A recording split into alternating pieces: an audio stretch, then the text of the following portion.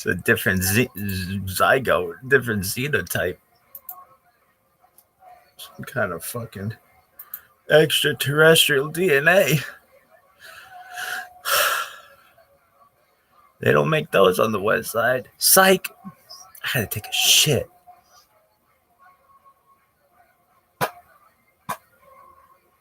Poosh, poosh. Come on, you little bitch. Is it working? Dude, I wonder if she had a fantasy team. I'll be her fantasy team. I'm the #1 pick, girl. 23-year-old Israeli chick, I better be. Who do you want aside from this motherfucker? That Lior dude? He sucks. Look at these moves. That motherfucker was at a Windex commercial. Look at this move. Look at this athleticism. Yo, girl, did you watch Tim Dillon on Joe Rogan? Huh? Did you dive into Tefillin today? Did you dive in today? Huh? Did you?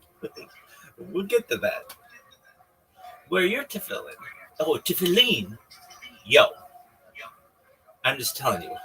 Your shit is younger than Mickey Mouse, okay? This shit has been working for a long fucking time. Your shit is younger than Mickey Mouse. Dude, Israel, you guys are never going to get over that. Just be like, Mickey Mouse is older than you. Shut the fuck up. It's like the thing. It's like if somebody doesn't have a job and you want to make fun of them, which isn't cool, but that's fine. You just be like, "Dog, where's your job?" It's like, "Fuck you." It's hard to get over. Hard to beat that one. But dog, Mickey Mouse is older than you.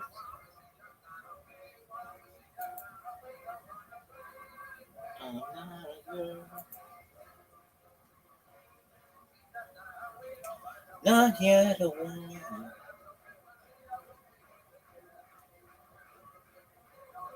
I like when this thing doesn't work. It goes. All I need is time. A moment that is mine. But while I'm in between.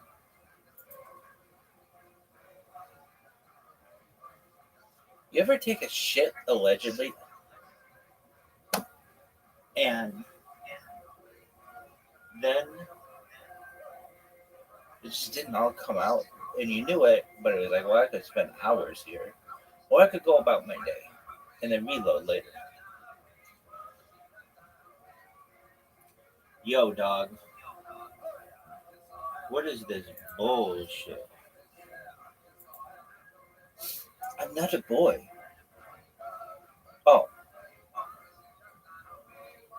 Didn't you get them 50 part? I was so excited. I was going to rip into this motherfucker. It's like I was going to tee off on a par 5 on this bitch. It's like, no, I'm not a dude. Oh, fuck. When's the last time you've been on a Mick? But that was the next thing I was going to say. Well, we're learning about them. I know you can use one in fucking Prague or some shit where these assholes are.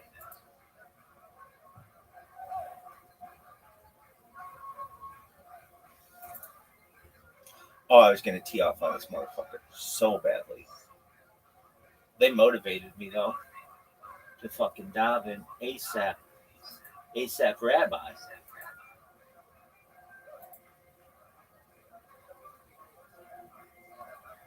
I get confused. There's Bad Barbie. No, it's Bad Baby, but it looks like Barbie, and so I think it should just be Barbie. Then there's Bad Bunny. There's ASAP Rocky. And I'm serious, does that have anything to do with Rocky and Bullwinkle? Or is it like Rocky like the boxer? I don't know. I was gonna tee off on this fucking bitch, this fucking dude so bad, but it's a girl. But so badly. I was just fucking winding up Why aren't you fucking diving? Why aren't you with the fucking... Oh, we say tefillin, bitch. Everybody's gonna say it the way that I say it. Got it? We say tefillin. Tefillin.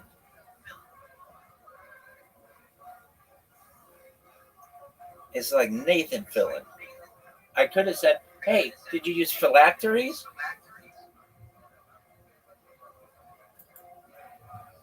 Where is your tefillin? Huh? I don't have that. I'm a girl. Oh, fuck.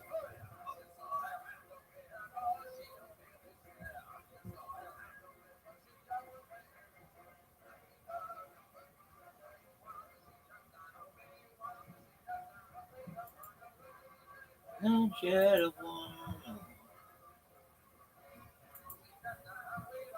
woman. Oh, I was gonna tee off on this motherfucker so hard. I was gonna just be banging this motherfucker's head against the wall. One, and you are with a minion. Why aren't you? I got socialized. That's 1, 2, 3, 4, 5, 6, 7, 8 people. I got Brandon. That's 9. I make 10.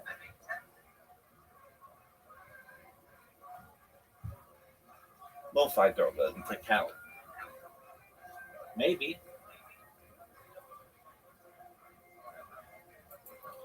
Not yet a woman.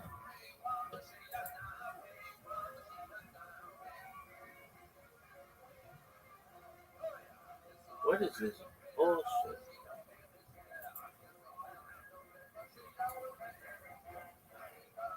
I was gonna tee off on that motherfucker so hard. I'm not a girl. Or I'm not a boy. Well, you had me fooled.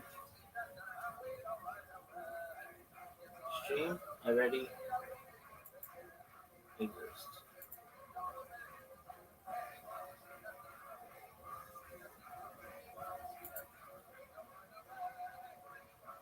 Girl.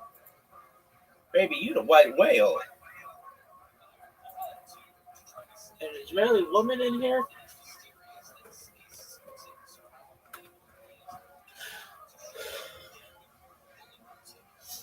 You're a Sabra girl. I'm just gonna be like, you're a Sabra girl. And she's gonna be like, I'm not prickly. Fuck yeah, you are.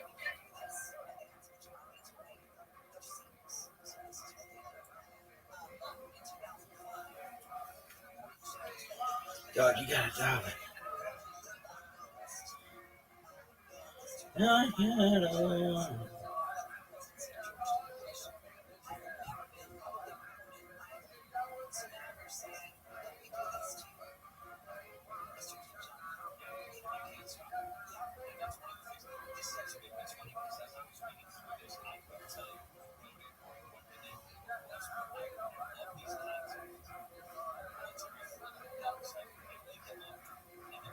Dog, I was gonna tee off on this bitch so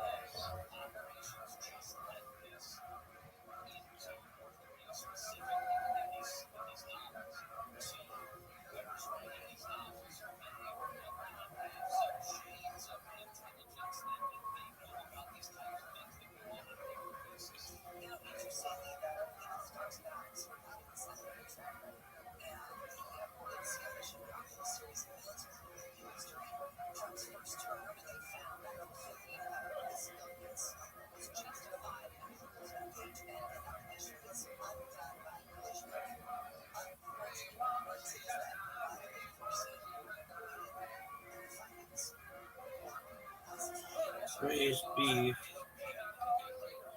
Maybe some braised beef there.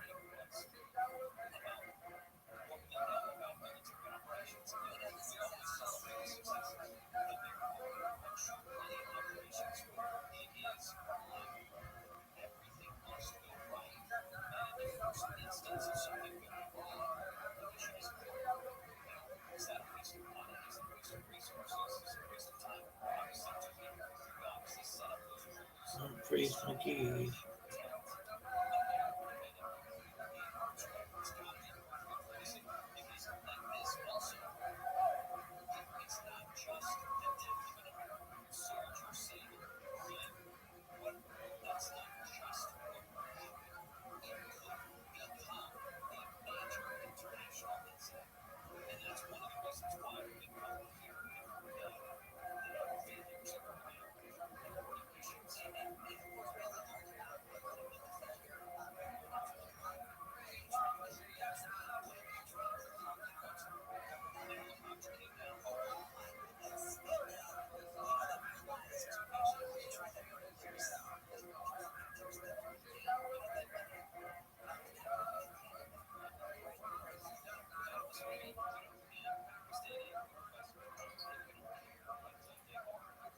Yo, dog.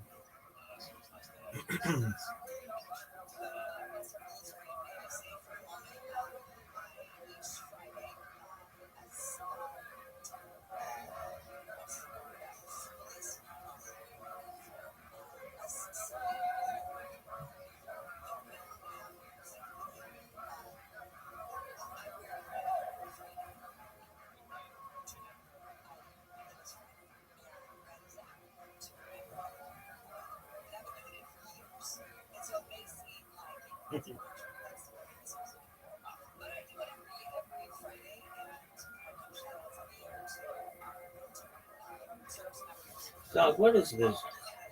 Oh, that's the okay. Dog, I was gonna tee off on this motherfucker so hard.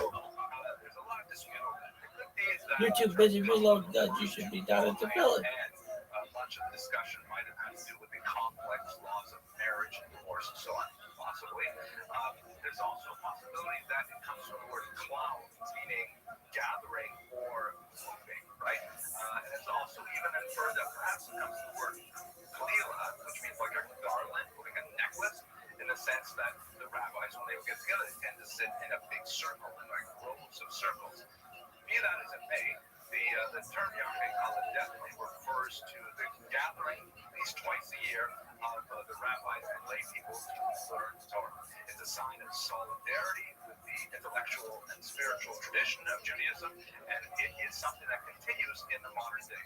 Many organizations organize Yarmei Kala, not necessarily those 2 times a year, but the concept of getting together on an annual or semi-annual basis is very widely held. For example, NCSY, you can see here, run the Yarmei Kala, and Base Medrash Gavoha, Lakewood, run the Yarmei Kala, the Agudas Yisrael, run the Yarmei Kala. It's a very common theme. We say tefillin. Okay. Diaspora says tefillin.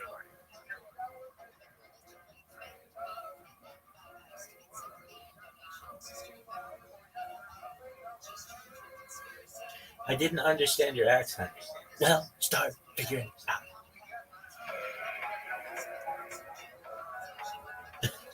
This video is dedicated by the Huberfeld family in memory of husband Moshe Aaron Huberfeld, Alav Shalom. Hello and welcome to Jewish History and Dot. Today's daf is a reference to Rabbi Dostai, who was a Tana who lived in 2nd century Israel. His first name was Rabbi Dostai ben Yana. Now, the name Dostai is a little unusual. It seems to be Greek in origin, from the term dositeos, meaning gift of God, kind of like Matanya or Matisyahu. And it's possible that he had a Hebrew name as well, but he went by his Greek name. This is not entirely unheard of. There are many figures in the Talmud that have Greek names, from Alexandri, Antiquus Nish Sopho, and so on. And it's something that continues to the present day. For example, my own name is Hillel. That's what my friends call me.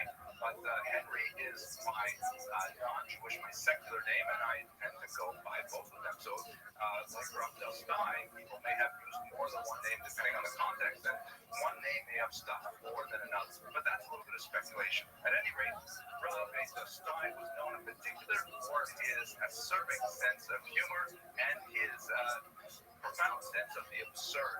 We see this in particular in a passage in Gittin Daf Yudalet when he describes some humorous encounters with Babylonian people. But as with all the sages, humor is just one element of his personality. He's known much more profoundly for his deep and abiding moral sensibility. For example, one of my favorite passages in Basra, he says, giving a coin to a beggar makes a person worthy to receive the Shrina, to receive the very presence of God. Fascinating. Okay, that's a quick word on Rabbi Dostai's 2nd century Tana in Israel. I hope this illuminated your dog, and I wish you much luck in your learning. That's it? I could do that. Yo, dog, we're going to be reading this page. It's so boring. Next.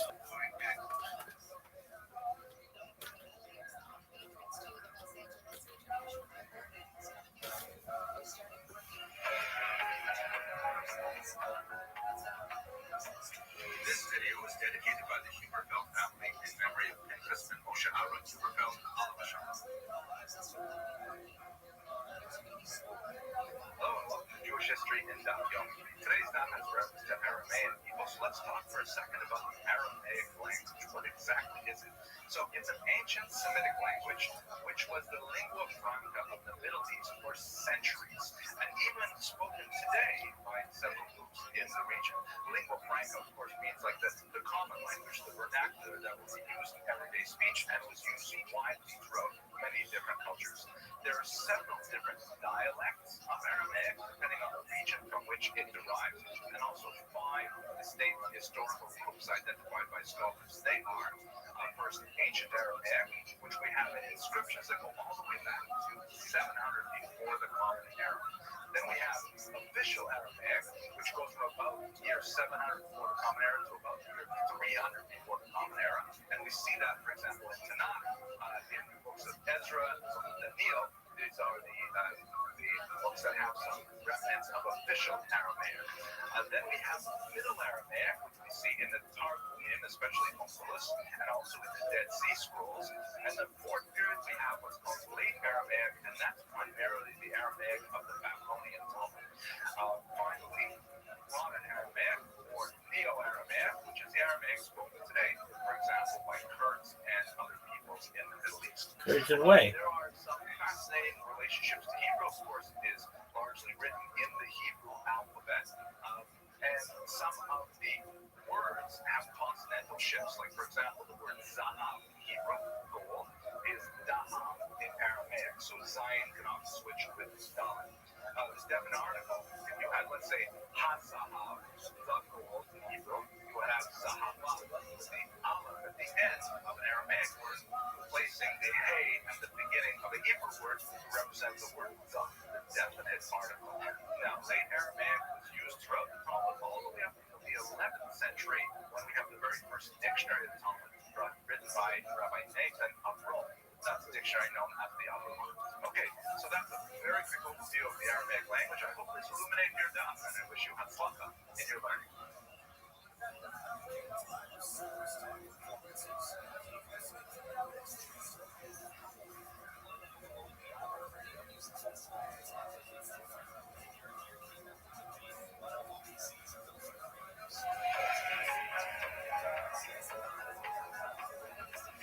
This video is dedicated by the Huberfeld family in memory of Princess and Moshe Aaron Huberfeld, Alav Shalom. Hello and welcome to Jewish History and Daf Yomi. Today's daf has a reference to bringing myrtle to the king. Rabbi Zera was required to bring myrtle to the king. Now, what is that all about? We know that myrtle, hadassim, are associated with celebration in the Jewish tradition. For example, the holiday of Sukkot, one of the Armenian and so on, was also used at weddings as a kind of like a decorative and festive element. But what is all this business of like bringing it to the king and things like that? So it's interesting because myrtle is associated with garlands in many ancient cultures. Garlands meaning tiaras that are worn above the head as a sign of victory or a sign of achievement. They are called in English laurels, and you often see them on figures of great authority, especially after having achieved military victories or other such victories. Here, have a look at these examples. This is a modern representation of Julius Caesar, and he has myrtle around his head. Actually, there are bay leaves. Bay leaves were often used as well as myrtle. Here's another one of Napoleon, also a modern representation. And it evolves into like a wedding tiara and things like that as well. We speak about, for example, in English we say a Nobel laureate or a poet laureate. That refers to someone who has won the Nobel Prize, laureate, or someone who is like the chief poet of the country, the poet laureate, and so on. We also have the expression to rest on one's laurels, which means to like just chill and say, oh, I've achieved all these things in the past. I don't have to try any harder. I don't have to do any more. And it's to be a kind of like intellectually and spiritually lazy. This is definitely a bad thing, because if you rest on your laurels, it's like sitting on your hadassim. You're just going to ruin, right? But nevertheless, that seems to be what's going on here with the Zera, is that bringing these laurels to the king is a way of kind of like showing obeisance and showing or recognizing victories of the king and so on and things like this. Okay, I hope this illuminated your doubts. You should love in your learning.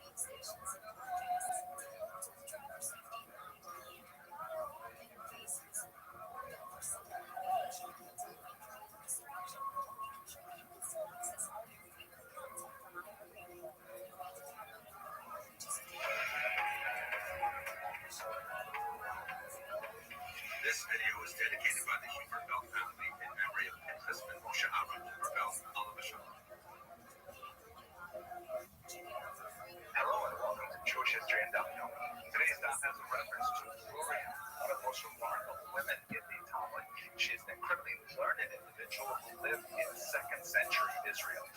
She was raised in a scholar home. Her father was none other than Rabbi Hanani ben Taradia, and of course she married the great Rebbe Meir, continuing in this vein. Unlike most of the women mentioned in the Talmud, Luria is an actor, an agent in Talmudic discourse, and her opinion is mentioned very favorably in contrast to many of her male interlocutors. In many occasions, like Ardam, for example, she even corrects them like she does with her husband, Rebbe Meir. Now, she is known for her acerbic sense of humor, and one of my favorite passages associated with Luria is in Erevin, when Rabbi Yossi Haglili approaches her and asks her some directions to get to It the is book. And to he Philippe. says it in a little bit more verbose manner than he could have. And so she says to him, "You Galilean fool, don't you know what the Mishnah says? You should not talk over much with women. Simply say, which way to look." Right? Fascinating kind of like subversive comeback that she has for Rabbi Yossi Haglili. Now, she herself Perché te her non hai tremendous una personal scelta di tragedy diciamo and che her sto own effettivamente experience in in life is one of great sadness. Her father was killed in patriotic persecution in a very terrible way. Her sister was sold into Roman slavery, and two of her own children died in some very moving passages that we will see as we go through Shas. Rashi in Avodah Zarah, Yud Ches Amud Beis, offers a version of what happened at the end of her life. That's a very problematic passage, but it's not for today's discussion. But for now, that's a very short overview of the life perché te and non works hai of una Gloria. scelta di This diciamo illuminated your che gospel, and I wish you best luck let's on go the future. for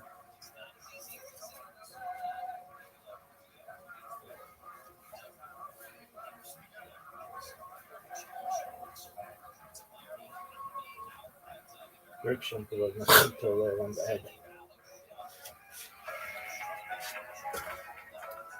Shema Yisrael Adonai Eloheinu Adonai Echad. Friction was not to live on bed. Hello and welcome to Jewish History in Daf Yomi.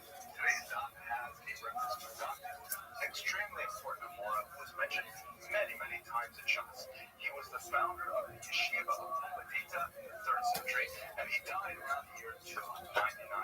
His father was Rabbi Cheskel, and his brother was Rabbi Bar Cheskel. The two of them are often cited together. The Gemara says in Kedushin, Daf Ayin Beis, that on the day that Rabbi Yehuda Hanasi died, Rav Yehuda was born, which connected the two Yehudas in a very significant way, because Rav Yehuda Nasi, of course, was such a towering figure in the Mishnah. Our Rav Yehuda is a towering figure in the Talmud. He studied widely under Rav Sura, under Rav Nasi Chazal, and especially under Shmuel in Nahardal. He was particularly close with Shmuel. Shmuel called him Shinana, which there's a difference of opinion as to what that actually means. Some say it means sharp one, i.e. clever one, in the sense of Mishinata, right? You shall teach them, and they're learning and so on. Others say it might refer to his shame, to his tooth or his teeth, that perhaps he had very long teeth, had like a buck-tooth kind of look. This is a debate that is ongoing.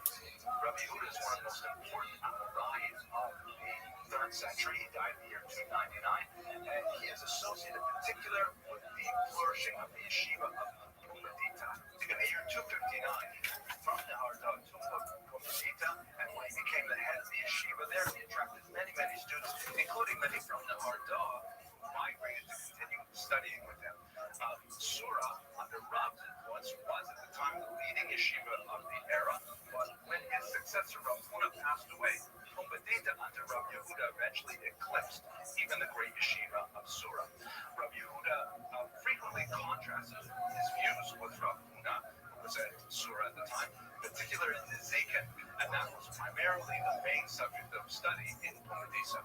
Like his father, Rav Yehuda was also associated with many miracles, and the Talmud says that this was because of his tremendous self-sacrifice on behalf of the mitzvot. Okay, that's it for a very quick look at the life of the incredible Rav Yehuda. I hope this illuminated your daf, and I wish you hatzlacha in your learning.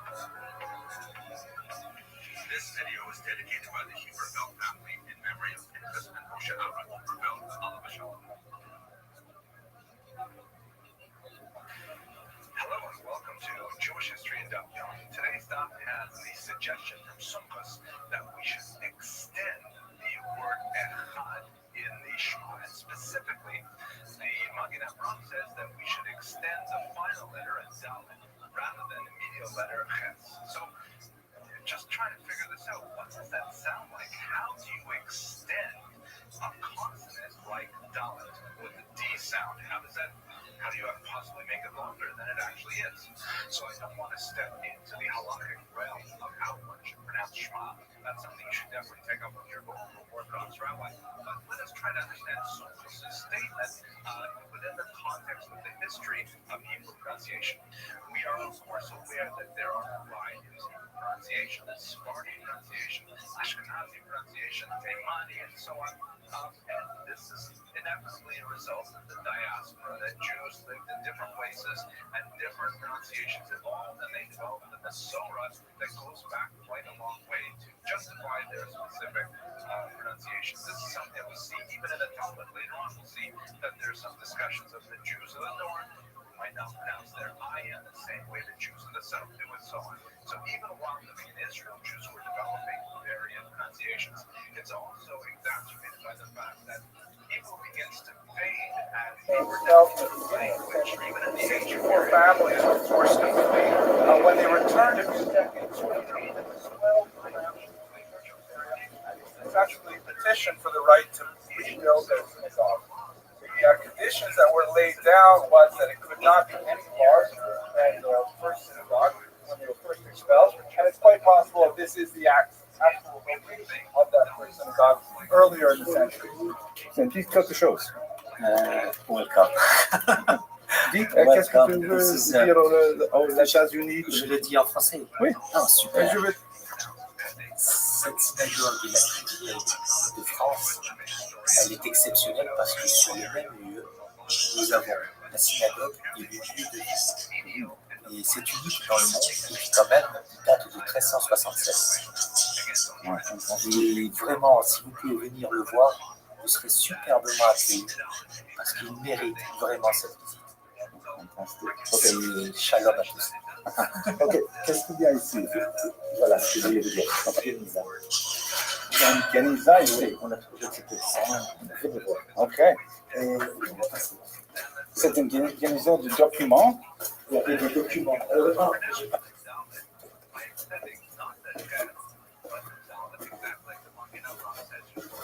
Incroyable. Vraiment incroyable. Vous n'avez pas vu ça ce matin? Non, c'est la première fois. Je suis ravi. Alors ça, Qu'est-ce que c'est ça? ça c'est de... Normalement, il y a des couloirs qui rejoignaient les habitations. Les couloirs ici, à toutes les maisons. Il y avait des couloirs partout où on rejoignait les habitations, les immeubles à côté. Et ici, on pense que c'est la Guéniza de la synagogue, parce qu'on a retrouvé, non, c'est fini maintenant, on a retrouvé beaucoup de livres. Les vieux livres, les vieux, comment on appelle ça, Tefillin, Tzitzit. Quelle sorte de livre? Des manuscrits de, comment on appelle ça, de Gutenberg, c'est 1589, 1590. Gutenberg. Oui. Wow. 1540, Incroyable. 50 ans après Gutenberg. Wow.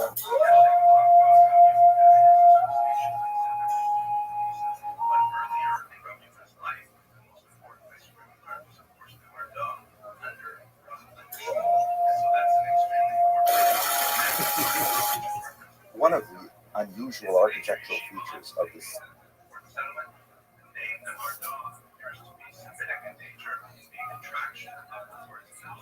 Glad we didn't take my cab there. cathedral in Carpethrop, France, is the mysterious ball of wax that sits above the southern entrance to the cathedral. And it seems to be a source of a lot of controversy among art historians, many of whom adduce a specific Jewish connection to this unusual decorative feature.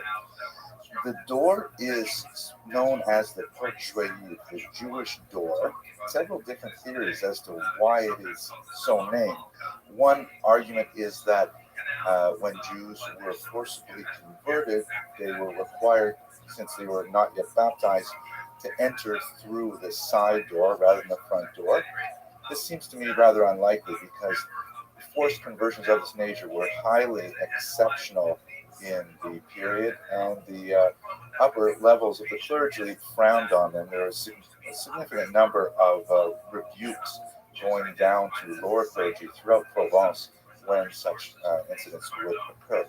Another possibility is that Jews who decided to convert of their own accord, feeling for whatever reason, perhaps spiritually motivated, perhaps economically or socially motivated, or fearful of persecution, they would have entered through this door. Well, that's possible, but also not especially convincing because the symbolism does not have any explicit Jewish connotation. A third possibility is that the artist was making a commentary on the Black Death. That's possible. The cathedral was built in the 15th century, which would be, about half a century after the Black Death. But again, it's not totally convincing. Now, I think we should say two quick things. First of all, it's really important what goes on the outside of churches and monumental architecture like this, because when you have the illiterate peasants coming in from their farms to visit the cathedral, which gives the church an opportunity to explain fairly complex theological ideas, such as the relationship between Christianity and Judaism, to an otherwise illiterate population.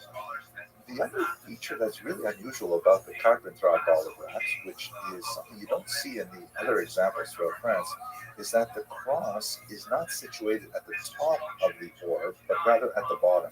Now, normally the orb, especially with the cross at the top, is a symbol of sovereignty, a symbol of power. It's often shown in the hands of a king or an emperor, and the sphere represents the entire universe, and that it's under God's sway. That's what the cross at the top is. What up, supposed to Abdullah? signify. But why would the cross How you be living, Pam? inverted at the bottom? That's unusual. And I maybe missed what you. they're trying to say, what the artist was trying to say was that there are all these rats who symbolize people, perhaps Jews, uncertain, who feed off the material world, and it's kind of like a diabolical connection. That would be appropriate for the 14th century when there's a lot of charges of Jews Hey, how are you, dog? connection with the devil and witches and things like that. But it's not explicit at all. And so I'm left with a question. There's this thing that we do in English where someone asks you, how are you doing? And then you respond. Signifies. How's your day going? Was it named the Jewish door because of the ball of wax, or was the ball Thank God. of wax so That's wonderful to hear. Are you slaying a dick like it's going out of style? Which one came first? At any rate, There you go, big dog. What's on your agenda for today? The church in Carpentras and the Jews who lived there. All right. That's cool. What else? It must have been an amazing experience for the Evils traveling.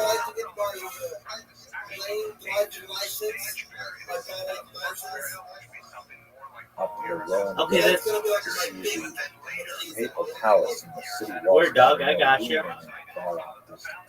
The wall well preserved and having Well, that's cool. Best wishes with that. A lot of really great scalpel. Yes. But it's Snitches get sheets, dog. A most amazing, somewhat eclectic design of the papal palace, which dates from the 14th century when, for a little bit less than a century, the popes made their home here in Avignon rather than in Rome. That was a fun conversation. Ironically, the papacy in Avignon signaled a place of refuge for Jews as they were being expelled very harshly from other parts of the region. And so many Jews actually found shelter for theological and other reasons within the walls of this old city. Our group from Costa River Cruises made our way through the narrow streets of the city to Place Jerusalem, which is the central square of the old Jewish Carrière. On the corner of the square is located a modest, rather Romanesque-looking exterior, which houses the Avignon Synagogue. And the narrow corridor into the synagogue is the location of their sukkah. The Talmudic tractate of Sukkah, in the beginning, they're discussing that there is a city somewhere called Ashterot Karnaim, where there are two high hills, and they're discussing whether the shade vendas to Sukkah Pasulon. So I think they have actually, the Jewish community of Avignon has brought the Sukkah from Ashterot Karnaim and placed it here. Wow, that's great. As we enter the glorious Avignon synagogue, which is built entirely around, we burst into a spontaneous rendition of a passage from the Shabbat liturgy.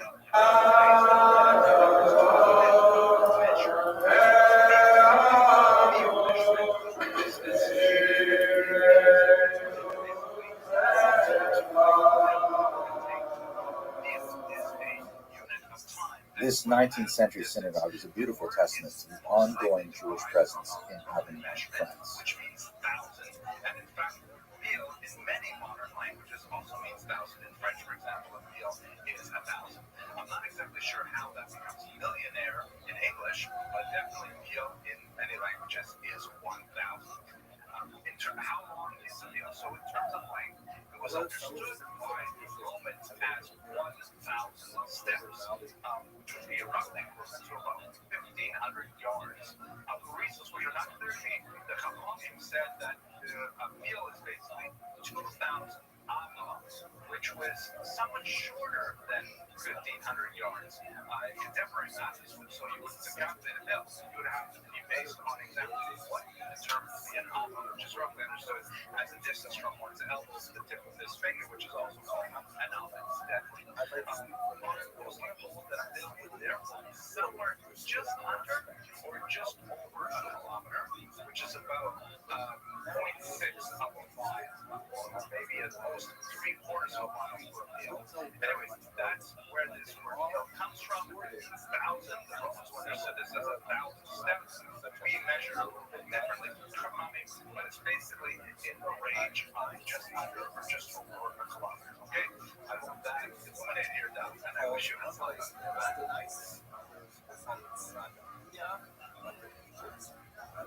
Name, by the way, is variously interpreted, but scholars in century seem to say that the Ladinites comes from the Rome, which was called in Latin Rodanus. Ladinites come from the Greek Rodanus.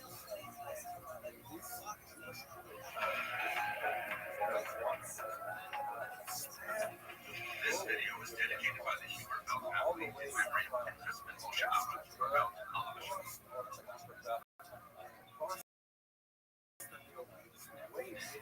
to Jewish history in depth. Today's Dr. Rav Safra was a Babylonian monk of the 4th century. He was a frequent traveler to Israel, a student of Abba and a devotee of Rabbi Hanina Bar Papa. His brother was Rav Zoni, who was also a very frequent traveler. Now, one of the interesting things about Rav Safra is that even though he's very prominent in the Babylonian Talmud, he did not always get the attention you would expect in the Jerusalem Talmud. At one point, he even had his tax-exempt status, something that was reserved for scholars, challenged at one point. So perhaps he was not as highly regarded, for reasons we don't know, in Israel as he was in Babylon. Besides his learning, his erudition, he was also regarded, however, as an exceptionally pious businessman. There's a beautiful story about Safra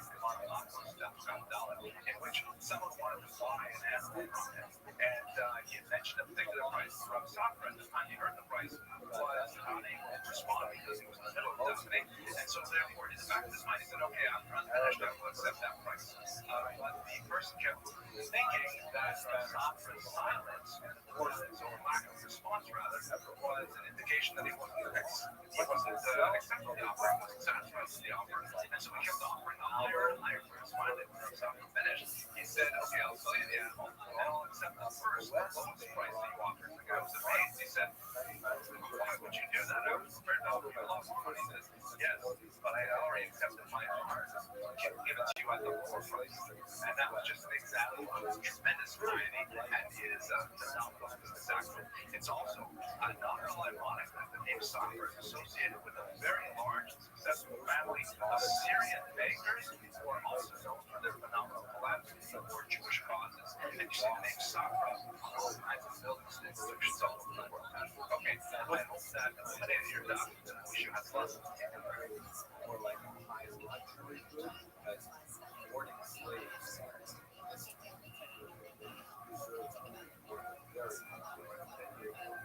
All kinds of trades and slavery. by the way, if you look around some weird places on the web, there's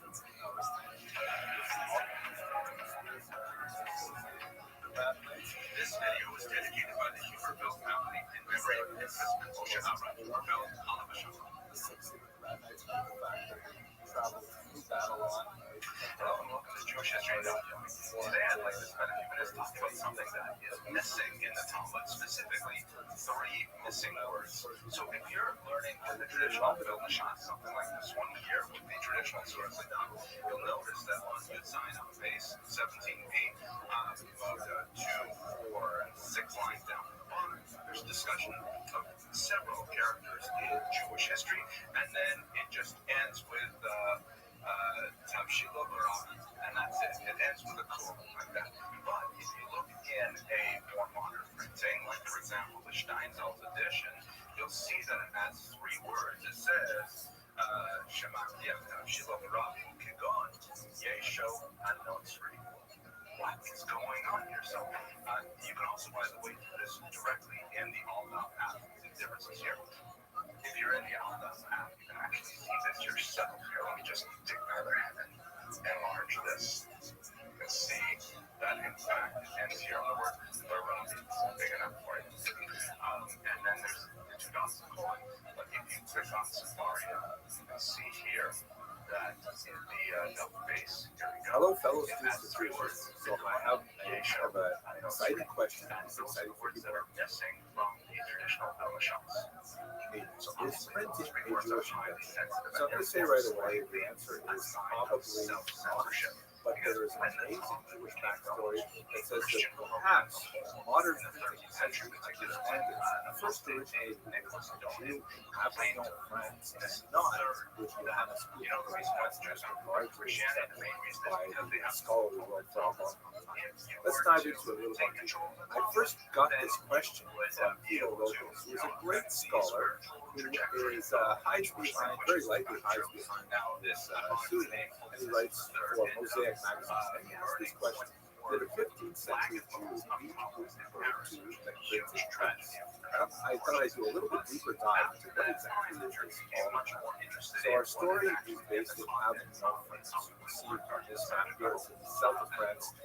It's in the region of the Rhone River, where we'll be traveling with this group of Jews later this year. The research goes back to this man, Pierre Henri Rapin, who lived in the late 19th and early 20th century, and he published a really interesting book called Censorship, the origins of printing in France, which of course, you know, the French and Germans, they have this kind of rivalry that goes back to maybe a millennium or so. And so to say that printing was invented in France is pretty explosive. He argues that it was invented in Avignon in 1444, which would have been around 6 years before Gutenberg came up with his famous invention.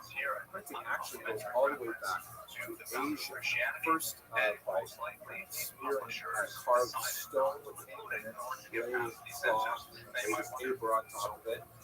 Later, they invented wood block carving by carving letters into wood and smearing with ink and so on. And the competition in several Asian peoples for the title of the society that first invented this tremendously important so Chinese and Koreans may even have been invented in the islands of Japan.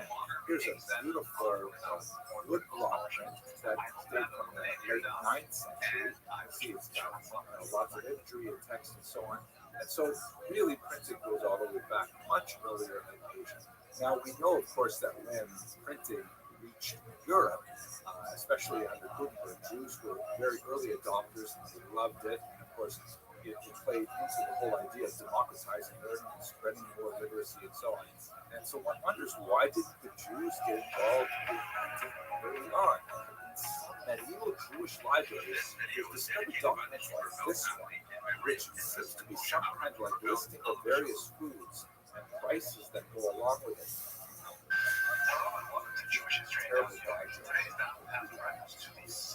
Printing in the modern modern era is basically associated with Johannes Gutenberg.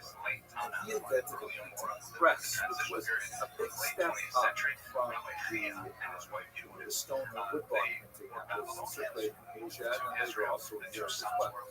What you see in this particular rendition is you see the people in the front with the press axis. So look at the back there. You see a couple of people working there with big trays of something.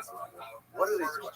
Well, this is a key element of Gutenberg's press. It is the invention of movable type, which is a huge leap forward from the Asian system. Rather than carving an image with letters onto a single piece of wood or something like that, you take these little pieces of lead that have letters on them, and you assemble them into sentences. You then put them into a frame, and then you've got this massive wall of text that can be rearranged and reused over and over again to create different pages. So that was a huge innovation. And suddenly made printing much less labor intensive than the wood blocks and much more economically viable as a result. So let's now head to Avignon in southern France. This, by the way, is an image that shows the Avignon, the bridge of Avignon, which is just, if you grew up in Canada, there was a big song that all had sung, the big city of Avignon, the bridge of Avignon, there we dance, and so on. It's a very beautiful town, well preserved, and it was the home of the entry points for a while. They were competing between Rome and Avignon. Who would be the actual home? It was actually a very good period of time for Jews. They were well protected from ecclesiastical powers in Avignon at the time, and that's actually much of the basis. So what Restream found was when he went into the archives of the Valdez region, he discovered some really interesting documents that referred to a particular Jew named Gavin de Caderus, who lived in Avignon. He had a Christian friend named Valfogo, who was from Prague, and the two of them got involved in various enterprises. And one of these enterprises they were involved in was so-called artificial writing. Now, the part known as an amazing document, which was dated on the 10th of March, 1446. In this document, there's a reference to how an individual was going to deliver to this Jew, Gavin de Caderus, 27 Hebrew letters well made of iron. Now you might be wondering, why 27 letters? There are 22 letters in the Hebrew alphabet. But of course, then you have to remember that when you look at the Hebrew alphabet, there are 5 letters which have final forms, meaning when they occur at the end of a word, they are written differently than if they occur at the beginning or the middle of the word. If you think that's complicated, just reflect certain which of course is 26 letters. All of them are written differently at the beginning of the word than if they are in the middle of the end. It's clear that this David has apparently been working on artificial writing for at least the past 2 years. So this is slightly before Gutenberg printing press, but of course you don't have the actual letters for a long time. So they're usually confused books either. If he was in fact very now, the reason why this is coming to these days was Moshe Joseph was a student expert in a lot of these areas of mathematics, very close to before 1500, found some pages of a Hebrew sigil, a Hebrew hieroglyph, which were bound into another volume. And when he looked at them very, very carefully and exposed them to scientific analysis, he was able to determine that they had a watermark. You can see it here in this image. This watermark is specifically associated with the first half of the 15th century, which dates to the 1440s, which would conform to a reference that I have found in the archives, which suggests that this David de Caderus had actually succeeded in a very, very early sugar, of which we have many signature pages available today. And that would suggest that he is considered the last of the Amoraim. I want to conclude by saying I'm really excited about this. I'm looking forward to visiting Avignon again later this year. If you're able to join us on these culture virtual cruises, they are absolutely amazing. So fantastic, excellent food, like Chef Malcolm. and we see so many interesting things. I would love for you to come along with us, and if not, I hope to share our experiences on videos like this. Thank you very much for watching.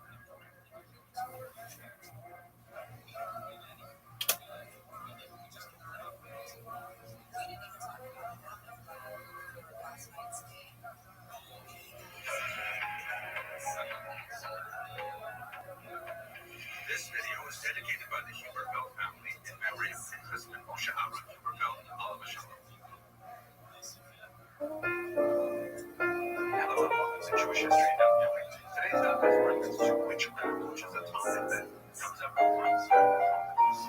And there is a wide variety of practices associated with witchcraft, but there are basically two categories. The first is real witchcraft, which is prohibition and effective, and is heavily punished in some minor witchcraft. The second is imitating. Hello, fellow students of Jewish history. I'm really excited about our upcoming exploration of Provence in the south of France with kosher riverboat cruises. And so this video is part of my advanced research for that trip.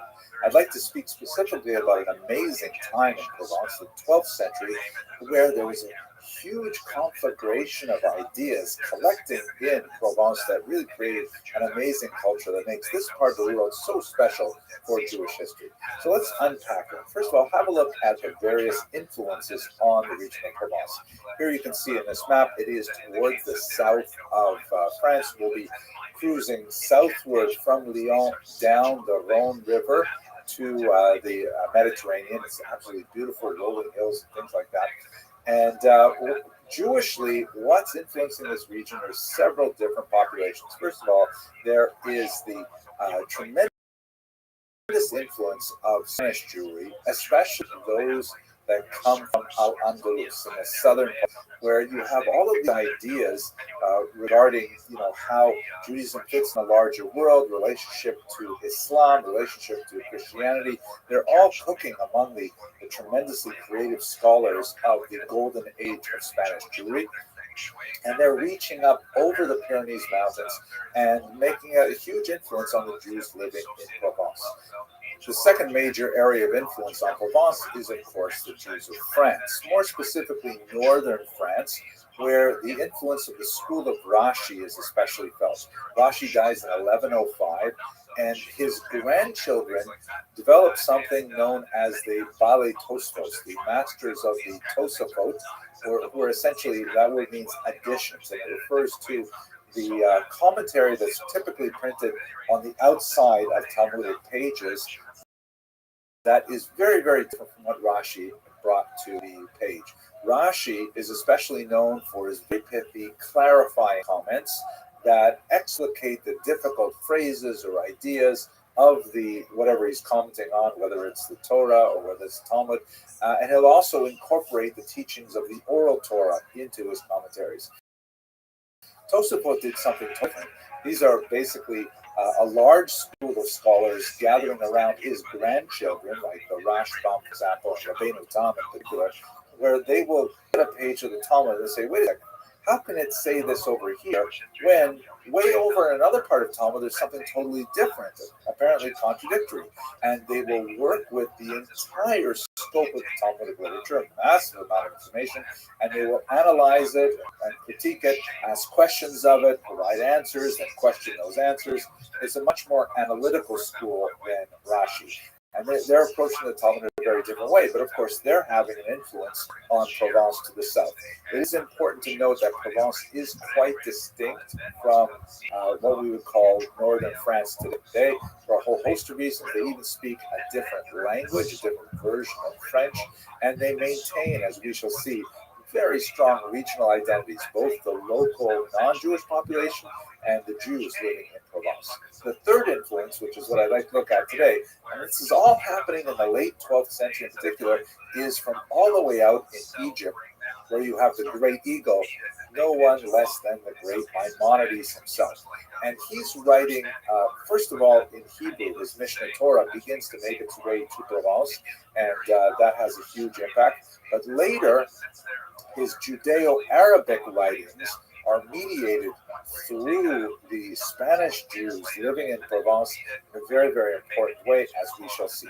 So let's turn now, though, however, to the internal rivalries between the French Jews and the Provençal Jews. And where I see this most beautifully illustrated is the work of Professor Pinchas Ra. He just recently published this very nice book, In This Land, Jewish Life and Legal Culture in Late Medieval Provence, and I found it really quite stimulating. And the kind of examples he brings to bear, relying on the research of people like Professor Joseph Schatzmiller and others, is, for example, exemplified in one specific case where he describes a synagogue in Provence, and we actually have a date on it, where it happens to fall within the 10 days of repentance when this particular incident occurred. That means it's between Rosh Hashanah and Yom Kippur.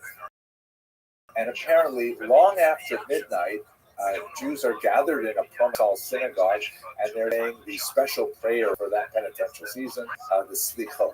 And in walks a French Jew, right? Not a Provençal Jew, but a Jew from France. And he says, I have to bury someone. I need some help with this difficult task. And he's apparently got his shovels and pickaxes and things with him as he walks into the synagogue late at night. And then when he walks into the synagogue, that's when all chaos erupts, because he sees that the person leading the prayers on that holy evening is the text lists a boy. It's very unlikely that it will be someone under the age of 13, but it probably means a young man, someone who is probably unmarried and clean-shaven, or at least without a beard. And apparently this French Jew gets really upset, and he says, what is going on in this synagogue? Don't we all follow the custom of my ancestors in France proper that says that these special prayers may only be led by an adult male with a full beard? You know, that these prayers have tremendous gravitas and seriousness.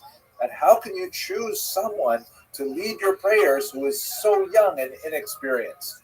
And apparently the father of the son confronts this man and says, wait, what is it? You're out of your business. This is our synagogue here in Provence, and we follow our own customs. And it actually descended into a battle of fists, that they actually fought each other. And in fact, it involved to some degree the use of the shovels and various tools that the grave digger had brought with him. And this ended up in criminal court, non-Jewish criminal court, where we have the entire transcript. So I think this one little episode kind of illustrates the tremendous degree of the rivalry over a fairly small point in Jewish law, like who is or what is the appropriate age for someone to lead the prayers in the synagogue, nevertheless could erupt into literally a violence between Jews who took this very, very seriously. So with this in mind, you've got this rivalry between the French Jews in the north and the Provençal Jews in the south, specifically over who has authority to dictate the minhagim, the customs. This is where we should talk about Maimonides entering the frame. So Moses Maimonides was a person of no small consequence and no small controversy either. His works were quite challenging. He took on massive tasks with phenomenal ambition, and they actually brought them to fruition.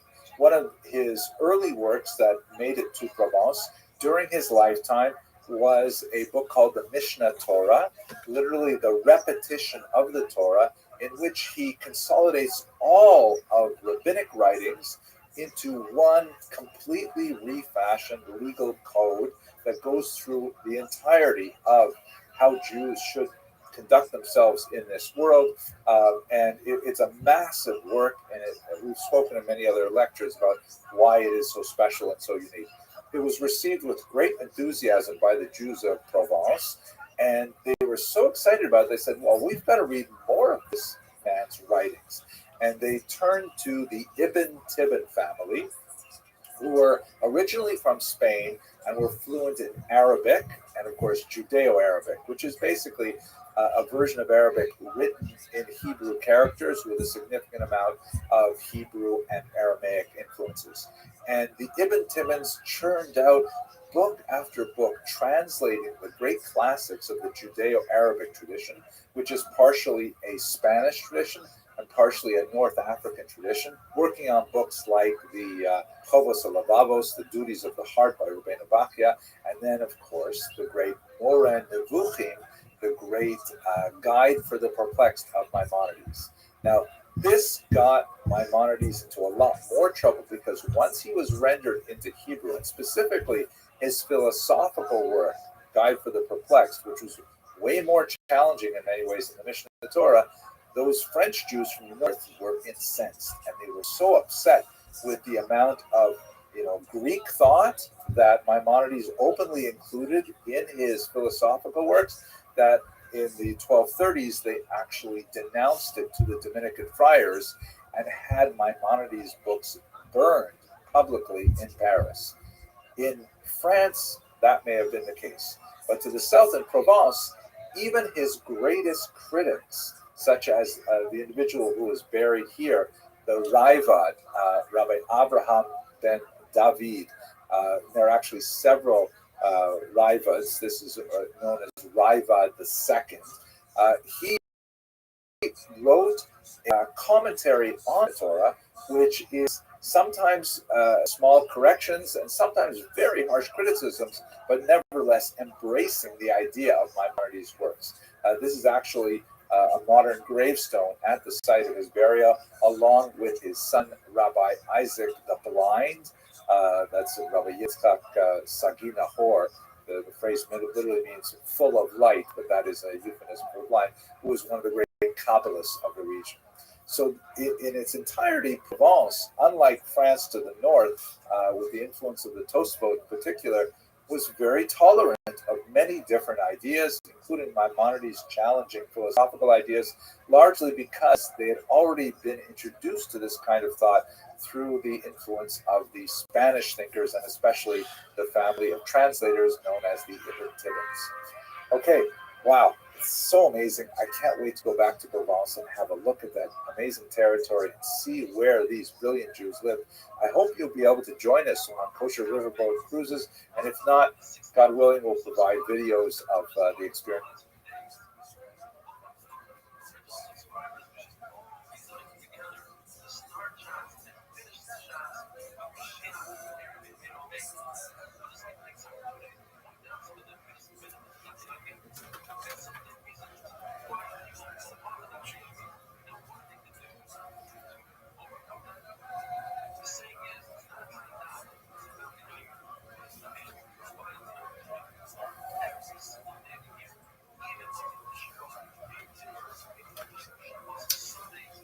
You have your villain and a girl.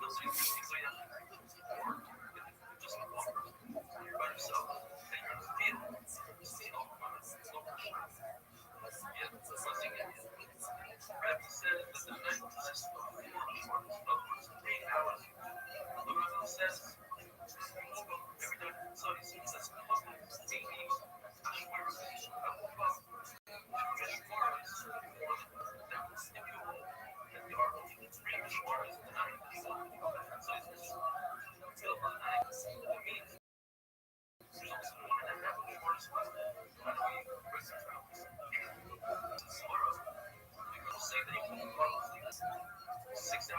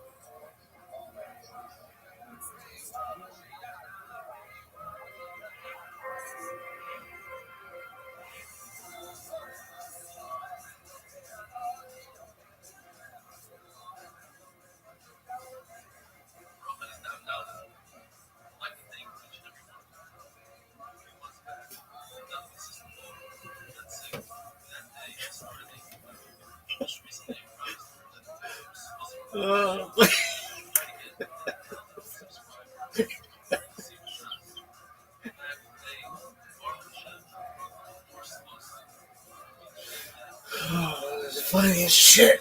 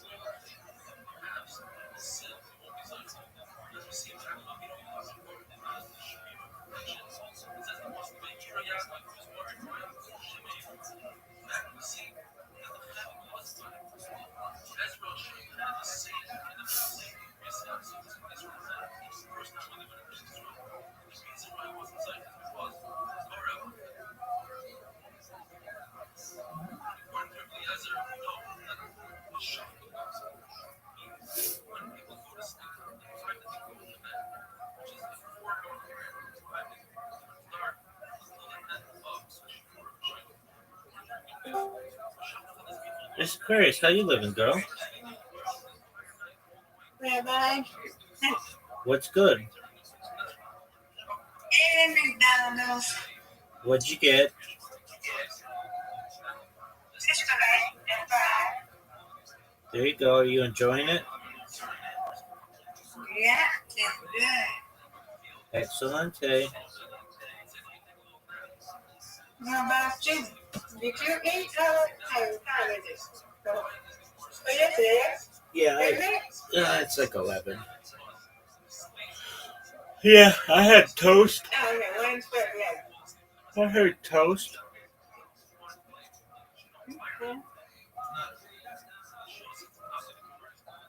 That's all? It's toast? Yeah, I had some tomatoes as well. Just who? Tomatoes? Oh, next. Tomatoes. Tomatoes and toast. There you go. Yep. And I'm programming robots. How was your doctor's appointment? That wasn't good. Did they tell you? The woman's doctor, so Oh, okay. it's a woman's doctor. I got you. All right. Well, that's good. And how are you feeling coming out of your physical therapy now that you haven't gone in like 2 weeks? Feeling good. It's getting better. Still Excellent. taking my time. And my woman doctor, she's so nice. She understands and she knows. So Well, that's good. it's in and out. Mm-hmm. Excellent. That's always good. And now you're just enjoying some food. What's on the rest of your agenda for today? Nothing really. No, chill out. Well, that's great. Very well. How are the Yeah. how are the Discords treating you? Ain't okay. I was on chill early this You were on what? I looked told us to give me problems. I was on the chill bar. Oh yeah. Hey, how many people followed you back on TikTok? I don't know. I didn't even look. I just got to my guy. Let's see. You started Oh it. yeah, 58. Oh, so you got eight Yeah, more. 58 started. You got 8 more people. Yeah. All right. Excellent. You know what to do now, right? Yeah. There you go. About the more today. Exactly. The easiest way to get followers is just follow other people, and especially, I don't mean to say this in a. It's boys like girls, and girls like girls. Boys don't always like boys, and girls sometimes like boys. So a lot of times people want as many, especially boys, they want as many girls following them as possible, and they'll follow you right back. So that's kind of like a thing. Like you have going, it's advantageous to you. I was watching this guy last night. I really like him. He's got a great personality, and he streams on TikTok. And sometimes these NFL games, they're kind of, like I could go watch them on television, but when I do that, I get, like if I had a television in here, I'll get copyright strike really, really quickly. So I do my best to watch it like on, had it streaming last night. And so I'll watch it on that, or watch it on my phone, or something where the speaker's not really, really big, or you can't see the screen that well. And this guy, I really like him. And he, like, the way that you can get a lot of people to follow, I'm not saying that you do this. In fact, I say don't do this. What you do is you stream an NFL game, because all these people will come into your stream because they're looking for the game, and they'll all follow you. But then give it 2 or 3 hours and you'll get banned. But he got 55,000 people last night who at least liked his stream, and That's a huge amount. But you don't want to do that. Like the best way to do it is just slow and steady. Follow as many people as you can per day, and then when it says you can't follow anybody more, you say okay, and then you just go about your day. Every single day, 10 people, and let's do the math. Yeah, and then go back and unfollow everybody who didn't follow you. Yeah. Let's see here. Because our goal for you is to get 1,000 followers, not because you're gonna go and change the world that you can stream, but that's just a good amount to have. So you've got 58 right now. So if you get 10 a day, it'd take 90. It'd be like 3 months or so, but it won't take that long. You'll be able to get more than that. Like basically, I'm trying to think. I used to do it. I used to get a lot of. What's wrong? My fish fillet too hot.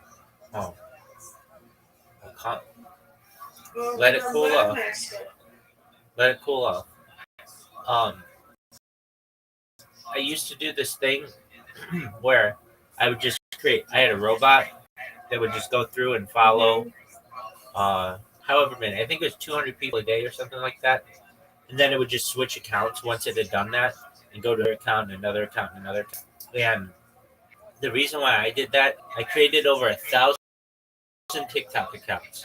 And the reason why was because if I ever got my accounts banned, I could just follow with all my other accounts and then get it to be like 1,000 people. And I would say not. TikTok is the most strict of all the apps when you stream. It's really easy. It's really easy to get banned. Yeah. They have like weird rules though, like, that the other ones don't have. Like, and I've been banned for really like things are ludicrous. I got banned for promoting hunting. I'm like, I don't promote hunting. You've never heard me talk about hunting once. I don't talk about hunting. That's not my thing. But somebody just goes in and they flag you for something, and they choose whatever they want, and then all of a sudden your account gets banned. Or not banned, but suspended. I got one for, it was like, and even if you are promoting hunting, it's like, that's your thing. I get it. But like, I've gotten them for just really stupid things. So, I do my best to, well, and then TikTok did this thing, because I used to stream on TikTok a lot, but they instituted this thing. If you're using your phone, after 1 hour, it makes you do a CAPTCHA, meaning like you have to prove you're a human, which doesn't seem that bad. But if you stream 24 hours a day, that's 24 CAPTCHAs you have to do. And plus, you have to be able to do them while you sleep, which really makes it really difficult. So the reason why they did that, they had people who were just starting up a stream and leaving it, which I think is fine. There was one that I used to watch a lot that was just a pool hall. So they just had people playing pool all day. I thought that was a really interesting one. But they can't do that anymore because somebody's got to go and do the CAPTCHA. And it's like, people don't have time to do that. Someone have to do it all day. Following me. Kalia and mommy is live. Hey, did you watch? Oh yeah, she got the dog. Did you watch Kai Cenat last night? Huh? Did you watch Kai Cenat last night? Oh, I did, but I missed Lalo. Lotto and Iceland. Did you? I wonder if it's on yet. Because when I went on his YouTube, And Twitch didn't upload it yet. I wonder if he haven't uploaded because I missed it. It should When be. I went in there, he was getting food and all that. There was like 10,000 on. I must have missed it. It should be on his Twitch. That should be uploaded like immediately, or it should be available let me immediately. see. I It did. should be on by now. Okay, let's see if he on. I did see him, but he, Yep, but it should be. No, we still on. he didn't have anybody on. So Yeah, because he said that I saw it was on. I must have missed it.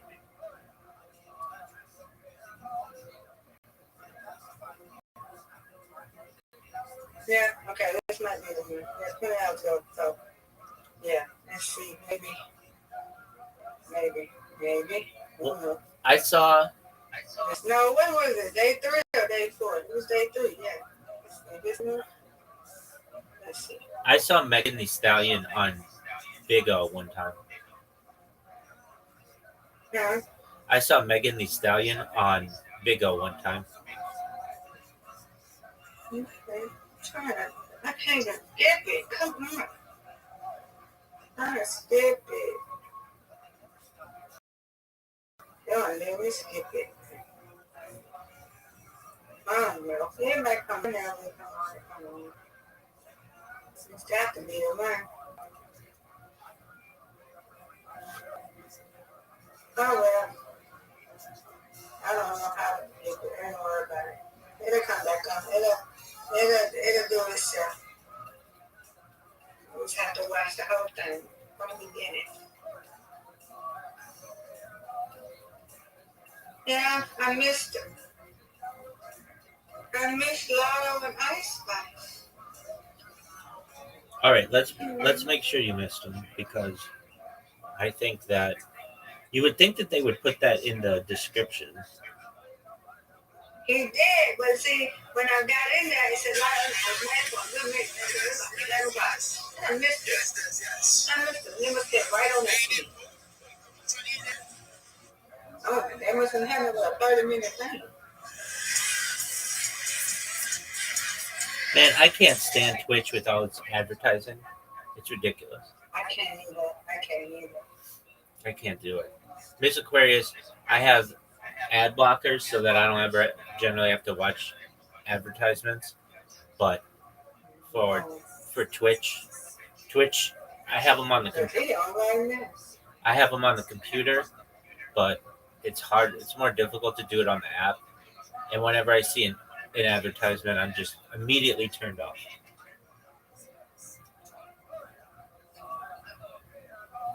I think it would be smarter. I don't know, maybe not, but like you know what I'm sure you know what these are, but they're called like advertising banners. You know what I'm talking about? Like a banner. I think it would be more attractive to a user if the stream didn't get interrupted, but you had a banner that just was always there. I would much rather have that.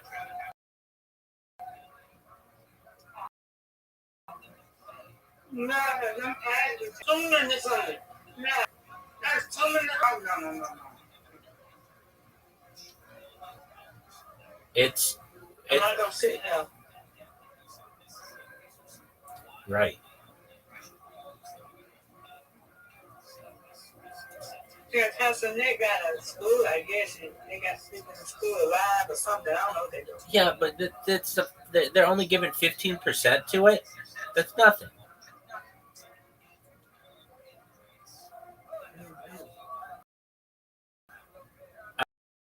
I'm not impressed by that. Because he's famous, ain't he famous? He gotta be if he knows all these celebrities, right? Yeah. Let me think if he's the same guy who. So I think he got famous through. He's like a soccer player in England.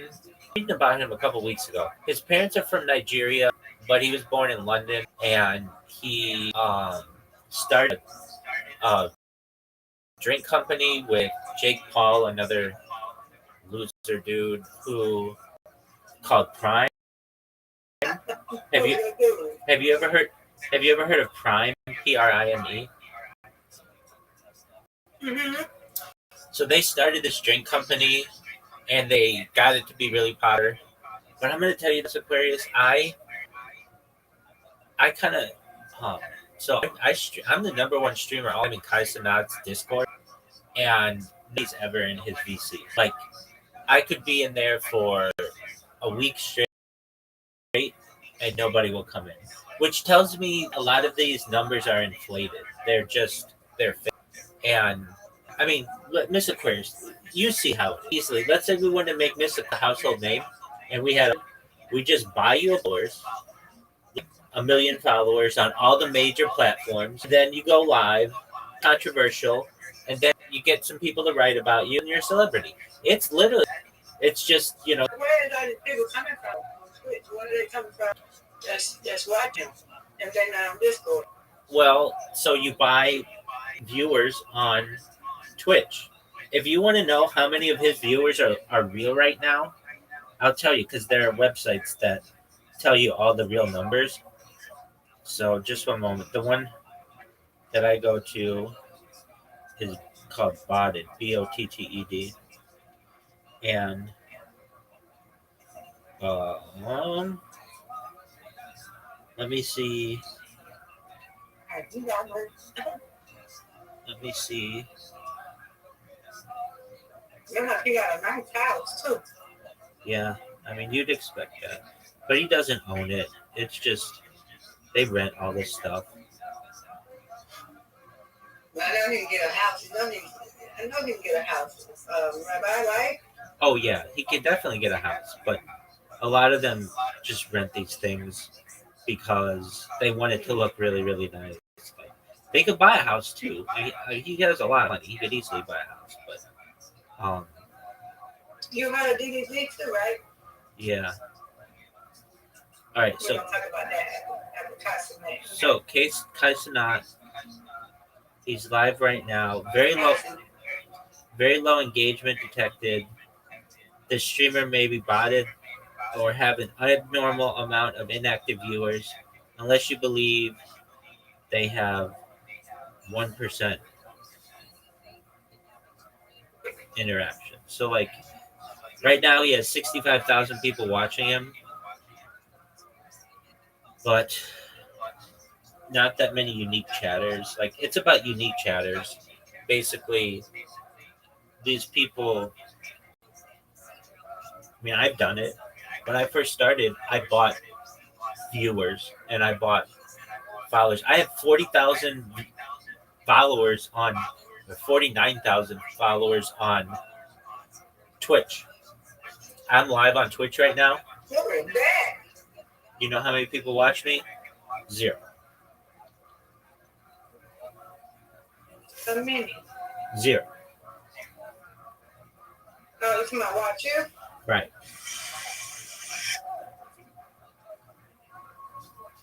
But what's the point of you getting nothing? Anybody in there? Yeah, they do. It's really about your status.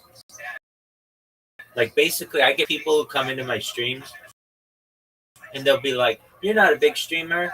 You only have 10,000 people, 10,000 followers on this thing, or 3,000 followers, or 150 followers, or whatever it is." And it's like you want to have this this this view to people that you are a big streamer. So a lot of these people just buy their viewers.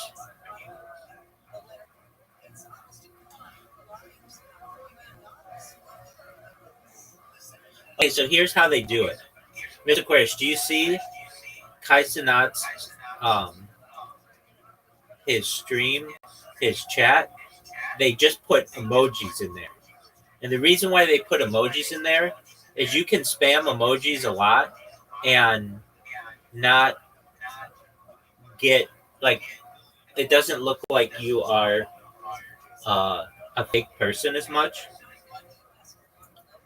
So you'll just see it. You'll pay a service to just spam the laughing emoji 10 times, and you'll just have them do that every 5 seconds.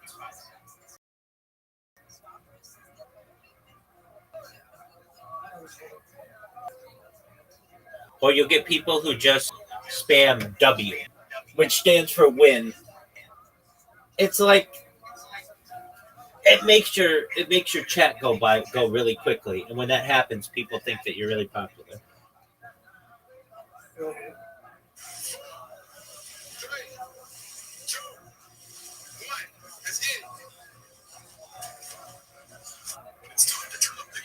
I can't stand how many ads are on Twitch. It to me is almost unusable. Like it's so ridiculous. And maybe it's just because I use ad blockers and so I barely ever see any ads, but it's too much for me. If anything, show me it in a little box and so I can still see what's going on. But like I don't I almost will be like I will use your product less if you have a bunch of bad ads.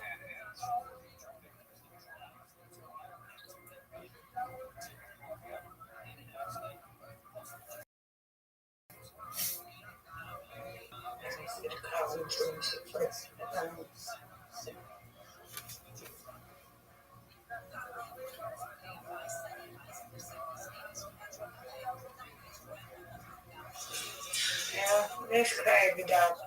Because I didn't want to go live. So I'm scared to go live on Big Up. I do it virtual. I just scared to like go live in person. I don't know why. Because everybody want to be a host. You know, you don't get a lot of people on there anyway. I don't know.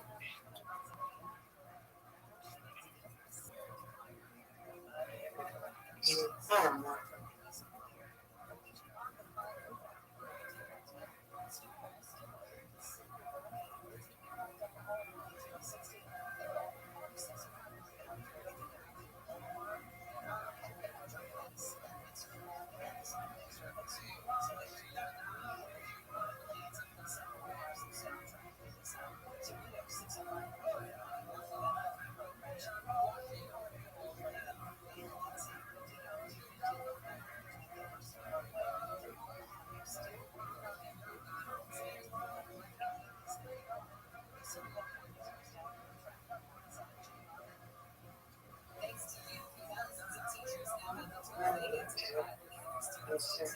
Yeah, you said the game was cool, right?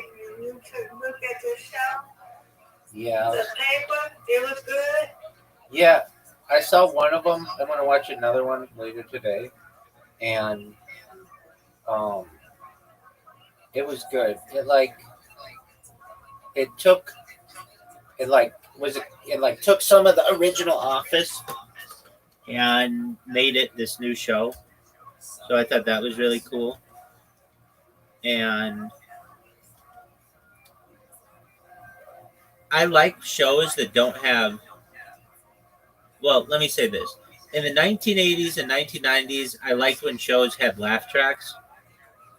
Like before then, I Love Lucy and all that stuff. That was fine with laugh tracks. But I don't like laugh tracks now. And this show doesn't have a laugh track, which I like.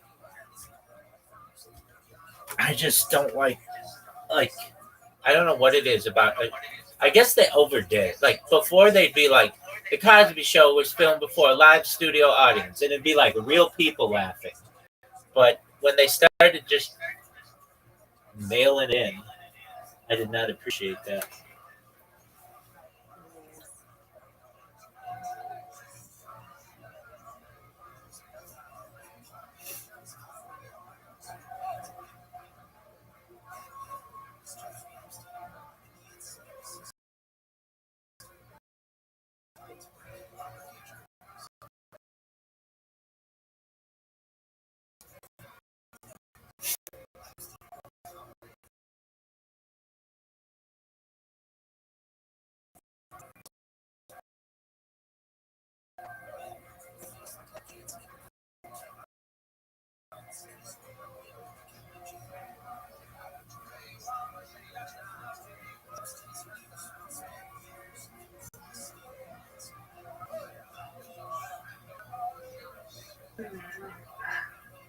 Cause you'll be screaming, but I be when I started want to play mine.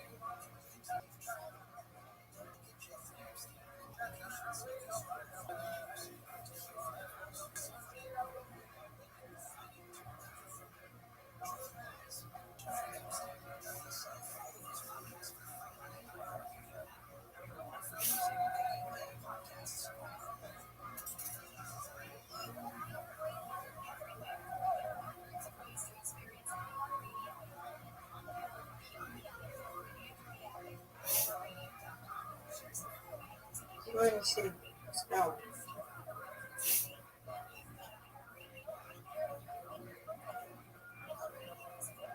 What is it?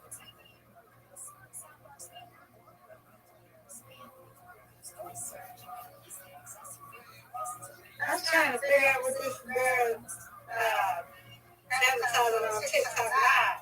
Somebody I follow. What are you trying to do? I'm just trying to figure out what this lady is. You know, just trying to figure out what that lady was doing.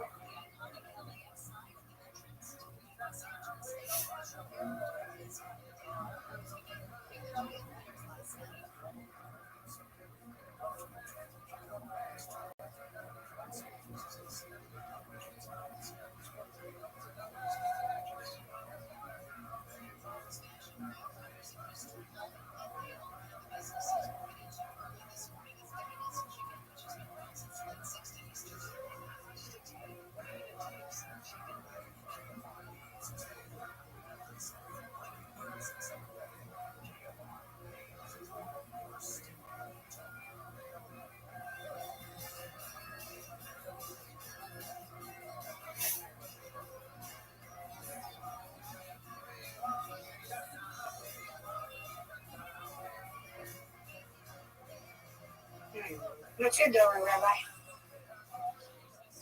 Just chilling. Just browsing the internet. Word girl. I'm reading about Giorgio Armani.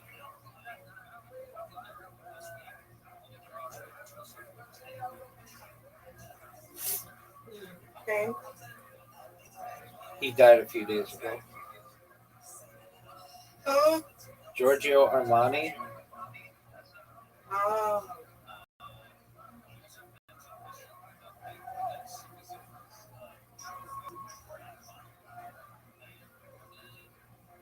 I was gonna do a space on it, but nobody gonna come in there either. Nobody's coming Like in I there. could do a little chat. Nobody's coming in there, Miss Aquarius. I know that. What about Vigo? Yeah.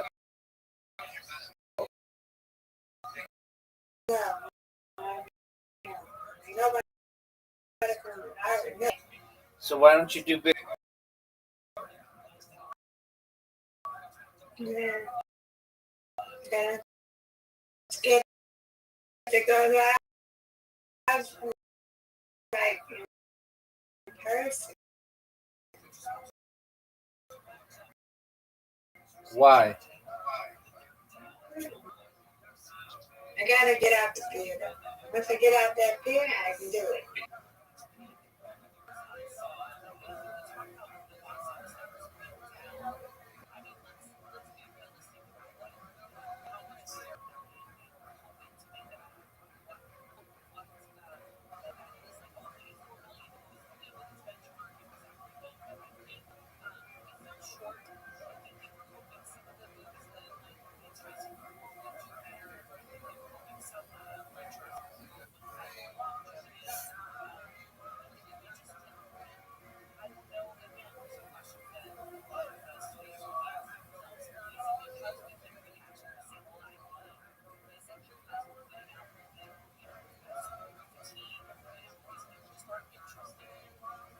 Oh. Yeah, that thing at the way.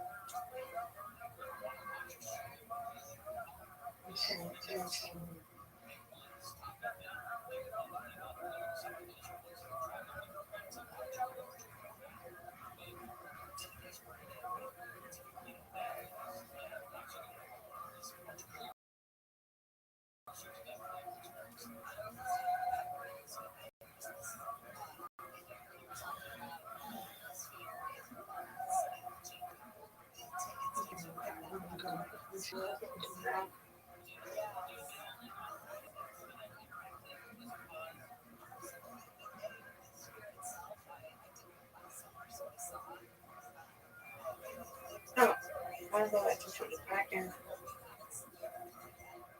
I'll do it again.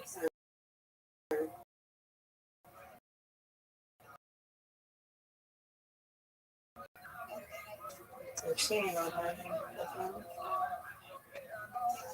Where looks and get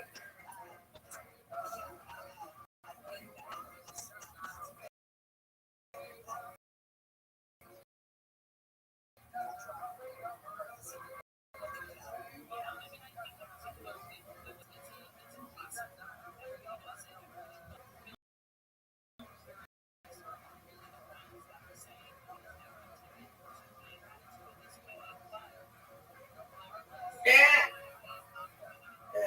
is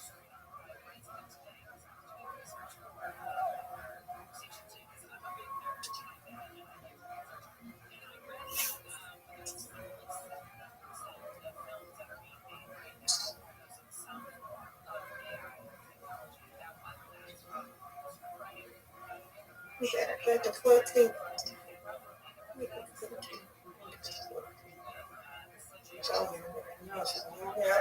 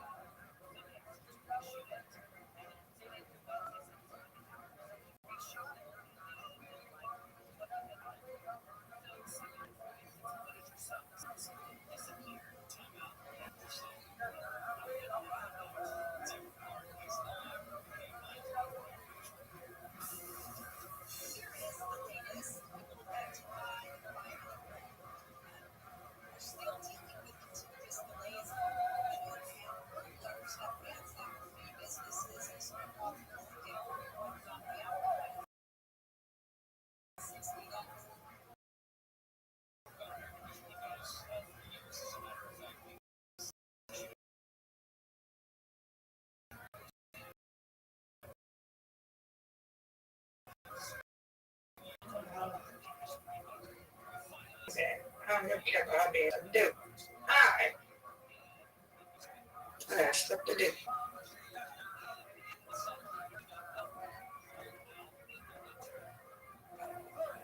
Oh Lord. Go take my nap. In a minute. So,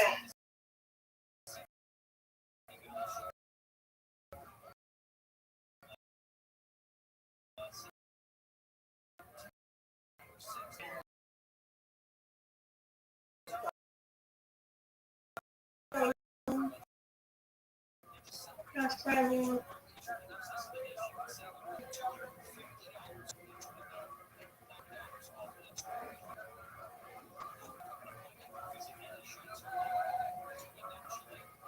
I can't hear nothing.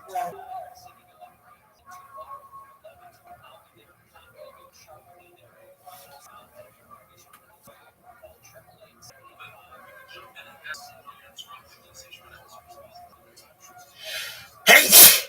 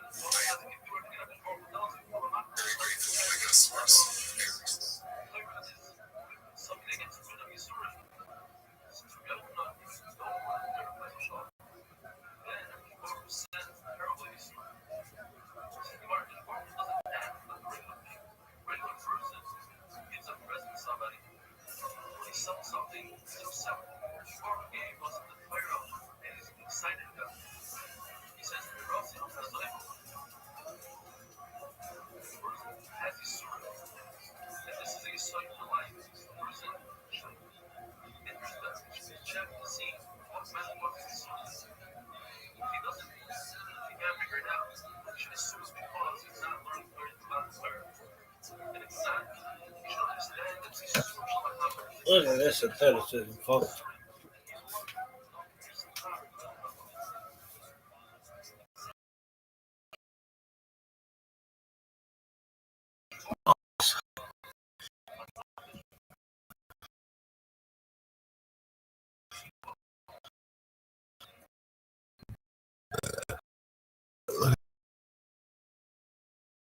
Move it though. This athleticism. Oh, I'm gonna queef. Perhaps. Push perhaps. Look at this athleticism. Look at this move.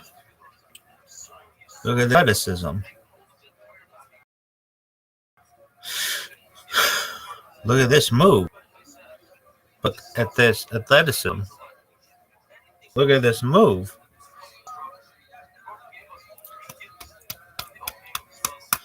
Look at this.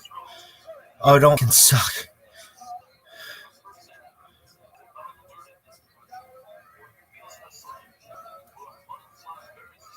What is this bullshit?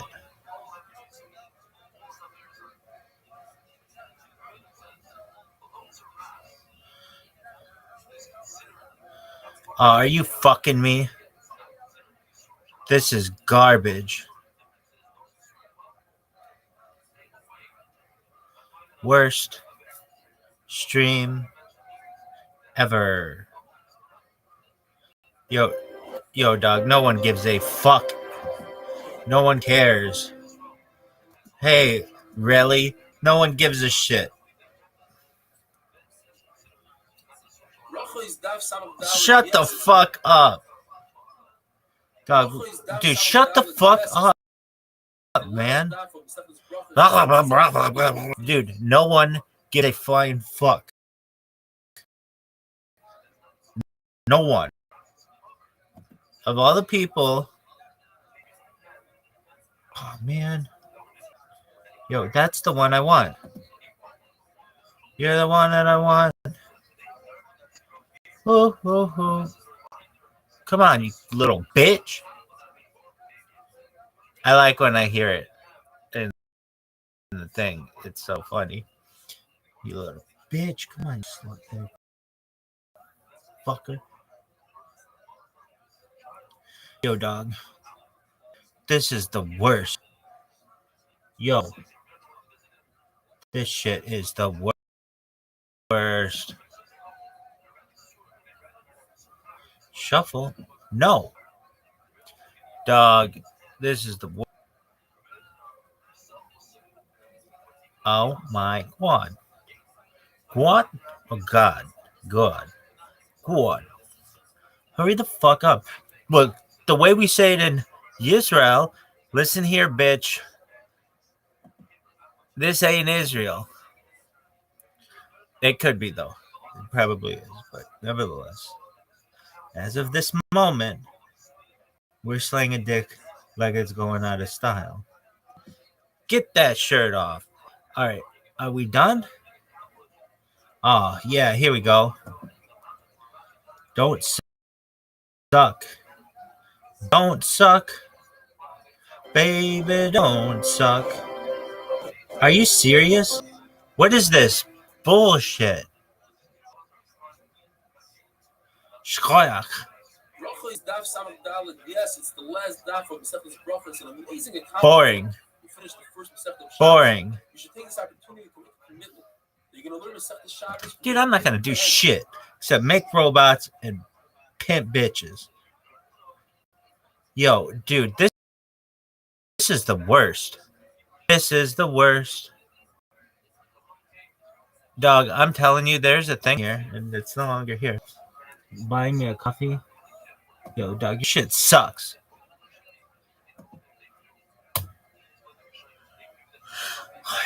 Come on, you little bitch. This thing sucks. It's taking forever. Yo, blah, blah, blah, blah, blah. Blah, blah, blah. Sponsored by. Come on, you little bitch. This is the worst. Yo, how about none of these things? Hey guys, I want everybody to know that I'm gonna talk in fucking tongues so nobody knows what the fuck I'm saying. Yo, speak English. Alright, here we go. Just give it some time.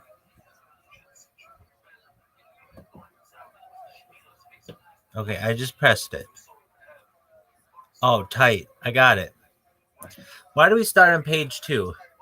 Because you touch yourself at night. Next question.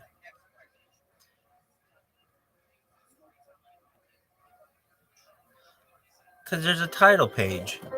Dog. Why don't we read the title page? When I do it, we're gonna be like, oh dog, there was this dragon and a fucking sword. What is this bullshit? Wait, it's the same shit? Oh, I gotta take a dump.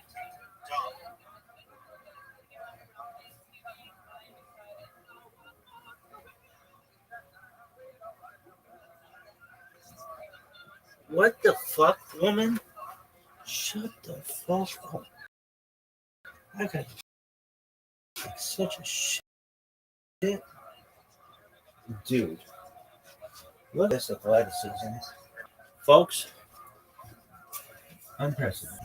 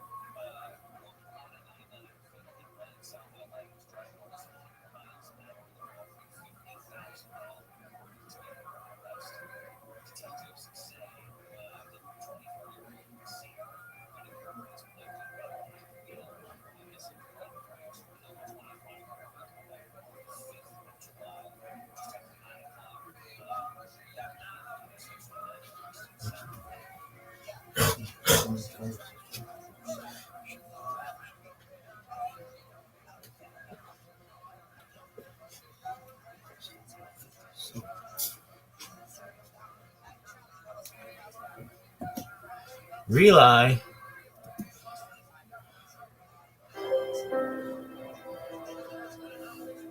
Motherfucker from New Jersey who rips on my fucking fantasy. Well, it's not phase. With 6,000 new subscribers who just joined us in the last few days. Welcome to the original subscribers. We should all be zoited together Where's your to fucking start beard, Shas cunt? and finish Shas with Mashiach and Meher B'Yameinu Amen. I'd just like to take this opportunity to point out some of the amazing benefits of Daf Yomi and some of the reasons why people fall off of Daf Yomi and what they could do to overcome them. The saying is, it's not about the Daf, it's about the Yomi. Daf Yomi provides an opportunity to learn every single day of the year, even once it's Tisha B'Av, Yom Kippur, Yom Tovim, Shabbos, Sundays, vacation. Daf Yomi promises English. that you will become a better person, a better husband, a better wife, a better father or mother. Daf Yomi, as English. Meir Shapiro intended, unites all of Klal Yisrael.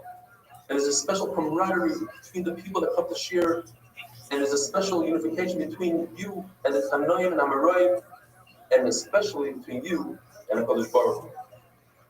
Daf Yomi, Shas that is, encompasses all of Torah. You're not just learning halacha or agadah, but you're learning it all. As Tosis points out, when the Gemara says Yashlish Adam, a person should spend a third of his days learning. Tosis says this means Gemara, which includes Mishnah, Torah, Nevi'im, Ksuvim, Agadah, Kabbalah, encompasses it all. Every daf will bring a new concept that if you haven't done Daf Yomi, you probably never heard of before. When you travel, you will see people learning on the plane, in the airport. 90% of the time, those are people who are learning Daf Yomi. There's nothing like starting off your day with a good Daf Gemara, 45 minutes, an hour of Torah. And finally, when a person sets aside time to have a date with Kaviyachal Kodesh Baruch Hu, that's an amazing connection that you make with the Rebbeinu Shalom. And now, some of the reasons why people fall off the bandwagon. People say, the Daf Yomi is way too quick. I don't retain much. I've been learning this. I don't remember what I learned last week. Or they'll say, I'm used to how we learned in yeshiva. Love this. This is not the proper way to learn Gemara. You have to learn it slow. Love this. These are all valid points. I'm not going to get into whether you're supposed to learn like this, fast, or slow. Are you learning on Friday? Are you learning on Shabbos? Are you learning on Sunday? If the answer is no, then this is for you. The other question you have to ask yourself is, if you learn all of Torah, you learn all of Shabbos, when are you going to do that? And finally, the Zohar says, and from time to be down, we're going to talk about it. If someone can learn something in this world, when you get to the mind, you will be able to learn that with a program. The program will explain things better. Don't be all the time, even if you don't remember it. Even if you don't really understand it, the program will explain it to you better. But if you don't learn it, you're going to be learning Kulim, Menachos, Tzvachim, Tahar, Tzvachim. And if you didn't learn it, you're not invited into the share. And finally, one of the pitfalls that people have is when they miss a daf, inevitably you will miss a daf.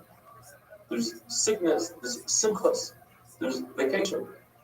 And a mistake that the Yetzer Hara makes people do is he says, you have to make it up. Don't go back to the shir. Let's make this up first because I don't want to have a hole in my Gemara and my Masechta. And that's a big mistake. Skip what you missed, go back to the shir, go back to where Klal Yisrael is holding, write down what you missed, and you'll make it up at a different time. But today, you must skip. Don't fall for that. And don't be a perfectionist when it comes to Daf Yomi. Don't say, well, I didn't finish the Masechta, I don't want to do this. I need to finish. Because at the end of the day, if you finish 2,700 daf versus 2,711, it's not the end of the road. It's better to do that than not to do it at all. And now, let's just jump in to the beginning of Shas. The Mishnah discusses Shema. The Torah says, the right say Krishma twice a day. When you go to sleep, nighttime, and when you arise in the morning. And what is nighttime? The Mishnah and the Gemara brings down 6 shitas. The shita in the Mishnah says, Seis HaKecharim. And the Mishnah uses a lashon of when the Kohanim who are talking, we go to go to the mikvah, and then after Tzeitzei Kechavim, they're able to eat. On what point can they eat? Can you say Kriya Shema? Rabbi Eliezer says until the end of the first mishmar of the Malachim, the night is divided into three, so we're third into the night. Chacham say al Chatzos, halfway through the night. And Rabbi Gamliel says until Amud HaShachar, until the light of dawn. In fact, the Gemara says Chachamim agree with Rabbi Gamliel that the time is Amud HaShachar. But the Lahartikim saw the Navera, in order to distance people from an Navera, they made a siyag, they made it together, and they said you must say Kriya Shema before Chatzos. The same halacha applies to Hektor Halav and Mevarim, and to, in other words, when Kohanim put the karbanos, the limbs on the mizbeach, and certain karbanos that are only eaten for one day and a night, such as chatas and asham, the shear is until Chatzos, and the real shear is until Amud HaShachar. The reason why our mission starts with Kriya Shema of Meirut and not Kriya Shema of Shachar is two reasons. The Gemara, because the Torah says you go to sleep, and then afterwards you come back when you get up. Or because by Kriya Shema it says by Erev, first the night, and then by Boker, the day. As we mentioned before, a kohen can eat truma after he's toivel, after Tzeitzei Kechavim, and even before he brings the carbon, because the Torah says, unlike the typical meaning of the pasuk, means when the sun comes up, here means when the sun goes down, the fire, and the time came, the day, the light is God. And now, to the six shitas of the Gemara, Rabbi Eliezer says the time of saying Kriya Shema is Shkia, that's when Shabbos comes in. Remeir in the first is slightly before the Tzeitzei Kechavim, that's when the Kohanim are toivel and mikvah. Yeshua says, Tzeitzei Kechavim, the middle shita. That's when the Kohanim can eat the truma, that's when poor people sit down to eat. And Remeir in the second shita says, when you eat Friday night, that's slightly after that, and Rav Acha says this is the latest man. It's when people sit down to eat a weekday meal at night, having a wonderful day. We should be zochah to finish Shas together. Amen.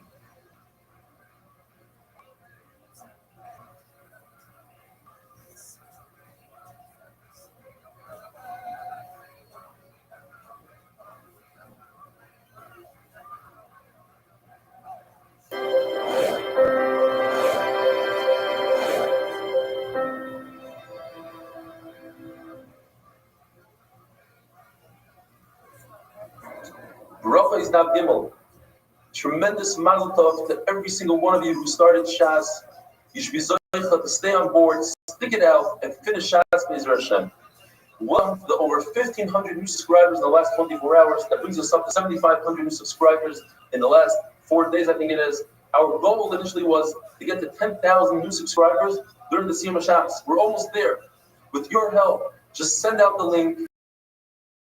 Put it on your status, tell your friends about it. It'll make a tremendous Kiddush Hashem and a big difference. We learned in the mission that according to Rabbi Eliezer, you can take Kriya Shema until Soif HaShmur Rishayna, until the end of the first Mishmar. There are three Mishmars according to one sheet on Shemayim that when the Malachim say Shira, and when one Mishmar ends and the next one begins, that's when you can say Kriya Shema. Because if you divide the night in three, it equals to 4 hours each. So let the mission just say, you can say Kriya Shema until 4 hours. And it's just to teach us that Shemayim coincide with the Mishmarais down here. We also have Mishmarais. For instance, the first Mishmar, you'll hear the donkeys neighing and making noise. The second, at the middle of the second Mishmar, you'll hear the dogs barking. And at the beginning of the third Mishmar, the babies wake up. And when a couple wakes up, the wife starts pouring another pshat. All three of each Mishmar. End of the third Mishmar is already daytime. I don't need a sign. But it's to tell you that if you're in a dark room and your wife starts talking to you, or your baby wants to nurse, you should know it's time to say Kriya Shema. HaKadosh Baruch Hu Sheyeh Kari. He roars like a lion 3 times a day. And he says, Oyi Labanim Shabbat Nisei Mechrafti is Basi. Wow to the nation that because of my sons, I had to destroy my house, and I had to burn my heichal, and I had to send Chayisrael to Galus. Says Rabbi Yosi, I was once on the way, and I had a daven. So I went off the path, and I went into ruins, into Churba Achas Yerushalayim. And Elianovi waited for me by the door, and when I finished, he said, Shalom. And I said, Shalom Aleichem, Rabbi and Moiri. He said, what are you doing here? I said, I had a daven. should daven, you can daven on the way, you should daven in Tefillah Tzara. So as we're going to say, I learned 3 things from here. First of all, you don't go into a churba. And if you're traveling, you can daven on the way. And what do you daven? Tefillah Savinenu, the Tefillah Tzara. And Eliyahu continued and asked him, what did you hear in the churba? And he said, I heard a voice that sounded like a pigeon cooing, and the pigeon was saying, or the voice was saying, Oil like you just said, that I have to be makriv my house and burn my echel, and have to be magnified. Says Eliyahu in the lashon of a shvuah, and a double shvuah, I swear to you, double. And the Baruch Hu says this every single day, 3 times a day. When these clients are going to shul, they say, Amay Yishmi Rabba, he bows his head, and he says, and he's mitzvah Kaviyachal, and he sent clients from the goals. Why don't you go into a churba, into ruins? There are 3 reasons to Gemara. First is chashad, for suspicion. And that's a reason if you're going with 2 people, they're not that good, they're krutzim. So there's still a chance that a person will be with Zaina. People will say that he's with the Zaina. The second reason is Makayos worried that the ruins will cave in. And that's a reason, if you're going in with 2 kosher people, that you don't have a chashad. Finally, the third reason is mazikin, shadim. If it's a brand new place, and 2 people that are kosher, but it's in their place that the mazikin like to hang out, it's still dangerous even though you have 2 people. Or if you're just with 1 person, or you're by yourself, and you're in a field, so there's no women, there's no chashad, yet there's mazikin. Rebbe says that the night consists of 4 mishmaros, in other words, 3 hours each. David HaMelech says he woke up every night at Chatzos and says, Kodmu Eini Hashmoros. I woke up 2 mishmaros before the end. Now, if you hold that there are only 3 mishmaros in the night, and you woke up in Chatzos, which is in the middle of the night, that means there's only 1.5 mishmaros left. How do we reconcile this? Says the Gemara, because the Anav was saying that you have 6 hours for the end of the night, plus 2 hours, because kings would sleep 2 hours into the day. Basically, he woke up 8 hours before everyone else. 8 hours divided by 2 equals 4 hours. In other words, there's 2 mishmaros that he woke up before the. Yes, it was only 6 hours of nighttime, 1.5 mishmaros, was 8 hours before the kings, which is equals 2 mishmaros and 4 hours each. Rav Ashi says you could call 1.5 mishmaros, 2 mishmaros. The Gemara says halacha, in front of a dead person, you should not talk and learning, because it's loig l'rash. Since a dead person can't talk and learning, he'll feel bad. Unless you talk in learning that the dead person has. Another pshat Gemara is you shouldn't talk any shtuyot, you shouldn't say anything in front of the mason. It still makes you feel bad unless you're talking about the mason himself. There's a contradiction seemingly in the Psukim. The one pasuk it says, the other pasuk it says they woke up before the night. The Gemara has 3 pshatim. Either the Rambam was saying, I never slept past Chatzos, or he said that I was learning Torah up on the Chatzos like a horse that dozes off, but he was learning within his dozing. And then from that point on, he would be misgaber kari, he would strengthen himself like a lion. Or the shot is, until Chatzos he learned Torah, and then from Chatzos on, he would be basic in Shiros, this is Bachos. The word Neshev means when something goes away, when the night becomes day, or when the day becomes night. The Melech says, Chatzos Laila Akum. I'd wake up at Chatzos. So in other words, David HaMelech knew when Chatzos was, and on the other hand, it seems like Moshe Rabbeinu didn't know when Chatzos was, because he says, Kach Chatzos Laila, he tells Paro, Kach Chatzos. Almost not Chatzos. 4 pshatim in the Gemara. Either David HaMelech knew and Moshe Rabbeinu didn't know, because David HaMelech had his kinar, his heart, which told him exactly when Chatzos was. Or the pshat is Moshe Rabbeinu also knew, just David HaMelech needed his kinar in order to awaken him. Third pshat is Moshe Rabbeinu knew when Chatzos was. He was just worried that people will say Moshe Badoi, he's lying, Moshe Rabbeinu. So that's why he said Kechatzos, so they don't catch him on his word. Or the pshat is that Moshe Rabbeinu on the 13th of Nisan he said Kechatzos, just like now, tomorrow, Kechatzos, tomorrow, the Baruch Hu will take place out of Restream. By Elisa Shach, the Gemara tells us Chachmei Yisrael came into the Melech. It means one time they came in. Every day they would come in by Elisa Shach, but once they came in, they said, we need to paras with Yisrael. So the Melech, let them do business with each other. Say, it's not enough. Even founders, everybody said, go out to war. So the Gemara, go out to war. You ask Achitophel. In other words, the strategy of war you get from Achitophel. Ne'obni Yoda means you ask for shus from the Sanhedrin. Ad Yasser means you ask the Urim Betumim, and Yoav led them to war. Have a wonderful day.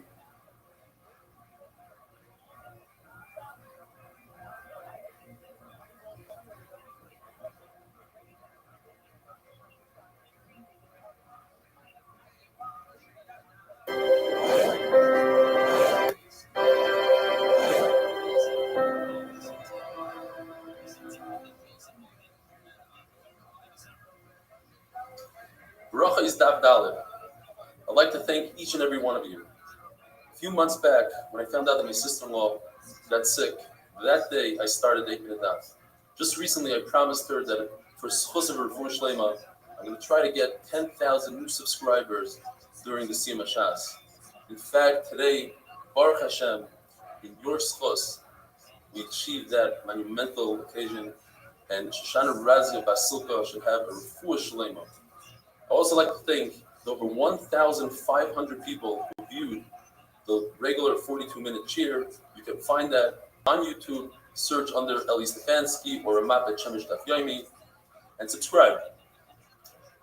The Pasuk says in Tehillim, David HaMelech says, Shomra Nafshi Ki Chassid Ani. David HaMelech tells HaKadosh Baruch Hu, don't you think I'm a chassid? Two pshatim. Don't you think I'm a chassid compared to the other kings of the world who get up 3 hours into the day and I get up at Chatzos? Or the other kings, they sit around with their friends. Well, I act local rabbi, I check out afterbirds with my fingers, I get my hands bloody to make sure that women are covered to their husbands. I'm a chassid.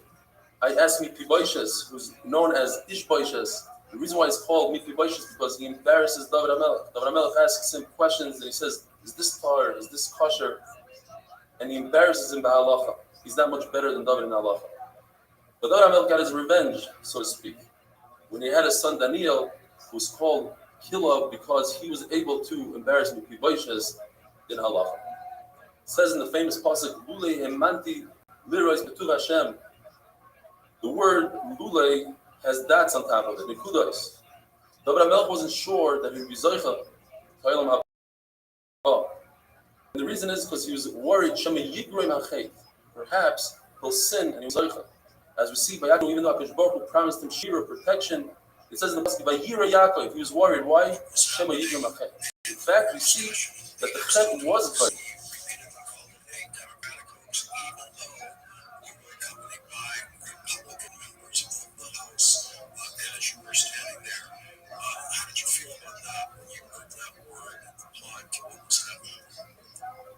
So I'm going to go off of my survivor sister, Haley Robertson, and I voted for Trump. And for him to say what he was saying is beyond me, because I put my hope in him, and he's supposed to protect us. And for him to say that this is a joke and that it's sides, this is not sides. We will say it time and time again. None of us are up there accusing him of anything. I mean, there is no one that is accusing him of any wrongdoing. So for the fact that he is saying those things and saying it's a hoax, who are you fighting for then? Because if it's not you, then who is it? And that scares me.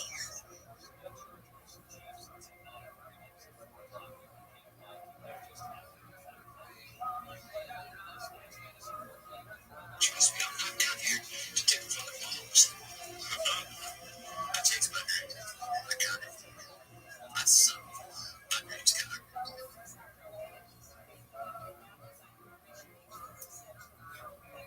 Ezra should have had the same kind of nisim of Kriyas Yamsuf as Klal Yisrael had the first time when they went into Israel.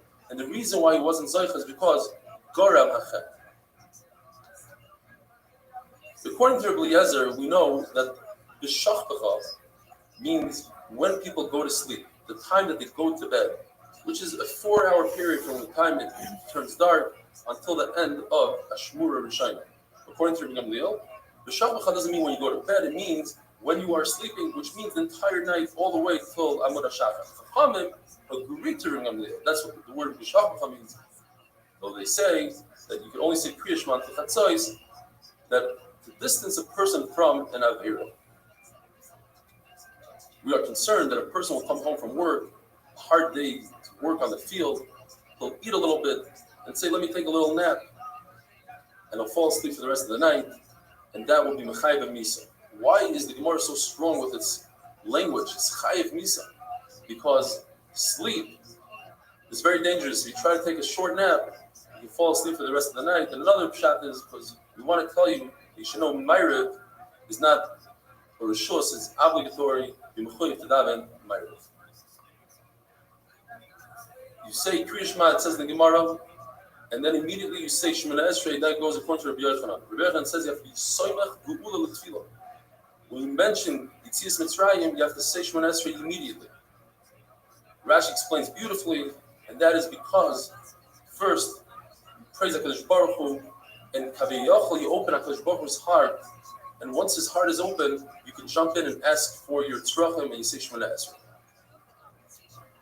Shmuel Levi says you don't say Kriya Shema and then Shemona Esrei. The opposite. You say Shemona Esrei and then Kriya Shema. You make a sandwich.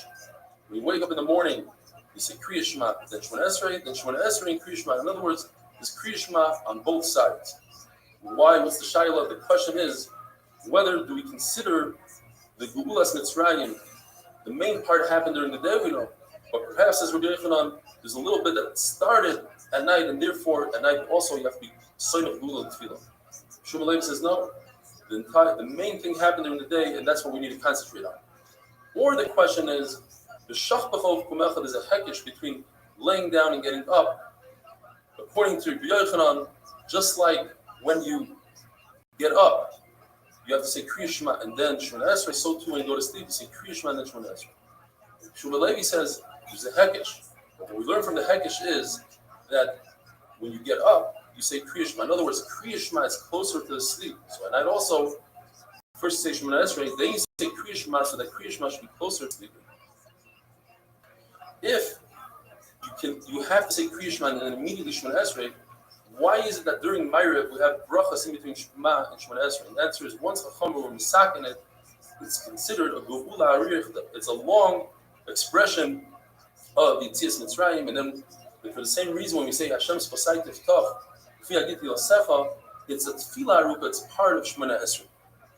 Whoever says Ashrei 3 times a day, the famous saying is Muftach Leishu Ben Olam Haba, because Ashrei contains the Seder of Aleph Beis. Every pasuk starts Aleph, and the second pasuk Beis Gimel, and the other reason is it's a combination of these 2 reasons that it contains the famous pasuk of Hoseach Es Yodecha U'Mazbiah Al Kol Chayos. If you notice, Ashrei is missing the pasuk that starts with the Nun, because that pasuk talks about how Klal Yisrael falls and doesn't get up. Yet in Eretz Yisrael, they learned that pasuk that Klal Yisrael fell down, but they will get up from the fall. As David HaMelech had in Ruach HaKodesh, and he said right away, the following letter, Samach, Soymech Hashem L'chal HaNoiflim, Kadosh Baruch Hu will lift up those who fall. The Gemara tells us that Malach Michal, when he flies, it's non-stop. But Gabriel has a stopover. He makes 1 stop. So basically, he has 2 flights. Eliyahu Navi has 4 flights. In other words, he has 3 stops. The Malach HaMavis has 8 flights, because the Malach HaMavis has 7 stops. We want the person to be able to do tshuva, and we make it harder for the Malach HaMavis to arrive at his destination. Yet if there's a Maggefa, where many people are dying, then the Malach HaMavis has a direct flight. Shmuel Levi says that there's a mitzvah to say Kriya Shema L'Amita, as we see the pasuk Rigzu B'Alchachto, Imru B'Lvavchem Al-Mishkavchem. When you're laying down, you just say Kriya Shema.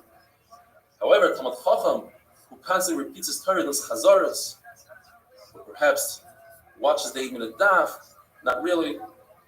Talmid Chacham like that doesn't have to say Kriya Shema L'Amita. Abai says even Talmid Chacham should say 1 pasuk. For instance, B'Yatchav Keduchim V'Disa Yisi Hashem Kem Hashem Keil Emes. Have a wonderful day.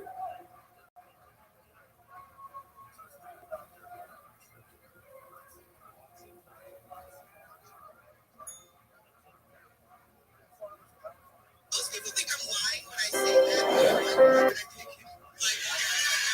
who the fuck is lying about Mr. T, right? And I grew up in the 80s and 90s, so either everyone believed me or no. Like, there was no in between. I grew up in a very wealthy neighborhood, so everyone believed me there. So, like, why the fuck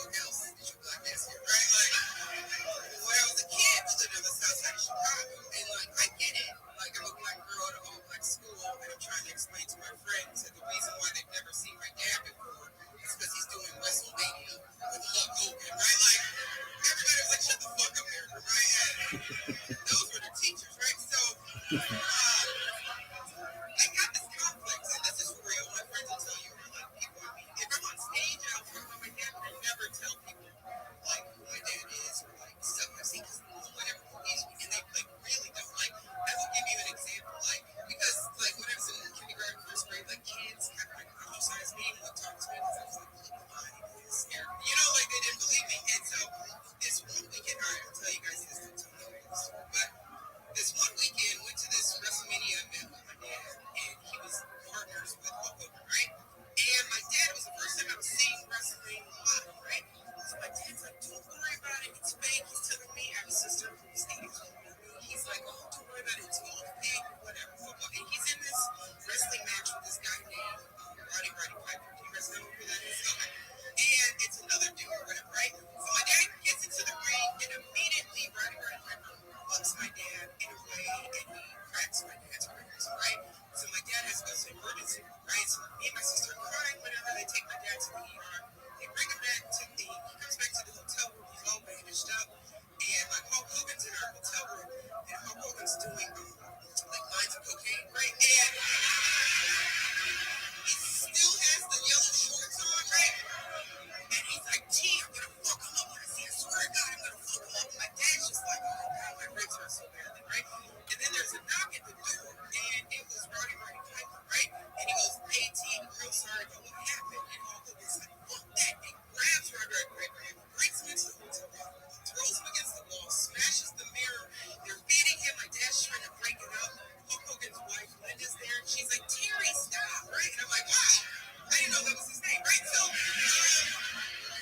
and my mom is trying to make my dad stop, and they're just beating, and all the stuff was flipped over and shit like that. Me and my sister are crying, and then we get on a plane, we come back to Chicago, we go to class, we're sitting in a sharing circle, and the teacher's like, what'd you do this weekend? And I was like, not a fucking thing. All right, I was there for Mark Davis. My dear, this is Mr. T.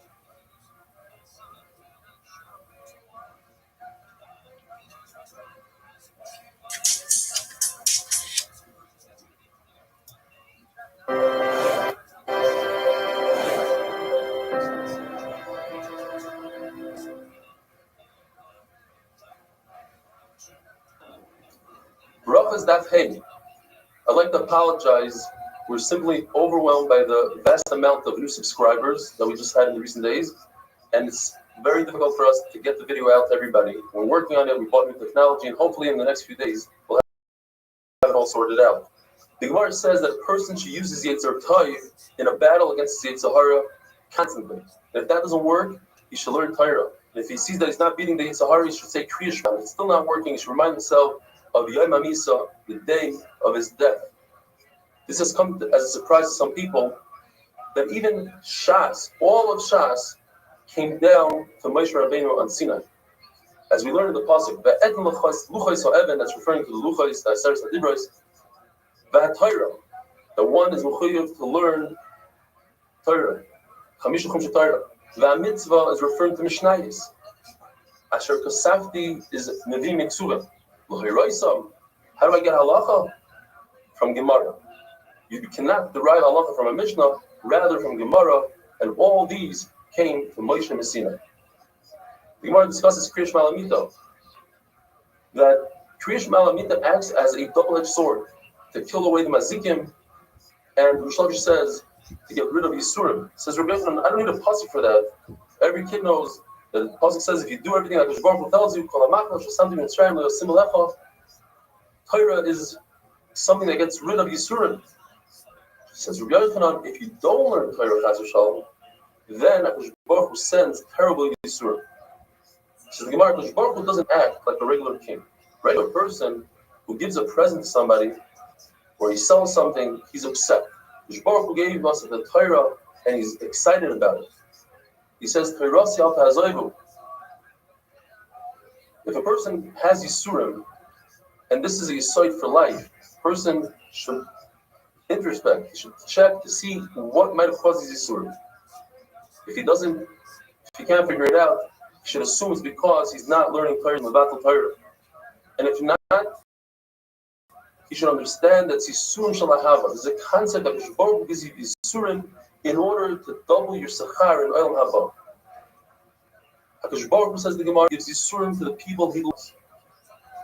On one condition, that those people accept it ba'ahava, and if they do, they'll be zoicha to children and arichas yamim. The machlokes, if Yisurim shel ahava is only in a situation where it doesn't create bittul Torah, according to one man, it's only in a situation where it doesn't create bittul tefillah, and according to Rabbi Yochanan, even if it creates bittul Torah and bittul tefillah, it's still considered Yisurim shel ahava. The Gemara brings a kavachomer. If a slave leaves his master when his master takes out his tooth or his eye, Yisurim, which take hold of the entire body, they should give you a kafaras avanis. Rav Shimon Bar Yochai says, and this is also a great insight for life, anything good comes with a struggle. Baruch Hu gave us 3 gifts, and they all came with a struggle. He gave us the Torah, he gave us Eretz Yisrael, and he gave us Olam Haba. If a person is involved in learning, or Milos Chasadim, or Rahman al-Islam buries his children, says the Gemara, all his averos are forgiven. The Rebbe says, although tzaras is considered a kapara on the mizbeach, yet it's not considered yisurim shel ahava. Those yisurim, the difference is those yisurim come to take away chatoim and averos. Yisurim shel ahava, as we mentioned, means that it comes to double your sechar. You can make a distinction, says the Gemara, perhaps if somebody has tzaras in Eretz Yisrael, where he has a lot of busha, it's very embarrassing, he has to leave the machane, he has to leave the encampment, then that's not Yisurim shel ahava. It's in Chutz La'aretz, in America, in Bagal, if you have tzaras, that's Yisurim shel ahava. Another distinction you can make is if the Yisurim are visible to others, if the tzaras is visible to others, that's not Yisurim shel ahava, but if the tzaras is covered, that's Yisurim shel ahava. Famous lashon of Rabbi Yochanan had 10 boys that were nifter, and he carried on himself a bone of one of his children, of the last child that died, and he said, Dein garma that sirah beer. This is a reminder of the Yisurim of a hava that HaKadosh Baruch Hu gave me, because Rabbi Yochanan was a tzaddik, he didn't have Yisurim that weren't shel ahava. And the Gemara makes a distinction. If a person never has children, that's not Yisurim shel ahava. But if a person, Rahman al-Islam, loses a child, that's Yisurim shel ahava. Abba was sick, and Rabbi Yochanan went to visit him. And Rabbi Yochanan asked him, are you happy with the Yisurim? And he says, no, I'd rather not have Yisurim, and I'd rather not have the Sachar. The explanation is because it causes too much Bittul Torah. Rabbi Yochanan says, give me your hand, and gave him his hand, and he healed it. Rabbi Yochanan himself was sick, but he couldn't heal himself because a person cannot take himself out of jail. Rabbi Yochanan said the same thing. He says, I'd rather not have the Yisurim, I'd rather not have the Sachar. And Rabbi Abba took his hand and healed Rabbi Yochanan. Rabbi Yochanan once visited Rebbe Lazar, who was also sick, and he saw that his house was dark. He rolled up his sleeve, and it became light in the house. Rabbi Yochanan's skin shined. And he asked him, why are you crying? If you're crying about the Torah that you didn't accomplish, the famous concept, doesn't matter. The quantity, it's the quality that counts. And if you're crying because you don't have enough, so not everybody has 2 shulchanos, 2 tables. You have Torah, you should be happy with that. Says Rebbe Lazar, I'm crying about you, about your beautiful face, your beauty that one day is going to be buried. They explain, because Rabbi Yochanan the Maharsha explains, Rabbi Yochanan was the last of the beautiful people that lasted from Churban Abayis. And that's the end of an era. So they both sat and they cried. Rav Huna, 400 of his barrels became vinegar. Chacham came to Yimchayasim, and they said, listen, you have to look into what you've done. There's a reason. And he said, what you questioned me? And they told him, they knew. Explain the Rishayim, they knew that he did something. And they said, what you questioned the Rebbeinu Shalom, that he'll do something without reason. You see from here, every Yisurim, all Yisurim that we have comes with a Tashban. And he said, I don't know. Did you tell me? And he said, well, perhaps you didn't pay your sharecropper. And he said, well, the sharecropper is a Ghana. He stole from me. That's why I didn't pay him. And he said, nevertheless, even though he's a Ghana, if you steal from him, then you taste a little bit of the Gneva. So he said, okay, I accept the myself, I'll pay him back. And in fact, either all his 400 barrels became wine, or the price of vinegar became higher than wine.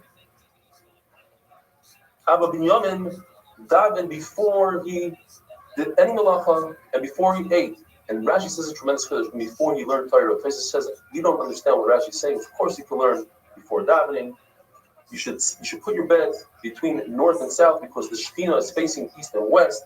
And if you do so, you'll have bottom scharim, and the wife won't miscarry. Have a wonderful day.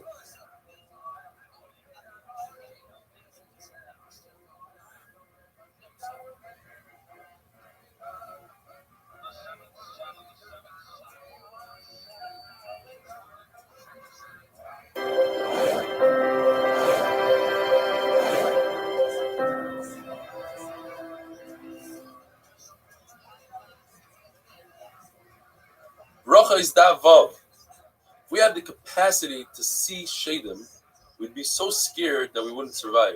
They're all around us, and there are many of them, many more than us. In fact, each person has 1,000 Shadim on his right side and 10,000 Shadim on his left side. You can blame the Shadim for everything. The fact that our clothing is worn out, that our feet knock each other, that our knees are weak, that when we go to a shear, it feels as if it's crowded. It's all the Shadim that you can blame. If you want to see evidence of Shadim, you take ashes, you put it by your bed, and in the morning, you can see footprints that look like those of a chip picket.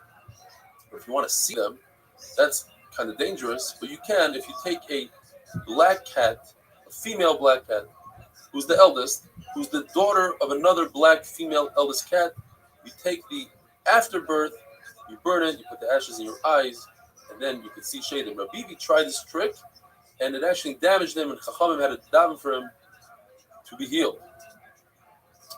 Abba Binyamin continues to say halachas, and he says that tefillah is heard only in a shul. It says, "L'shmaya el arina vel tefillah." The place that is rina, that is singing, there's where the davening should take place.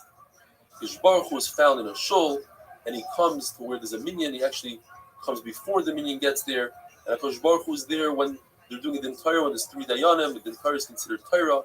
Hakadosh Baruch Hu is there when a chavrus is learning Torah, and Hakadosh Baruch Hu is even there when a person is learning by himself. The difference between a person learning by himself and a chavrusa is that a chavrusa, his schusim will be written down in a sefer that's for everybody to see.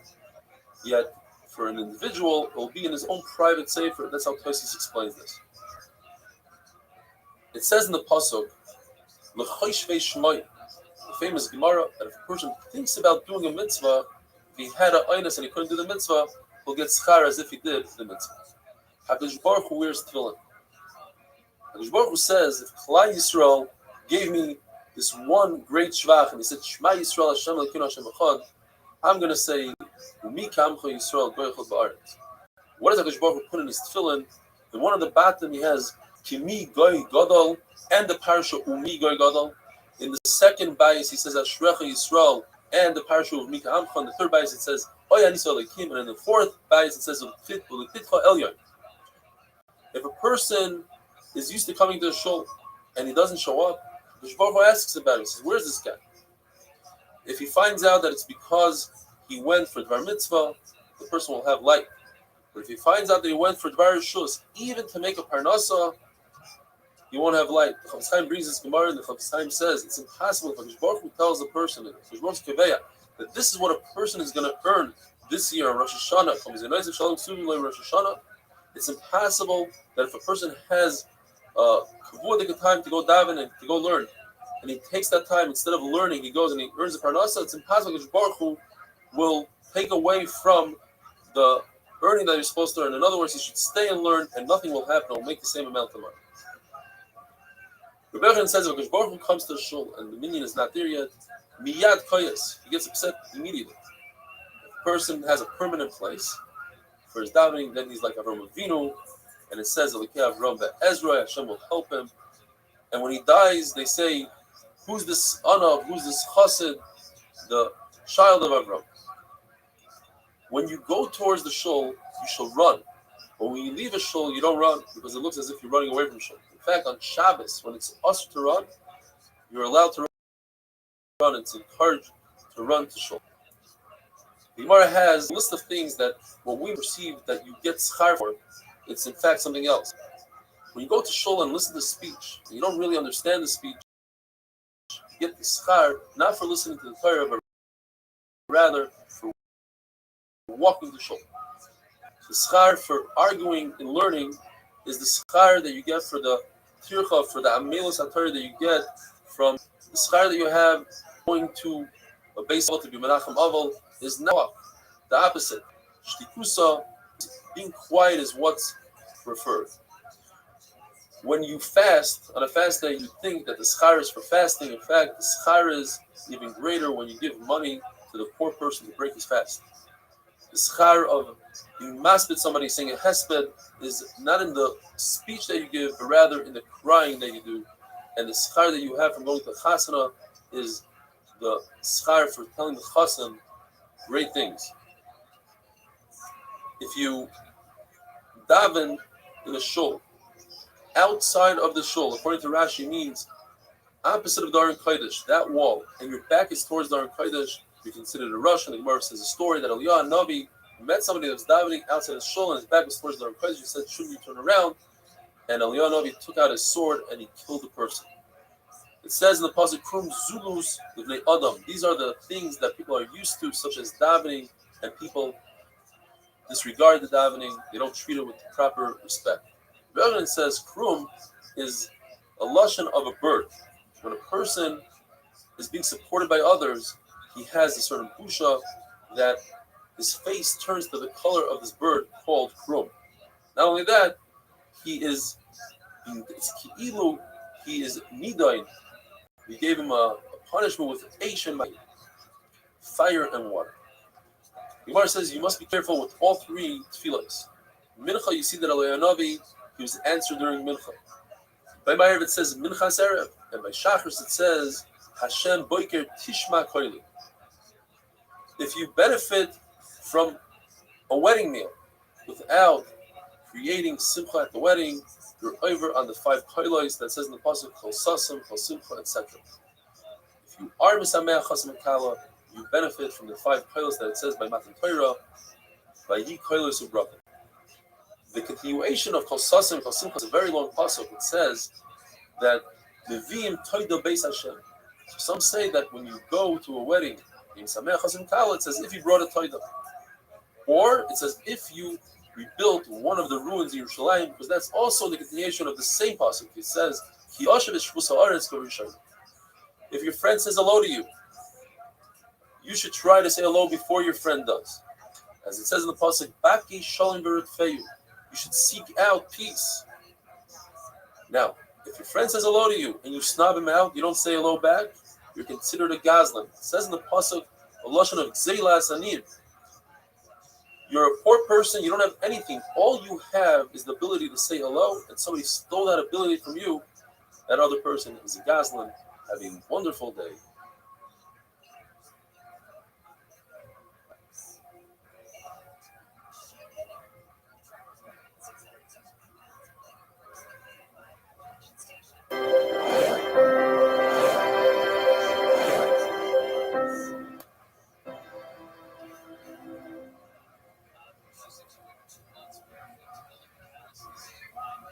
Bracha is Dav Zayin. The Gemara tells us that even HaKadosh Baruch Hu davens. But what does he say? Who does he say it to? The Gemara says he says it to himself. It's actually the same exact words as the famous song, just he says it to himself.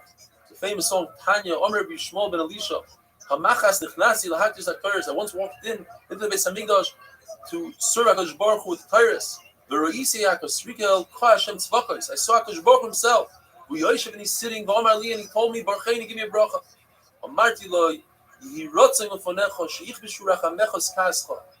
Your mercy should overcome your anger. As Gemara is going to explain, HaKadosh Baruch Hu gets angry. And your mercy should overcome your midos. Questionable healthy. That's right, Tyrese. That's what I'm talking about. And he shook his head in agreement. HaKadosh Baruch Hu says it differently. He says the same words. He just says, Man the flame. What is this bullshit? do we learn from Rabbi Shmuel? We learned that if HaKadosh Baruch Hu could ask a bracha from a basar v'dam, and he gave it to him and he agreed to it, so then We're any number basar one. v'dam, even a hedyot, Love that.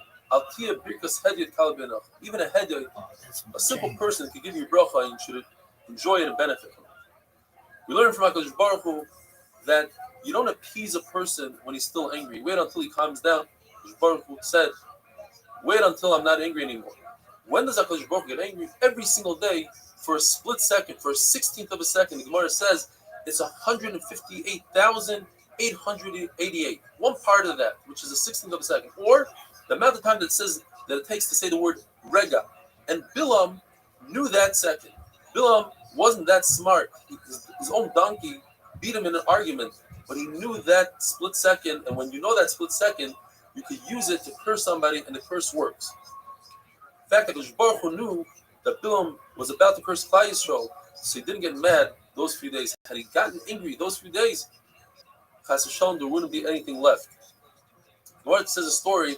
Yeshua ben Levi was upset at a certain tzduki who was bothering him, so he wanted to kill him. What he did was, he took a chicken and tied it to his bed. There's a simon. When the chicken's comb turns from red to white, that's the time that Hakadosh Baruch Hu gets upset. And he waited there, and he noticed that he fell asleep, and he realized that it's a sign of Shemayim. You're not supposed to do such a thing. It says, "V'racham aval kol ma'asav." Hakadosh Baruch Hu has rachmanis even on the bad tzduki. Hakadosh Baruch Hu gets angry when the kings of the world, they take off their crowns and they bow down to the sun. If a person has self-discipline, it comes from within himself. It's not from outside. It's a lot better than if somebody would hit him and give him malchus. It says Rish Lakish, it's better than 100 malchus. It says the Gemara that Moshe Rabbeinu asked for 3 things, and he got all 3 things according to one man Omer. He asked that Klal Yisrael should have Shekhinah. He asked that Kedolim should not have Shekhinah. And he also asked to understand why is it that sometimes Tzaddik Viraloi, the good guy, is sometimes has a bad life, and sometimes Rosh of the Toivloi, the bad guy has a really good life, supposedly. And he was told that one shot is Tzaddik Viraloi. We're talking about a Tzaddik that's not a Tzaddik Gomer, but if he's a Tzaddik Gomer, he wouldn't have a bad life. What's the pshat? Baruch Hu wants to give a person Yisurim so that the Tzaddik who's not Gomer should be a Gomer. He's going to Gan Eden. And Rosh of the Toivloi, Baruch Hu wants to erase all his chusim in this world, give him his schar in this world, so when it comes to the Olam Haba, he shouldn't have Gan Eden. Reb Meir says that Moshe Rabbeinu said, I want to see what you look like. HaKadosh Baruch Hu. Baruch Hu said, listen, when I offered you by the snare, you didn't agree. Now that you want, I'm not interested. Says the Gemara says in the Sechar that Moshe Rabbeinu covered his face. He was Zoich Hamida Keneged Midah, that his face glowed. The Sechar that Moshe Rabbeinu was fearful of Hashem, so humans were fearful of him. By Yurum Migeshes. In the Sechar that he didn't look at HaKadosh Baruch Hu, HaKadosh Baruch Hu showed him his Achayra. What does Achayra mean? Says the Gemara, he showed him the knot of the Tefillin Shol Rosh. When HaKadosh Baruch Hu says something, he promises something, even if it's connected to a condition. If the condition doesn't happen, HaKadosh Baruch Hu still will fulfill his word. For instance, HaKadosh Baruch Hu said, I want to kill all of Klal Yisrael. And don't worry, Moshe Rabbeinu, I'll make you into a great nation. And then he didn't kill Klal Yisrael yet. He made Moshe Rabbeinu a great nation. In fact, Moshe Rabbeinu had, as the Torah tells us, 600,000 descendants. Rabbi said in the name of Reb Shimon Bar Yochai, Avraham Avinu was the first one to call the Rebbeinu Shalom master, Adon. And when Daniel was saved, it was in merit of Avraham Avinu calling the Rebbeinu Shalom Adon. Leah was the first one to be Moedet HaKadosh Baruch Hu, to sing praise to HaKadosh Baruch Hu, to realize that what Hashem gave her was more than what she deserved. The name Reuven, says the Gemara, is made out of 2 words. Reuven, see my son. Leah was saying, look at Esau. He sold his Bechar willingly, then he complained. And he said that Yaakov took it away illegally. My son Reuven lost his Bechar to Yosef, yet he didn't complain. Not only that, he wasn't jealous, and he tried to save Yosef by Yitzilei Miyodam. The name Rus comes to describe David HaMelech that would sing Shiros V'Sishbachos HaKadosh Baruch Hu. In fact, you see that the name of a person has a tremendous effect on the person. A son, a kid who's rebellious is worse in the war of Gog and Magog with his parents. And the Gemara asks a question: when David HaMelech was running away from his own son Avshalom, the worst thing in the world, yet David HaMelech says, Mizmor, he's saying, HaKadosh Baruch Hu, should there be King David? David HaMelech was relieved, like a person paying off a big debt. It's upsetting, but it's a relief. He was relieved that HaKadosh Baruch Hu told him you're going to have a rebellion from within your house, and he thought perhaps it's a mamzer or an eved that's going to rebel. He's relieved that it's his own son. His own son is not going to kill him. When are you allowed to start up with a bad guy, with a Russia? So the Gemara 4 ways. Either when it's Mila Deshmaya, it's the Shem Shemayim, it's not a mundane thing. Otherwise, it might be dangerous. Or if the Russian is not having a good time, it's not a good time for the Russian in his life. He's on the down. So on the down, you're allowed to go after him. Or he's on the up. He's doing really well. But you're at Tzadi Gomer. Tzadi Gomer, go after him. The other thing is, even if he's not at Tzadi Gomer, if you still go after Russia, if it's not a good time for him. If a person sets a permanent seat in a shul, then his enemies fall from within him, in front of him. And finally, the Gemara says, it's better to serve a Talmid Chacham than to learn Torah from him. Have a wonderful day.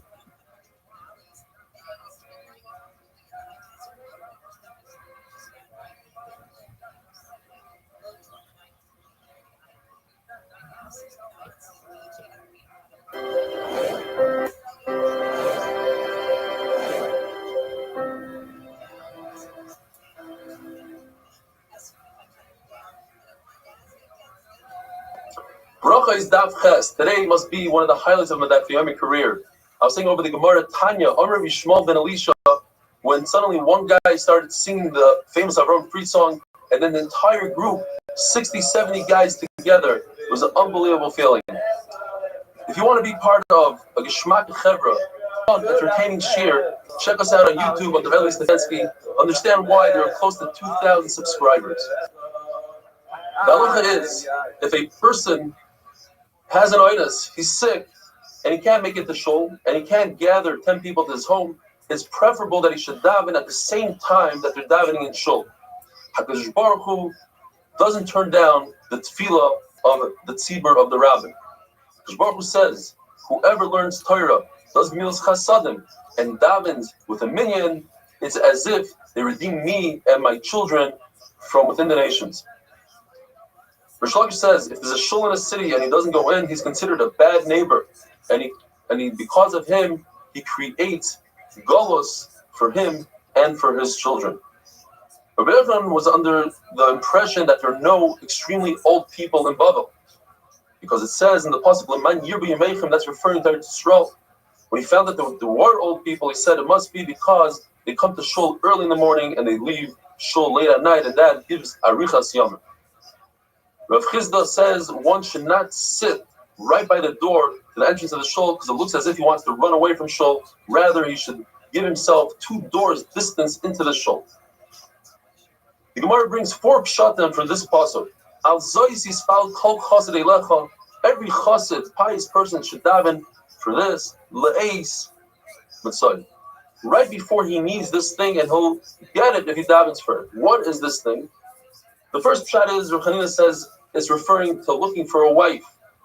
As it says in the pasuk, matzah isha, matzah taib, the matzah matches matzah in the pasuk.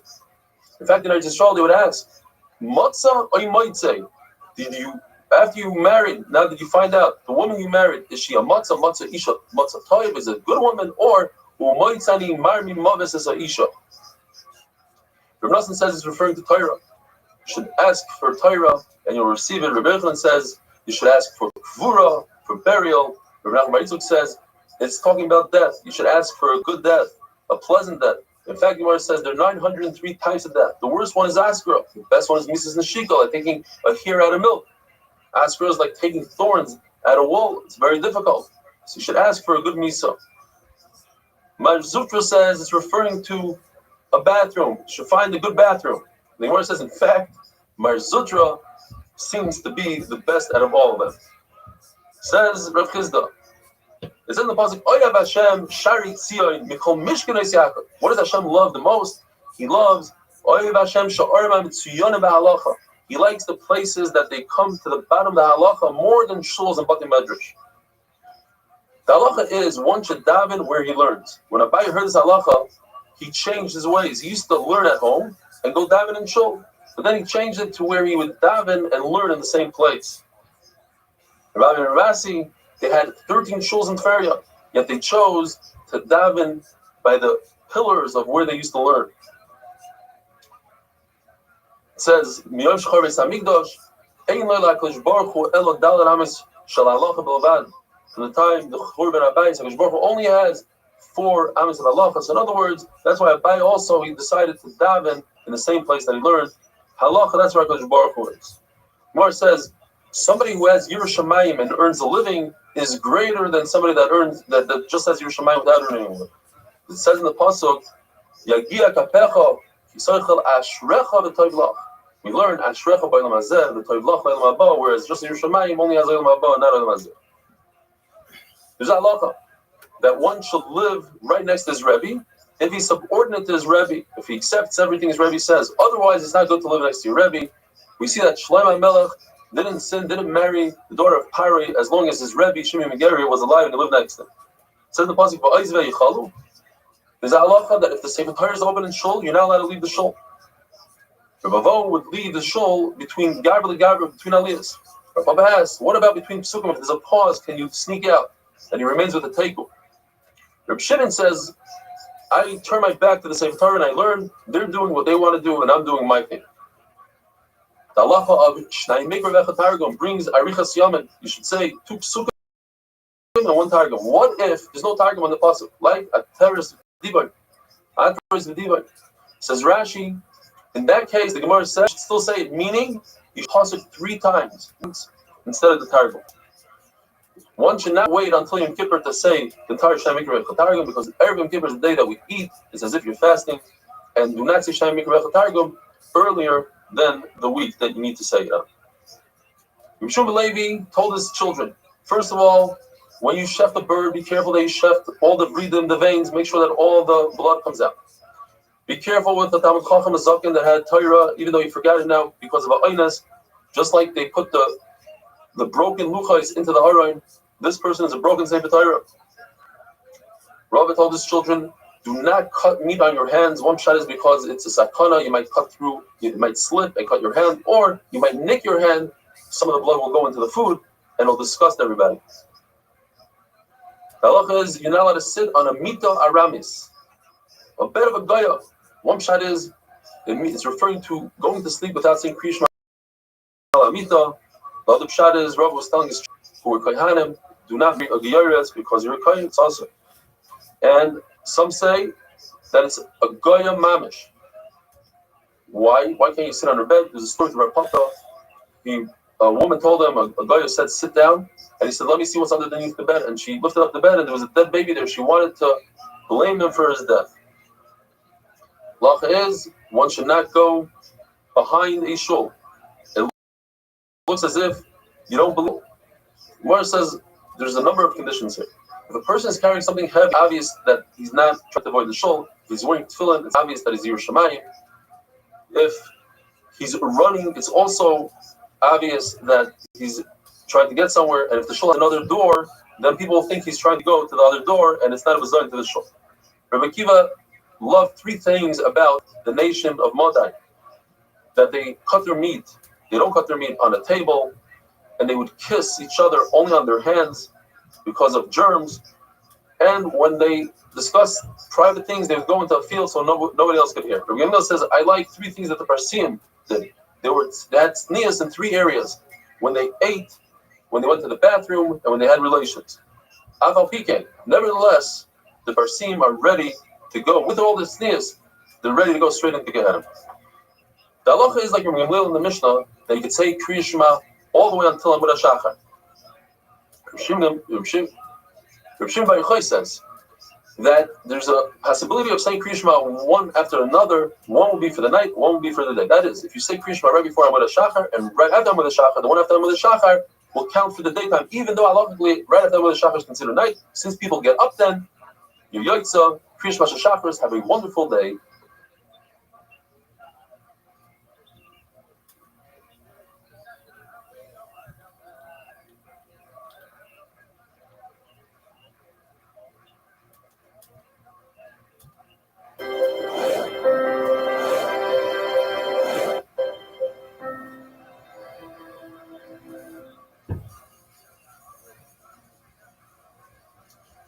Simcha is Daf Tes. Gemara tells us a story.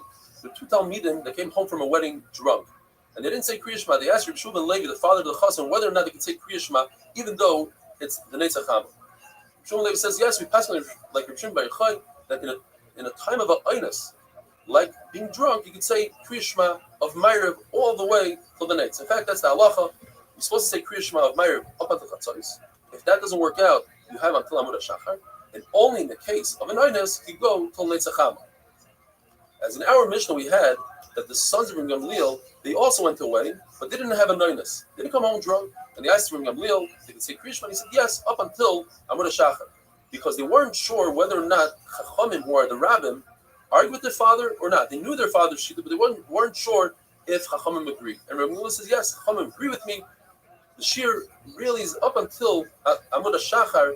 Chachamim made a takana siyag, say Kriya Shema before Chatzos. Elazar ben Azariah has a Gzeir Shalom. There's an extra word hazeh, and he learns out that the time to eat the Korban Pesach is only up until Chatzos, whereas Rabbi Kiva holds the time to eat Korban Pesach is all the way to the morning. Rabbi Kiva learns from the word chipazon. Chipazon, he holds, is the hastiness of Klai Yisrael. When did they leave in hastiness? In the morning, so therefore you can eat the Korban Pesach till the morning. Elazar holds that chipazon is referring to the Mitzrim. They were in a rush to get Klai Yisrael out. The Geula started by Chatzos, by Makas B'chayres. They wanted Klai Yisrael out. In reality, Klai Yisrael only left the following morning. There's a pasuk that seemingly has a three-way contradiction. It says, Sham Tizbach Pesach. When do you shep the Pesach? Bo'erev, which means in the afternoon. Pasuk continues and says, Kivay Hashemesh, as we learned, Kivay Hashemesh, referring to Shkia. And the pasuk continues and says, Moyed Seis Chamer Mitzrayim. When did Klai Yisrael leave Mitzrayim? In the morning. So which one is it? Is it afternoon, Shkia, or the morning? Says the Gemara. The pasuk is telling us three different things. Shchita of the Korban Pesach happens in the afternoon. Eating of the Korban Pesach occurs only after Shkia. Until what point can you eat the Korban Pesach? According to Rabbi Yeshua, which is like Rabbi Kiva, you can eat it all the way to the morning. And according to Rabbi Elazar, it's until Chatzos. The Gemara now goes on to explain a few psukim. When Hakadosh Baruch Hu told Moshe Rabbeinu to tell Klai Yisrael to borrow gold and silver from the Mitzrim, the pasuk uses an interesting lashon. Daber na ba'oznei ha'am v'yishalu. What's this na? I beg of you, please. Hakadosh Baruch Hu told Moshe Rabbeinu, I don't want Avram Avinu to come to me with kindness. I promised that the Mitzrim will enslave Klai Yisrael, and that they did. But didn't happen. So therefore, I beg of you that you should beg of them that they should borrow gold and silver, so that Avram Avinu doesn't have kindness. And Klai Yisrael said, we don't want to borrow. We want to leave. If we can leave, why should we wait until tomorrow? Let's leave right now.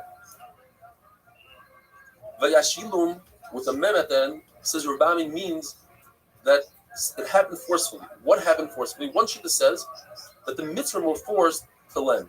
Another shita says Klai Yisrael didn't want to borrow. They felt that it might be too heavy and they need to run away from the Mitzrim. The Mitzrim might give chase. They wanted to go lighter. And therefore, they didn't want to borrow. So the Klai Yisrael was forced. By Natzlus Mitzrayim, says the Gemara, that once Klai Yisrael borrowed from the Mitzrim, everything was desolate. It was as if there was a trap for an animal without a bait. Or by Natzlus, like Mitzula Sayam, like in the depths of the ocean, there are no fish. So too, Mitzrayim had no values left. Eya Asher Eya. What's this double lashon? Hakadosh Baruch Hu told Moshe Rabbeinu, tell Klai Yisrael that just like I was with them now, I'll be with them in the future galus. So Moshe Rabbeinu said, Klai Yisrael has enough on their head. Why should I tell them about future galus? Says Rebbeinu Shalom, you're right. Just tell them I'll be with them. What's the double lashon by Eliyahu Hanavi? Aneni Hashem Aneni. Famous story. Eliyahu Hanavi wanted to prove the Nivei Abal that they are false. So he had them try to consume meat with fire from Shemayim. It didn't work. And then he begged Rebbeinu Shalom, bring an ace, bring down fire from Shemayim and consume the meat. And in fact, that's what happened.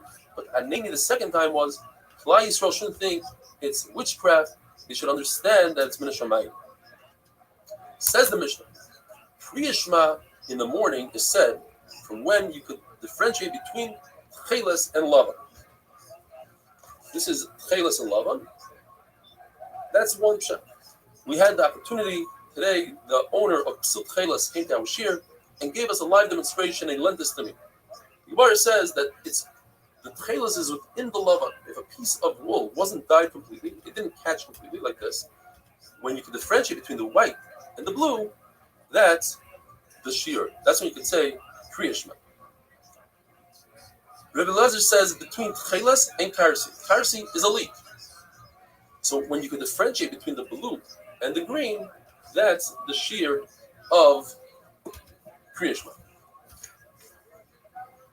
The same shear, the Gemara brings in another way. If you can differentiate between a dog and a wolf, between a donkey and an aroid, which is a wild donkey, and Achirim say it's when you can differentiate, when you can pick out your friend or an acquaintance, an associate from 4 Amasoy. Up until what time can you say Kriyashma? One sheet is until Netzach Chama. That's the Lechatchila. The Yavit can go even further.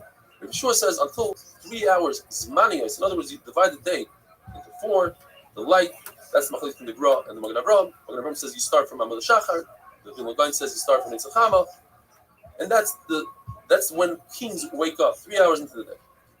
The Mishnah says, whoever reads Kriyashma past this time, at least he'll be Mekayim the mitzvah d'oraisa of Limun HaTorah. Rabbi Yonah explains, what's the Chiddush? He says, because this person is saying it Baal Peh, and Torah Shemiksav, can't say Baal Peh, nevertheless he gets Sechar. Rav Huna says, the halacha is that Kriyashma can be said, the shear of picking out your friend 4 Amos away. Rabbi says, no, that's only in regard to Tefillin. But Kriyashma is Kivasikin. Vasikin means a type of a person that's a chassid, and a chassid would say Kriyashma immediately before night, and have a Shemona Esrei right after night, because the reason about Gimel Mitzvahs, he wants to say Shemona Esrei the earliest possible time, but you have to be son of Gulul Tefillah, you have to put Kriyashma right before, and therefore, in order to time everything, you have to say Kriyashma at the last available moment, right before night. It says, how do we know this concept? It says, Yiru'uchem Shemesh. You should have fear right when the sun comes out. That's Kriyashma Ol Machal Shemayim. The pasuk continues. The Pnei Yereach Dor Dorim is talking about Mincha should not be said after Shkia.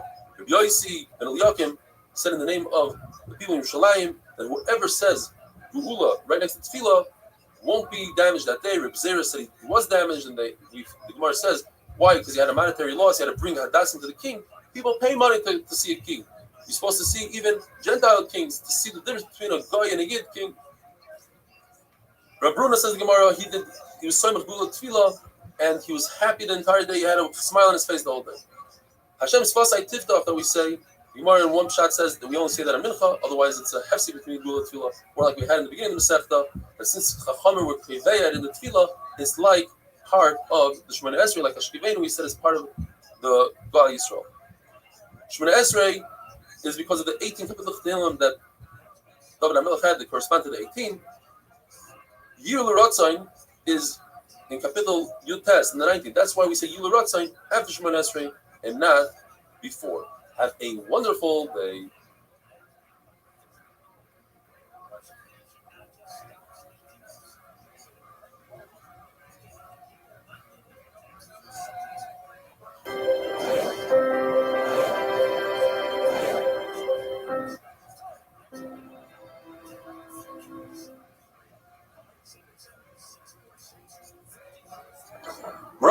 The Gemara tells us a story that a mayor had really bad neighbors. So he davened that they should die. Beruria's famous wife told him that's not the way to do it. You're probably thinking, Yitamu Chataim in Aretz, you should get rid of all the Chataim. Yes, get rid of the sins, but don't get rid of the sinners. What you should do is daven that they should do tshuva. In fact, he davened that they should do tshuva, and they were chayzer with tshuva. A min once asked Beruria, how does the pasuk make sense in Navi? Rani akara shaloi lada. Because she didn't give birth, she came out in a song, and she said, Shaita. Look at the end of the pasuk. Lost and loved by the Geula, there are going to be many more of Klai Yisrael and Yerushalayim than Edom. In fact, the word Akara is referring to that our children don't go into Gehenna like your children do. Rabbi Avo explained to Amin, why is it that David HaMelech put the parak of Avshalom, him and Avshalom, is the third parak in Tehillim, and the parak of him and Shaul is all the way at parak Nun Zayin. Shouldn't be the opposite. It's not in order of how it happened. So he told them, we believe in a concept called smuchim, where the pasuk is next to another pasuk, or parak is next to another parak. We learn something from it. We learn from the parak Gog and Magog, which is parak Beis. If somebody might tell you, how is it possible that Gog is going to rebel against the Kadosh Baruch Hu? I'll tell you, look, my own son rebelled against his father. Shimon Bar Yochai explains the famous pasuk in Eshes Chayil. Piyah pasuk b'chachma, v'sari as chesed al shayna. Shlomo HaMelech wrote it about his father David. that he had Ruach HaKodesh later on in life about 5 times that he was in different worlds. One of them was the world in his mother's womb. He said Shira, he said a Baruch Nafshi about it. When he came out and he gazed at the stars and the mazalis, he said another Baruch Nafshi. And when he nursed, he also said a Baruch Nafshi, two shatim, either because humans are different than animals. You nurse from a clean place, or you nurse not in the Makim Erva. And he said Shira when he had the falling of the Rishayim, and when he spoke about the day of death. Rishayim Pazi says that it corresponds with HaKadosh Baruch Hu and the Neshama, the 5 times. HaKadosh Baruch Hu fills the whole world, the Neshama fills the whole body. HaKadosh Baruch Hu sees it, but it's not seen. Neshama sees it and is not seen. HaKadosh Baruch Hu feeds, mefarnas the whole world, the Neshama is mefarnas the whole body.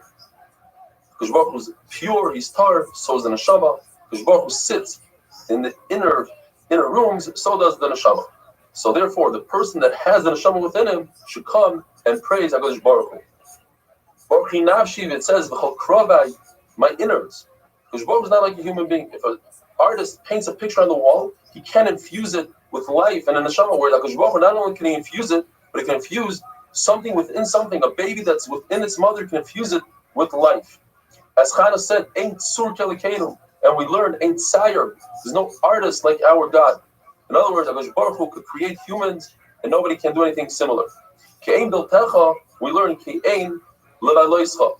Ein levaloischa meaning HaKadosh Baruch Hu outlives everything he creates, whereas an artist, usually his art outlives him.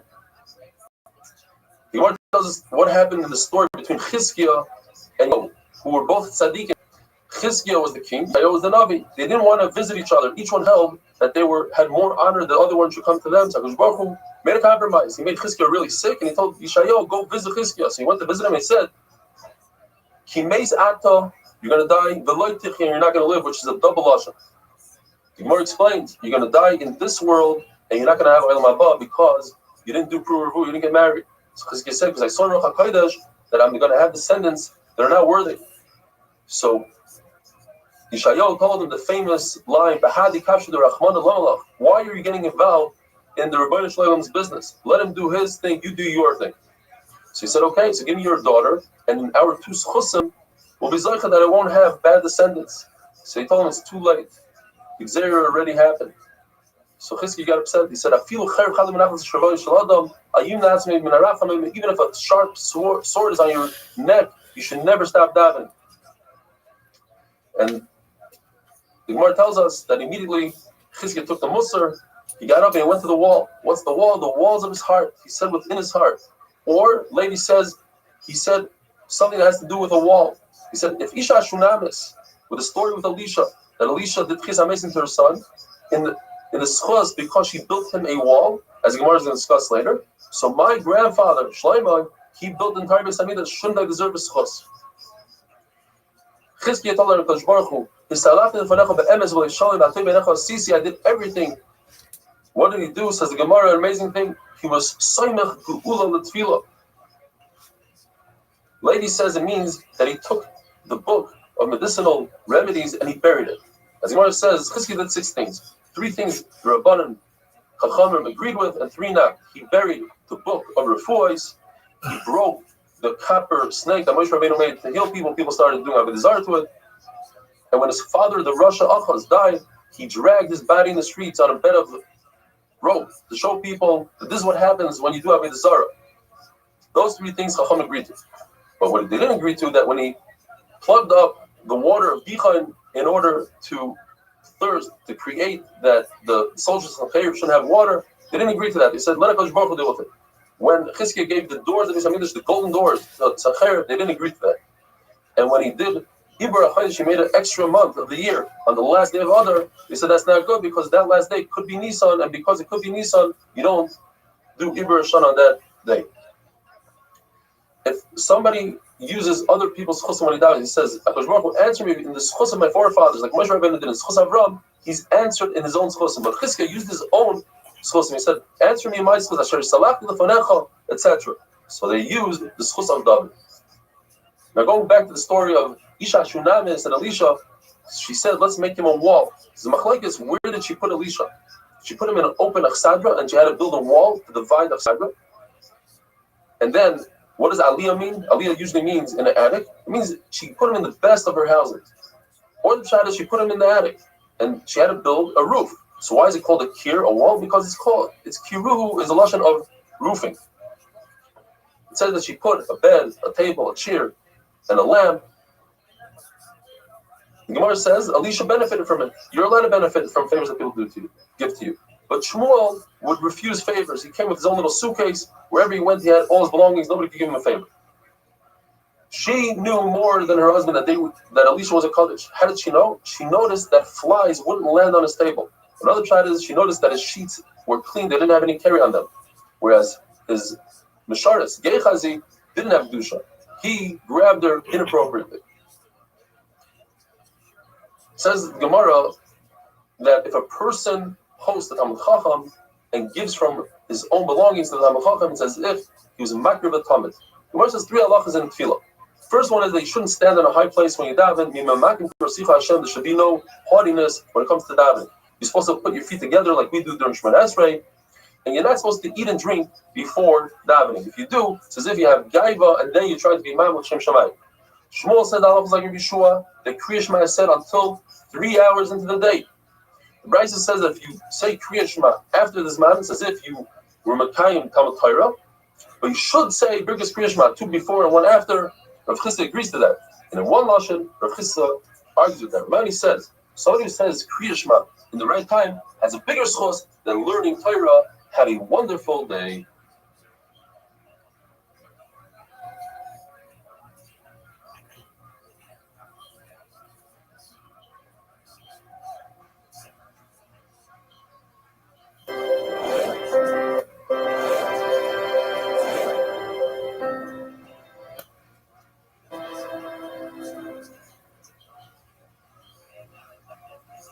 Is David Aleph, as we learned, the pasuk says you must say Kriya Shema b'shach b'chov kumecha when people go to sleep and when people get up. We try to take it a step further, and they say just like when you go to sleep, you're laying down. So when you say Kriya Shema shel Arvis, you have to be in a laying position. And when you say Kriya Shema shel Shachris, you have to be standing up. Otherwise, the pasuk would say Ba'boker uva arev. We still say, wait a minute. The pasuk says uva lechtacha v'derech. You must say Kriya Shema even when you're walking on the way. Walking is not laying down, and it's not even standing. Of course, maybe still you can say Kriya Shema when you're sitting, standing, laying, and even while you're working. Both Beislam and Misham agree that from the words of B'shach b'chov kumecha, we can learn a big kaddish.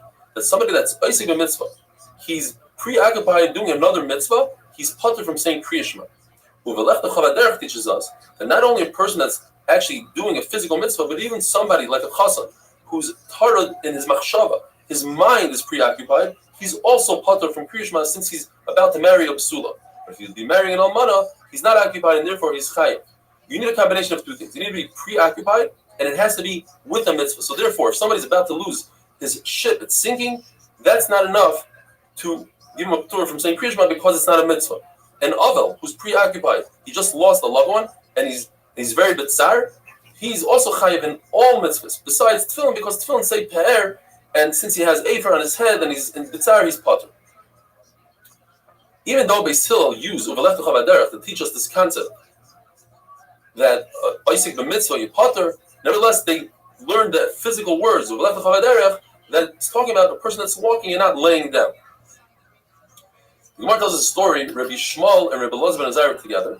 Rabbi Shmuel was laying down. Rabbi Elazar ben Azariah was standing.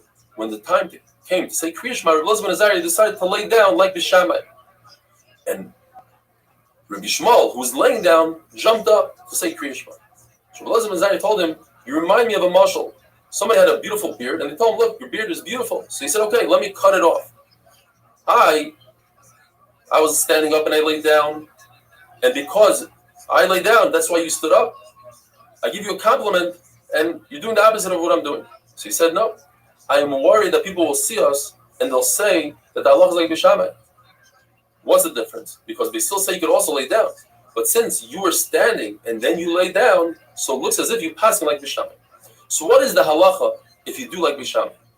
According to Rabbi Cheskel, it's okay, you're Yaitzer. But according to Rabbi Yosef, you're not Yaitzer at all.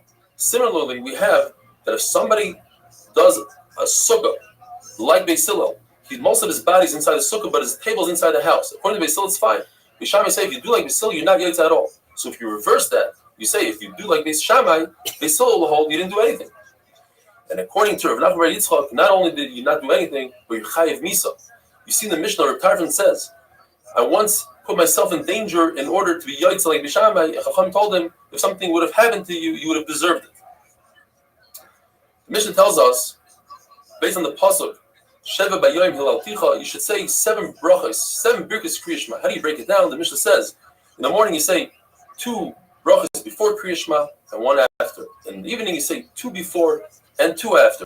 In the evening, the Emunah, Emes V'Emunah is a very long bracha, and Hashkivenu, compared to Emes V'Emunah, is considered short.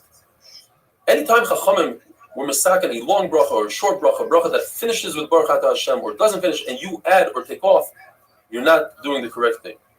One of the brachas that we see in the morning, Yoitzer Oyer V'Oyer Chayshach, we don't use the word Noiga because we want to say Chayshach, which is darkness, which is Laila. We want to mention the night during the bracha of the day. Just like we mentioned the daytime during the bracha of the night, where we say Gadol Ar Mibnei Chayshach, Chayshach Bnei Ar.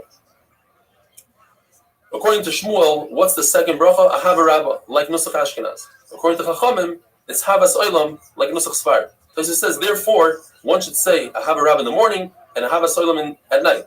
Like Nusach Ashkenaz, I guess Taisus war Chachmei Tzarfas Ashkenaz. Shmuel says halacha that if somebody gets up early to learn, he should say Birkus HaTorah. And if he said the Kriya Shema with Birkus Kriya Shema, so Ahava Rabbah patters him from saying Birkus HaTorah. When do you say Birkus HaTorah? Machlokes. Rav Huna says you only say Birkus HaTorah and Torah should be Ksav if you learn Chumash, but not even a medrash that tells you the halachas that come out of the Chumash. Rav Elazar says even medrash. Rav Yochanan says you say Birkus HaTorah even for Mishnah, and Rava says you say Birkus HaTorah even for Gemara, and Rashi says because that's the Ikar Torah. This is great for Daf Yomi people. Gemara is the main part of Torah because from that halach comes out, and it's the logic behind the Mishnah, and it explains away the contradictions in the Mishnahs, and sometimes to add and take off words of a Mishnah. Shmuel says, what bracha do you make on Birkus HaTorah? Lazik b'divrei Torah. Rabbi Yochanan adds, higher Rav Noah, you finish off with a bracha. And Rav Nuna says, which he says is considered the most important bracha out of the 3. Why? Because it gives a praise to Baruch Hu and a praise to Klal Yisrael in the Torah. And therefore, since these are all important brachas, we say all 3. After the Kohanim brought the carbon tamid in the morning and they salted the Ivarim, the Sgan Kohanim would announce, make 1 bracha. What is that 1 bracha? According to Shmuel, it's Ahava Rabbah, and according to Rav Shlakish, it's Yoitzer Ar. And then they would say Aser Sadibros, and then they would say Shema Vayim Shemayim Vayomer, and then they would give 3 brachas to Klal Yisrael. They would say Emes V'Yatziv, and they would say the bracha of Avodah, which is similar to Ritzei, just it ends up Shois Chanavod or another bracha, and then they would say Birkus Kohanim. Rav Zrika proved that you say Yoitzer Ar and not Ahava Rabbah, because Rav Shlakish says, from here you see that brachas are not ma'akiv. In other words, if there's 2 brachas together and you say 1 out of the 2, you're Yoitzer on that 1. Similar, let's say for tefillin, if you say just a bracha on Shal Yad and not Shal Rosh, if you only have 1 pair or you can't put on the other one, you're Yoitzer. How does he prove it? From the fact that they said 1 bracha, and if that 1 bracha, for instance, was Yoitzer Ar, then it's a great proof. Why? Because why did they say Ahava Rabbah? Ahava Rabbah you can say all night long. There's no zman for it. But if they said Ahava Rabbah, then there's no proof, because perhaps they said it when it was too early. Yoitzer is only when the light comes out. And maybe they said it later on. The Gemara is doing, the Gemara says perhaps they said both brachas. What he meant to say that it's not ma'akiv, that the seder's not ma'akiv. You can say 1 before the other, and it doesn't matter in what order. Have a wonderful day.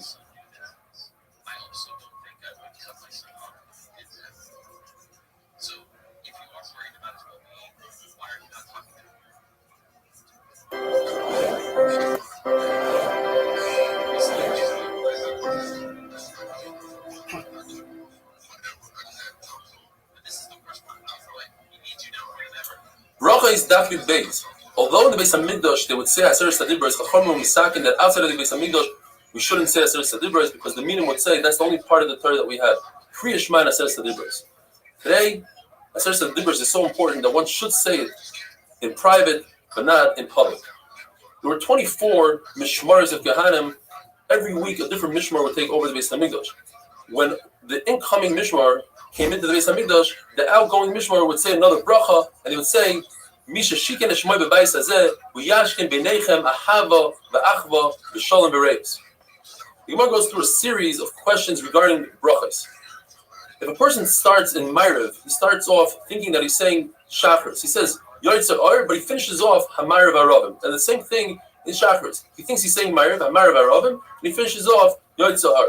In both cases, he's Yoitzer because he finished off correctly. The reverse, if he started off correctly but finished off incorrectly, in Shachris he started off Yoitzer Or, but he finished Hamarav Aravim, and in Ma'ariv he started off Ma'ariv Aravim and finished Yoitzer Or, he's not Yoitzer. If a person is holding in his hand a cup, and he thinks that it's beer, but in fact it's wine. So he starts saying shahakal, and he finishes off hagafen, he's yoitze. What about bracha achreina?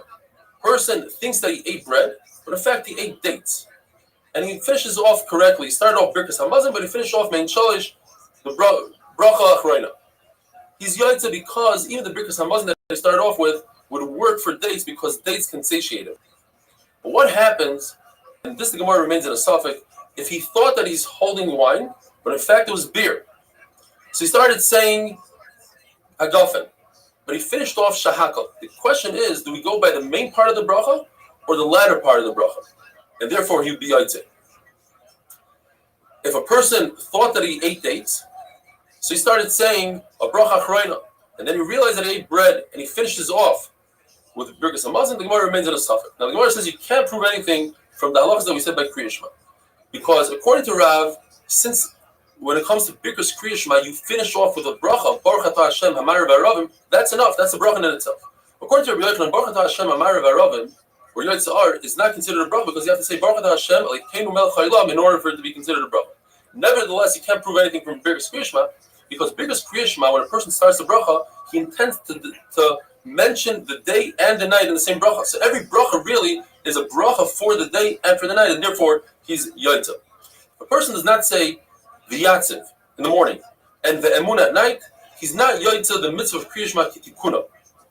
Because it says in the pasuk, l'hagid ba'begi chazdecha v'munascha ba'leilos, you have to give shvach HaKadosh Baruch Hu in the morning and the evening. When you say Shemona Esrei, the first two brachas, and by the last bracha, you bend your knees by Baruch, and by Atah, you bend your spine and your head down, all your vertebrae have to bend, and then by the word Hashem, you must start coming up. It's important to remember that by Baruch Hu also, when you say Baruch Hu Es, Hashem, you start coming up.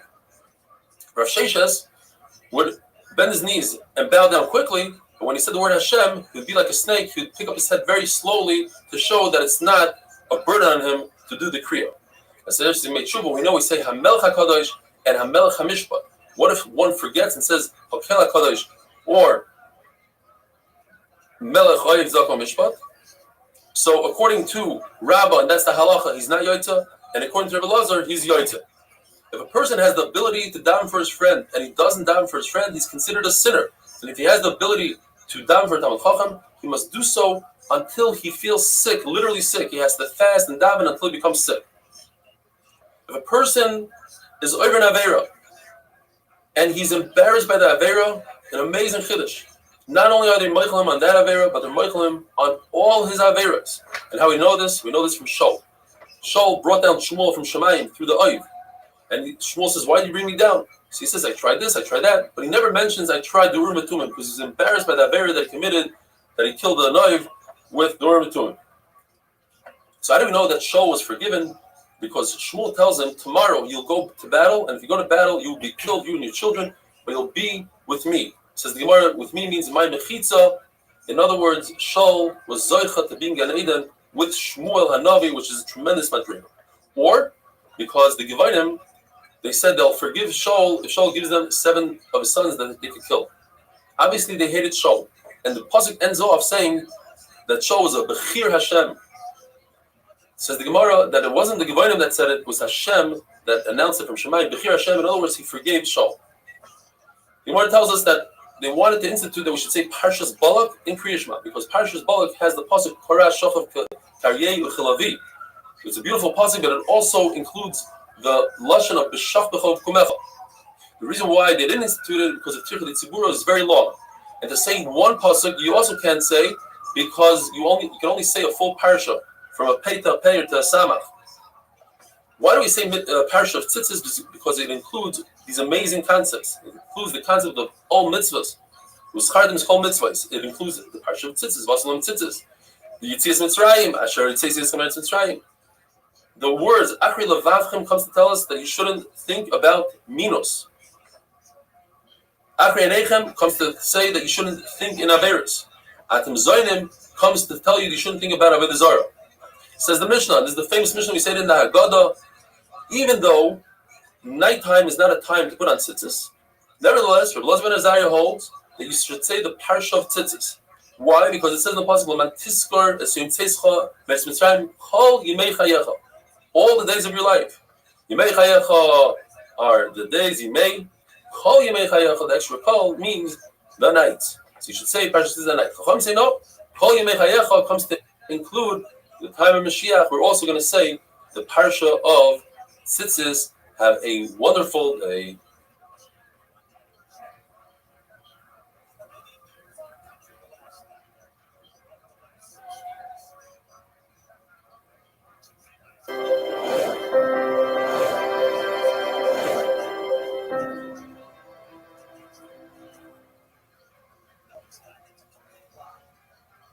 Bracha is Daf Yud Gimel. The Gemara tells us that once Mashiach comes, we're not going to be mentioning the Geula from Bavel, Paras, and Madai, but we will be mentioning Mitzrayim, though it's slightly muted compared to how we mention it today, because the main focus is going to be on the Geula from Gog and Magog, as the pasuk says. Hineni Oisa Chadasha. I'm going to give you a brand new Geula. It's going to be so large that you're going to forget about the other Geulas. And Mashal, a person bumped into a wolf, and he has a great story to tell over to his friends. He bumped into a wolf, and he was safe. Later on, he bumps into a lion, so he forgets about his first story and tells him the second story about the lion. And after that, he bumps into a snake, forgets about the other two stories, and all he tells people is how he was saved from a snake, he defeated a snake. Klal Yisrael is going to be so busy with the Geula of Gog and Magog, they're going to forget about all the other Geulas that they had. We know because Baruch Hu changed Yaakov Avinu's name to Yisrael. It's a mutter to call him Yaakov. We see we do that every day. The answer is because HaKadosh Baruch Hu himself called Yaakov Avinu Yaakov after he changed his name. So there's no Isser. However, when it comes to Avram Avinu, the Torah tells us, do not call him Avram. Therefore, his name was Avram, which means the father of his nation. Avram means the father of all nations. There's an Isser right, so Allah v'na'aseh to change his name and call him Avram. What about Sarah? Her name was Sarai, princess of her nation, Sarah, the princess of all nations. The Gemara tells us that HaKadosh Baruch Hu told Avraham Avinu, this is what you need to call her. But he didn't tell. What's new?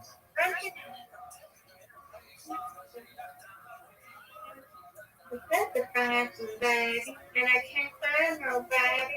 And I'm trying to dive into the interesting talking to me. I'm big, however. Okay, so are you able to find anybody? Everybody wants to be posted here. I don't want to be a poster. How do you get to touch somebody? Where you go to Papa or Explore? I forgot. On Big O?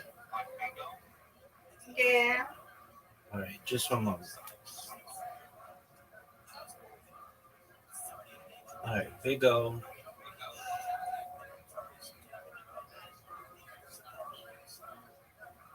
I don't even have it downloaded anymore. Let me download it.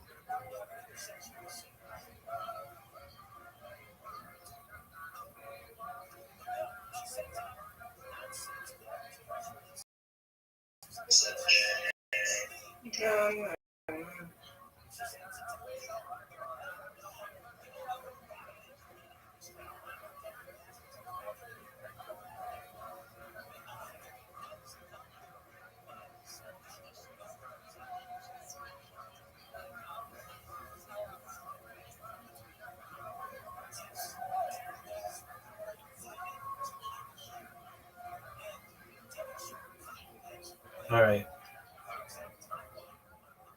Mhm.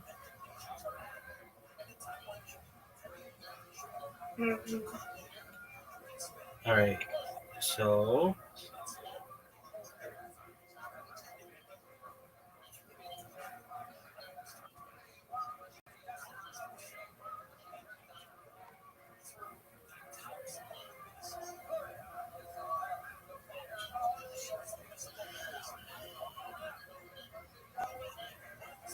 okay. So go to parties, Party. Yes. A party. and then find someone who you like. I don't know who you like, Okay. There's somebody who I like. Okay. and then go in their room Okay. and talk with them. Okay. Thank you. You're welcome. Oh, somebody in there. Ooh, it's big.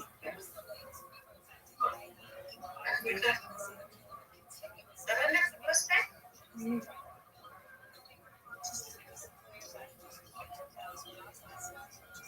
You said, yeah, period is the and that's the haunted color, right? The haunted color.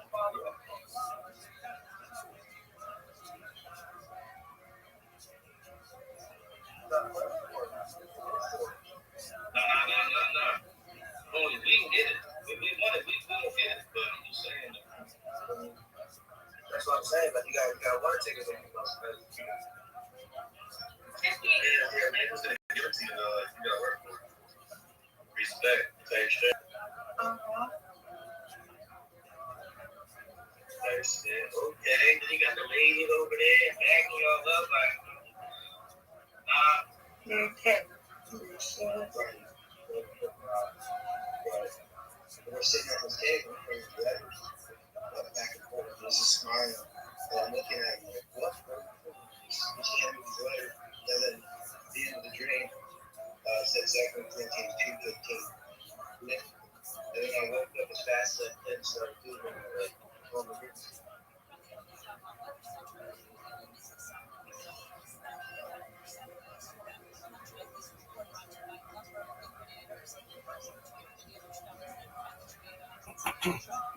God.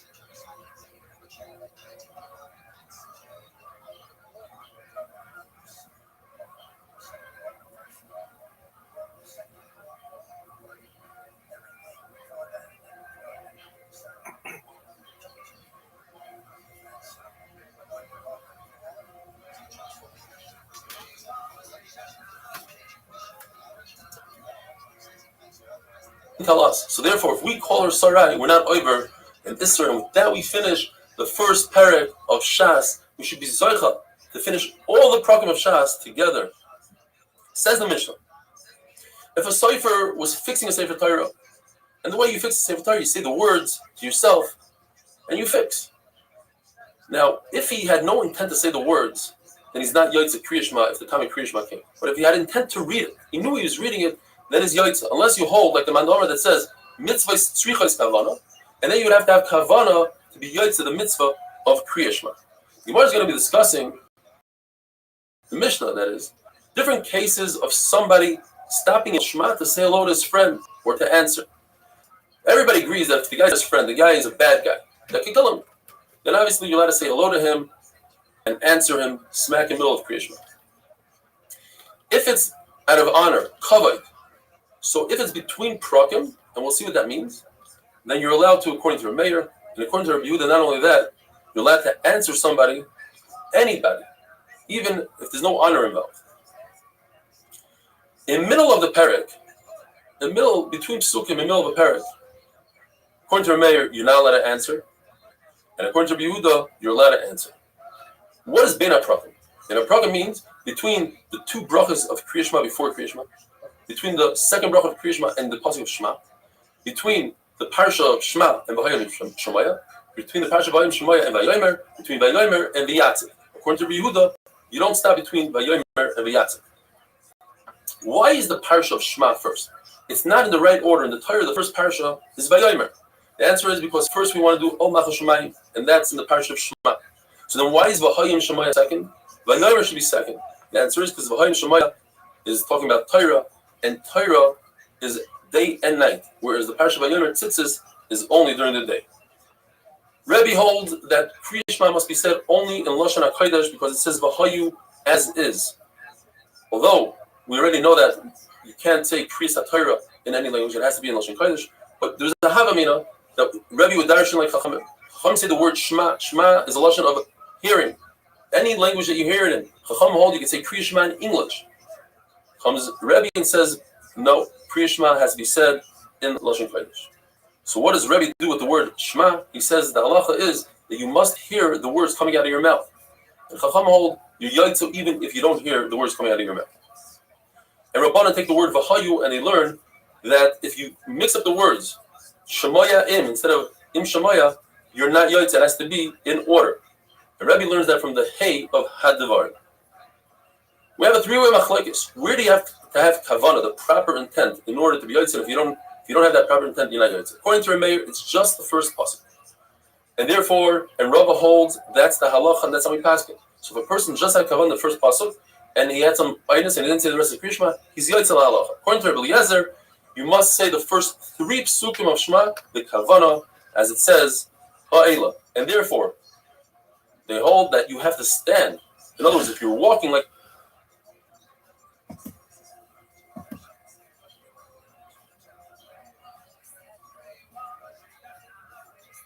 your side over.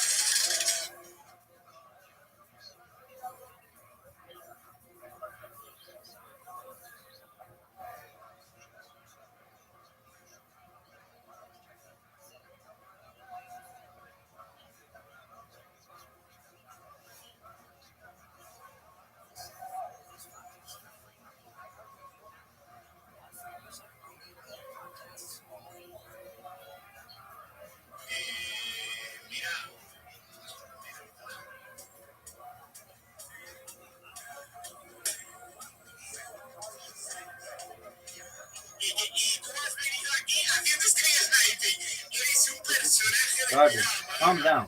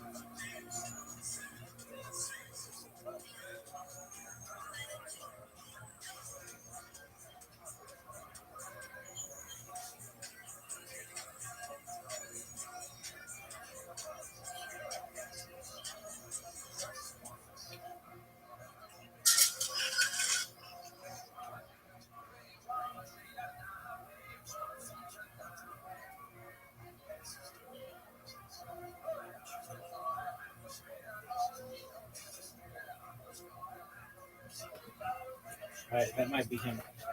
Might not be. Nobody knows. Hi, why you spam on my channel? Why not, baby? Like Basilo. You ask This guy's talking jibber jabber. Nobody knows what that fucking blah blah blah blah blah blah blah. What your choice? You're awakened. You're awakened.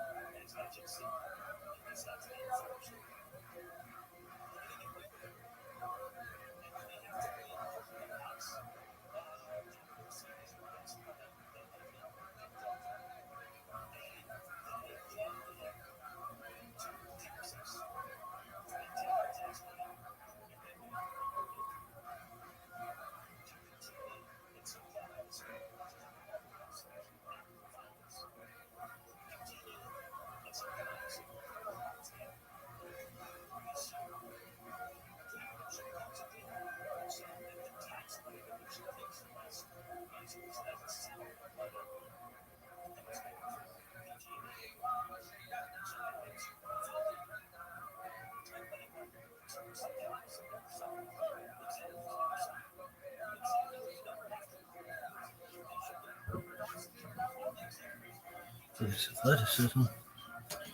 Look at this move.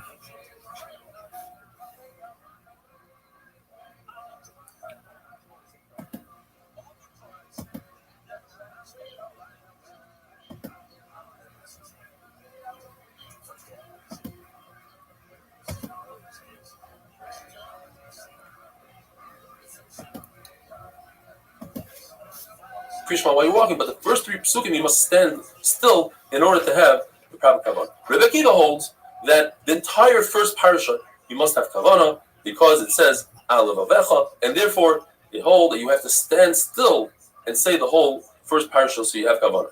Pasuk says Alav Avecha v'dibar tabam, that until that point you have to read it and have kavanah, but from that point on you could just read it without kavanah, and you're yotze. You should have kavanah, but if you don't, you're yotze. What about the fact that in the second parasha it says Alavavchem l'daber bam? Seemingly you have to have kavanah. So you want to know that comes to tell us the halacha that your tefillin sheyad should be opposite your heart. Rabbi Yosha holds that up until that point, Alavavchem, you have to have priya the kavanah, but past that point you have to have kavanah. And the words l'daber bam come to teach us that we're talking about Torah, and the pasuk is telling us, you must teach your children Torah so that your children can talk in learning. Says the Gemara in the pasuk of Shema, when you say echad, if you lengthen the dalet, it's very hard to do it as Ashkenazi. It's easy to do it if you're at money. Then HaKadosh Baruch Hu gives you arichas yamim. Rav Ashi says as long as you don't say the ches really quickly, the ches has a comment. Echad. If you say quickly, it might sound like a shva. You shouldn't do that. Rabbi saw Rabbi Yirmiyah saying the word echad very, very long. So he said, listen, the only chiyuv you have is to think in your head that HaKadosh Baruch Hu is one in Shemayim, in the Aretz, and in the 4 ruchais. There's no need to be Meirach. Rebbe would teach his Talmidim Torah from morning to evening. He had no time to say Kriya Shema. He was actually putter from Kriya Shema. So what he would do is he would put his hand on his eyes and he would just say one pasuk, the first pasuk of Shema Yisrael. And his machlek is whether or not later on Rebbe would repeat the entire Kriya Shema. We know one thing. We know that Rebbe would say over to his Talmidim every single day, would talk about Yitzias Mitzrayim. Either because he wanted to be Yotzei Yitzias Mitzrayim, or he wanted to be Maskir Yitzias Mitzrayim in the proper time. Have a wonderful day.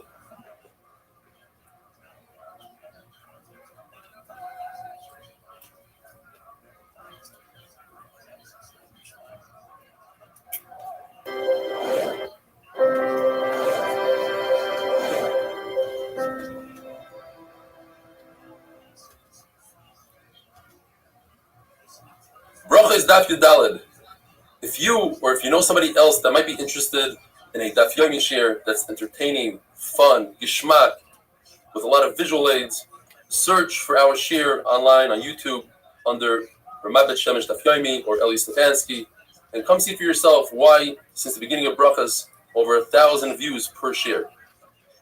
We learned in the Mishnah that there are certain situations where you're allowed to ask or tell somebody hi, say shalom to somebody, and answer him. Says the Gemara, if you could do that in Kriya Shema, then certainly you could do that in the middle of Hallel, which Hallel is only the Rabbanan, and Kriya Shema is the Raisa. Although Hallel is a Persuming Nisa, nevertheless, you can compare it to Kriya Shema. Now, the Gemara qualifies that. If you're saying a Hallel Shalek, meaning on Yom Tov where you have to say a full Hallel on Chanukah, then you could only say hello to somebody, Beina Prokim, between paragraphs, and not in the middle of the paragraph. However, if you're saying a half a Hallel, like on Rosh Chodesh, Chal Moed, then you could say hello to somebody, you could answer them in the middle of the paragraph. The fact that Rav Ina didn't answer to Rav Bar Shava was because he didn't think he was chashuv enough for him. It wasn't an issue of kavod here.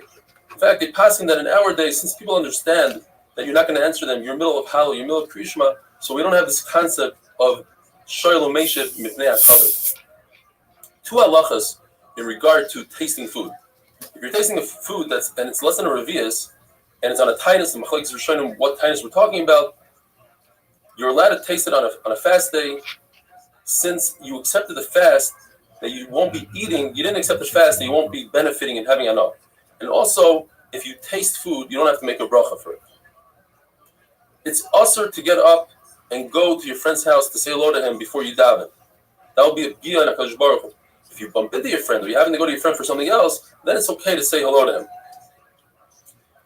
It's also lazis chafotzav. You're not allowed to take care of business or your personal things before davening. Now, I venture to say, and this applies to me as well, it's probably also to look at your emails and WhatsApps, etc., before davening. The Gemara says an amazing thing, though, that if one has been talking to HaKadosh Baruch Hu, he says, you know what, I'll take care of my business after davening. HaKadosh Baruch Hu HaKadosh Baruch Hu takes care of his business.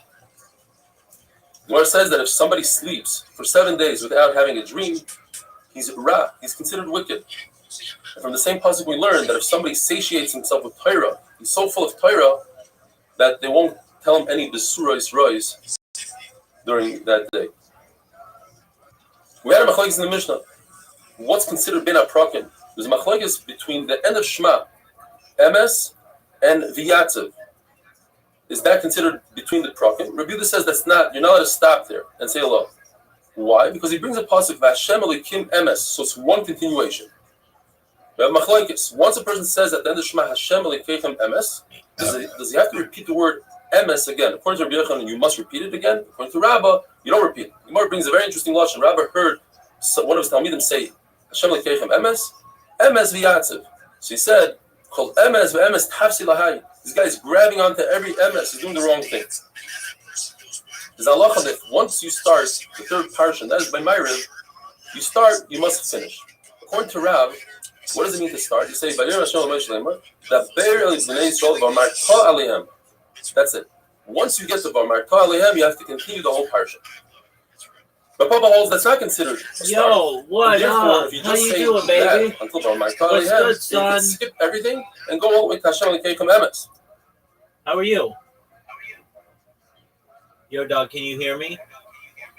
How's your day going? Do you speak English? It's okay if you don't. Yo, Sackbridge. How you living, dog? How are you? Sackbridge, how'd you find out about me, son? Sackbridge, hello. How's your fantasy football team going? Who's your favorite Supreme? Let's find out all about you, big dog. What's good, son? Do you speak English? If you don't, I can translate. Just let me know. Yo, dog. Yo, dog. Sackbridge. Sackbridge. Sackbridge, you slinging dick like it's going out of style, son? What's good, dog? Sackbridge, we've been waiting on you. Everybody loves you, dog. Sackbridge. Sackbridge, are you there? Sackbridge. Sackbridge. Sackbridge. Sackbridge. Dog, Sackbridge. Everybody's been waiting on you. Dog. Sackbridge. Sackbridge, how you living, pimp? Did you dive in today? Did you study the daf? That's okay. No one cool did. Psych. I did both because I'm sick as fuck. Yo, dog, how are you? Sackbridge. Remember that time they taught you in school? They're like, if somebody says hello to you, it's polite for you to say hello back. Is your microphone not working? That's cool. If it's not, blink twice if you need help. Are you slanging dick like it's going out of style? What's good in the hood? Are you damn well near perfect? Dog, what's good? Sackbridge, I like how you're like this in your picture. It's sick. Sackbridge, did you know that I had an Israeli woman in here today and I thought she was a man? And I asked her if she had davened and she didn't know what I was talking about. And then I asked her where her tefillin was. And then she said, well, in Israel, we say tefillin. And I was like, well, that's cool, woman. Everywhere else, they say tefillin. And I was like, where's your tefillin? And she's like, what tefillin? And I was like, the tefillin they gave you on your bar mitzvah. And she's like, I'm a woman. See, if you didn't know, we don't give tefillin to chicks. Anyway, I didn't know. She had a deep voice, but not so deep that I thought this woman was a boy, and I was going to throw her out because I didn't think she was 18. But then it turned out that she was a 23-year-old woman. Anyway, Sackbridge, what's good with you? I like your picture. You're like, hey, everybody, my name's Sackbridge. I found out about Rabbi from Twitch. Did you find out about me from Twitch, dog? Sackbridge, I'd love to tell you all about myself, but I'm not going to do my spiel unless you tell me that you're like there. Sackbridge, are you there? I'll send you a message. I'll say hi. I'm sending you a message, Sackbridge. Hi. I just sent you a message. Oh, dude, you're real. How are you? How are you? You can speak. Okay, I hear you. Okay, well, here we go, Sackbridge. Well, let me ask. Did you find out about me from? How did you find out about me? How did you find out about me? Oh, you found out about me from Kick. Okay, very cool. Do you not speak on a mic? Do you not speak? Nah. Okay, I totally get it. Let me tell you all about myself. Firstly, apologies for any spam that you may have gotten. Are you a streamer? I take it you're a lurker. Is that correct? You lurk? Like you're just a viewer? And that's cool if you are. Very cool. Okay, I'm Rabbi Rothschild. I stream my life 24 hours a day, 7 days a week, 365 days a year for world peace. I've been doing so for more than 3.5 years. My streams go back to the pandemic. We've seen the death of a queen, the birth of AI, the coronation of a king, and everything in between. I am someone who thinks that data is very important, and I'm not the only one. The Economist magazine stated that data, specifically human data, was Earth's #1 resource, more valuable than food, water, gold, air, everything. Data overtook petroleum in 2018 as Earth's #1 resource, and I have more human data on the internet than any person ever, which may make me an influential person someday. And if that happens, my friend, I'm going to make you, your friends, your family, all very wealthy. I'm going to make sure that you become independently wealthy if you're not already. I'm going to make sure that you have generational wealth, and I want you to be able to start charities and philanthropic organizations of your own. How does that sound? When will that happen? Sooner rather than later, perhaps by the end of this year. I have over 20 simultaneous YouTube accounts going right now, and I've got a whole bunch of robots, some of which you've encountered. And the more and more people find out about me, the larger and larger my reach grows, and the more people who think what I'm doing is really cool. This is like a time capsule of human society. We've seen the death of a queen, the birth of AI, the coronation of a king, and everything in between.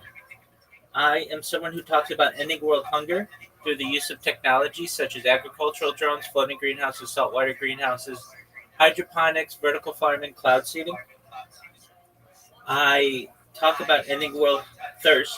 I'm sponsored by a cryptocurrency that's worth about $100 million. And one of the things that we do is we build wells in developing nations like Nigeria to be able to help the less fortunate. I am someone who is an advocate for the LifeStar program and most importantly, desalination technology, where we pump Earth's seawater onto land to make it drinkable. How much do I make in a day? It varies. It's not a whole lot of money. How do I make money? I'm a certified project management professional. I've launched apps on the App Store and Google Play. Made some income from that. Additionally, I've had major contracts with Fortune 100 companies, six-figure contracts, more than $30. It's enough. It's enough for me to be able to live my life.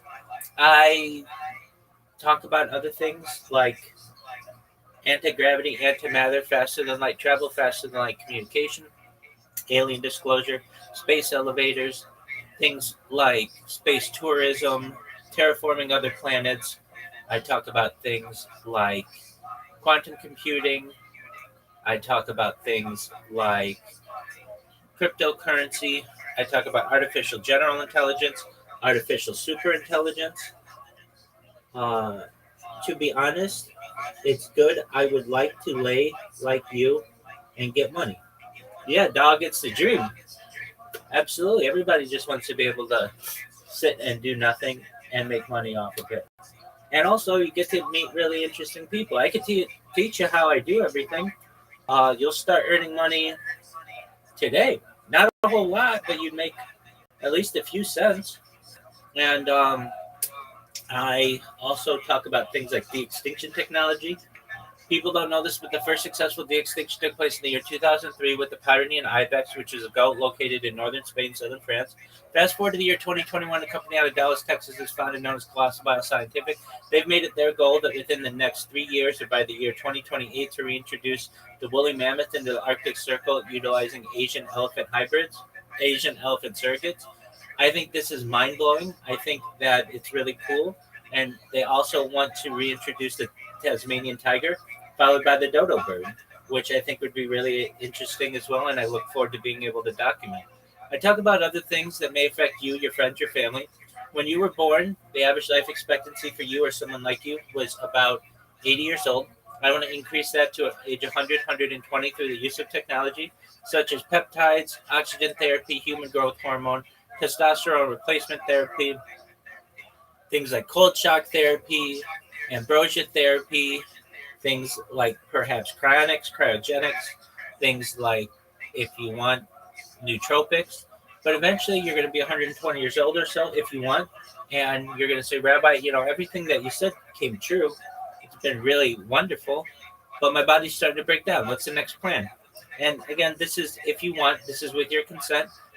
You can utilize something known as mind uploading technology, where, again, with your consent, we scan your brain into a computer like a CAT scan or an MRI, knowing where every atom is in your central nervous system and your peripheral nervous system, for later download as an android, an avatar, a cyborg, a cybernetic being, a clone of yourself, a robot, an ethereal being, whatever you want to be. But essentially what I'm saying to you is that you may have a future of digital immortality. How can you make money like me? Well, it's really multi-streaming, and so you need internet, which you already have, and you need like a computer or a phone or something, and then you need to create accounts, and so you create a YouTube account, a Twitch account, a Kick account, a Twitter account, an Instagram account, a Rumble account, all of those, and then you link them together, and then when you go live on one platform, you go live on all of them, and it allows you to, instead of communicating on just one platform, you communicate on up to like 33 different platforms. And people give you donations, and people, like some of them, like Rumble, just pay you to stream.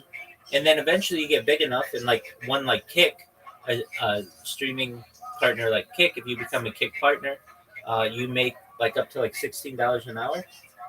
So that's enough for you to basically live on.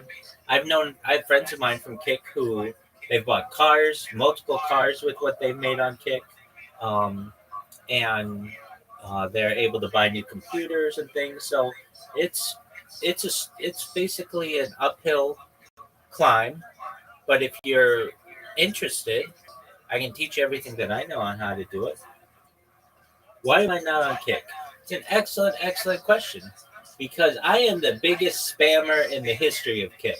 So I was on Kick, but I'm no longer on Kick. I have over 10,000 Kick accounts.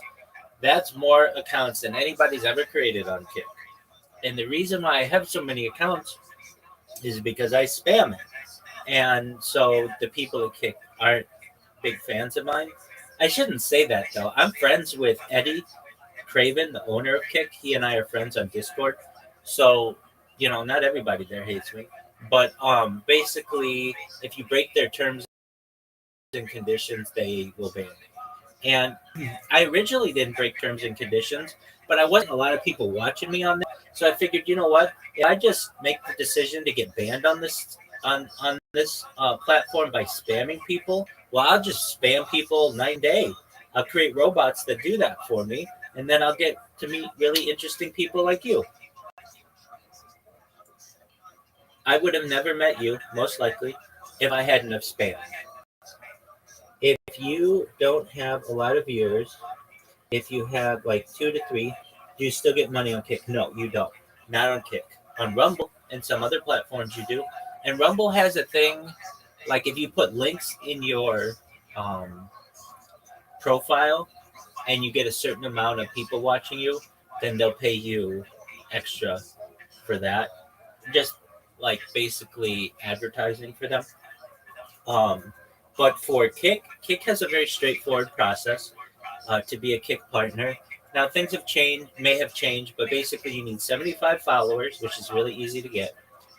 You need to be able to stream like 30 hours a week or something like that, and overall like something like 120 hours a month. And you need, this is the hard one, 100 simultaneous viewers. That's the tough one.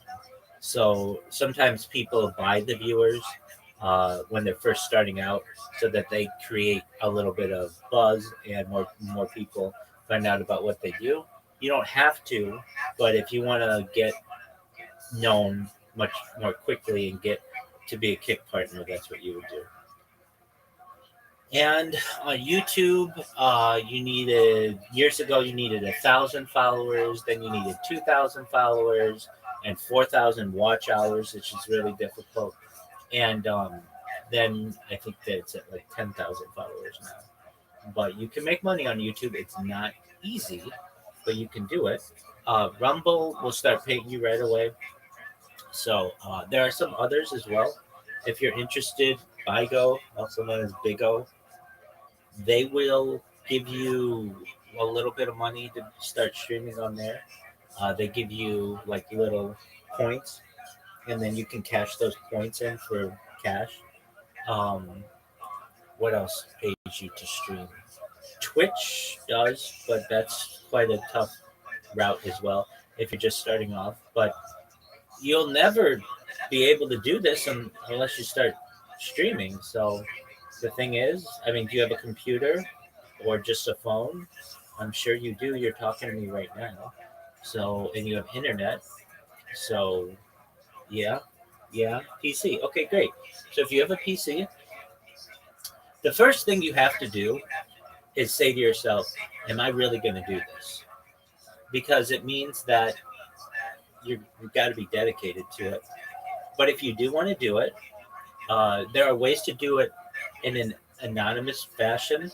So, like, it seems like you don't want to, you want to stay anonymous, which is cool.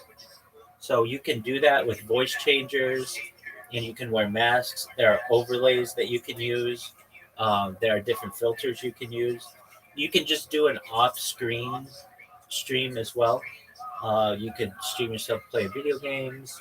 But if you want to have the biggest impact, you're going to find all of the big streamers generally are characters, and they're real people. But there are some that use that are off screen, and they use like avatars. So you could do that. Um, and then if you want to talk, you can use voice changers. Or if you're fine with talk, like some people are fine having their voice on, but they just don't have their face on. That's absolutely fine too. You got to figure out what you want to do. And then you've got to say to yourself that there's a there's a future in this. The more and more we allow AI to grow, the less and less positions that there are going to be, including doctors and lawyers and all of those things. And once robotics get involved, mechanics and technicians, all of those positions are going to be taken. So influencer is one that can be done, and depending on your age, you might have 50 years that you could do this. And if you did it for 50 years, you'll be a very wealthy person at the end. It's all about drive. How much of that dog do you have in you? How much fortitude do you have? All right. Is there like a good remote job? I want to be a typist or something like audio transcriptionist. Yeah, there are those positions. So the best place to find those positions is through one of the career apps like ZipRecruiter, Indeed, Monster, Career Builder, and you take your resume and put it through AI, get it really strong, and then it's a numbers game. The more positions to which you apply, the better opportunity you have to get them. And you just have to say to yourself, I'm going to apply until I get a position. Now, there are remote jobs available for that, but you have to understand that that kind of position isn't going to be around that much longer. It doesn't have really great long term um, opportunities because very soon AI really does all that already. And so for someone to go out and pay someone to do it isn't that um, isn't that financially beneficial to them anymore. However, something that is, and you can do remotely, is video editing, which is similar because a lot of times people want. What do you think of iPhone reselling? It just doesn't have um, a lot of profit so easily by getting screwed on one iPhone. So let's say you buy 10 brand new iPhones or whatever.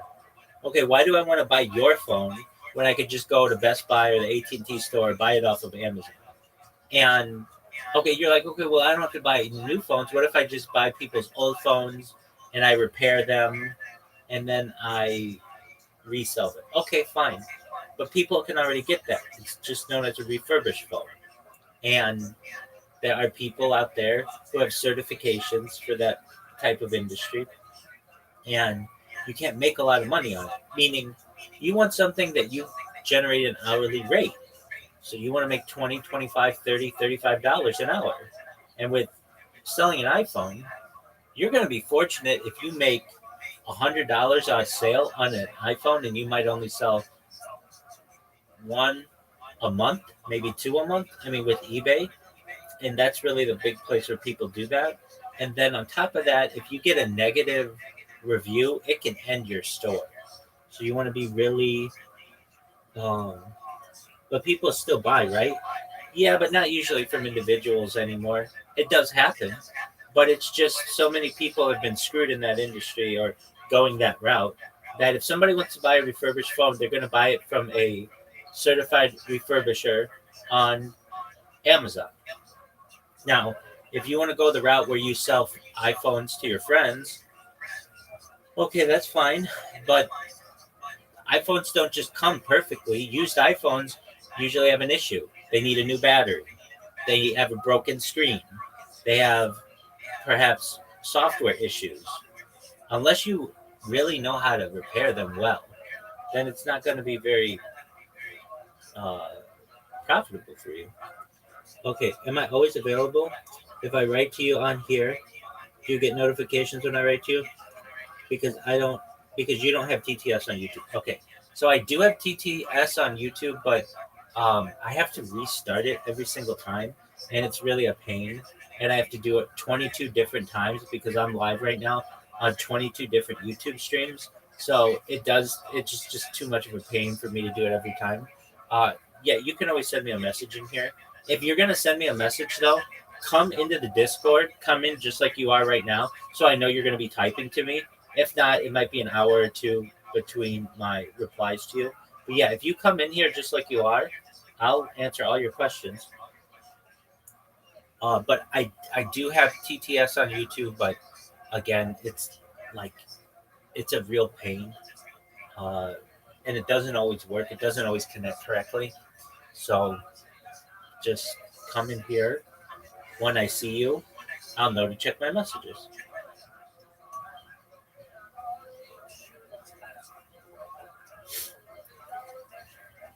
There you go.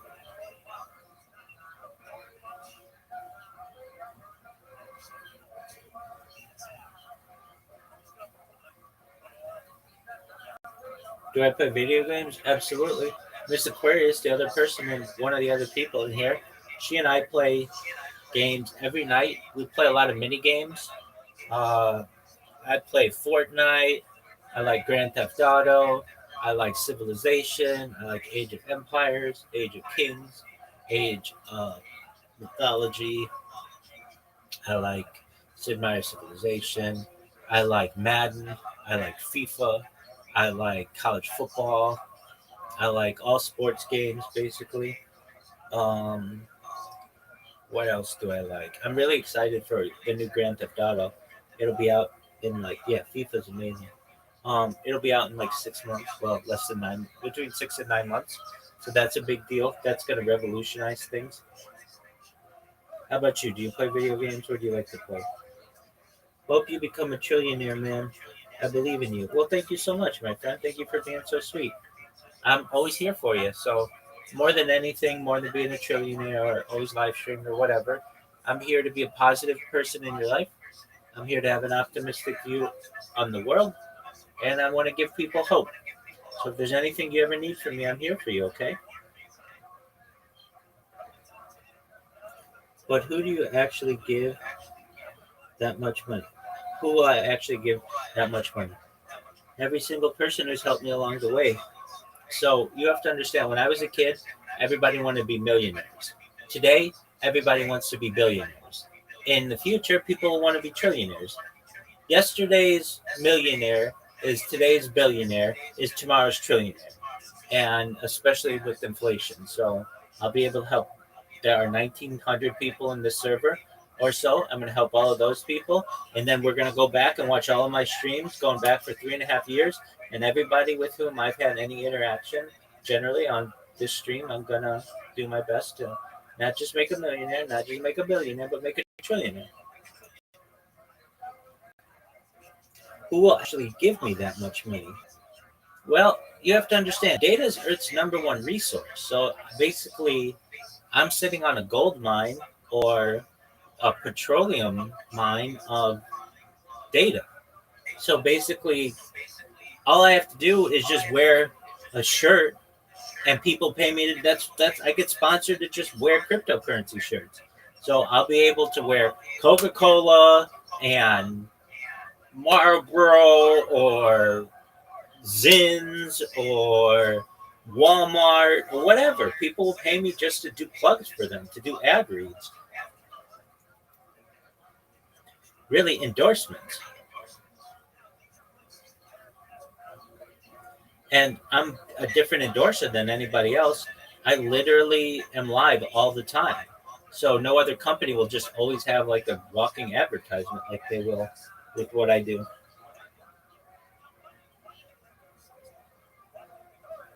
You remember Jushufovic from YouTube? That's you. Well, amazing, dog. Well, let's make sure to remember that person. And yeah, it was a long time. All right, well, that's cool. I do remember that name to some extent.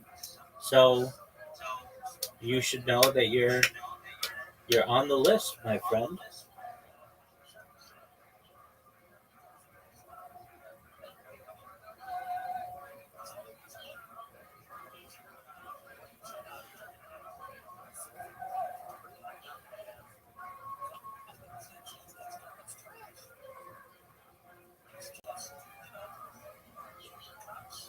Are you sure they will give you the money?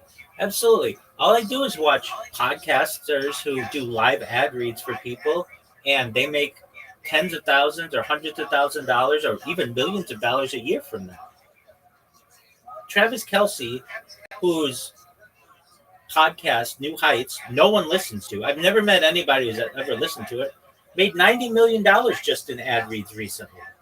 It's very easy to just sit there and be like, Walmart's the best place to buy all your stuff. Next. Honda cars are amazing. Next. Blue Chew will give you a boner. Next.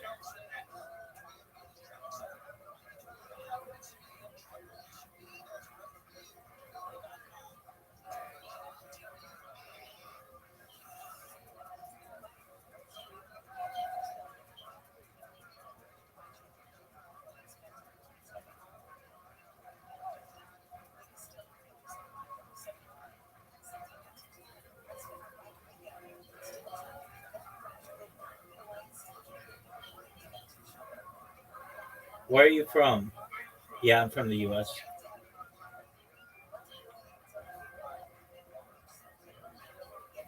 Word.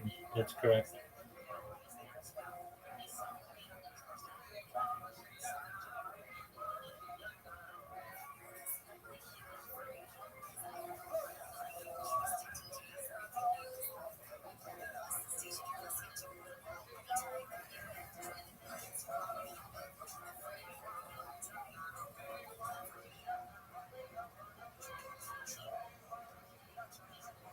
Hope you get the trillions this year.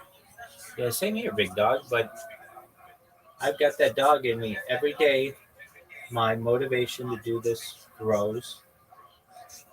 I never want to stop it. I love doing this. I love streaming my life. I love learning with people. I love interacting with people. This is my favorite thing on earth to do. I would like to do it where I could go out and spend hundreds of millions of dollars buying boats and stuff too, but I'd like to live stream that life as well.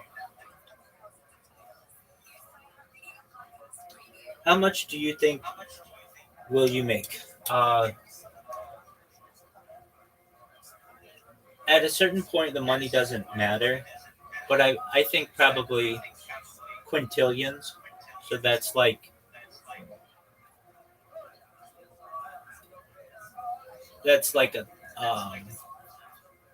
a million trillions.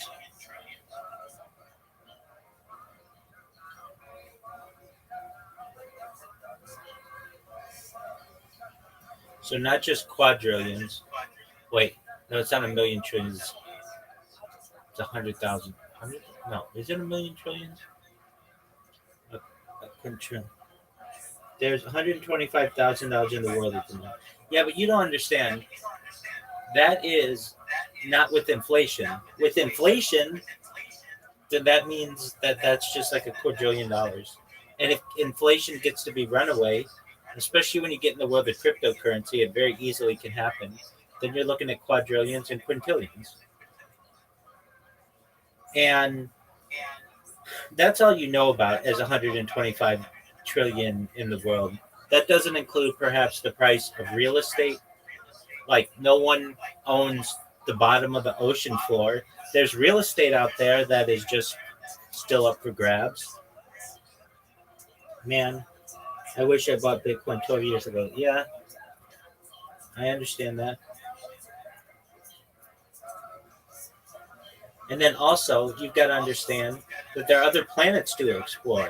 So that makes all kinds of new opportunities. There are new, moons and planets, and even perhaps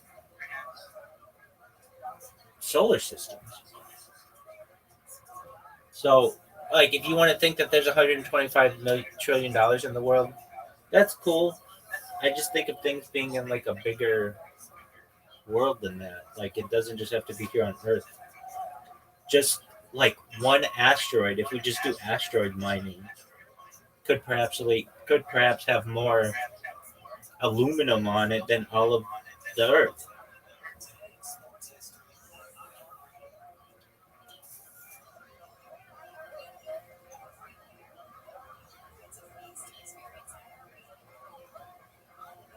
So your streams are going to be IRL live streams, buying car dealerships. Yeah, basically in yachts and traveling the world and giving away money to people and building schools, all that good stuff.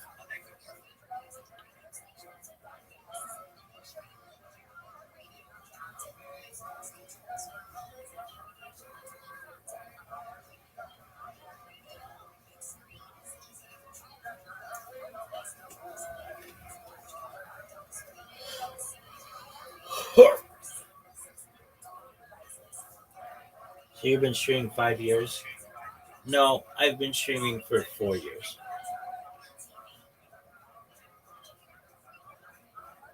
Although I have like 4.5 years of content, so almost 5 years. But I don't say that because that's a little more than I've done. But I am approaching my 4 year anniversary this fall, and I have about 3 months of data archived before that on SD cards. So basically, if you took all of my data 24/7, I've got like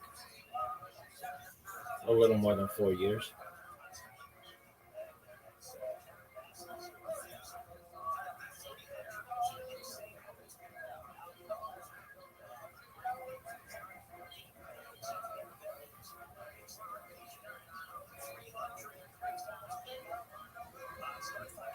Why didn't you get all the money 2024?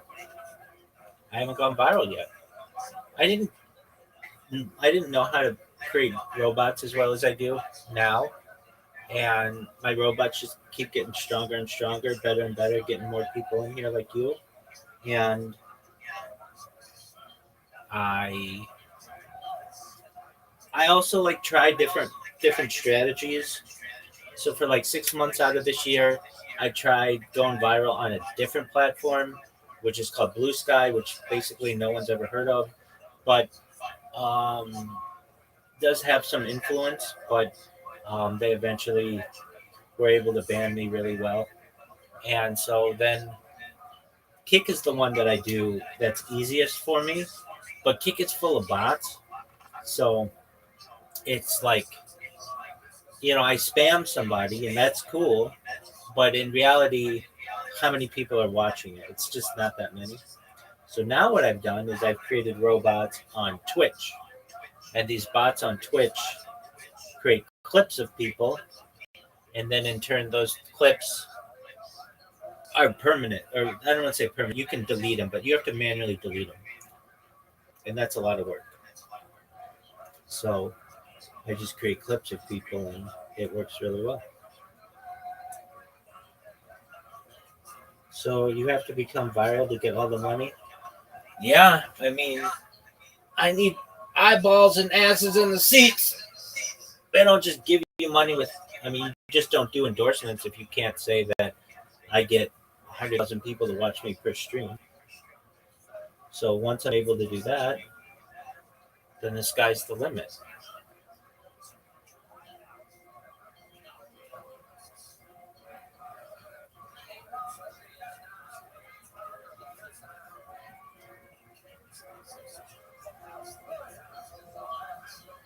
Yeah, I think you're right.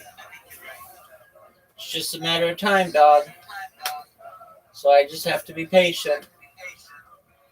But when it happens, it's gonna be amazing.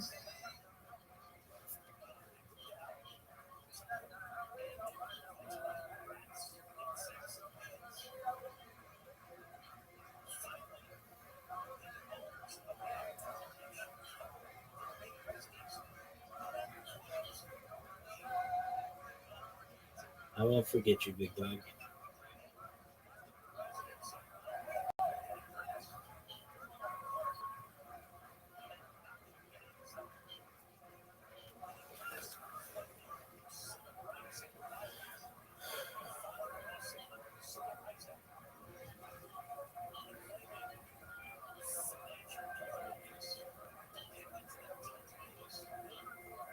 Shout out to Sackbridge. Yeah, no, I understand. So if you want to do remote work, a really good place to do it or find out information about it is the subreddit remote jobs. They just post them there, and you'll be able to get any job that you want basically.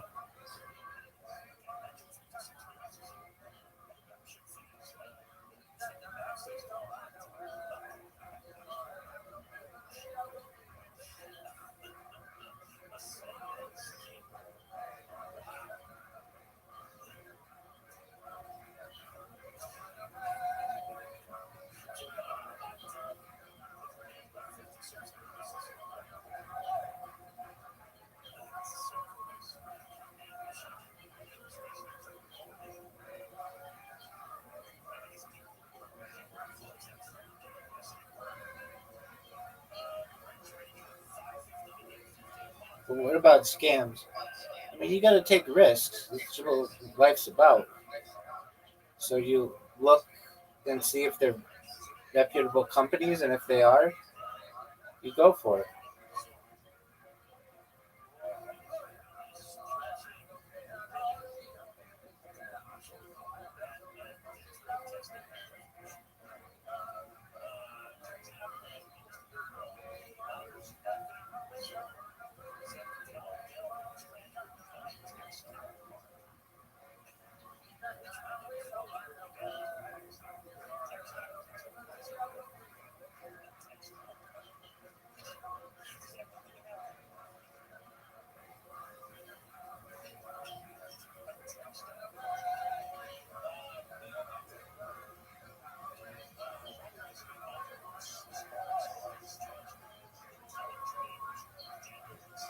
Love you too, big dog.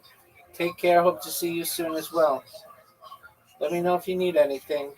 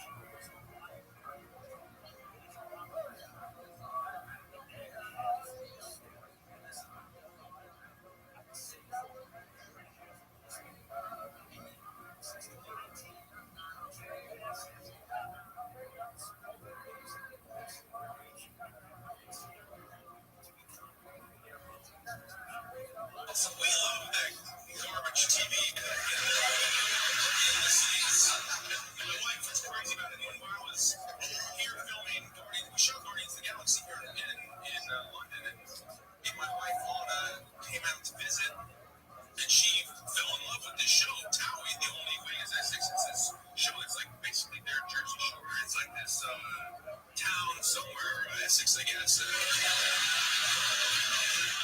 Are just like words, and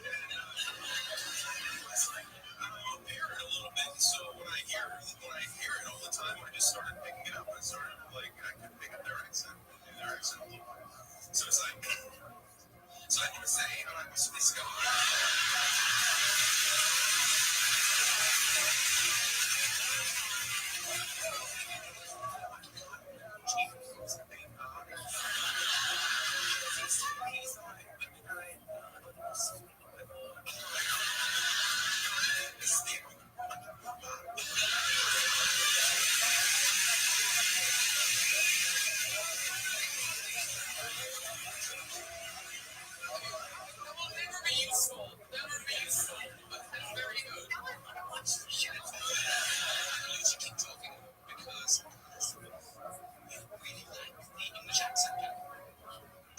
Yes, that is true. I think the English accent is rather sexy.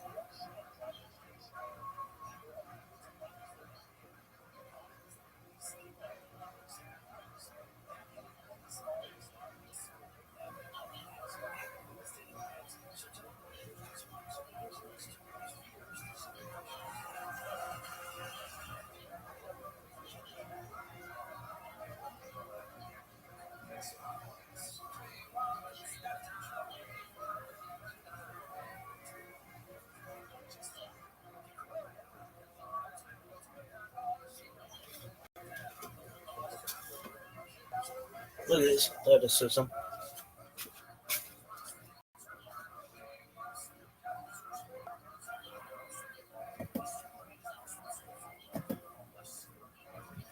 Look at this athleticism. Look at this move. Look at this athleticism. Look at this move. Look at this athleticism. Abai says that our minhag is you say the beginning of the pasuk, and therefore that creates a chiyuv for you to finish, and that's why you finish the entire parsha of Vayomer. Chiyuv Barav says that if you say the third parsha, then you're mechuyev to say emes v'emunah. But if you don't, and this is a ma'ariv, then you have to say, instead of the third parsha, you have to say moedem anachnu lach Hashem shotzisenu meretz Mitzrayim. You took us out of Mitzrayim with Yisrael v'Sabadim, and you redeemed us from slavery. V'asisa lanu nisim u'gvuris al hayam. And he did tremendous nisim for us on the water. And we sang to you. What did we sing to you? Micha Meicha Ba'ilim Hashem. And then you continue from that point on all the way to God Yisrael and then you say Shemon Esrei.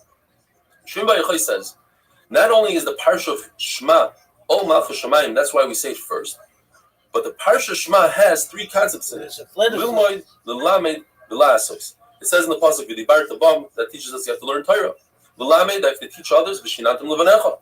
And Lasos to take action. Ukshartam, you put on tefillin, uksavtam, you write mezuzahs.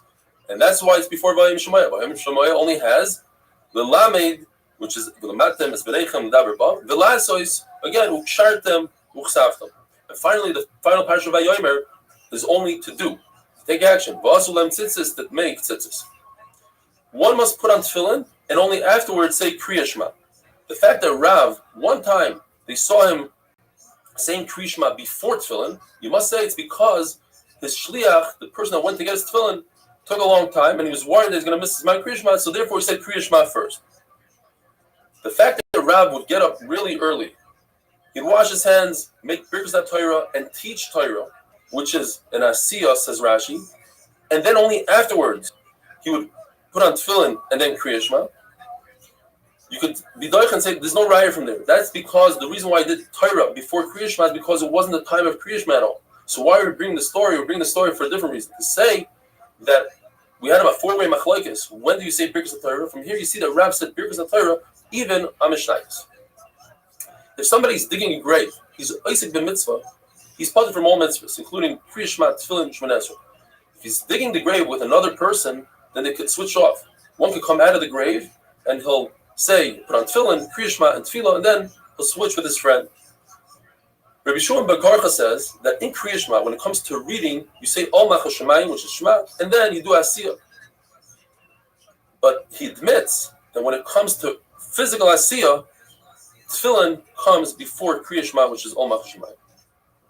A person says Kriya Shema without tefillin on, according to Ula, he's made Edus Sheker. He's testifying falsely because in Kriya Shema it says he should wear tefillin. And according to Rabbi Yochanan, you're not performing the mitzvah tikuna. You're not doing the mitzvah as it was meant to be. It's a mashal as if somebody brought a karban oila without bringing the mincha that's associated with it, or zvachim without nisachim. Have a wonderful day.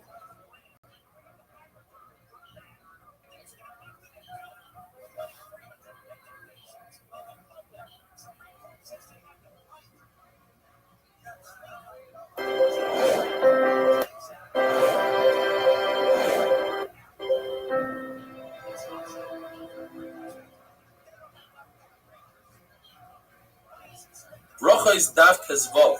Rabbi Yochanan says if one wants to complete the process of Ol Malchus Shamayim and do it in its entirety, he should first clean his body. In other words, go to the restroom, wash his hands, say Kriya Shema, put on tefillin, and then daven Shemoneh Esrei. If you do all that, it's as if you built a mizbeach and you will makrib a carbon on top of the mizbeach. It says Rabbah. Not only that, it's as if you were toivel in a mikvah. Rav Chisda used to curse those who would search for water before saying Kriya Shema, because Kriya Shema has zman, and you might miss the zman. Shemoneh Esrei, on the other hand, you have to look for water because the zman is much longer. You should look for water up until a parsa, which is approximately 3 miles in the direction that you're traveling. To go in reverse, to make a U-turn and look for water, when you know there's water, you're only mechuyev to go up until a mil, which is approximately 4,000 feet. The Mishnah says that if a person doesn't hear the Kriya Shema in his own ear, he wasn't mashmiya la'aznav, Tanakama, which is Rabbi Yehuda, says that he's yaitza, and Rabbi Yaisi says he's not yaitza. There's a very long sugya. It's almost complicated and brings in 5 different brises and rayas, and I'll try to make it very simple. Lamaskana, we have 3 shitas, 3 opinions. We have Meir, who's the most maker. He says if you don't hear what you're saying, whether it's Kriya Shema or different brachas, the Rabbanan, the Raisa, you are yaitza lechatchila. In other words, you could start out initially saying it without hearing it in your ear, and you're yaitza. On the opposite side, you have Rabbi Yossi, who says that when it comes to Kriya Shema, if you don't hear it in your ear, you're not yaitza, even after the fact. Then you have the middle shita. That's Rabbi Elazar ben Arya, who happens to be Rabbi Yehuda's. Rabbi Elazar ben Azariah says you are yaitza only b'diavad. But if you want to be yaitza l'chatchila, you should hear it in your ear. So you have these 3 shitas. How do these 3 shitas match up with the following 5 cases? You have our Mishnah that discusses Kriya Shema, and that's Doraisa. So in Kriya Shema, we're going to have all 3 shitas. You have Rabbi Meir who says you don't have to hear it in your ear. You only have to be mechaven because it says Alav Avecha, it's in your heart. You have Rabbi Yossi who says that you have to hear it in your ear because it says Shema. You must hear it. And then you have Rabbi Elazar ben Azariah, who's the middle shita. You should l'chatchila hear it in your ear, but if you don't, you're yaitza. And then we have a brayso that brings a person who's deaf, but he could speak, and he says a bracha on truma. One brayso says he's only yaitza b'diavad. That will be going according to Rabbi Elazar ben Azariah. Now the big question in the sugi is, how does Rabbi Yehuda fit in here? The Gemara tried to say that perhaps he says like Rameir, that you yaitza even without hearing it. Maspanas Sugi, it seems like Rabbi Yehuda holds like his own Rebbe, Rabbi Elazar ben Azariah, the Yevad yaitza. So this brayso that says that you're yaitza if you're deaf and could speak, you're yaitza only with the Yevad when you play Truma, the bracha Truma, which is the Rabbanon, goes according to Rabbi Elazar ben Azariah. There's another brayso when it comes to a deaf person who could speak, and that's Restream ben Paz, who says that you're yaitza even l'chatchila. That must be going according to Rameir. And then you have the halacha of Birkas Hamazon. Birkas Hamazon is the Oraisa.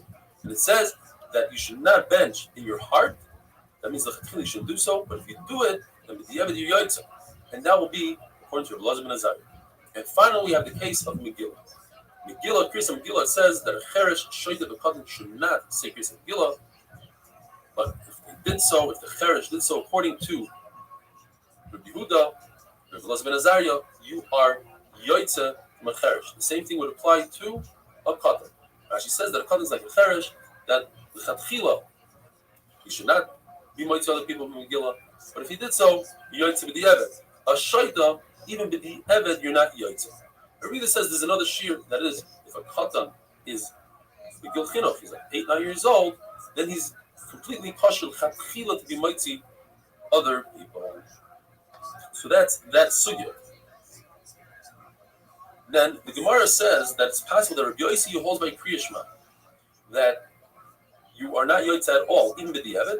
He could agree by the Rabbanans, by let's say Truma and a Cheresh, by Megillah, that you are yotze b'diavad.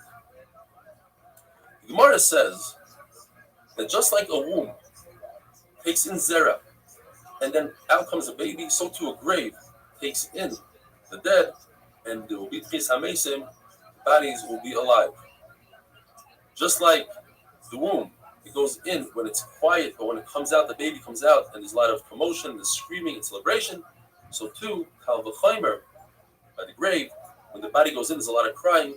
When the body comes out alive, at tchis hamesim, there's going to be a huge celebration. This is the source for tchis hamesim in the Torah and the Nevi'im. It says in the pasuk, just like a river to take a person out of his tuma and make him tar, so to the ha'alim, referring to the Beis HaMedrash, to take a person and take him out of choiva if he has averos and bring him into schus. We learned in the Mishnah that if a person said Kriya Shema but he wasn't medaktik, what does that mean? He said all the words, but perhaps two of the words. The Gemara gives examples where the end of one word ends with the same letter as the next word begins, like al levavecha. They both, al ends with a lamed and levavecha starts with a lamed. If you say it quickly, it sounds like al levavecha. With al, you're supposed to stop in between. As you'll see in the Sidurim, there's a stop between all these words. And we learned that from the Lemadita, to be limud tam. Gemara brings another example like Isab B'sadcha, 2 bases. Va'avatem mehera, 2 mems. And Taisa brings down also the V'chara af. If you say it quickly, it sounds like V'chara af. So you should make a stop. V'chara af. And also Taisa talks about Tizkiru, which people are very makbet to say the Zayin Tizkiru, that it shouldn't sound like Tizkiru. If somebody is very careful with the way he says Kriya Shema, they will lower the temperature in Gehenna. And the Gemara finally says at the end, Uchsaftam, Ksiva Tama. There's a Havamina that perhaps you shouldn't have to say the instructions regarding Kriya Shema. How to put on your tefillin, how to write, how to do the mezuzah. Maybe you should only say the psukim that have to do with Yerushalayim. The Gemara says, no, that's only by a site that we take out all the instructions and we just put in the curses, because over there it says Alex. And there's no Xer Shava between site and our sugya, because it says Uksav Tam. It should be Ksiva Tama. Have a wonderful day.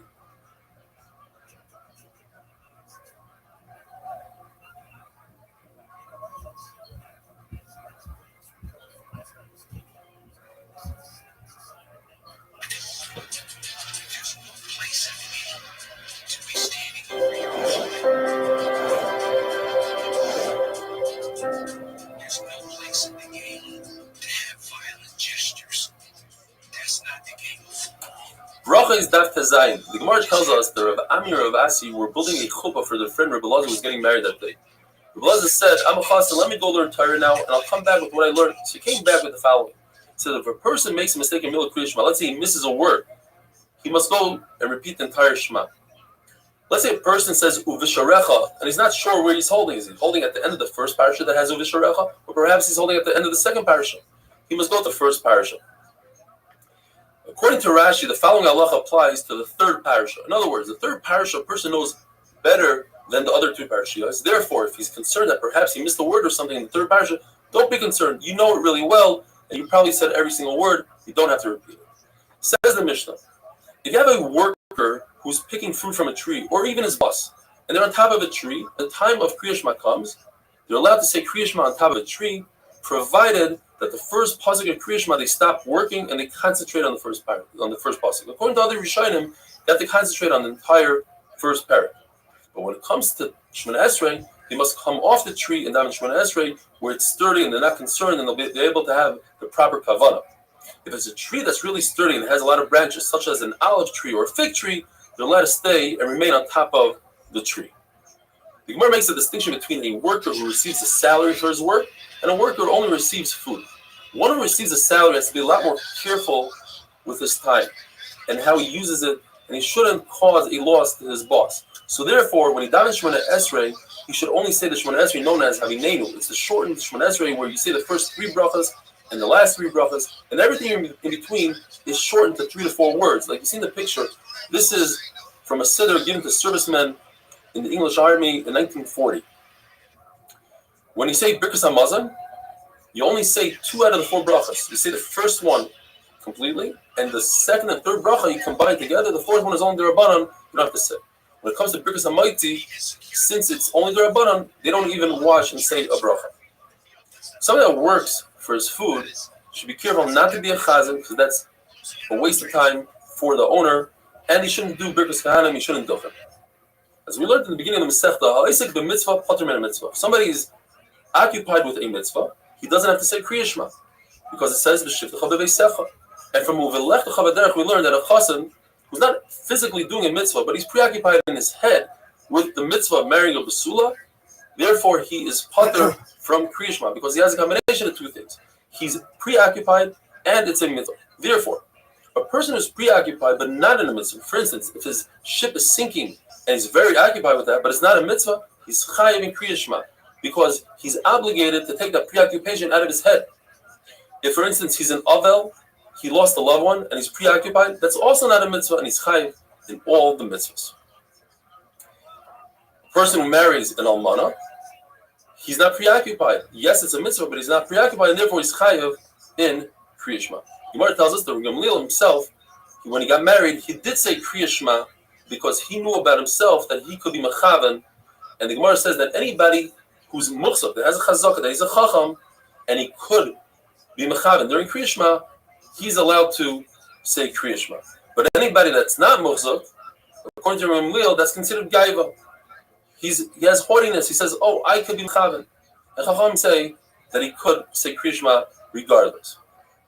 An aval who just lost a loved one is usher to bathe, unless he's what we call an istinus, somebody who's spoiled, he likes to take care of himself, and he's not bathing for enjoyment, but rather he can't live without it. And that is in a time that the isser of rechitza, of bathing oneself, is the Rabbana. Because the first day is the isser deraisa, but the first night, according to some, and after the first night, according to everybody, then it's only isser derabanan, and Rabbanan were makbid when it came to an istinus. If a person loses a slave, we don't stand in the rows that we stand in front of Avelim and say Hamakim Yenachim. We don't say Hamakim Yenachim, and we don't make the bracha of Rechava, which is by the Suda, the first Suda of Havrah. What do we say to somebody who loses a slave? We say Hamakim Yemalech Esreincha, like we do for any other object that one might lose. There's no hespedim that you give on a slave. According to Rabbi Yossi, if the Eved, the slave, was a kosher, he was a Talmud Chacham, then you could say, Oy ish toiveneman v'nehenem yigiyoi. Wow, what a great person he was, and he was trustworthy, and he was nehena. He worked hard, and that's how he earned a living. Chacham disagree, and they say, if that's what you say about a slave, what is left to say about any kosher Jew? And therefore, you don't say any hesped on a slave. You don't call a slave Mr. or Abba or Ima, which was in those days a way to call somebody in a nice way, unless this slave is a chashav slave, and then you could give him that kind of surname. We only have 3 avos, Avram, Yitzchak, Yaakov. We have 4 imais, and we don't have any more. In other words, you can't call one of the Shvatim Ruvain one of our avos, because the chashivas is up to 3 avos and 4 imais. Whoever is careful with Kriya Shema and Shemona Esrei, says the Gemara, he'll have Olam Hazeh and Olam Haba. And now the Gemara brings many different tefillos that the Amoraim and the Tanaim would say after Shemona Esrei in order to make the Shemona Esrei their own. And with time permitting, we'll go through most of them. Rebbe Lazar would say the following: Yiratzim Efonecha Hashem Elokeinu, that we should have a hava v'achva v'reis v'shalom. In other words, we should have peace and harmony, achdus, and we should have many talmidim, and that the future should show a lot of hope, and we should have Gan Eden, and we should have the Yetzer Tov, and we should wake up in the morning and find that we have Yiras Shamayim, and we should find all our needs. Rabbi Yochanan used to say, "Yiratzim v'nach Hashem Elokeinu," peek at our shame and see how hard we have in our life, and you should use Rachamim and Oiz and Chasidus, and you should give us graciousness, and you should use good and Invisun Osecha. Reb Zera would say, "Yiratzim v'nach Hashem Elokeinu." We shouldn't sin, we shouldn't be shameful. Reb Chia would say, our occupation should be Torah, and we shouldn't have pain in our heart, and we shouldn't have dim eyes. And Rav would say the famous davening that we say, Arish Chodesh, long life, Chaim Shal Shalom, Shal Taiva, Shal Bracha, Shal Parnasa, Chil Tzatzamayis, Chaim Sheyesh B'hem Yiras Chet. We should have Bushu Chlima, we should have wealth, we should have Havas Torah and Yiras Shamayim, and Chaim Sh'temal Alonis Kol Mishalis Leben Al Taiva. Rebbe would say, Yiratzim Ufanecha, Shetatzilenu Me'azi Panim. A lot of people insert that in the davening. Me'azis Panim, Me'adam Ro, Me'pegara. People shouldn't say terrible rumors about us. We shouldn't have bad friends and bad neighbors. Whether it's a guy or a non-guy. Even though Rebbe had guards, he would still say all these tefillas. And tomorrow, Mir Hashem, will continue with the rest of the tefillas. Have a wonderful day.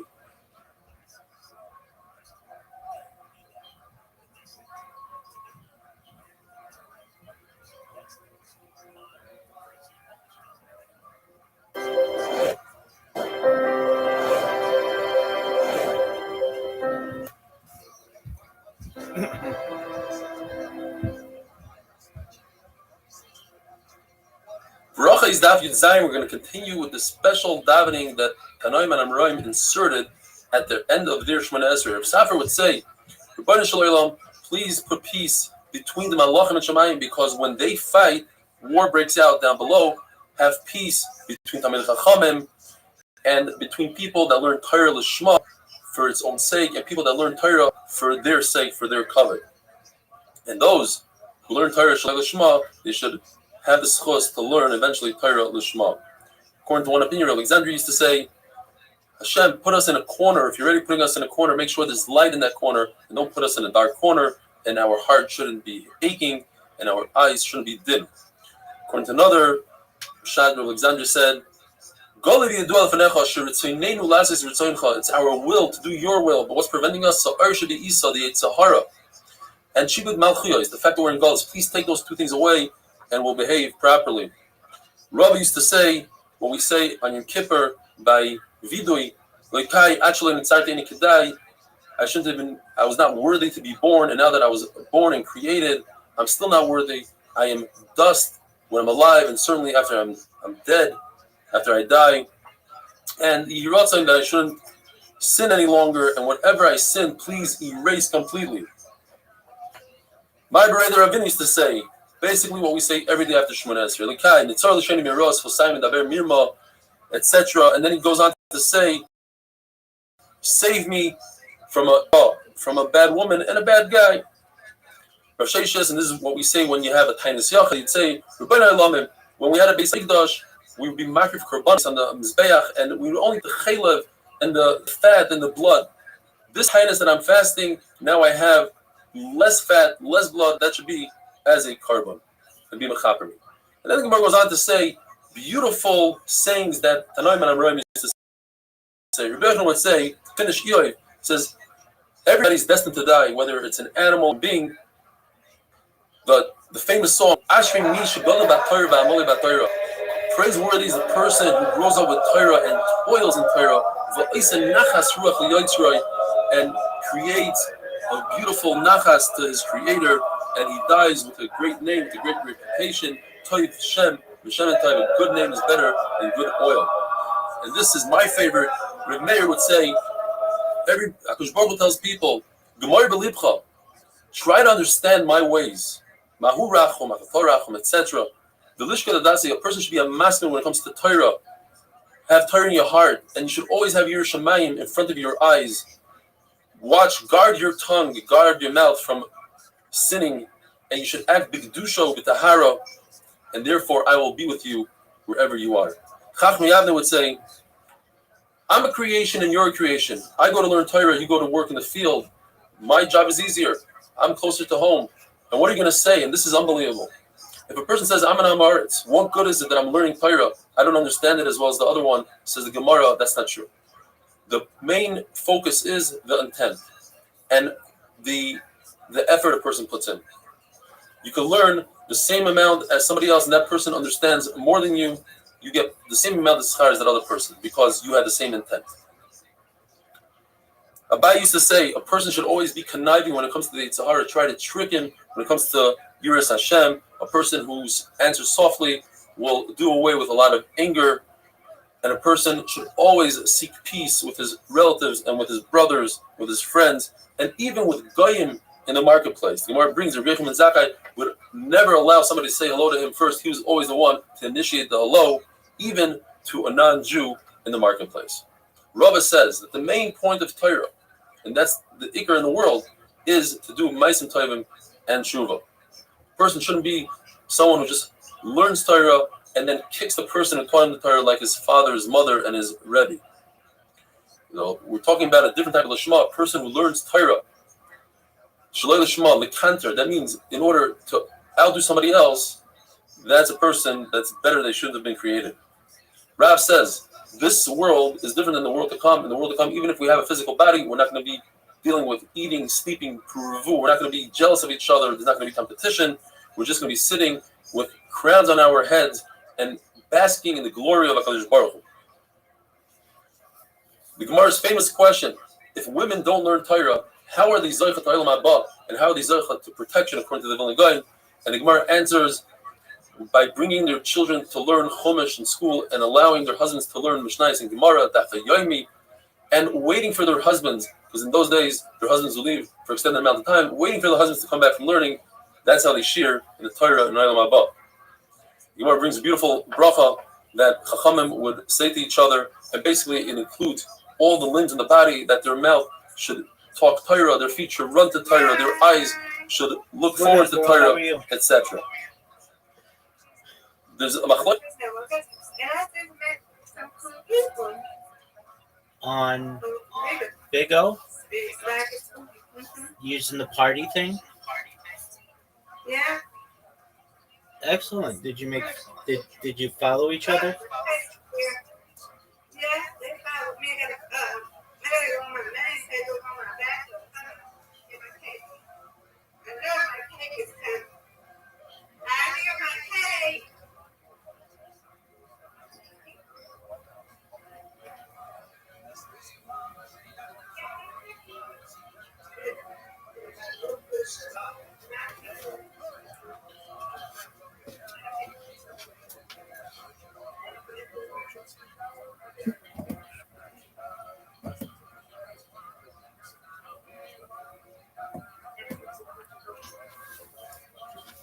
Somebody call me.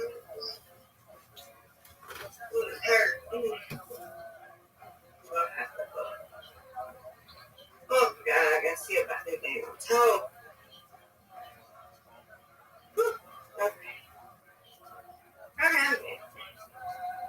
Yeah, I gotta go on my name page too. I got a back of the name. My name because one of these people in the box had gifted me. I ain't having it. I got a gift them. So sweet. So have you followed them back on your main page yet? No, I gotta go over there. I'm coming to do that. My best friend, not the one y'all have, but my other one, and my first one. My first best friend, my second best friend. That's who's getting married. But my first best friend had college. College, that's my different phone. And what it's able to do is detect objects like vehicles, persons, buildings, utilities, containers, trucks, gas tanks, diggers, solar panels, buses, probably more to come. But I just want to put this out here because this technology is available right now. It has been available. And this is just the latest version that was released today, January 2nd, 2020. you doing, Rabbi? Watching the game? No, that'll be on later. I am. Oh, yeah, I forgot. Sorry, yeah. You're good. I'm watching. Um, I'm on Reddit, but I'm also perfecting my Roblox. And I had somebody come in earlier today. They were really nice. All right, did you follow those people back? What people back? The people from Vigo. I just told you. Yes, I followed the host. I followed the people that followed me. But that girl didn't follow me back. Yes, I followed them back. Yes. Follow them. I gotta follow me back on my main page too. Okay. On my Have you followed anybody on TikTok? I know you said that you do, but I don't know if it banned you for 24 hours. Not banned you, but like delayed you for 24 hours or just a few hours. How many people can you follow at once? No. Because I haven't been on TikTok. I've been on Bigo. All right, we'll try it on Kick now. You got work to do, girl.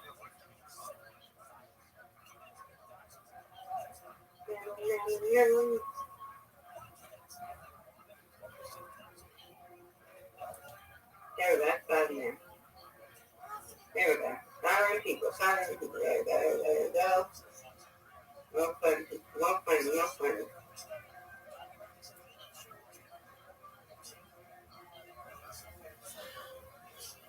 All right.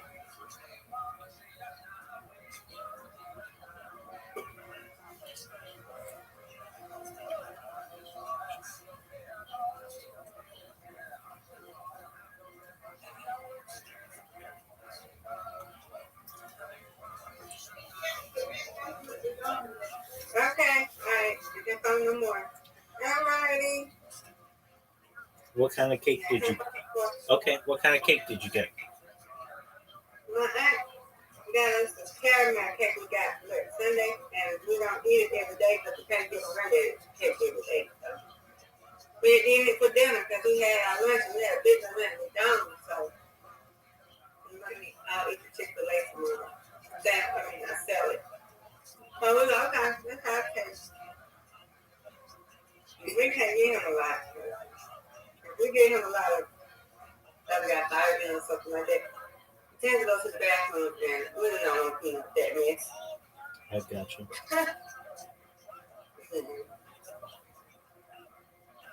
Well, caramel cake sounds wonderful. Yeah, you had it before? Not that I know. Caramel cake is good. I like caramel. You do? Oh yeah. It's got to be. It's up there with chocolate.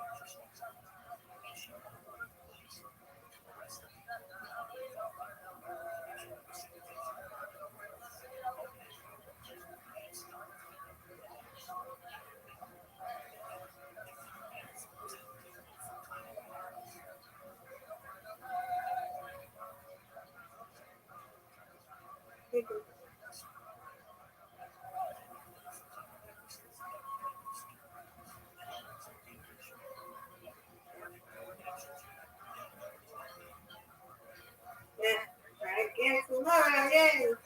We can get you some more. How many are you at now? I got 58 followers right now. All right. Well, that's still good.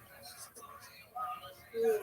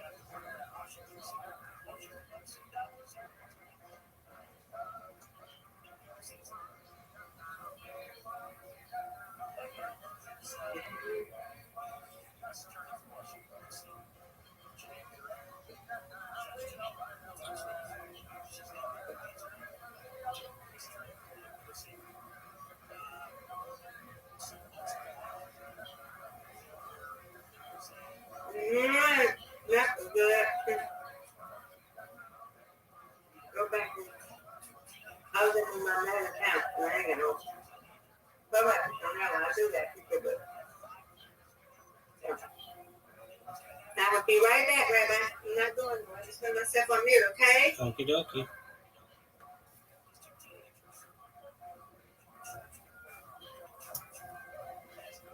Like is in the pasuk, Alufenu Misubalim. Alufenu means our leaders, Misubalim.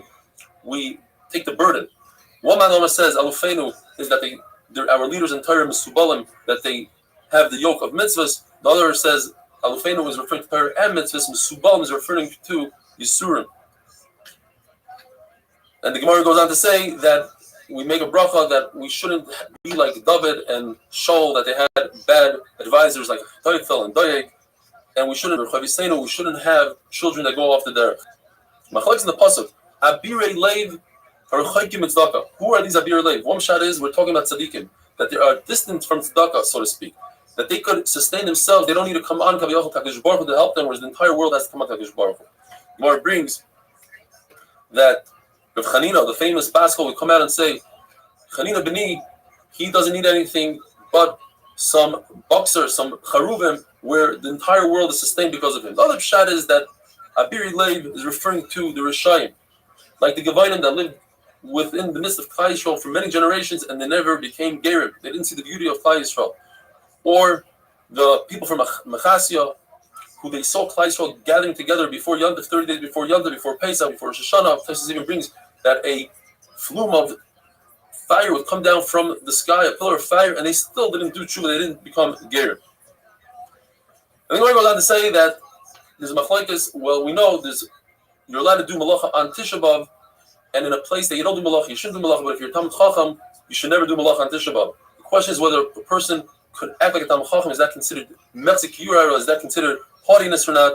The Gemara goes on to say that if it's obvious that you're doing it as you are, such as a Chassan who doesn't say Kriya Shema, everybody knows that he doesn't have kavanah. Why is he saying Kriya Shema? He shouldn't do so. On the other side, you could say, well, nobody knows what he's doing.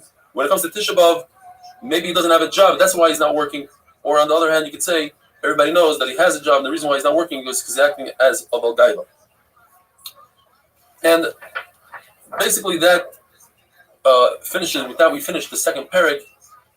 And the Mishnah says in the third parak, Misha Mesoy, if you have a deceased one, a loved one in front of you, you're probably from Kriya Shema, from Tefillin, from Shemona Esrei, and there's a machlokes in the Gemara whether the body has to be right in front of you, or even if it's not in front of you.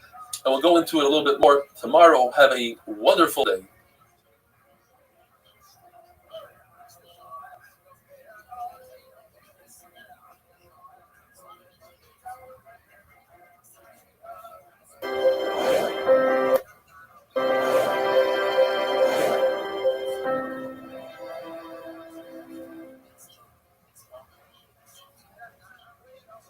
Brachas Daf Yud Ches.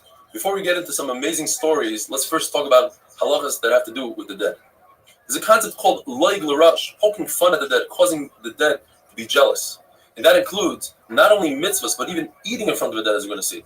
So you're not going to walk 4 amas within the dead, or in a cemetery next to kfarim, and say Kriya Shema, Dam Shmun Esrei, say Kaddish, Tehillim, etc. You're not allowed to hold a Sefer Torah in your hand and read from the Sefer Torah. It says Tosfos, you're not allowed to even say Torah Baal Peh. And you shouldn't wear your tzitzit outside. It causes the dead to be jealous. If you see a funeral procession, you must accompany the procession. Otherwise, the dead is going to be upset. He's going to say, why doesn't this person come to my funeral? And if you do, says the Gemara, then it's as if you accompanied HaKadosh Baruch Hu himself. It's also to eat in front of the dead. And therefore, if one has to eat, he should leave the house that the dead person is in, go to his own home, go to his friend's home. If you don't have a friend's home, build a wall. If you can't build a wall, then turn your back to the dead, and then you eat. As an oval, it's also to be mesiv, it's also to lean, it's also to eat meat and drink wine. And you shouldn't, says Rashi, you don't need to make a bracha, not a bracha Rishona, not a bracha Achrona. According to other Rishonim, it's also to make brachas. And it's also for other people to be mitziyu. And according to Rashi, other people don't have to be mitziyu with the bracha. But on Shabbos, all those halachas don't apply. You could lean, you could eat meat, you could drink wine. And there's a machlokes whether or not you're chayav in oina. Someone who's dealing with the burial of his own relative, he's oisig b'mitzvah, and therefore he's pater from all the mitzvahs. He's pater from Kriya Shema, Tefillin, Shemona Esrei, etc. There's a machlokes in the Gemara what that means exactly. Rav Papa says that it's only if the dead is right in front of him, then he's oisig b'mitzvah. But once he leaves the house, he's not there, then there's no longer a ptur to do other mitzvahs. According to Rav Ashi, by Avram Avinu, that even though he was dealing with Ephraim and Sarah was no longer in front of him, the Torah considers it as if Sarah was in front of him. He's still dealing with it in his head, and therefore he's pater from all mitzvahs. What about the people that carry the aron, the pallbearers? They are all pater from Shemona Esrei. The ones that are in front of the aron, they haven't had a chance to hold the aron yet. They are pater from Kriya Shema. The ones in the back, they already held onto the aron, they want to hold it again. They must say Kriya Shema. Those people that come to comfort the avelim, that's also mitzvah. They're also mitzvah. If they have a chance to say the first pasuk, or according to the other sheet of the first parsha, they should say so. And if they don't have a chance, then the inner ones standing in the inner rows, that they are the ones saying directly to the avelim, hamakim menachem, and giving them the words of comfort, they are pater in Kriya Shema. The ones on the outer rows that don't really say directly to the avel, they are chayiv in Kriya Shema. What about those, the shomer, the people that watch the body? It seems like from the Gemara that they're watching them from ice. They are also considered oisig b'mitzvah. They are pater from a mitzvah. If there are 2 of them, then one could go to the side and daven while the other one watches. On a ship, there's machlokes whether there are mice or not, if that's a concern. According to one man, it is, and therefore one should watch the body. According to another man, both of them should go to the side once my Kriya Shema comes and say Kriya Shema. There's an isser to treat bones of the deceased without respect. You have to treat it with respect. And the same halacha applies to Sefer Torah. Therefore, you don't take bones and throw it into a sack and throw it on a donkey. The same thing with the Sefer Torah. Unless you're concerned that people will come and steal the Sefer Torah or do something to the bones, you can throw it on a donkey. Now, the Gemara discusses, and here are all the beautiful stories. What exactly do the dead people know? What do they hear? What do they understand? Because we're talking about loig l'rash, now to poke fun at a dead person. What does he understand? It comes out of Maskana Sasugya that a dead person can feel pain. Some say it means his neshama feels the pain. But if an insect is eating the body, he feels that pain. If there's a malach called Duma, he's in charge of the dead, he announces that a certain person is going to die soon, within a day or so, and the other dead people, they know that he's coming up. Dead people could get information and news from visitors. Other dead people come up and tell them what's going on down below. They could get that information. And in a situation where the person whose nifter is a great chashuv person, they will in fact announce that his arrival way before he's nifter, as the Gemara discusses regarding Shmuel. Says the Gemara, the sons of Rebbe Chia were wondering if their father who already was nifter, does he know about their pain? Because they forgot their learning, they were busy working, and they forgot their learning, and it bothered them a lot, and they were wondering whether the father in Shemaim knows about it. One of them said, what do you mean it's a pasuk?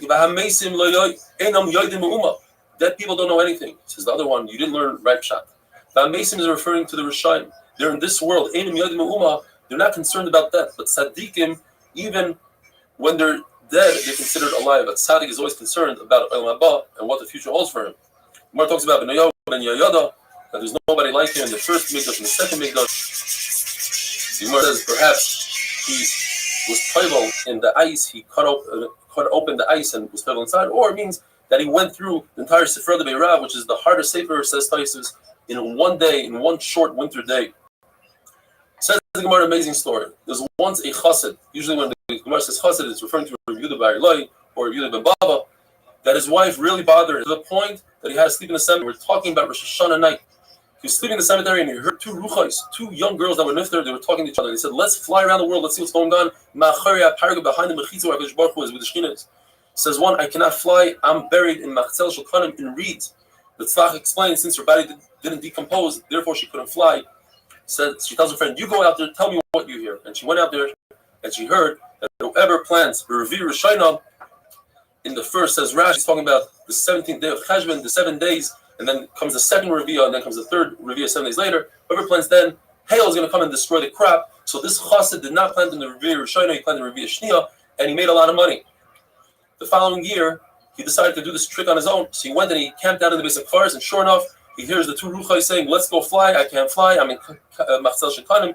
So you come back and tell me. And she said, I heard that whoever plants in the second Revi'ah, the Shidafah, the heat is going to come and ruin the crop. So he planted in the first, and therefore he made money. Everybody else lost their crop. Says his wife, how did you know to do this? So he told his wife the secret. The wife had a big fight with the mother of the girl that was flying around in the paraglide, and she made fun of the mother of the other mother. And she said, I know that your daughter was buried in the Machzel Shulchanim. Third year, the chassid goes to the cemetery and he hears the ruach saying, let's go fly around. And one ruach said to the other, I cannot fly because the live people are already saying, they're making fun of my mother, that she buried me with Machzel Shulchanim. So you see that the dead do know. So the Gemara, perhaps somebody who was nifter, told her. Zihiri once gave money to a lady and she died, and he went and he asked her in her grave, where's the money? And she told him exactly where it was. And she also said, tell my mother that we're going to have a visitor soon tomorrow. Please send my comb and my makeup. And that's because she must have heard it from Duma the Malach that announces. He wanted that Avud the Shmuel used to take the money of the orphans, and he was nifter, and people started making fun of his son Shmuel. They called him the son of the person that steals money from the orphans. So he went to the Beis HaKfaras, and he sees that Levi didn't make it into Shemayim because Levi hurt his Rebbe by not going to the Shir. And he sees his father, and his father's crying and laughing. Why are you crying? Because you're going to be nifter soon. Why are you laughing? Because they consider you as a huge individual here in Shemayim. So he said, if I'm so big, have Levi go up to Shemayim. In fact, Levi went up to Shemayim. He says, where's the money? The money is buried between our money. There's a sandwich. Our money, the Yisrael's money, and our money. I didn't want it to get ruined. I didn't want people to steal. And in fact, they returned the money. Upon him, you see that the dead know what's going on, but it's different because Shmuel was such a chashuv a person. They announced it in Shemayim way in advance. Have a wonderful day.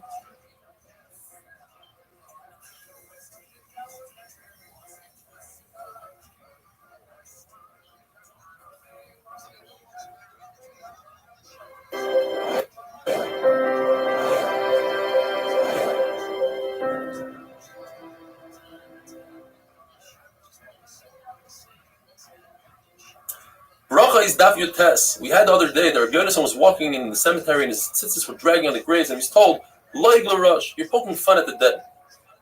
It seems like Rabbi Yonasan himself retracted, because Rabbi Yonasan says that Kadosh Baruch Hu tells Moshe Rabbeinu, tell the Avos, Avram Yitzchak Yaakov, that I kept my promise, I gave Klal Yisrael Eretz Yisrael. You see that Avram Yitzchak Yaakov care about what's going on in this world. The Gemara says perhaps they don't really care. Just Kadosh Baruch Hu wanted Moshe Rabbeinu to speak to Avram Yitzchak Yaakov so that Avram Yitzchak Yaakov can have a karsa to Moshe Rabbeinu for everything that he's done for their descendants, Klal Yisrael. The halacha is, if you speak about a mace, it's as if you speak about a rock. What does that mean? Machlokes. Either they don't care, or they don't know. However, if you speak about an Adam Chashav, like somebody spoke about Mar Shmuel after he died, and a pole pierced his head and pierced the membrane of his brain, that's because HaKadosh Baruch Hu himself cares that you spoke about the chashuv person, but not necessarily that the chashuv person heard it and knows that you said something about it. Rabbi Yeshua ben Levi says that if you speak about a Talmid Chacham, even if the Talmid Chacham is in peace in Gan Eden, nevertheless, the person that speaks about him will fall into Gehenna. Speaking about Rabbi Yeshua ben Levi, the Gemara says, Rabbi Yeshua ben Levi said that there are 25 instances in all of the Mishnayos where somebody said something about a Kadosh Baruch Hu or other things, and they put him in nidu. They put him in chayrim, excommunication. Rabbi Elazar says, I only found 3. What are the 3 instances? That a Kabbah b'Mahalal says that the concept of Saida, if somebody has an affair and the husband suspects her of having an affair and they give her to drink Mayim HaMa'arim, you don't do that to a Guyares and a Meshuchreres. That's what Kabbah b'Mahalal holds. The fact that Shmai Naftali, who were Gerim, did it, gave Mayim HaMa'arim, they did the Saida for a Guyares, says the Kabbah b'Mahalal, that was fake water, it was a placebo. And for that, says the Gemara, that they put him in Nidui. Says Rabbi Yehuda, that's not true. Kabbah b'Mahalal was a great man. There's nobody like him in Chachma, in Tahara, in Yiras Hashem. Therefore, it couldn't have been Kabbah b'Mahalal. It was, in fact, Elazar ben Chanoich, who made fun of the concept of Netilas Yadayim, and they put him in Nidui. And in fact, when Elazar ben Chanoich died, they put a stone on his coffin to show that even to the dead, you do skila, you throw stones at the coffin. There's a concept called Megis Daitoi Chapamala. Speaks in probably towards the Rebbeinu Shalom. Like such as Choni Ma'agol. Choni Ma'agol, his name is Choni Ma'agol. Choni sat and he drew a circle around him. So he said, Hashem, I'm not moving from the circle until it rains. So really lightly, he said, no, I don't want this rain. I want strong rain. So it rained really strong. He said, no, that's too much. Give me the proper rain. Shimon ben Shadach said, if you weren't Choni, I would put you in Chayrim. That's not how you talk. You're speaking like a son speaks to a father, and it's not correct. Titus, who was from Rome, instituted Zecher Lev Pesach. Everybody should take a goat and put him on a spit, on a skewer. And Shimon ben Shadach said, you deserve Chayrim, because people are going to think now they can eat kachim outside of the Beis HaMikdash. But that's a brisa. The famous story of Tanur Shalach Noyim, Rabbi Elazar held that everybody holds that in order to take a klicheres, an earthenware stove, and make it not tummy, if it's tummy, you have to break it into pieces. So let's say you chopped it up into pieces and you want to put it back together with sand.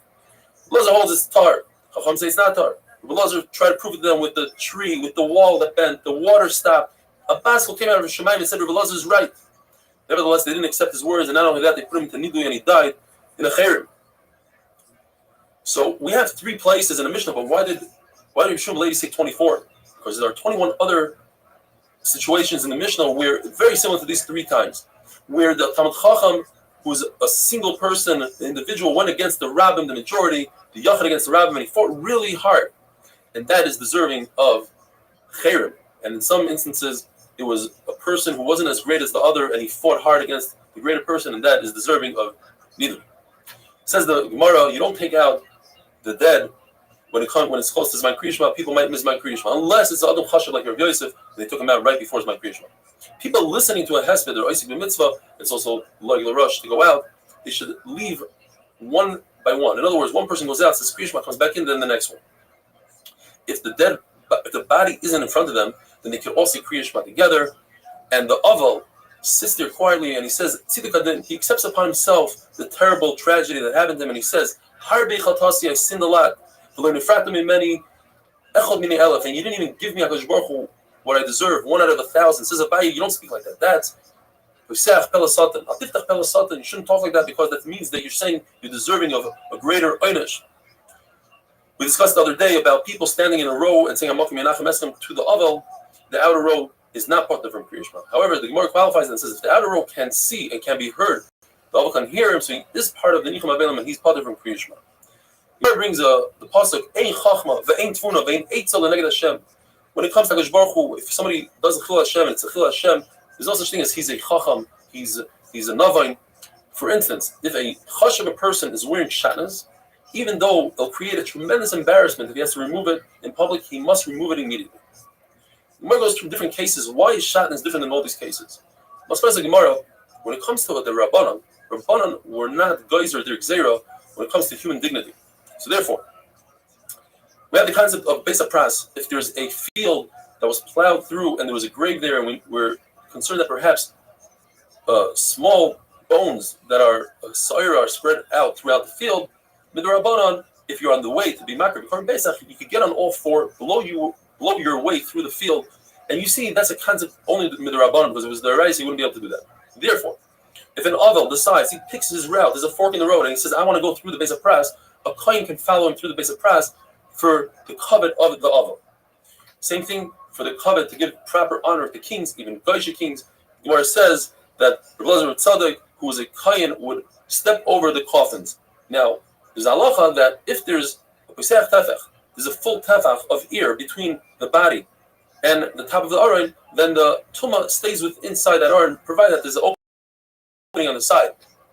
So we're not concerned that perhaps most aronas have this tefach. Maybe there's a larger person in the aron or something, and you don't have that tefach. That's a meal. And in order to give honor to kings, we're not chayshish for that aron that doesn't have a tefach. There's also the concept of human dignity. When it comes to toilet paper, and in the time of the Gemara, they used to use stones, so you're allowed to carry a stone for the bathroom. And if a person's tzitzis rib now he only has 3 tzitzis on 4 corners, he must take off his garment right away. But if he's a carmelist, which is a shus d'Rabbanan, he can leave it on. Whether we have the pasuk that says v'salamta, if you find an object, you must return it. But there's exceptions. If you're a kohen and you're a Beis HaKfaros, you're an old person, and it's not in your honor to take care of it, or you earn more money than it would take to give it back, you're potter. Why Shat is any different? The answer is because it says v'salamta. There's a special meal dafka in these 3 cases. And a nazir who's a kohen gadol, so he's a nazir and a kohen gadol, or he's a person who's going to do bris milah on his son, or to shut the carbon pesach, he does not become tamei. But if there's a mace mitzvah, they find a dead person who's nobody's taking care of, then even a kohen gadol nazir should become tamei. Why Shat is different? And the answer is because we're discussing sheval kaisa by Milah and Korban Pesach, and it wasn't said by Tumah. Have a wonderful day.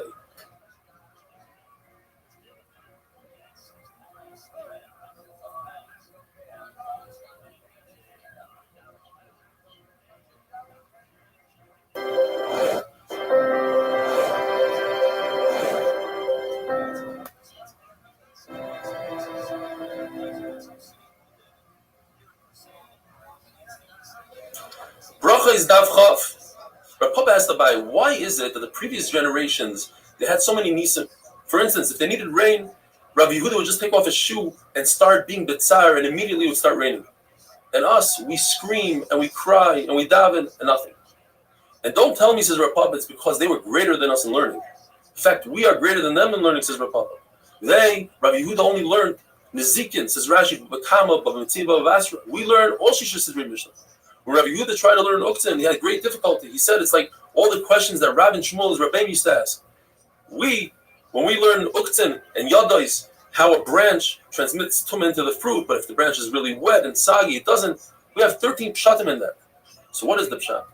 Pshat is that the previous generations, they were meiser nefesh for Kiddush Hashem. The Gemara brings a very interesting example what it means to be meiser nefesh for Kiddush Hashem. Rav Bar Ahava was walking the street and he noticed a woman wearing a red scarf, a karbalta, that he felt wasn't appropriate for a Jewish woman to wear. So he ran over to her and he ripped it off her head, only to realize that she was a goya. She could wear whatever she wants. And he was fined 400 zuz, which he said is because her name was Muslim, which sounds like 200 times 2. You see, that is Mesiras Nefesh, to put oneself in a position where he owes money to make him a chav for Torah. The Gemara says the Rav Gidl will position himself by the entrance to the mikvah, so that women going to be toilet can ask him questions about tefillah. They ask him, what about Yitzhahara? He says, the women appear to me like white geese. I don't have a Yitzhahara. Rabbi Yochanan would also position himself by the entrance to the mikvah for a different reason, so that women could stare at his beauty and they could have children that are as beautiful as him. And as the Gemara Bava Metzia says, they could be gedolim in Torah like Rabbi Yochanan. They asked Rabbi Yochanan, what about Ayin Hara? You're not worried about Ayin Hara? He says, no, I come from Shevet, from Yosef. There's no Ayin Hara. Why? It says by Yosef, Alei Ayin, he's above Ayin Hara. Or V'yid Gularoiv, he's like a fish. Fish don't have Ayin Hara. They're in the water covers the Ayin Hara. Or the eye that didn't go after Eishes Baitifar will not be Nizoik from Ayin Hara. Says the Mishnah. Ketanim are potter from Kriyishma and Tefillin. Even if the Katan is of the age of Chinuch, he's potter from Kriyishma because we don't want his father to be worried about the son's Kriyishma. He has to go to work early in the morning and he can't schlep him to shul that early. Tefillin, a Katan we're concerned, won't have a guf naki, a clean body. Women, as we know, are potter from all mitzvahs asay shazman grom. Anything that has to do with a specific time. Therefore, Kriya Shema is a specific time in the morning, in the evening. They're potter from Kriya Shema. Women are potter from tefillin, and the chiddush is that I would think that they'd be chayiv in tefillin because there's a hekesh between tefillin and mezuzah, and in the mezuzah they are chayiv. Komashman, women are potter from tefillin. Now, they are chayiv in a mezuzah. Why? Because in a mezuzah it says the man yirbu yimeichem. Mezuzah brings longevity, and women need longevity. I would think that a mezuzah they would be potter because it says l'matim is oisim is b'neichem, and then right afterwards uchsaftam there's a hekesh, just like they're potter from Torah. They should be potter from mezuzah. Komashman, they're chayiv in mezuzah. A woman is chayiv in Shemona Esrei because Shemona Esrei brings rachamim, and women need rachamim. Even though Shemona Esrei is erev boiker v'tzarayim, it says man grama. Nevertheless, because of the rachamim, they're chayiv. What about kiddush on Shabbos? This is machlokes whether they are chayiv midaraisa or midarabana, but they're definitely chayiv. According to Rambam, the chayiv midaraisa because it says zachar v'shamar, shamar v'zachar. Whoever's chayiv in keeping Shabbos is chayiv in mentioning Shabbos and doing kiddush. According to Abaya, it's only chayiv d'rabbanan. Birkas Hamazon, they are chayiv. Although Moshe Rabbeinu says that Klal Yisrael should eat in the evening, in the morning, so it seems like it's a mitzvah asay shazman grama. Nevertheless, they are chayiv. The Gemara wanted to prove that perhaps because the muzzin of a woman is a deraisa because she can be mighty to her husband. So the Gemara, that's not a raya, because in the same place it says that a katan could be mighty to his father, and a katan certainly is the rabbanon. We have to say that the father only ate a shear of the rabbanon, less than a severe satiating achila, and therefore the katan could be mighty. So maybe that's what it means that a woman can be mighty to her husband in a situation where he ate a shear the rabbanon. The Gemara says the Malachi Ashar told Rabbanan it's not fair. You said that we shouldn't take bribes, but you show favoritism towards Klal Yisrael. It says Yisa Hashem Pana Beilecha. It says Rabbanan, of course I show favoritism. I told Klal Yisrael to say Birkas Hamazon when v'achalta v'savata, if you're satiated, and they were machmer on themselves, and they say Birkas Hamazon even on a kibetza like Rabbi Yehuda or a kazayis like Rabbi Meir. That's why I show favoritism to them. The machlokes, the Mishnah says as follows. We know that about Keri cannot learn Torah. Ezra was misaken that they have to be Toivel. So how does one say Kriya Shema if he's about Keri? Says the Mishnah, he should think it in his mind, he should contemplate it. And therefore, he doesn't say Birkas Kriya Shema, and when he eats, he doesn't say Hamaitzi, and Birkas Hamazon, he says it in his head. He contemplates it, he's Maharid. Rabbi Yehuda says no. About Keri, he must say Birkas Kriya Shema, he must say Hamaitzi, he says Birkas Hamazon out loud, he says Kriya Shema out loud with his mouth. The machlokes between Ravina and Rav Chisda, whether Hirur is Kedibur, contemplating something, thinking about something in your head, does it have the same effect as saying it with your mouth? According to Ravina, it has the same effect. So why does about Keri only think it if it's as if he's saying it? Because we were guys, just like we said at Har Sinai, you should not say it with your mouth, think it in your head. According to Rav Chisda, Hirur lav Kedibur. So if so, why is he thinking about it at all? It has no effect. You have to say Kriya Shema. And the answer is, you're right, it doesn't have that effect. The issue is, if he's sitting in shul and everybody's saying Kriya Shema, he's going to look as if he doesn't care about HaKadosh Baruch Hu, and we want him to be Isaac and be doing the same thing as everybody else is doing. Have a wonderful day.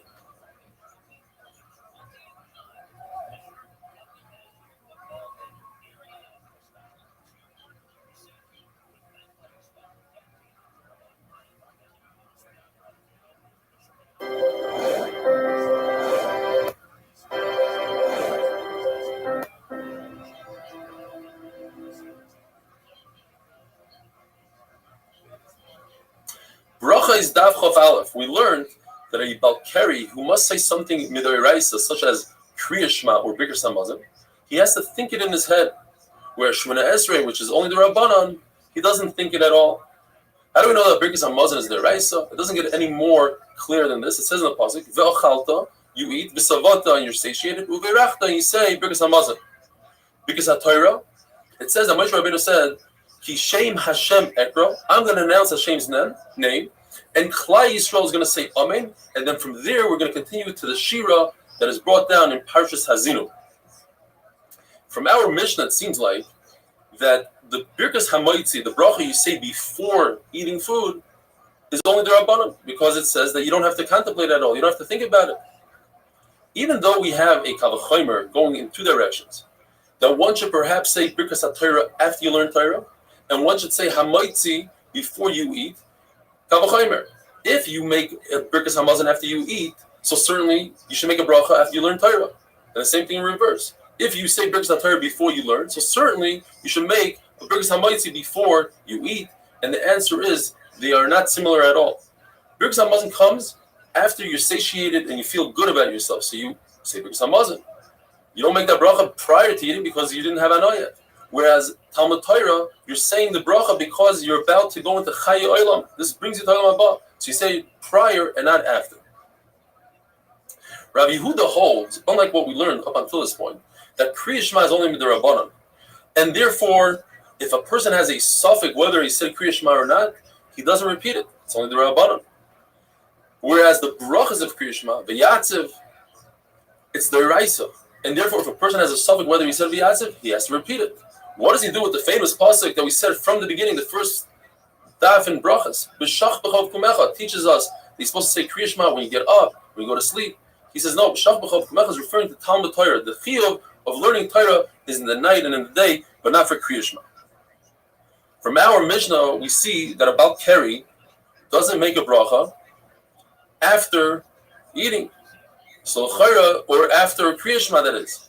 So you see l'chayra that it's only midrabanan, and the answer is no. You don't see anything from our Mishnah because we're talking about the person said Kriya Shema, and in Kriya Shema he already mentions Yitzias Mitzrayim, and Kriya Shema is stronger than V'yatziv because it has Omach Hashemayim and Yitzias Mitzrayim, and that's why he says Kriya Shema. Rulaza says no. Kriya Shema is Doiraisa. Therefore, if a person has a suffix whether you say Kriya Shema or not, he has to repeat it. Shmona Esrei, which is the Rabbanon, that he doesn't repeat if he has a suffix. If a person has a suffix, says Rabbi Yochanan Halavai, he should daven all day long. In other words, he could repeat a Shmona Esrei all day, and in fact, that's the halacha. What about if a person knows that he says Shmona Esrei and he catches himself in the middle of Shmona Esrei? Says the Gemara that if a person is davening Shabbos Shmona Esrei, he's on Shabbos and he's davening Shmona Esrei, all of a sudden he feels a punch on his chest. He realizes, "Oi, I'm saying Slach Lana in the middle of saying weekday Shmona Esrei." What does he do? The halacha is that he could finish the bracha. What is the reason? The reason is because in reality we should be saying Shemona Esrei of the weekday on Shabbos, and in addition to that, add the brachas of Shabbos. But because of the tircha of the tzibur, Chacham said you don't say Shemona Esrei. So therefore, if he finds himself saying a bracha of regular weekday Shemona Esrei, he finishes it off. Whereas a person who realized that he already said Shemona Esrei, and now he's saying it for the second time, if he's in the middle of a bracha, he stops right there where he is, and he doesn't finish because he has no chiyuv to say it. Afal Pikain. Nevertheless, if a person comes into a shul, he daven b'yichidus, he comes into the shul and he finds the tzibur davening Shemona Esrei, he could say Shemona Esrei again as long as he shows that it's tefillas and dava, meaning he adds to each of the middle brachas, he adds something of his own and makes it personal. If a person comes into a shul, and this is halachah l'maaseh, he comes into a shul and he finds the tzibur davening Shemona Esrei, what should he do? Well, this is machlokes. According to Rav Huna, if he could finish Shemona Esrei before everybody gets to, the chazan gets to Moedim, then he should start Shemona Esrei and finish. Because the problem is you don't want to be davening Shemona Esrei while everybody bows and does Moedim, because then it looks like you don't agree to the Moedim. But according to Rav Chizda, he has to be able to finish his Shemona Esrei before everybody gets to Kedusha. And the machlokes is whether a person can say Kedusha by himself or not. So we, the paskin, that a person can say Kedusha by himself, it comes out that he should be able to finish Shemona Esrei before everybody gets to Kedusha. Now, according to everybody, while you're saying Shemona Esrei, you cannot stop for Kedusha and Baruch Hu, etc. The machlokes is whether you could stop in the middle of Shemona Esrei to say Amen Yehei Shmei Rabbah. According to Rabbi Yochanan, you could. We don't pass in halacha like that. Taisus brings down that today we think about it. Shemei Ka'ina. Taisus asks a question, then it comes out that you are saying it. You should look in Taisus and see the halacha. A Bal Keri is also to learn Torah. How do we know it? From the concept called Smuchim, since there's a pasuk in regard to Bal Keri that's next to a pasuk that says the Isser of learning Torah, so we make the connection, it's also to learn Torah. Rabbi Yehuda doesn't learn the concept of Smuchim in all of the Torah, besides in Chumash Devar. How do we know that? And in the Smuchim that the Tanakama learns, in this parasha, Rabbi Yehuda learns it to say that whoever teaches the son Torah, it's as if he accepted the Torah from Har Sinai. When it comes to a machashefa leisachaya, a witch you can't keep alive, so we learn it. The misa that she has, beskila, we learn from a behema. And Rabbi Yehuda learns it from Ovi Yadayim because he doesn't learn the kinds of the smuchim. Yet, when it comes to Chumash Devarim, he does learn the kinds of the smuchim. There's a machlokes whether a person who's not allowed to marry his father's wife, he's allowed to marry his father's anusa. If his father rapes somebody, he's allowed to marry her. According to Rabbi Yehuda, you're not allowed to marry her. And why? Because he learns it from smuchim. It says in the pasuk, Lo yikach ishes eshes aviv v'lo yigali knaf aviv. Lo yigali, Rabbi Yehuda learns is talking about an anusa. Why? Because the following pasuk talks about an anusa. In the Mishnah it says that there are three people that have zera and they're not allowed to learn Torah. One of them is a zav, who's not about Keri, who saw Keri, a nida that was pilot zera, and a woman after relations who had zera. They are not allowed to say Torah unless they go to the mikvah. Rabbi Yehuda holds that they don't have to go to the mikvah. It's mashma. It's only in these three cases that Rabbi Yehuda holds they don't have to go to the mikvah. But what if the person is about Keri without any side effect, any ziva, plita, etc., just a pure about Keri? Perhaps he holds that he has to go to the mikvah. The Gemara comes out and says no. At the end of the day, Rabbi Yehuda holds that about Keri is usher to learn Torah. He just holds that when it comes to birkas kriya shema, etc., he made them like Hilchas Derech Eretz. In other words, since they are Derabanan, so you're allowed to say them. Have a wonderful day.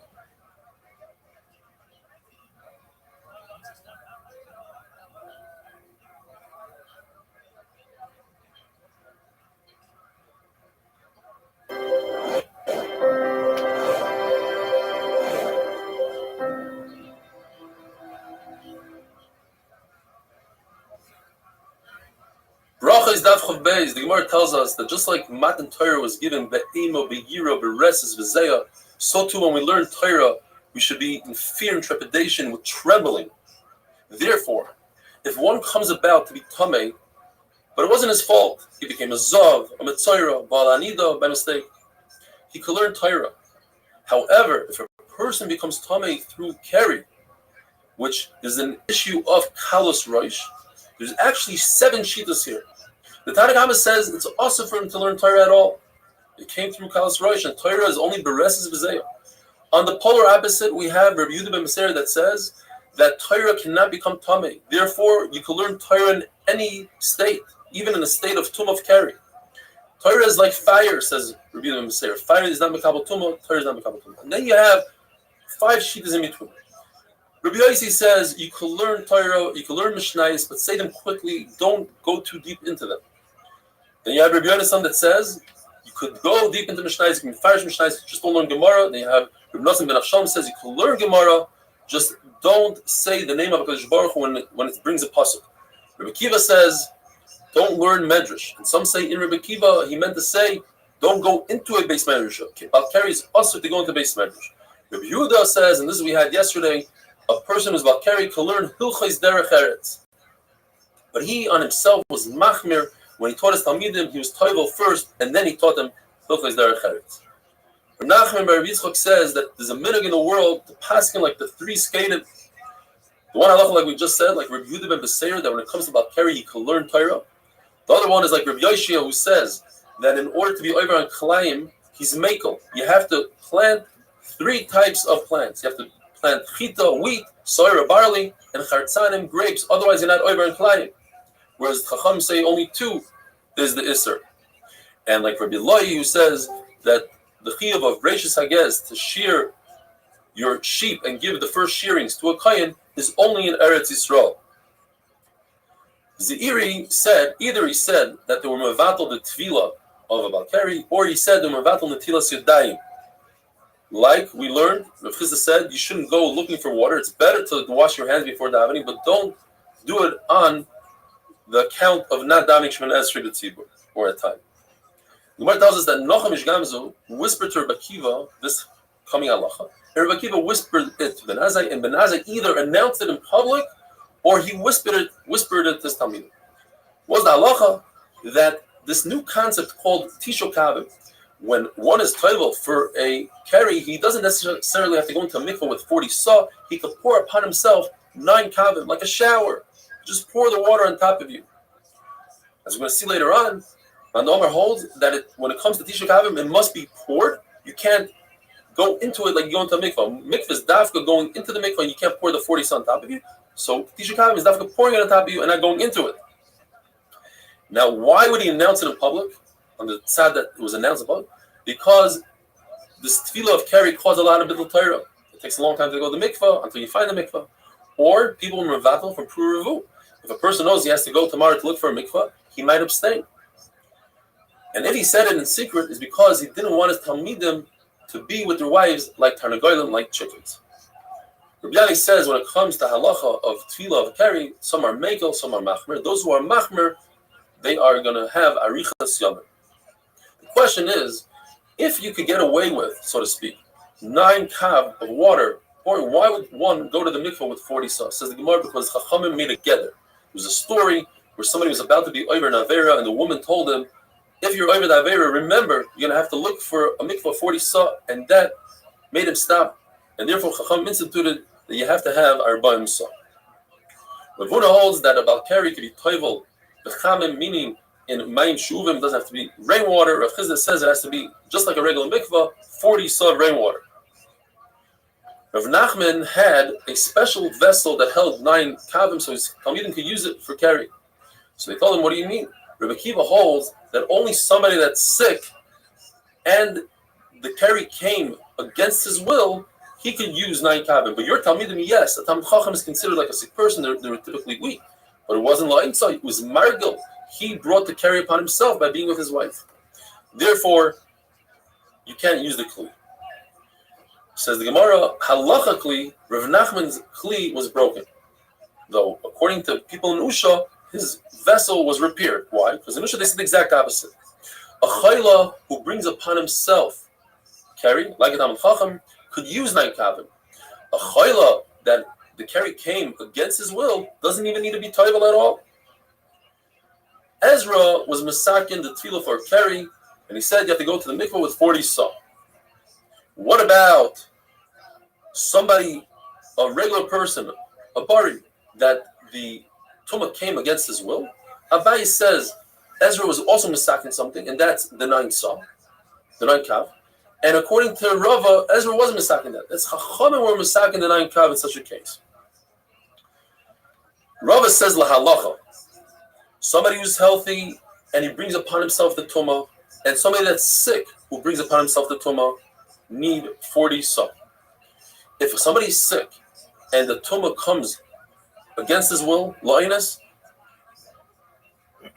or somebody who's healthy and it came against his will, but somebody who's sick, they're both patur without anything, not even 9 saw.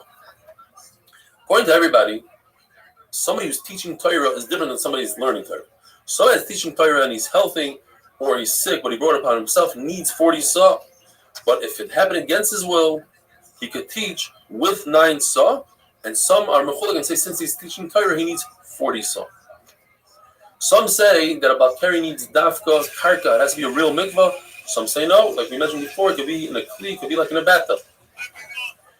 Rabbi Yehuda mentions the words mikol makam, and the Gemara learns these words to mean that you could use, according to Rabbi Yehuda, mayim shuvim doesn't necessarily have to be rainwater. The Gemara finally says a story where there were 3 Amoraim sitting around. Rav Papa says, listen, we're benching now, let me take over, let me bench. Why? Because I was telling me, but I used 9 kavim.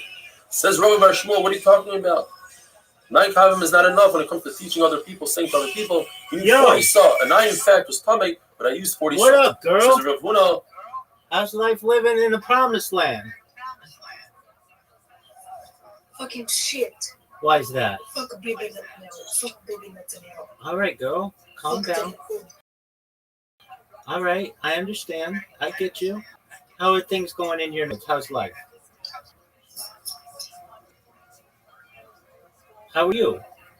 I'm great. Very great. Excellent. What are your hobbies? Thank you. What are your hobbies, girl? What do you like to Don't call me girl, I am boy. I'm a guy. Wait, so you are a guy? Yes, I'm a special kind of guy. All right. Did you have a bar mitzvah? No, I transitioned. Okay, so you didn't have a bar mitzvah. All right. Are you in transition? No, I'm trans. I'm transgender. Okay, you're transgender. Okay, I gotcha. All right, so that's a hobby. How's that been?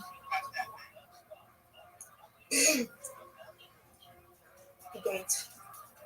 Okay, excellent. So were you a girl and now you're becoming a guy? Yes. Okay, well then you need tefillin. Tefillin.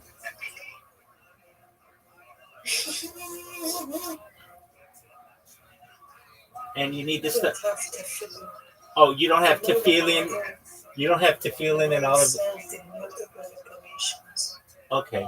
in the IDF. Oh, so do you have to serve in the IDF? He still does. No, I got a pass because I was in special education. Okay. Because I'm autistic. All right, that's all right. So what do you like to do?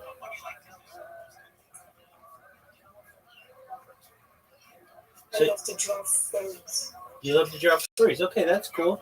So do you want to learn how to become a man? I mean, I already know how to punch and fight and beat up whoever I need to beat up.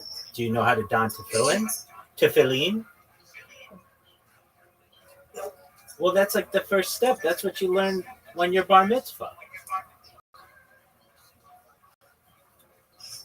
So if you really want to be a man, then you get some tefillin, some kosher tefillin. But that's okay. Actually, I'm a secular Jew. Yeah, yeah, I understand, but you still need them. But I get it. That's cool. We'll let Are you 5,000. actually watching? Yeah, that's my last name. And you've already made it clear Are that, you that you hate to the me. big watching family? Oh, we're all related. There are 3,000 of us in the United States alone, 10,000 of us globally. Can I have money? Can I have money? I thought you didn't. I thought you didn't need money. I thought you had everything that you needed. No, I need money. Okay, very well. So, are you on? You were a girl. Now you're becoming a boy, or you've become a boy. Do you date women? I did this multiple women. All right. Was she hot? Very. Oh, good on you. And she knew about your whole transition and everything? No, I was just gay. Oh, okay. That's cool. And then you decided, you know what? Being a lesbian isn't good enough. I want to be a boy. No, I'm just shitting. Just shitting? Yeah. Okay. Yeah, I'm just talking shit. You're just talking shit. So you weren't a lesbian. No, I'm gay. I'm gay as well. Okay, so you are a lesbian. Did you have a hot girlfriend? Yeah. Okay, what happened to her? She was my first high school girlfriend, so yeah. So you snuck in there and you stole your friend's high school girlfriend?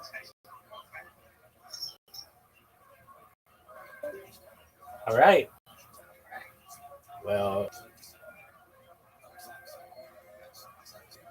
there are a lot of layers of this onion.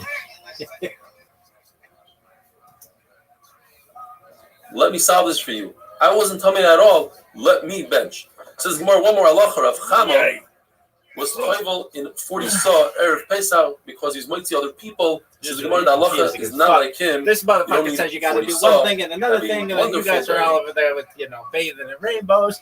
What the fuck?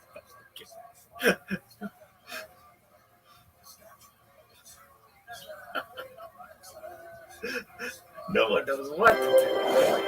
I'll keep everybody in mind. So, hey, Rabbi, in your halakhic opinion, what should this person be doing?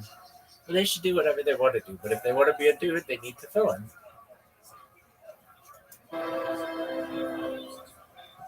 Tefillin. Rachel Daf Chav Gimel. If a person is in the middle of Shemana Esrei and he realizes that he forgot, he's about carry. He doesn't just walk away from Shemana Esrei, finish off Shemana Esrei, but be bekatzer. You should shorten every single bracha. You should say the beginning and the end, take out everything in between. If a person is about Kaireh, he's laning from a Torah, and he realizes that he's about carry, he should say everything really quickly. And according to Rameir, he can only say 3 psukim, and that's it, and then he has to let somebody else lane. It's also to daven in front of waste excrement. So if he sees waste, he should turn his back to it and make sure that he's at least 4 amas away, approximately 8 feet away. And if he doesn't have the ability to turn his back to it, he should at least put it to his side 4 amas. If a person is davening and realizes that he davened while there was waste right next to him, he's considered a chayta, a sinner. According to Rava, he does not have to repeat Shemana Esrei again. According to Rava, he must repeat his Shemana Esrei again. If a person has a medical condition, he has an uncontrollable bladder, so he must wait until he stops leaking, and only then he continues with the Shemana Esrei.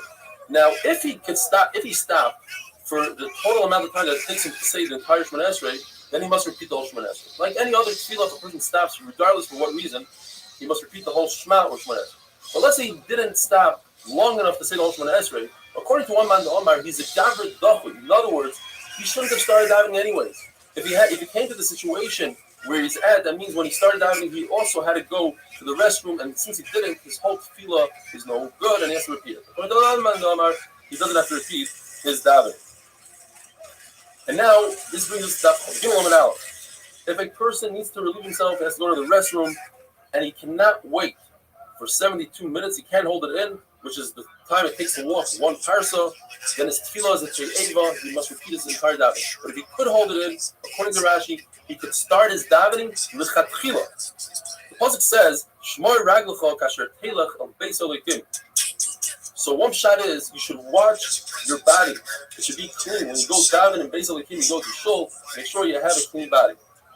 And Ravashi, the other Madama says, be careful not to sin, don't be chayta, because then you'll have to bring a carbon to Beis Elokim, referring to the Beis Elokim. The continuation of the pasuk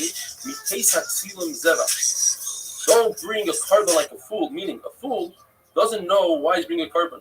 Perhaps he has to bring a chatos, and he brings an oil instead, and he won't have the proper kapara, he won't have the right tshuva. If a person is wearing tefillin shorosh, he has tefillin on his head.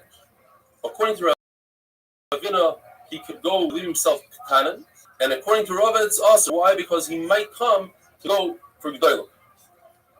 If this bathroom is a beis hakisei kavua, meaning it's a permanent place and there's a lot of waste everywhere, in those days we're talking about that there's no hole in the ground, so you have to remove your tefillin before you even approach this beis hakisei 4 amas before you get there. Now, what do you do once you get there? That will seize machlokes. According to Basil, you can hold your tefillin in your hand. According to Reb Kiva, you wrap it up in your clothing and you hold your clothing with it. If it's a beis hakisei aray, it was never used, so you don't have to remove it 4 amas before you get there. But once you relieve yourself, now you just create a beis hakisei kavua. Now you cannot put your tefillin on until you move away 4 amas from that place. According to Rishamai, what you do with your tefillin is there's a wall separating the beis hakisei from the Rosh Hashanah, where everybody's walking. It's a busy place, so you put your tefillin on the shelf facing everybody else in the Rosh Hashanah. The issue with that is that somebody come and snatch the tefillin. And the Gemara tells us a story that once a Zoyna walked by and she grabbed the tefillin, she ran to the Beis HaMedrash, and she told people, "Where's this boy that owes me money?" That boy, obviously, he wasn't over the Avera, but she lied, and he was so embarrassed that he threw himself off the roof. From then on, they said, you should not put your tefillin in the rabbin because somebody might take it. The issue of putting your tefillin on the inside part of the wall is because inside it's quieter and there are a lot of rodents, and they might take your tefillin as well, and that's the desire for the tefillin. Therefore, it says, Beis Hillel, you must hold your tefillin in your hand. So what do? You take the tefillin in your right hand and you put it against your heart. You roll them up, and you have to make sure that the ritzuas don't come out of your hand one tefach, because the ritzuas have root in them. The tefillin shel yad has a yud. The tefillin shel roish has a dalet. Together with the shin on the tefillin shel roish that spells shakai, the name of the Kodesh Baruch Hu, it has special drusha. This is all if you're going to wear your tefillin afterwards. There's still daytime left. But if it's night, this is the last time you're taking off your tefillin, you're not allowed to hold the tefillin in your hand. You must put it in a bag. Now, if it's a tefillin bag, then you must make sure that the tefillin bag has one tefach of air in it. That creates a new domain. The tefillin bag is its own entity, and then you can put the tefillin bag on the ground. But if it's a brand new bag, you never used this before for tefillin, then even if it has less than a tefach, you can put the tefillin on the ground, just like if you take a jar and you put food in it, and you bring it into a room where there's a dead body, it's not makabel tum as long as there's a slight amount of air in there, says Taisvas, because you don't need a full tefach in that situation. And this brings us to Amid Beis. The Gemara tells us two different stories, and they both say the same thing, that Rabbi Yochanan and Rav Nachman, when they came, they approached the restroom, they would give their sefer of Agadata to the Talmidim. But they didn't give their tefillin to the Talmidim. They preferred to hold the tefillin by themselves inside the restroom. They said, since there's a heter, they still give us a heter to bring tefillin into the restroom, they prefer to bring the tefillin into the restroom because that gives them a shmira, a protection from azikin.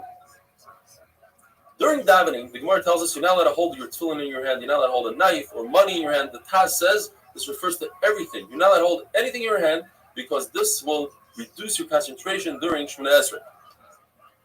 You're not allowed to sleep with tefillin, even a temporary sleep, just a few moments of sleep, because you won't be able to control your body, and it could bring a bazayin to tefillin. There's a concept of tznius, when one goes to the bathroom, even though nobody's in the room with them. If it's a man, he's allowed to expose himself 2 tefachim in the front and 1 tefach in the back. A woman, only 1 tefach in the back and nothing in the front. If a beis hakisei, you have a bathroom, a restroom, which is a permanent bathroom, so there's a lot of stuff going on the ground. The ground is softer, so we're not concerned that there will be a splash of ktanim on the leg. So you don't have to wash it off, and therefore you may hold your tefillin in your hand. Whereas if it's a beis hakisei arai, it's more chomer than a beis hakisei kavua, because since the ground is very hard, we're concerned that maybe there'll be nitzotzos, something will splash on the leg, and you're mechuyev to wipe it down, and you might use your tefillin, and therefore you're not allowed to hold your tefillin in your hand. If a person doesn't want to be embarrassed when he goes into a very long meal, a sudas keva, he doesn't want to get up and build a meal to go to the restroom. He has guests and he's embarrassed. What should he do? He should walk 10 amas, approximately 20 feet, and every time try to go to the bathroom. Do this 4 times, or 10 times, 4 amas. This is machlokes, whether you remove your tefillin before you get to the table, or you take off your tefillin by the table and put them on the table, and that's the cover for the table. Everybody agrees, though, that for Birkas Hamazon, you should wear your tefillin. In those days, they used to wear the tefillin all day, especially during something like Birkas Hamazon. If every person designated a pouch for tefillin, his tefillin bag, and he also put his tefillin in there, so he has 2 things. It's also to put money inside that bag. According to Abaya, even if he never put his tefillin in, as long as he thought that it's for his tefillin, it's also to put money inside your tefillin bag. Have a wonderful day.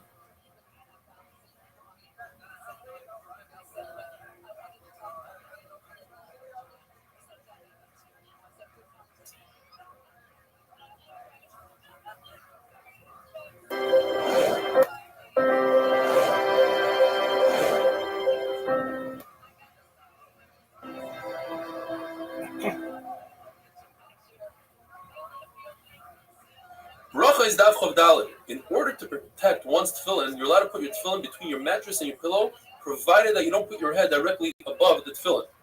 Shmuel says you're allowed to do so even if your wife is in the room, and the Brisa says you're not allowed to do so if your wife is in the room. But the halacha is like Shmuel. To put your tefillin underneath your feet, that would be a complete disrespect to the tefillin, and that's usher. Rabbi wanted to prove that not only did he say the halacha is like Shmuel, but he paskins that halacha is like Shmuel. So he told his Talmud Rav Amnuna, go get my tefillin. When his Talmud Rav Amnuna went to get his tefillin, he realized that the tefillin were below the pillow, not where Rava put his head, and that his wife went to the mikveh the night before. In other words, even in a situation of Ishtay Imai, you're still allowed to put your tefillin below your pillow. If 2 people were undressed and they were beneath the blanket, how do they say Kriya Shema? Now, if they're facing each other, it's definitely usher. If they're not facing each other, you're back to back. If it's his younger children, what exactly the age is, Machlais and Gemara, a girl below the age of 3, a boy below the age of 9, or a girl below the age of 11 and a boy below the age of 12. Then it's mutter. His wife, or his older children, or just another person, according to Shmuel, it's Machlais in the Braisa whether you have to put a mechitza with a talis, and he passed in Shmuel that it's a mutter without the hefsek. And according to Rabbi Yosef, there's a difference between his wife and other people. His wife is mutter, ishtaki gufay, and other people, it's asur. But there's no concern of agavais, meaning rear. The rears that are touching each other, they are not considered an erva, and therefore you can say kriyishma even if they touch each other. The halacha is, in order, in a lot of mitzvahs, but in our freshest Challah, Gemara is discussing, you should be standing up, making the bracha. And if a person is unclothed, it's also to make a bracha. What if a person is unclothed and he's sitting? If it's a man, it's also because he doesn't have complete covering of his erva. But a woman, if she's sitting, it's mutter for her to make a bracha. The hairs of the erva by a man are not considered an erva, and you're allowed to say kriyishma in front of them. A tefach of a woman who typically covers that area, not necessarily erva, but anything that's typically covered, is also for a man, even his own wife, to say kriyishma in front of that tefach. Now, if it's not his wife, it's also to look at even the pinky of a woman if he does so to gaze at, to stare at, and to benefit from it. The thigh of a woman, according to the Mishnah Berurah, means above the knee. According to the Chazon Ish, means below the knee, is considered an erva. Therefore, in the way the Achronim explained, it's worse than a pinky because even if you're not staring at it to benefit, it's still usher to look at. Kol bi'isha erva, the voice, a singing voice of a woman is considered erva, and the hair of a woman, sar bi'isha erva, of a married woman, a woman who typically covers her hair, that hair is considered an erva. Gemara says it's usher to hang your tefillin by the retzuas on a peg, but you're allowed to hang them by the box. There's a machlokes if you're allowed to hang it by the actual box. If it's in a bag, in a tefillin bag, you're allowed to hang a tefillin bag on a peg, even though a Sefer Torah would be usher to hang by a peg. And this brings us to Amid Beis. If somebody is allowed during Shemona Esrei, he says Shemona Esrei allowed, well, if he just is trying to show Hashem that he's davening, that's usher because that shows that he doesn't have a munah, that Hashem hears him without him being loud. But if he's doing so because that's how he has kavanah, then it's mutter provided that he's not in public. Because if there's other people davening Shemona Esrei and he's disturbing them, that is usher, that's tir de tzibur. If somebody really raises his voice during Shemona Esrei, he's considered a Navi Sheker. If somebody burps or yawns during davening during Shemona Esrei, he's considered Gasei Ruach. He's a gross type of a person. If he sneezes from his mouth, then that's a good siman.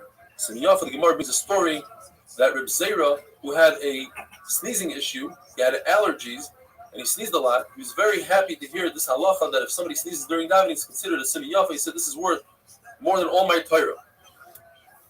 Rebbe Chanina witnessed that Rebbe burped, sneezed, he spit during davening, he yawned. So the Gemara explains, when he burped and yawned, that was not intentional, and therefore he's not considered a gas ruach. When he sneezed, that's considered a typical sneeze, what we call today a sneeze from his mouth, and that's a simin yafa. When he spit, he didn't spit onto the ground because that's considered spitting in front of a king, so he spit into his clothing, and a person who's an istinus, he could put it into his scarf, and if he's really an istinus, he could spit it behind him, and if that doesn't work, then only he spits in front of him. Rabbi Yochanan, that is the Rebbe, he used his garment to crush allows during Shemona Esrei, and he also, when his talus fell off completely, he wouldn't return it. It's usher to put on your talus during Shemona Esrei. But when he yawned, he had manners. He put his hand over his mouth in order not to show his mouth. However, the Gemara calls it sneezing from below, a sneeze that has a smell to it, that is usher. If you do it on purpose, that's considered a gas ruach. Now, what do you do if one feels that he has to do so during davening? He must walk Dalet Amos behind, wait until the smell clears, and then he goes back and continues from where he was in Shemona Esrei. But before he does so, he has to say a bracha, ask sort of for forgiveness for what he's just done. He says, Yitzartanu nikavim nikavim chalulim chalulim. Bali v'du alefanecha. Cherpaseinu uchlimaseinu. You understand, HaKadosh Baruch Hu, how embarrassed we are b'chayenu in our life, u'b'achriseinu, and when we die, rima v'tileh, we're going to be maggots and worms. And then it's unbelievable that in the middle of Shemona Esrei he makes this bracha, and then he continues with his bracha with the Shemona Esrei from where he led off before. And the Gemara tells us that Rabbi Yehuda held that it's usher to move from Chutz La'aretz to Eretz Yisrael, as the pasuk says, "I will come and get you from Galus." And Rabbi Abba held that it's mutter. So Rabbi Abba kept on avoiding Rabbi Yehuda, and Rabbi Abba said, "Before I go to Eretz Yisrael, let me hear one more halacha." And this is the halacha that he heard. And you say this bracha, and you walk away. And he said, "If I only came to hear this, it was worth it." If a person is in, let's say, a sleeping bag, and he's not dressed, and he wants to say Kriya Shema, but it's too cold for him to poke his head out. Now you have an issue of Libay Rois Erva, Einov Rois Erva, his eyes Rois Erva, his eyes see the Erva, his heart sees the Erva. So what you do is you make a mechitza, you put some sort of cloth between your neck and the Erva, and that's enough. That goes according to the Mandahoma that says that it's not an issue for Libay Rois Erva. That's an issue, and you put the cloth a little bit lower down, and that creates a chatzitza. If a person is walking the street and there's excrements, there's soya all around, Maviyam Metunov, one man the Omer says you can put your hand on your mouth and continue saying Kriya Shema, provided that you continue to walk. If you're standing still, everybody holds that it's usher to say the Torah, and the other man the Omer says even putting your hand on your mouth doesn't work. Have a wonderful day.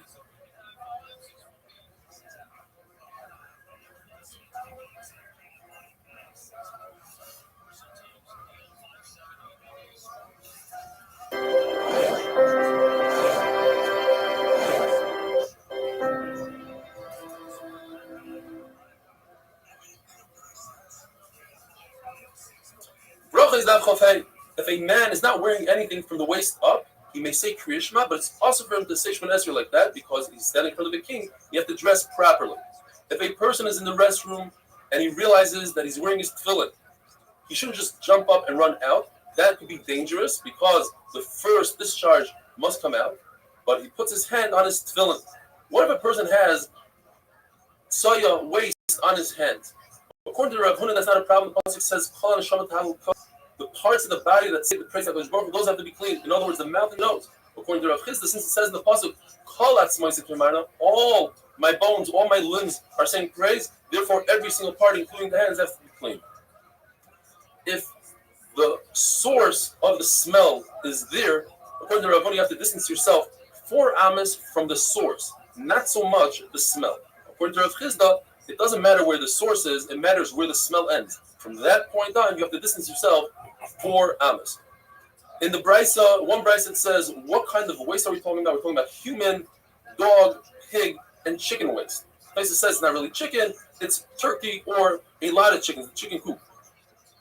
According to Rava, the only time dog and pig waste are also to say Kriya Shema from them is when they are used to tan hides, and therefore it's a very foul smell. Now, if you could see the soya, it doesn't matter how far away it is from you, as long as you can see it, it's also to say Kriya Shema in front of it. If it's 10 tefachim above or below you, then it's mutter to say Kriya Shema, that's considered another domain. If it's inside a glass jar, it's mutter to say Kriya Shema in front of it. Or when it comes to erva, if a glass separates you in the erva, that doesn't give you a head there, because over there it's still an erva. If you have a very small amount of soya, kolshu, and all you need to do to cover it is you spit on it with thick spit. If the soya is in a hole in the ground, you just put your shoe on top of the hole, and that's okay. What if the soya is stuck to the bottom of your shoe? That's a teiku whether or not you're allowed to say Kriya Shema. Now the halacha is, if a mitzayra whose tummy is underneath a tree, the tree is like a tent, is like oil, so anybody that's tar that walks underneath the tree becomes tummy. But if somebody that's tar is underneath the tree, and the mitzayra walks by the tree, the person that's tar remains tar because that's not his domain. Says Abaye, if so, the same thing applies to soya. In other words, if soya is moving by, then you are allowed to say Kriya Shema. Only if it's stationary, it's also. Rabbi says no. When it comes to soya, the pasuk says where you are, you need to be in a proper place with kedusha. Since it moved by you, then in that moment it wasn't kaddish. It's also for you to say Kriya Shema. A reach, a smell that doesn't have a source. So the Gemara brings an example that the Shiva Bacher, they would sleep on these machatzalas, but their friends would learn next to them. Now, when a person sleeps, doesn't really have full bodily function control. And it's possible that there's some sort of reach, smell that comes from the Bacher. Nevertheless, you're allowed to learn Torah. However, you're not allowed to say Kriyashma. Now, if a person himself is the one that created that smell, he's not allowed to learn Torah. He must distance himself from that smell. What about if we don't know whether what you're looking at is meriglayim or, let's say, apple juice? It's a suffix. So even if it's in a heap of trash, where typically there's a lot of tsoya and a lot of meriglayim, it's mutter because the isra midaraisa of Saint Kriyashma in front of meriglayim is in front of a stream coming out of a person. But once it hits the ground, it's not also midaraisa. So therefore, Chachamim wiring geyser if you have a suffix. However, when it comes to suffix tsoya, you don't know if you're looking at chocolate or tsoya. So in that case, if it's in a pile of trash, it's usher. Why? Because in trash, usually you find tsoya. If it's in the house, this is machlokes, because one number says you typically don't find tsoya in your house. What is the shear? How much meriglayim is it that it makes it also to say Kriyashma? One number says, in other words, it's so moist that if you touch it with your hand, you can make something else moist. The other number says, Rabbi Yossi says, all you need is tefeach. As long as it makes your hand moist, it doesn't have to make something else moist. And finally, we have Geniba, who says that if you just see the outline of it on the ground, even though it's not moist at all, it's still awesome. What's the shear in soya? We have a number of shear. One shear is that if it becomes hardened on the outside, it's no longer considered soya. The other shear says up until the point where it has cracks in it. The other shear says as if it's as hard as earthenware, and if it breaks, the halacha is, Rabbi says that it has to be as hard as earthenware in order for it not to be soya, in order for you to be able to say Kriyashma. And this brings us to Amid Beis. It says in the Mishnah, we learn that if a person is inside the mikvah and he realizes it's time to say Kriyashma, and he doesn't have enough time to get out and get dressed, he should say Kriyashma in the water. Now, number one, we're talking about Vasikin. So it could be, it goes according to Rabbi Yeshua that says that there were people called Vasikin that they were marked to say Kriyashma by Netzachama, but other people could sit up until 3 hours. The other point the Gemara makes is that what kind of water are we talking about? Either, according to one man, the water is dirty water or it's not see-through, so therefore it creates a barrier between your eyes and your erva, or your heart and your erva, or any other part, let's say your heel and the erva. Another man says, no, we're talking about clear water, but nevertheless, there's no issue of libay roya es erva, and there's no issue of einav roya es erva. La halacha, if your heel, your own heel, touches your erva, it's also the same Kriyashma, but if your heel could, so to speak, see the erva, that's mutter to say Kriyashma. The erva of a guy, halachically is considered erva, I would think, because it says in the pasuk, Besar chamor and Besar, when they have halacha of a chamor, Kamashmalon is still considered an erva. There's a concept called Restream. There's a vessel that usually contains excrements, soya, meriglayim, and now it's completely clean. Nevertheless, it's also to say Kriyashma in front of it because it absorbs. It's a disgusting most clean. According to the Tanakama, the entire house, even if it's 100 amas long, it has the halacha of Dalan amas when it comes to halacha of tsoya. According to Shimi Amliel, if you have tsoya in front of a bed, that doesn't create a mechitza, and therefore you have to distance yourself 4 amas from the tsoya. If there's a bed between you and the tsoya, that creates a mechitza. What if the tsoya is below the bed? Well, very interesting halacha. If the bed is only 3 tefachim above the ground, then we have the concept called lover. And it says if the bed is on the ground and it buries the tsoya. If the bed is 10 tefachim above the ground, then it's also the same Kriyashma. And if it's between 3 and 10, the Gemara remains in a suffix. If the meriglayim are in a regular kli, so it depends. According to Rav Nachman, if you put water in the kli first, and then you pour the meriglayim on top of the water, then the meriglayim become bottle drop by drop. As it hits the water, they become bottle. However, if the meriglayim were in the kli first, and then you try to be mevatel with water, well, that's a machlokes, whether kosher works or you need a revius. The other man, the Rav Yosef says no. It's the exact opposite. If you put it in water before the meriglayim, then there's a machlokes whether you need a kosher or a revius. But if the meriglayim were in there first, you certainly need a revius. And finally, for today, there's an isser tashmish in a house that has a sefer Torah. You either remove the sefer Torah from the house, or you build a mechitza if you can. That's 10 tefachim high, or you put the sefer Torah tefillin in a double wrapping. Have a wonderful day.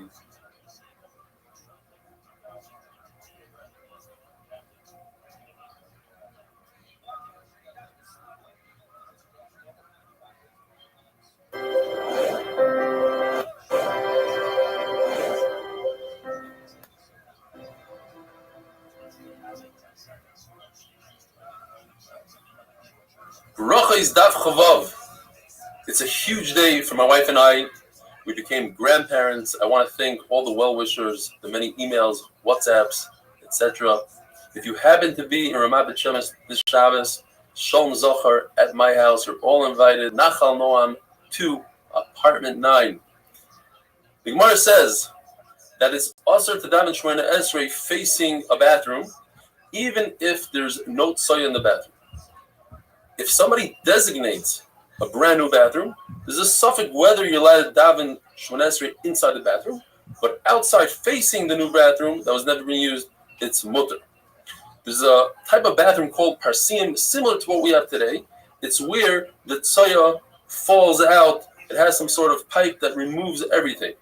So that is considered, sasom is considered sealed, and it's mutter to daven facing it. Says the Mishnah. The Mishnah brings 3 cases where there's an additional tumah to the carry. Ezra was misakin, they have to go to the mikvah in order to say the Torah if a person is about carry. So what happens if a person is a zav? And we had the sugya earlier, person is a zav gomer, he saw 2 re'iyos even in one day. Now he has to wait shiva nakiyim, 7 clean days. During that time, he became about carry.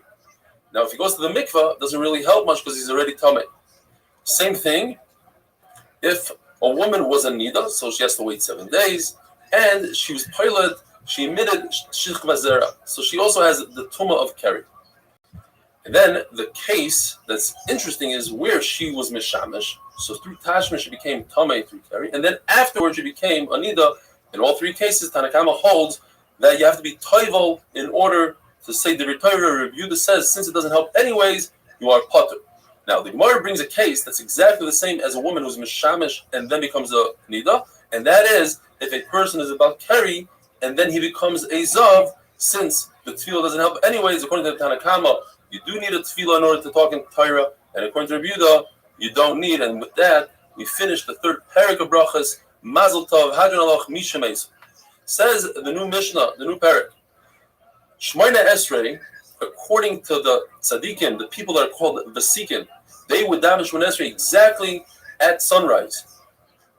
All other people would daven Shemona Esrei up until chatzos.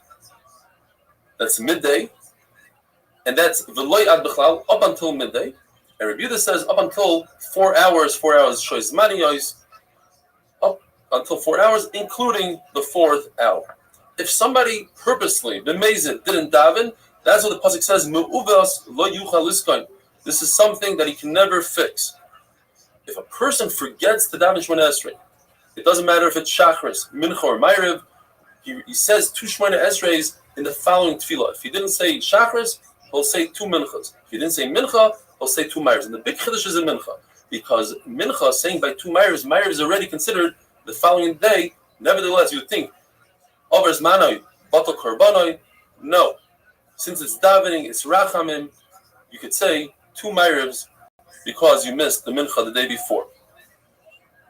Yet, if somebody does say 2 Shemona Esreis in the following tefillah, he gets sechar for saying that tefillah, but he doesn't get sechar for saying that tefillah bizman. The continuation of that pasuk of Mu'uvas Leyuchal Liskoin is the Chesaron B'Chesron Leyuchal Limanos. And the Gemara says that's referring to when people get together and say, let's do a mitzvah, let's go be Mevakar Choyle, let's go give tzedakah, and you refrain from going with them, that's Chesaron Leyuchal Limanos. And with this, we come to Amud Beis.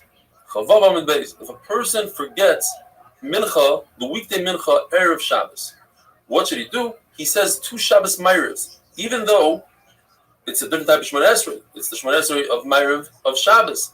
The issue, the inyan is, why is it okay? Because, in fact, as we said the other day, Shabbos Shemona Esrei should be a Shemona Esrei.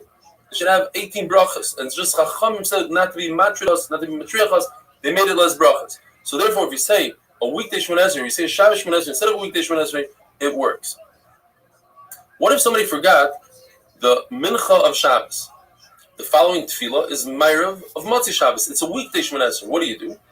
You say 2 Shemona Esreis, 2 Ma'arivs, and the first one has Abdallah in it, Atu Chanantanu, and the second one does not. Because the halacha is that the Shemona Esrei that you're saying first should be the one that you mechuyev to. So the first one is Ma'ariv, same Ma'ariv. The second Shemona Esrei is Tashlumim. Ma'ariv. What if he reversed it? He said the first one for his mincha and the second one for What if you slang dick like a motherfucker like this rabbi? Huh? What would you do then? Torah. Isn't it Torah? Only if you're a jackass. Torah. Toyrah. Torah. Gotta take a piss. Aw, fuck you all. Fucking losers. Only person who loves me is a transgender woman in Israel. I guess it's a transgender man. Whatever.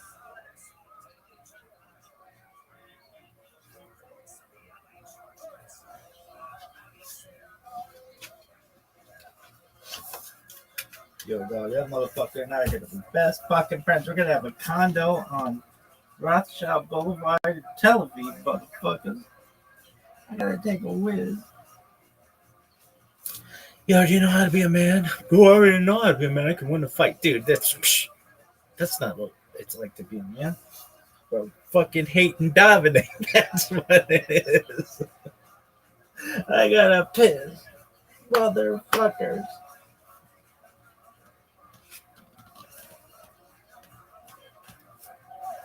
I gotta take a whiz. I'm e-girl champion of the world.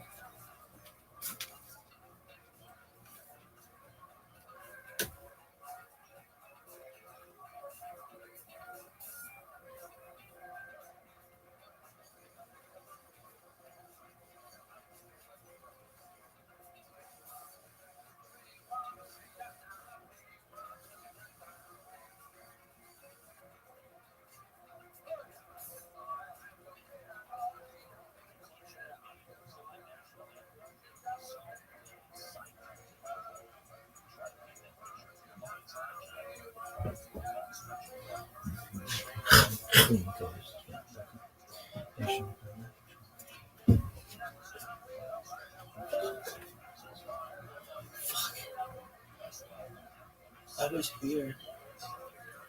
Yo, dog.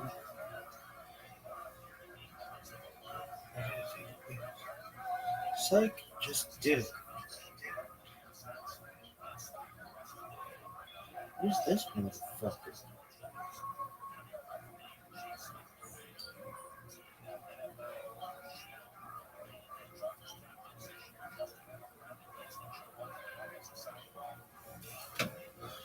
Never heard of that place.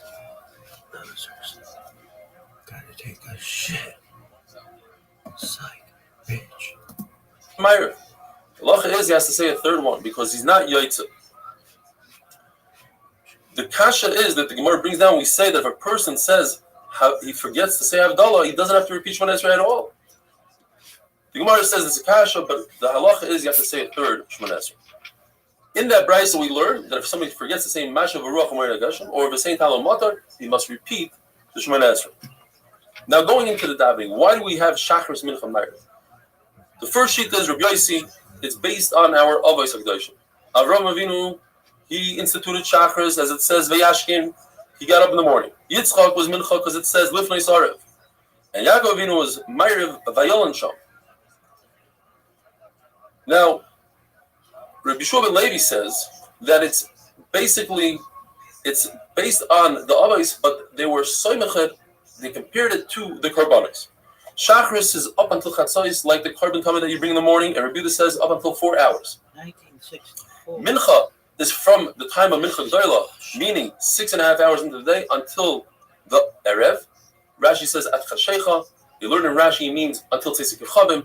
Other Rishonim say until Shkia. In fact, the Mishnah Berurah says that Mincha should be said and finished with the Chazar Shashatz and everything before Shkia. B'di Yeved, you have up until 15 minutes before Tzisik Yechavim. But the Mishnah Berurah points out that it's better to daven b'yechidus before Shkia than to daven with a minyan after Shkia. Mincha is like the tamid of the evening, which goes until the evening, which Rabbi Yehuda says it's until Plaga Mincha, halfway till Mincha, meaning 10 3/4 of an hour into the day. Ma'ariv is because of the varim of the oila that you're makriv on the mizbeach all through the night. What's musaf? Musaf is anshe knesses hagdoila. They were misakin, and that's why it's like the carbon of musaf that goes all day long. Whereas Yehuda says it goes until 7 hours into the day. We should hear only Psurus Tayvais. Have a wonderful day. That's what I would say. You gonna do one of these? I'm gonna do them all. 2007 and 11 of these bitches sucks. I go out there and slay dick like a motherfucker. Why? Why not, baby? Slang. Bracha is daf chav zayin. According to Rabbi Yehuda, all the zmanim of tefillah are ad vad bechlal. It includes the entire hour. So, Shemona Esrei Shachris, Rabbi Yehuda says, goes until the fourth hour. That means including all of the fourth hour. It doesn't mean until the end of the third, but rather it goes into the fourth until the end of the fourth hour. Mincha is until the end of Plag Mincha, the first part of Plag Mincha, which means as follows. Let's talk about the zmanim mincha for a second. We have mincha g'dayla. If you take the daylight hours of the day and divide them into 12 parts, that's called shais zmanim. It's not necessarily the hour that we have today. Chatzos is exactly in the middle, 6 hours in. You motherfucker. Plag mincha or mincha g'dayla is a half an hour after chatzos, so it's 6.5 hours. Oh, dude, if that's the Mincha Tana is 9.5 hours from the beginning of daylight, or 2.5 hours before the nighttime. You take those 2.5 hours before the night and you divide that in half. Plag, half. That's plag mincha. According to Rabbi Yehuda, you could say mincha, you could have a mincha until the first portion, the first part of that plag. In other words, 1.25 hours before nightfall is when you have to stop saying mincha, because the first part of plag and it's the entire part. Most of Yehuda goes all to the end of the 7th hour. Therefore, there's a situation where if a person has 2 tefillas in front of him, he has a mincha because we said that mincha g'dayla starts at 6.5 hours. Another half hour left to finish. Which one comes first? Nobody's playing. He says you daven musaf first because musaf is about to expire. You can't daven it past the end of the 7th hour. You only have a half hour left. Rabbi Yehuda ben Baba testified 5 things in Masechtas Ediyos, and we pass him like Masechtas Ediyos. One of them is that we teach a ketana whose mother married her off, and that's only the Rabbanon, in order that she shouldn't be hefker.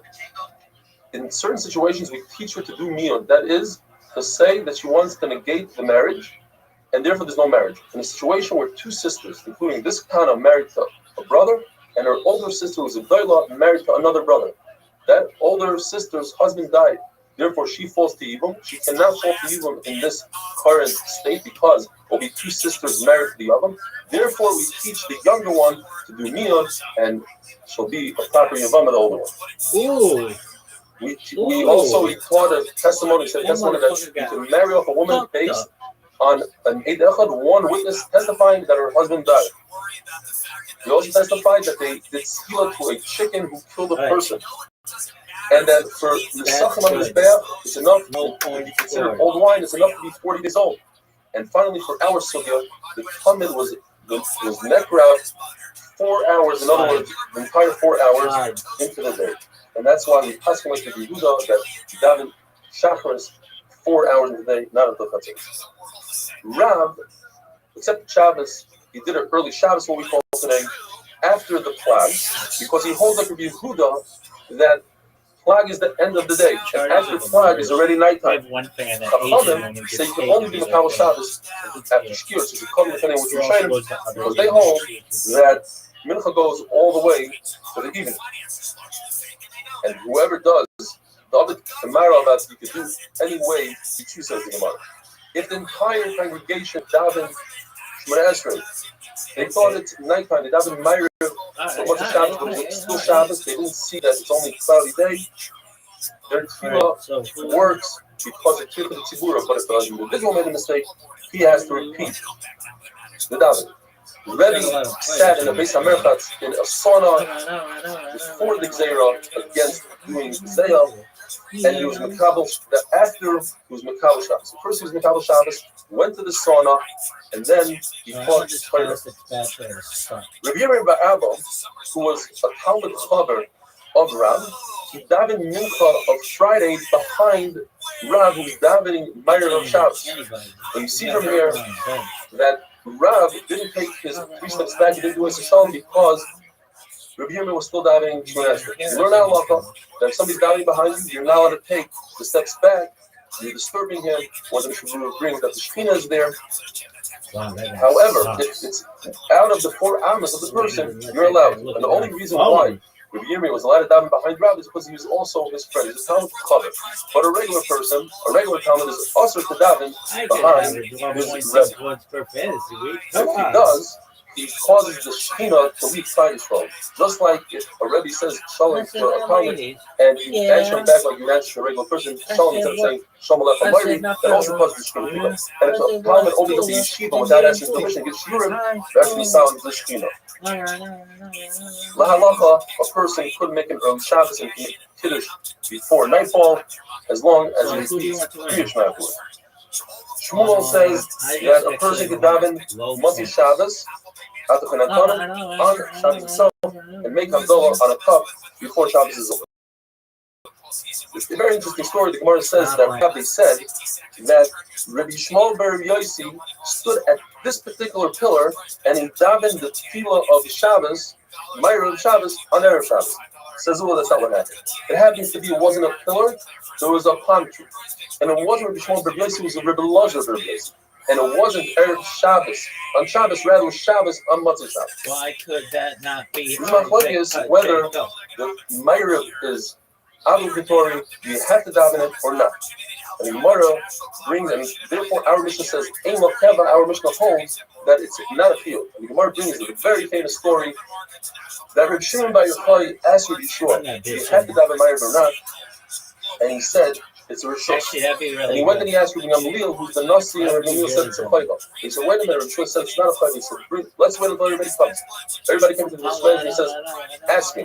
He said, do I have to daven Meir? Rabbi Gamliel says, you have to daven Meir. But Rabbi Yeshua said, I don't have to. No, so Rabbi Gamliel said, is anybody here Mekulas? And Rabbi Yeshua said, no, nobody argued about this. But they said in your name that Rabbi Shimon bar Yochai said that you said that it's a Rishos. Says Rabbi Yeshua, I can't argue with him. He's alive, I'm alive. How could I argue with him? Rabbi Gamliel forced Rabbi Yeshua to stand as the Shir went on. And the Tzibur was very upset. And they said, last year when Kippur Shishon, and Rabbi Gamliel said, I want you to come on Yom Kippur, which I hold is not Yom Kippur, with your stick, with your money. And you passed in, when it comes to Chayras, by Rabbi Tzaddik claimed that he made Rabbi Yeshua stand up like you did today. We have to get rid of Rabbi Gamliel. Rabbi Yeshua can't be instead of the store. Rabbi Akiva can't be instead of Chusavos. It has to be Rabbi Nazariah because he's a Chacham. He knows how to answer everybody. He has Chusavos. He's 10 generations from Ezra, and he's wealthy. He can go deal with the Pesach. Rabbi Nazariah says, I have to ask the wife. The famous excuse. So he asks his wife. His wife says, but what if they remove you? It's better to be a glass cup and that breaks the next day than not to be anything. But you don't have white hair. And you store in Pesach. That day, it's a mess. It has 18 rows of like here, and Beis Hashem, like they say in Kedar, the Rebbe always says, tomorrow we'll continue the story. May Hashem have a wonderful day. I hate draws, man. They're the worst. Throw it. Run it. Okay, that's all right. Flag dog. Bring it back.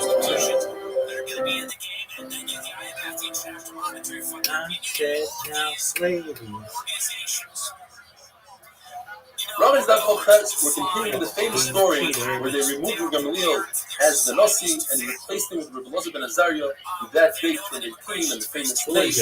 Ariani Kivin his beard turned white. That day that Rabbi Elazar ben Azariah became the Nasi, he opened up the doors, he removed the gatekeeper, and he put whether 400 more benches filled up with Talmidim or 700 Gamliel felt really bad. Look how much Hirai prevented from so many people, and the king was green. They showed him white vessels with ashes inside, meaning that they were not, the inside wasn't as perfect as the outside. More so, there was a lie. In fact, these people were proper people. They were royal to learn Torah. They just wanted to make people feel good. That day is where the Septus Idiois or Idiois was written and authored. Everybody came with all the perfect halachas. Oh shit! Anytime in Shach is mentioned, it's referring to that day. There was no Nasi. Any halacha that they had a question about between Rizal and the ticket Leo started Trevor didn't Lawrence prevent himself from going back to his language and even fighting again with Yeshua and Allah. Where In he's the fact, guy on Brock when they Bowers. fight between Yeshua, whether an Ammoni Yehuda is a person Yehuda who came from Ammon, whether he could be a ger or not. It says in the Torah that you cannot accept ger from Ammon. This Yeshua claims that Sacher came and mixed up all the nations, and therefore they are no longer considered Ammonim, called the Parish, the Ruba Parish. This particular non-Jew comes from the Roy, and therefore we accept him. And we'll argue with him, and everybody agrees with Yeshua. Says, everybody agrees with Yeshua. I see that perhaps I made a mistake by fighting with him. And he went back to the Kila, he went to his door, he saw that the walls of his house were black. He realized he's a this Stockholm motherfucker's still talking. with Blah blah blah blah. Then there's this book. It's super fucking long. Nobody gives a flying fuck about it. Really? Worst book ever.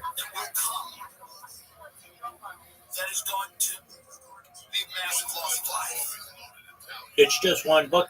Fuck no. Should be like this.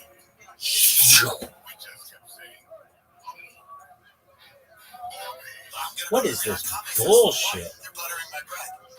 If he says buttering my bread, he's gonna say it like 1,000 more times in this fucking episode. Who's this bitch?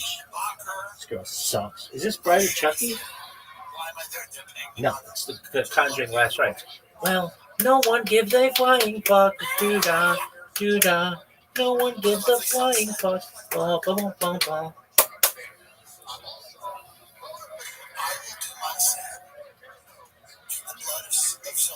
Yo, dog. Save that clip, motherfucker. West Side. This is content. King of content. King of the internet. Cody. Come on, you little bitch. Sucks. It's the worst. Hey, we're in Sao Paulo. No one knows about football here. Sucks. This motherfucker's the worst. I've seen his stream. It's terrible. Absolute dog shit.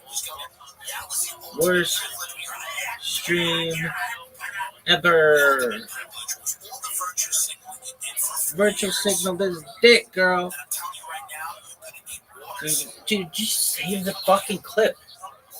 Just 1 second. Unless you shut the fuck up and don't tell me what I need to watch.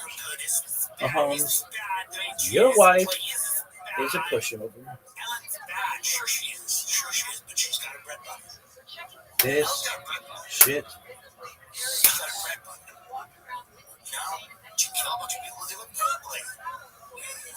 Dog, they should have a thing.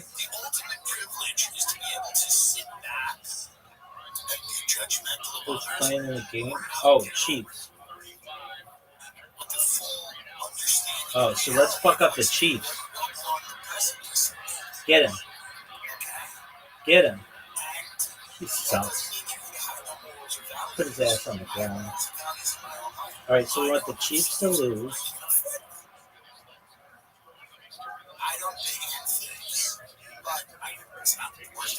We want the Chiefs to lose by a lot. And then we want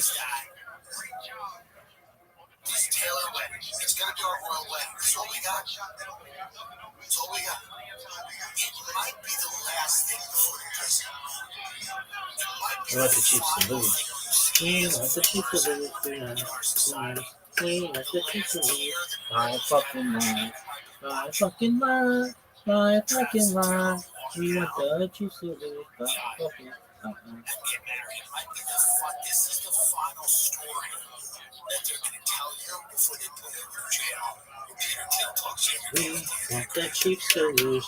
Do-da, do-da. We want the Chiefs to lose. Sorry, oh no, you're doing too well. We got particularly. And she wants to take a fucking get hurt.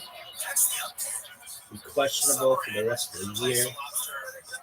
It's like out for the year. The hat is also removed and put a witch hat or something for Halloween. And then the fallback starts. And I am happy for Taylor. This episode has it. People think otherwise. I am actually happy. I am happy. This is the worst. I hope that Worst. because at the end of the day, 71 offense. Worst.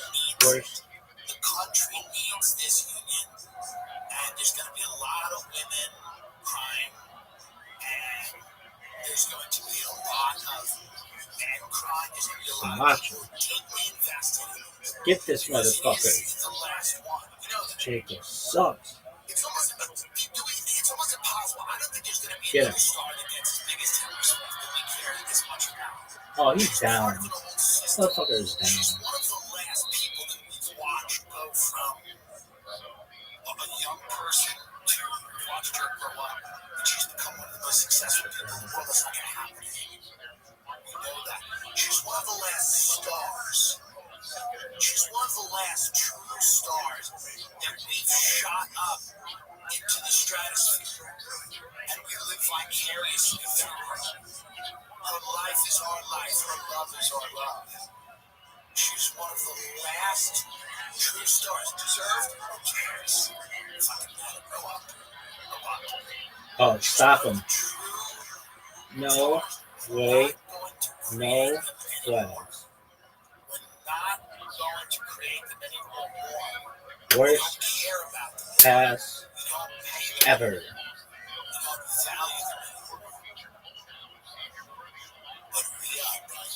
Oh, Xavier Ward. Actually, that's good. All the guys need to be hurt.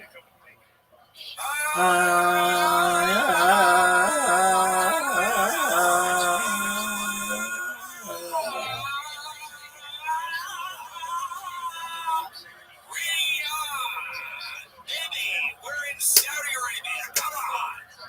Get your tickets now. Riyadh. Saudi Arabia.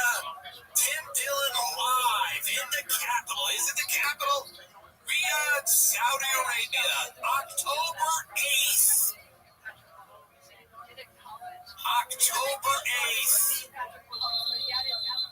The day after, October 7th. Which is funny how it all works. Not something that I had planned, by the way.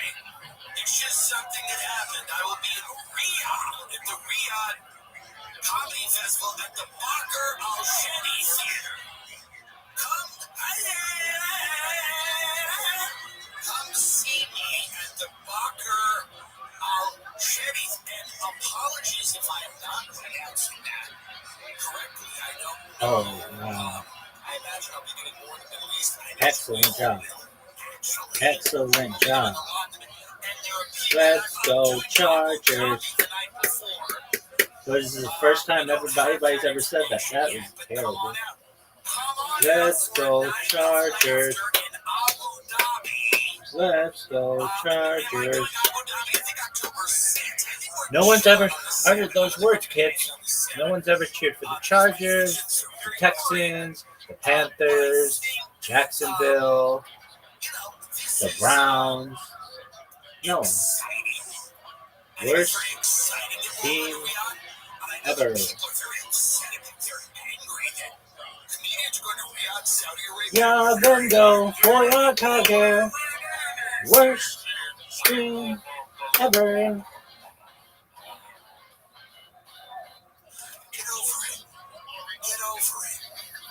Worst team ever.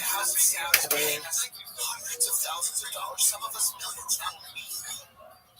They're paying millions of dollars to Worst team ever. get over it. We're taking the money. Worst Restream Sorry, oh, you weren't invited? ever. Got nothing going on? Boo-hoo-hoo. Boo-hoo-hoo for you. I would never do it. You weren't offered. No one invited you. There's How you people like that it are now? turning it down, but a lot of How you people are like it doing it now? like a lot, like How you like almost it now? everyone. A How you lot like of it people now? are doing it. They bought comedy. So what? Listen. What's your Virginia for problem? years. Well, they have slaves and they kill everything. Hey. Get over it. Get over it. So what? So what they have slaves? So what? My friend, I got a friend, somebody I don't even know. I bumped into them at Tribeca. And he goes, I would never do that because I don't want to interact with slaves. I'm like, well, why not? They'd be differential, right? I mean, I imagine the slaves in those countries are good at what they do. Well, I wouldn't want to interact. Everyone you meet there is a slave. That's what they say. Everyone that works for the hotel, they take their passports. They're not allowed to leave. They're slaves. Hey, is the hotel nice? Is it nice or not? Is it nice or not? I'm not here to be a spoil sport. But this is Look, what I'm it spoil is. sport. And I'm going to tell everyone what it is because that's not what I'm here to What do. it is, folk. I'm not on this earth to do that. Spoil sport. A person who Just behaves politicking. in a way that spoils Are you fucking others' serious? pleasure, especially by not joining in an activity. Yes, correct. Alright, go like 1,000. I'm not here to be a spoil sport. I'm not here Miles. to Throw ruin it. the good time that everyone's having. Do I have issues with some of the policies towards women, towards the gays, towards the towards the freedom of speech? Well, of course I do. Of course I do. Of course I do. But I believe in my own financial well-being. And I always have, by the way. And I think you better start believing it now. Okay? Because when Peter Thiel puts all of you in a cage, you're going to want some way to get out of that. You're going to want to bribe someone. Peter Thiel has you in the prison from that movie. What's that movie where everyone's in that digital prison? Remember that movie? Well, when you're in that movie, and it's you can't get out, when you're in the movie, that digital prison movie, and Peter Thiel's got you in, you're going to want to have a little couple of shackles to go to the guy and say, let me out of here. Get him off a little Bitcoin, little Ethereum. Let me get out of this prison. When you're Shawshanking, and that's not the movie I was talking about, it's another prison movie, I've moved on. When you're Shawshanking with the little rock hammer through the wall, and you're crawling through the tunnel at the end to try to get out of Peter Thiel's prison because he's just going to do this. What is he's doing? Peter Thiel is doing talks on the Antichrist because he is the Antichrist. So he knows about the Antichrist and he's talking about it. It's never enough to just be the thing, by the way. You have to constantly bother people. It's the reason the Long Island serial killer got caught. He couldn't shut his mouth. He went out to bars and in a very boomer-like fashion, he's like, well, if I had killed her. O.J. Simpson wrote a book called If I Didn't. No one can just get away with anything. It's got to be shoved in your face. So Peter Thiel is Everybody injure Isaiah Pacheco. Everybody injure Isaiah Pacheco. Everybody injure Isaiah Pacheco. Everybody injure Isaiah Pacheco. As much as this guy. So he's doing a 4-part lecture about the Antichrist. So when you're in the Peter Thiel Palantir prison, and every day is the same, and it's just going to be on closed circuit TV, or maybe it'll be a hologram at that point, I don't know. He just is going to talk to you about the answer, and you're going to be in a cell in Peter Thiel's prison, and then he's just going to go, it's the Antichrist Part 3, and you're going to have to sit there and go every day. Every goddamn day. Thiel 57 will offer his thoughts on how his Christian faith informs his understanding of the world, including areas of theology, history, literature, and politics of the Antichrist. As part of a 4-part lecture series at the Commonwealth Club in San Francisco. Well, doesn't that sound swell? But he's going to be giving these lectures to people that are in his prison. So you might as well have a couple of dollars to try to buy your way out of the Peter Thiel compulsory Antichrist lecture that he's going to be giving at his prison. Now, people might say to me, hey, you're coming out and saying you're doing the Saudi thing for money. They're paying you a lot of money. I'm not going to tell you how much you're paying me. It doesn't matter. It doesn't matter how much they're paying me. $375,000 for one show. Now, a lot of other people are getting $1.6 million. That's not me. I'm not in that bracket. But they're giving me $375,000. Others are getting $150,000. What are they doing? Here's the point. Okay? I am doing this because they're paying me a large sum of money. They're paying me enough money to look the other way. Do you understand? Look the other way. That's a 4-word sentence. The people don't do it anymore. Look the other way. If something bad is happening to your left, look to your right. If, for example, I'm at a breakfast and I see someone get grabbed and they start hitting him with that, that big stick, I don't know if it's bamboo or whatever it is, it's kind of a wood, it kind of snaps back, it's perfect for a game. If I see someone get hit, I will look the other way, okay? If I look the other way and I see someone being behanded, meaning they're chopping a hand up, I'll be interested in just kind of seeing actually how they do it. Oh no, what was that interception? Kind of sanitary way. But from what I've heard, you know, if they're chopping it, I might look down. And if I'm looking at the floor and I see some eyeless beggar grabbing it, that's a live golf. I will look up to the heavens. And if in the heavens I see a drone flying over, I would challenge it. The other way. I would challenge it. Challenge that bitch. Are you fucking serious? Jim Harbaugh sucks.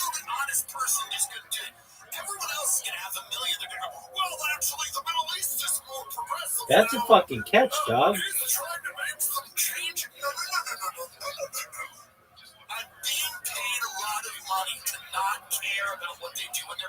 That's a catch. I think that's a catch. Dude, that's a catch. Jim Harbaugh sucks.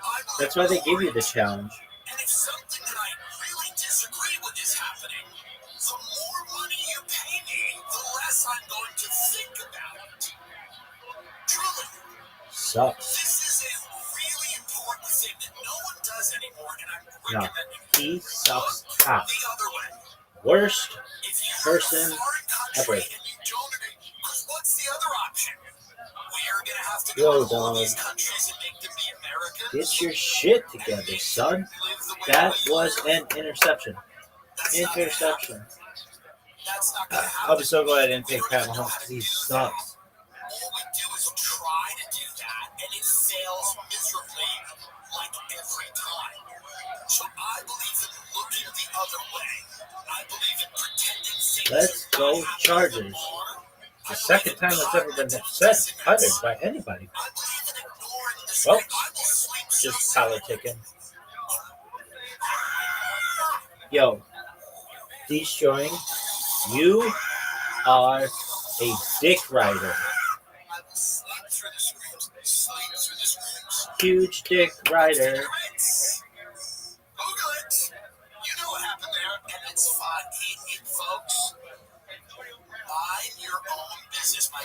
My best friend's mother used to say that I mean, mind your own beeswax. She used to say that. Mind your own beeswax. She used to say that. Okay? Go, baby. Go, baby. Go, baby. Oh, you fumbled. For those of you who don't Good know, job. is that there's your beeswax and everyone else's beeswax. There's a lot of beeswax in Saudi Arabia. It's not my problem. They're paying me to keep my mouth shut.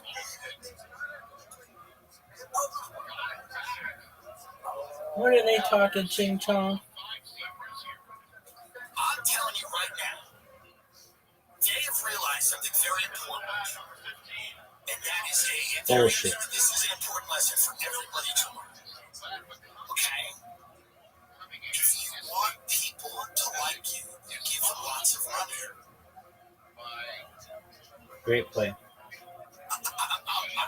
I don't know why this is so hard for people to grasp. I know that this is something, and I get people probably listening to this, they're angry or they're disagreeing with me. And that's okay, you're allowed to do both. You're allowed to do both. I don't care what you do. It doesn't matter.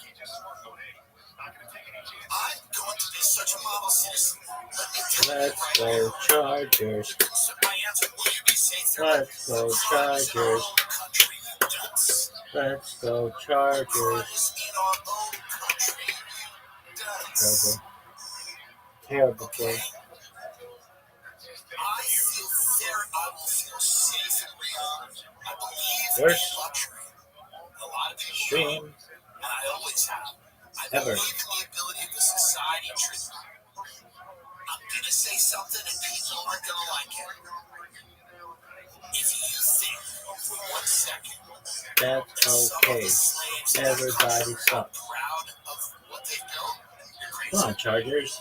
You're literally Score. crazy. You're literally nuts. There are so many I don't even know if we want to score. Keep the score low. Keep the score low. When you look at something beautiful, even if I hear a chin chong in the back. or kill people you know. And I'm using the word slave, not even knowing, by the way. And I'm using it only because people They don't even do Dale I haven't right. looked into it, and I won't. But I don't even How don't you fuckers know how to do unless Dale? you thought. Okay? That's like your shit, dog. I can imagine they wouldn't be like, dude, good. But Dale, that's your shit. Throw it. I don't do it. I think, I don't know. I guess it's good if they do. No. I don't really know. I don't think it matters all that fucking much. So what do you want to happen, big dog? I want to have the best chance of winning, so let's have Lee Beckton.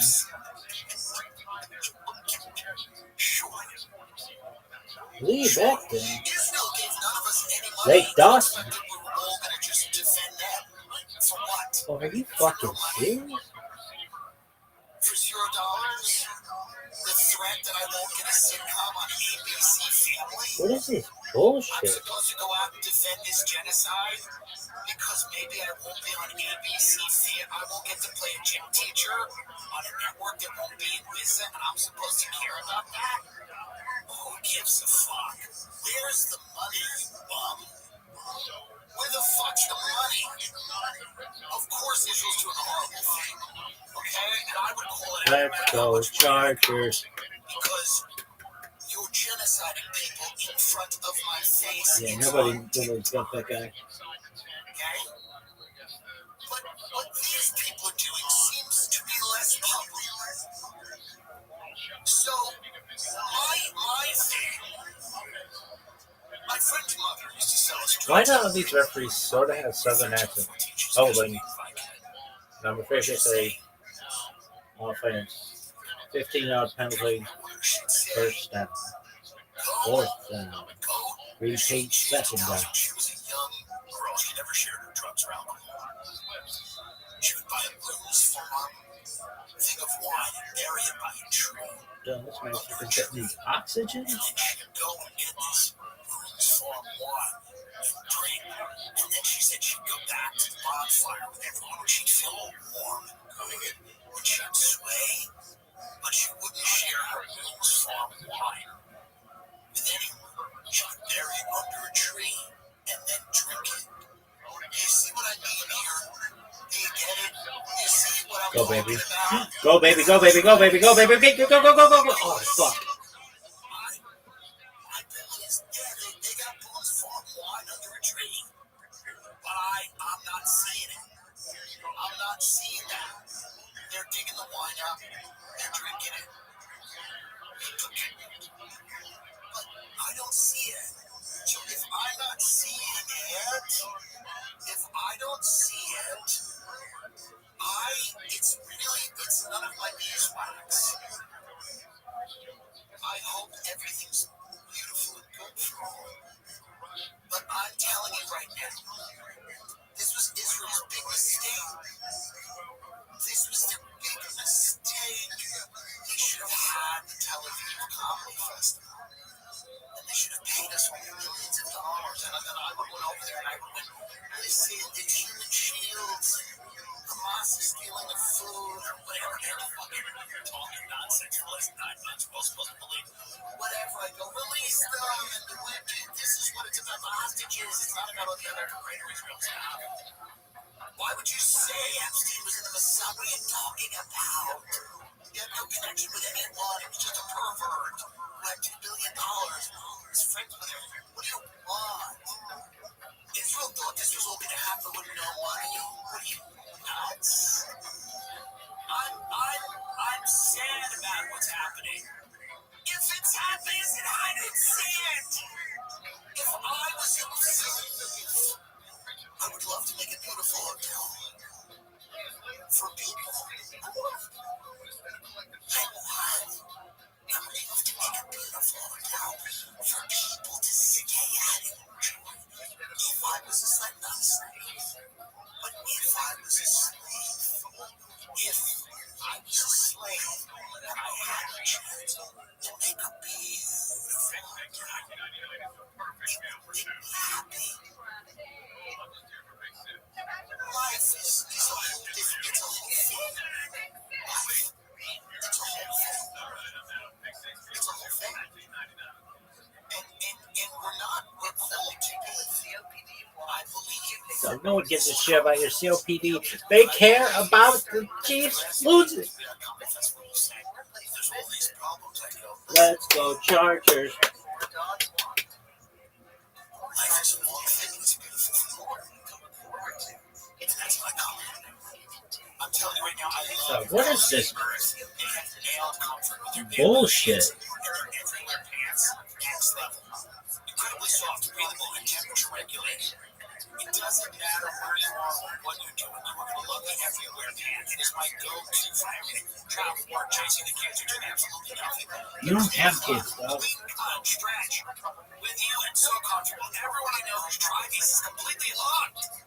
Guys, there's a risk-free trial, 100 night sleep trial. Get your warranty, try and wear and love it. Or send it back, but trust me, you won't want to. Go to CozyEarth.com and use my code TIM for 40% off the softest bedding, bath, and apparel. And if you get a post-purchase survey, tell them you heard about Cozy Earth right here.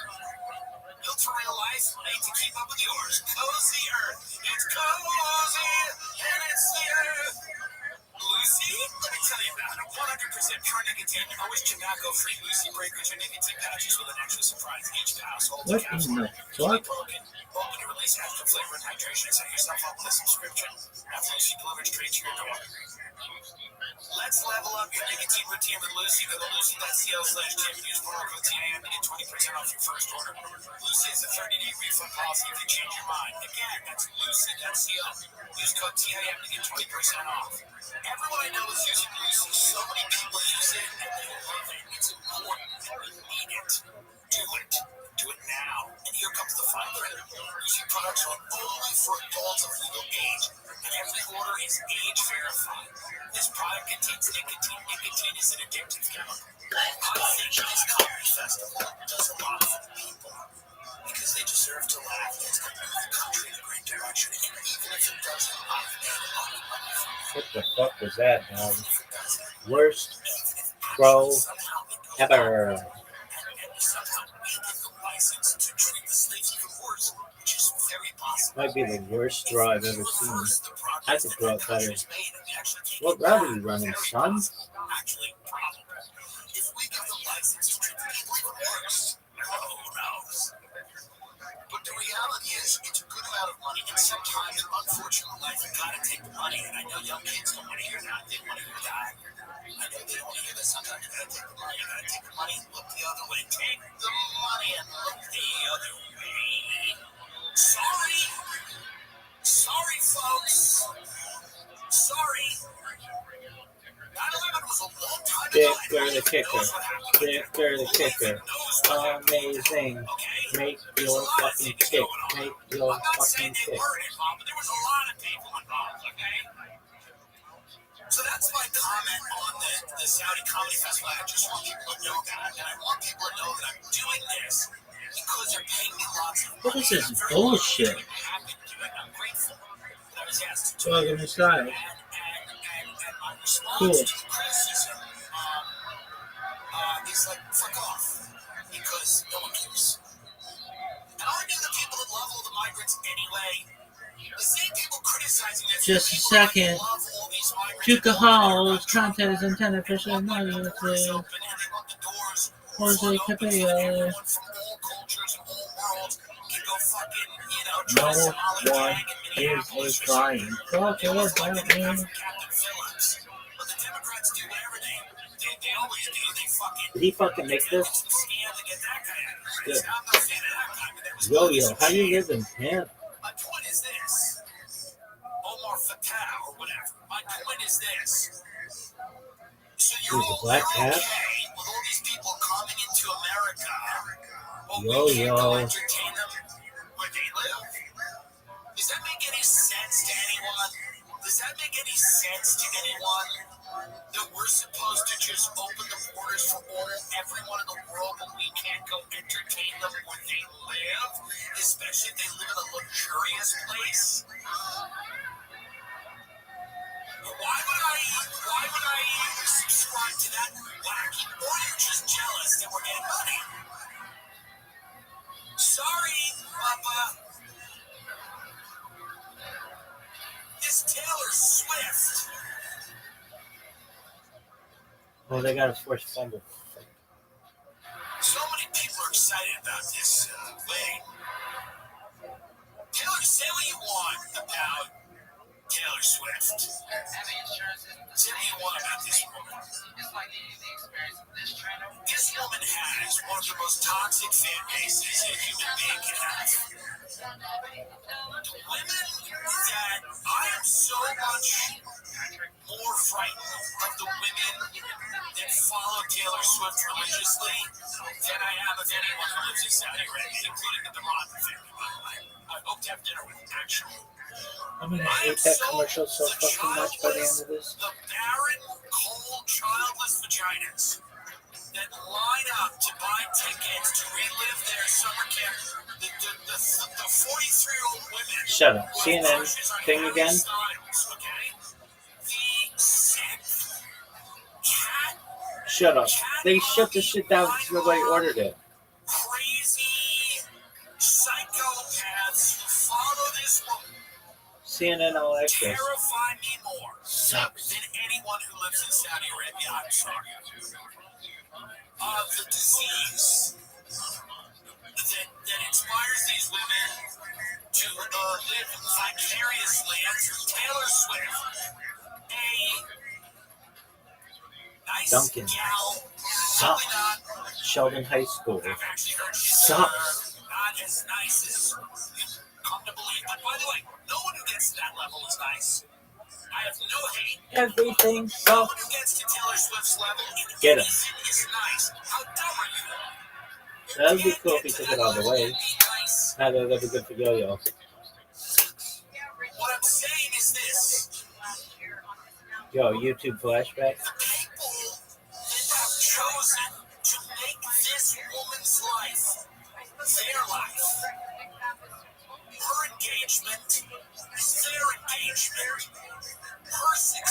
Kai Sinat. their success. The soundtrack of her life. Hey everybody, I own Prime. To their life. Cool story, bro. Those women need to have burkas on them now. Hollywood Brown. Sorry. He's not starting for anybody. If you believe Isaac that the Pacheco. Taylor Swift song is talking to you, you need a burqa now. You need a burqa now. If you broke down in tears because Taylor Swift got engaged to that vaccine shill, you need a burqa draped on you now. Acid in the face. Acid in the face, religious beliefs. He has Pat Mahomes and Isaac Pacheco. I'm trying to get 5. I'm that age and trying to get 5. Imagine what I would have done for 5. But let's be serious for a minute.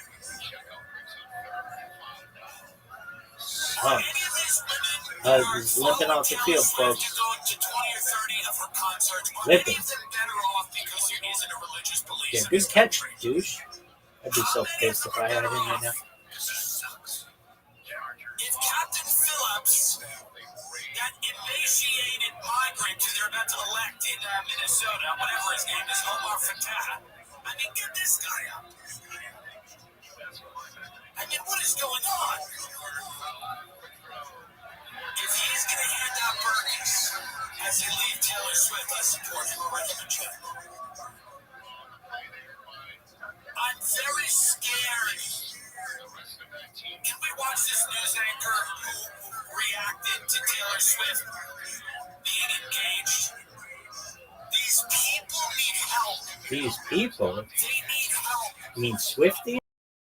I'm telling you. Taylor Swift Oh, it's for the Pacheco. is an mediocre talent. Sorry.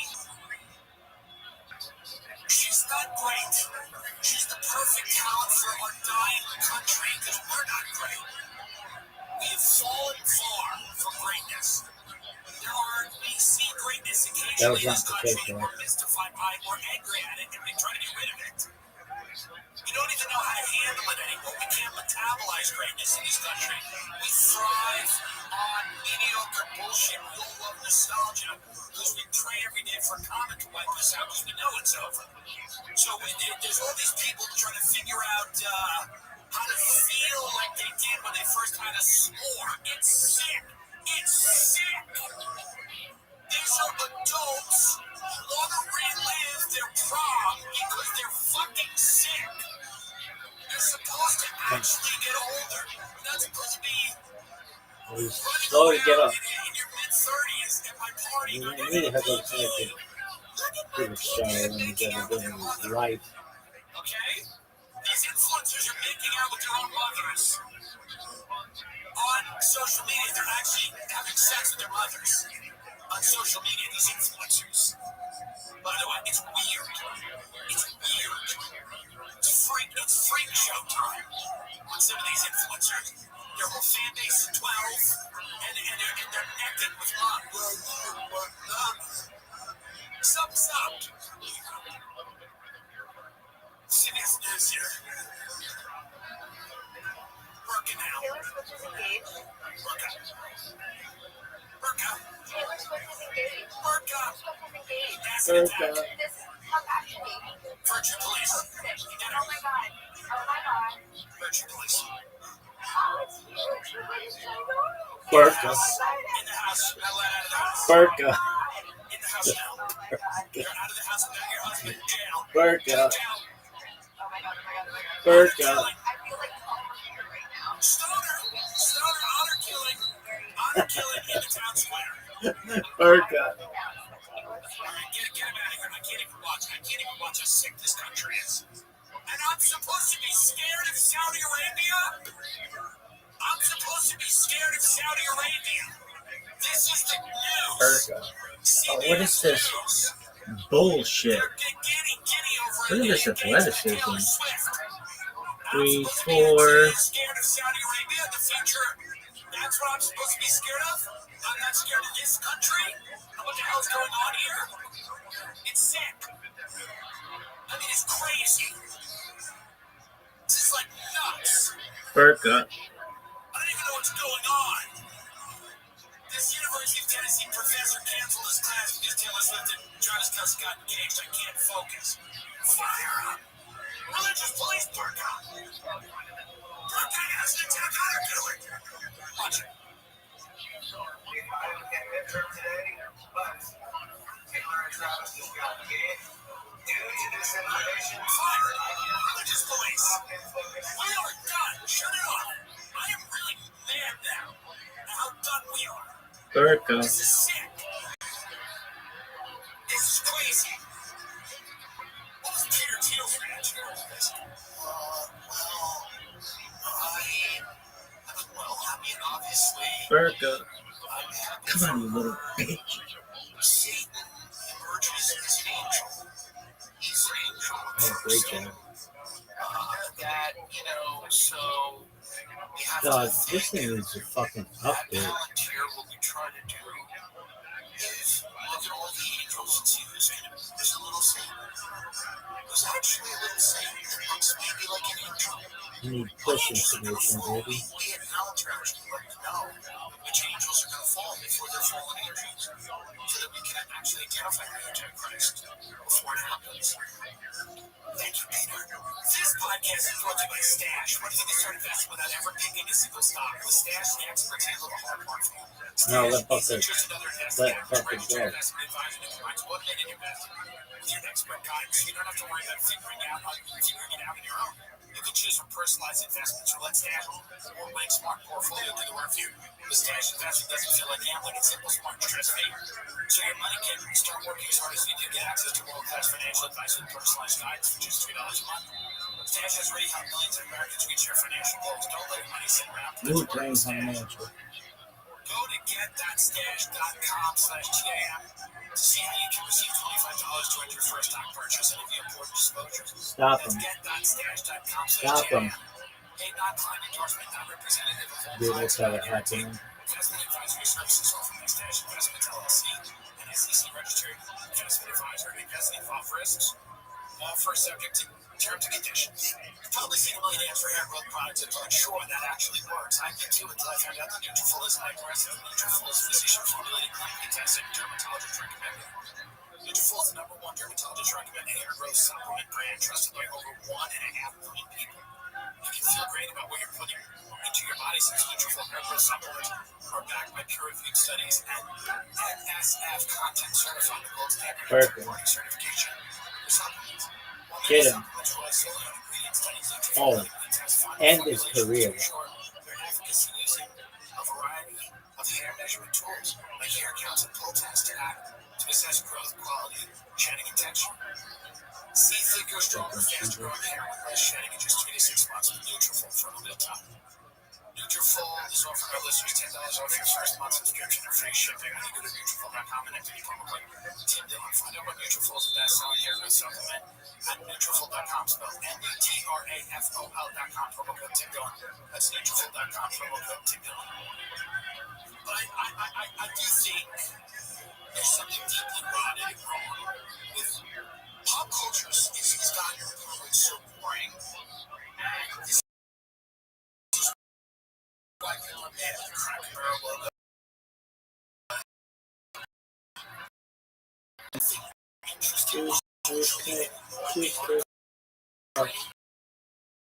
Taunting. Glad. Because everything has become so bland and corporate that our only gods are the chain restaurants and places that poison us.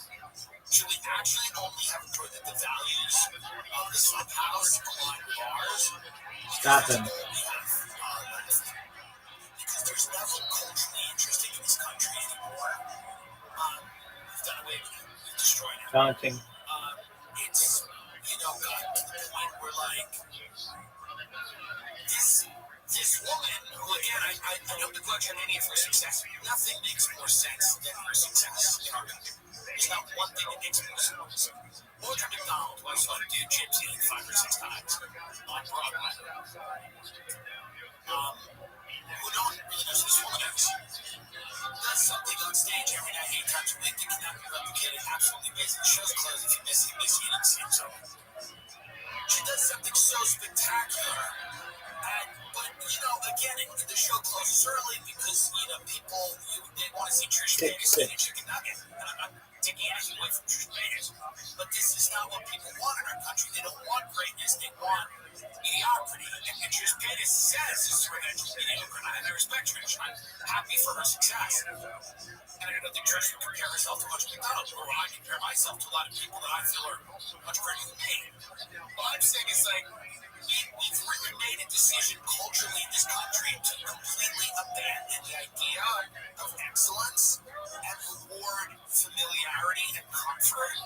So when we see someone who's really good at something, we're almost manic because we don't like it and we don't like it and we don't feel like we can do it and it's not relatable to us because in our modern culture, and go. Stop this thing. And go. Stop this thing. whoa, what's that like? Oh, that's interesting, that's different, that's weird and new and good.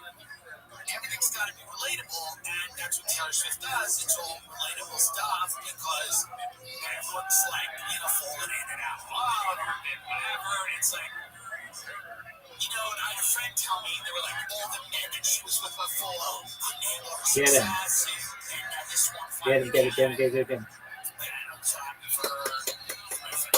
Let's go Charger. It's the third time it's ever been said, kids. What do you want her to? Did she do this big Eras tour? Did she do it? Don't let her live a goddamn life. What do you want with this woman now still? What do you want out of this? Didn't she do it? Didn't she go on this tour all over the world that everyone said was the greatest thing that they ever saw in their life? George Buckley. What else could you want? But it's never enough. Get At the there. stage of decline, Nowhere. in society, it is never enough. When she announced a new album, people were freaking out. People cannot have a healthy relationship with a celebrity in our society at Taylor's level. It's impossible for people to have a healthy relationship because we are a society that is driven by this strange, creepy obsession with people that are celebrities. Not people that are good at things or talented. I'm not saying Taylor's not talented. I'm not saying she's clearly talented. She's very talented. Is she my favorite?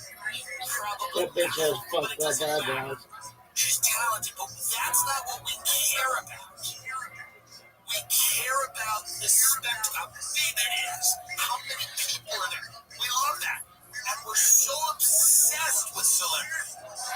It drives us in this weird way. We live vicariously through these people. We need their accomplishments or our accomplishments, their failures or our failures, and their trials and tribulations. It is weird. It's something I never understood. I've had friends that go that route. It's not for me. I'm not saying I'm better than them. I am a little. But what I'm saying is that I never understood it. I couldn't understand the obsession with someone while you just don't ever try to define yourself in any way. Or shouldn't you care about you a little bit? That's why I'm doing the Saudi Arabian way I'm coming because I really care about me. I really care about me. I was on my phone begging the House of Sound for money when you were all talking about Taylor Swift. You know why? I'm focused on Daddy. You're all focused on some other shit. And make no mistake, this is one of those things where didn't Israel slaughter a calf recently to get ready for the temple being built? Because this is the next one. This is the next moment of the end. This is in the book of Revelation or something. It has to. There's got to be a paragraph in the book of Revelation that speaks to this. One of my psycho followers will find it. There's got to be something in the book of Revelation that speaks to this. When two houses went, and the calf is slaughtered and the seed turns red, you know, and then the bird is. But that's the whole thing. I'm just saying, we need as a society. I mean, your best album, by the way, they get married, he dies immediately. It's your best album. And then I'll listen. And in a horrible, heinous accident, where it was a closed casket, she got mangled. That's her best album. He was gone. He's gone. He was mangled in an accident. My husband was mangled in an accident. She writes for playing. She's not like a gifted writer. Can you imagine that's kind of the song? He was mangled in an accident. And his face was all strange. So we closed the casket. Now I'm alone again on my porch, thinking about my husband. They said most of his face was still on the street. Half of his face was on the street. He was mangled in an accident. Now I'm drinking wine in the summertime. Whatever shit. And the first beat was like a lion, and the second beat was like a calf, and the third beat like a face of man, and the fourth beat was like a flying eagle. I can't read all the Revelation now, but what I'm saying is that someone's got to read the whole book of Revelation. We got to read ads. But what I'm saying is that I imagine this is foretold. I imagine it's armed drones to be deployed in schools in Florida to stop mass shootings. I like this. More militarized stuff to stop the hits. Let's watch a little bit of this. Seconds, drones multiply and weave through hallways, searching for a fake school shooter. Phenomenal. Demonstration of Phenomenal. Phenomenal. Wow, the future's fun. Founders of Texas-based company Campus Guardian Angel hope this is the future of school safety. This is how it will work. Silent alarms in the school alert the company, and drones strategically placed on campus get deployed. These drone pilots would navigate remotely from their headquarters in Austin, in tandem with the school and police, inflicting non-lethal damage to the suspect or dummy in this demo. Pepper rounds and direct impact. All these markings, that's on the drone. Yeah, see, can you imagine, by the way, there's three guys in Austin with VR goggles on, directing drones to kill a school shooter in Florida.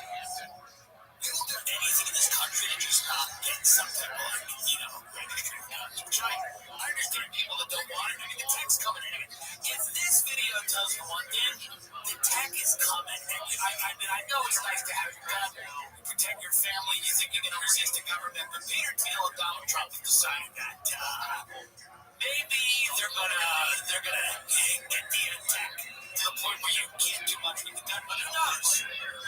Could this guy shoot the drone? Who knows? Just school shooters. Now they need two school shooters. You need one to shoot the drones, and you need one to get into the school.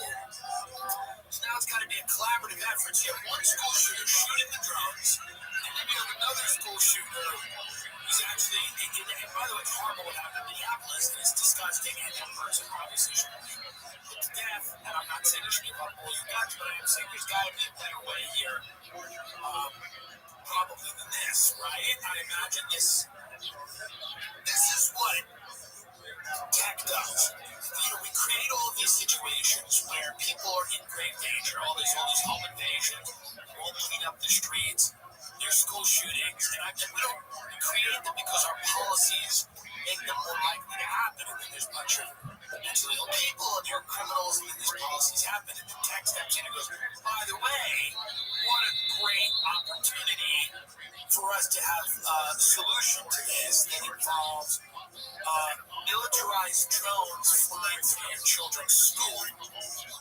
So, robot police are coming. Robotics is developing. They're varying, and I read a whole article about this last week. You know, all of these things are coming. Drone policing, all of this technology is coming, and it's going to render Your handgun most likely pretty useless. Again, I'm not saying you should give it up. I'm saying there's going to be seemingly a lot of militarized technology on the streets. There you are. Dealing with the public. This is clearly what's going on. What's good? Good Shabbos. Larry Fink is out there, the CEO of Blackstone. Just one moment. I have to turn off all my devices. I wouldn't do this for everybody. So do you speak Hebrew? A little bit, but it's biblical.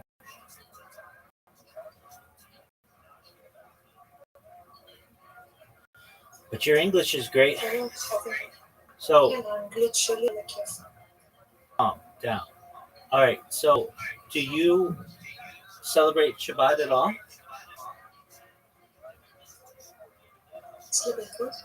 Do you celebrate Shabbat at all? Do you like candles or anything? What do you call it? Shabbat? Shabbos? Shabbat? Yeah. Shabbat? Yeah. The Sabbath? No, I don't keep Shabbat. That's okay. No big deal. So what do you like to do? I like evoking demons. Okay, I have a question for you. Do you know the planet Saturn? Yeah, I know of course, yeah. Yeah. Do you think there is something special about Saturn? Yeah, I do, a lot. What's special about it? Well, I think it has more moons than any other planet, which is important. It's got the ring, which is important. Historically, it has been seen in the light of being evil, perhaps based like traditionally in some types of beliefs like Satan. That's kind Saturn has a hexagon. Yeah, right? Absolutely. Yeah, you're 100% right. Yeah, at the top.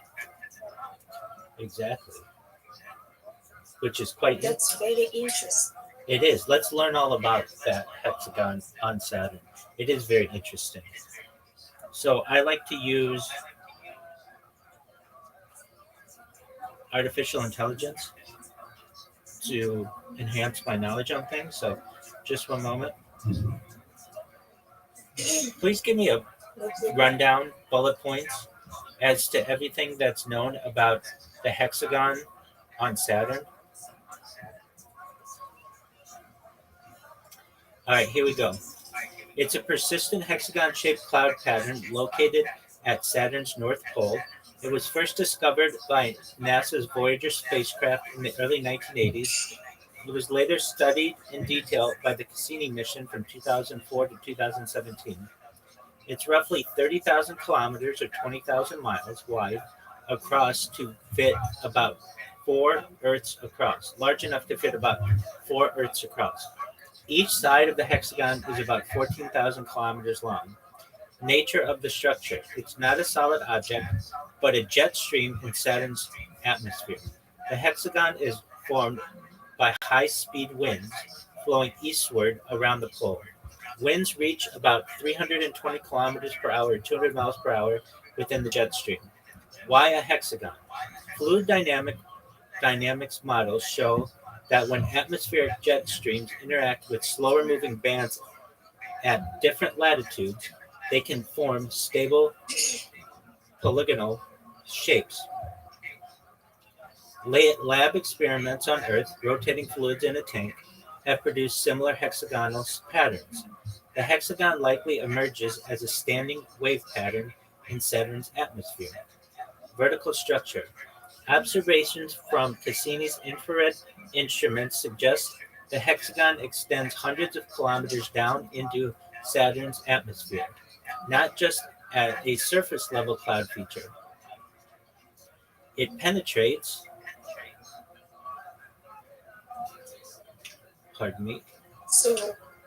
it penetrates deeper than the visible cloud types. Rotation and stability.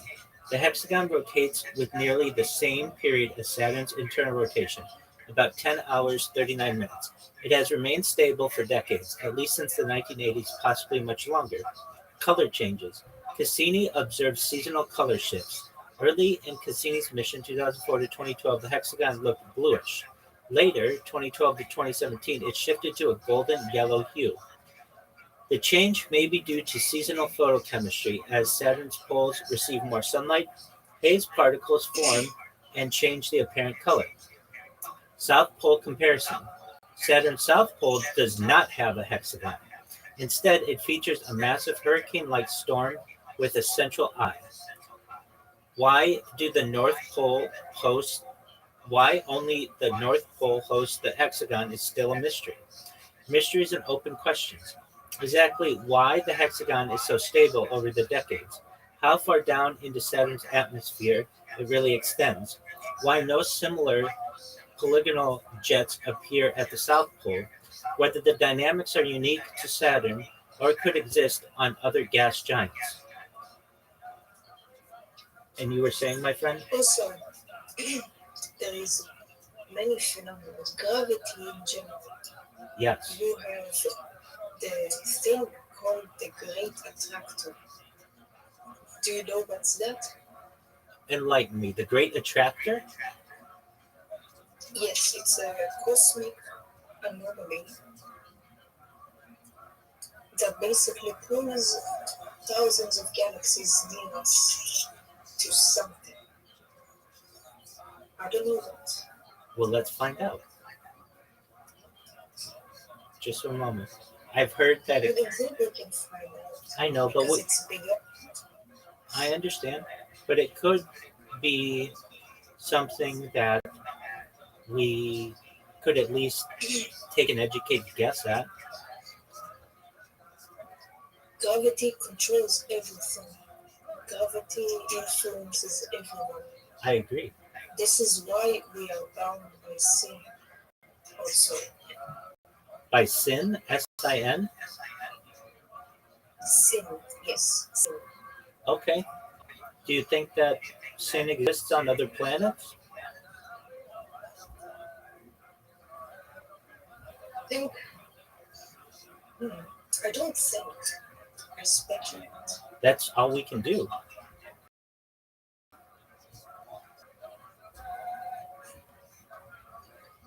From what it seems like to be a perfect being is to be not affected by gravity. To be a perfect being is to be not affected by gravity. So would you say that beings in low Earth orbit that are in microgravity are perfect beings? But they are, even though it's microgravity, it's still gravity. Yeah, but So with that argument, gravity affects everything in the universe, even on it opposite. does. Absolutely. So thus, nothing is perfect. And I'm okay with that.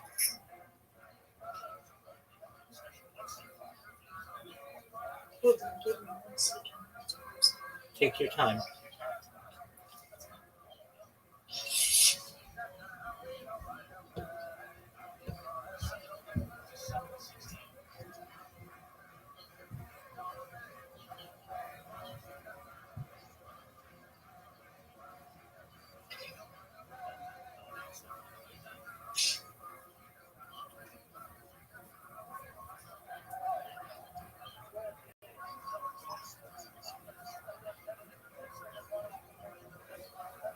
When you're ready to talk again, let me know.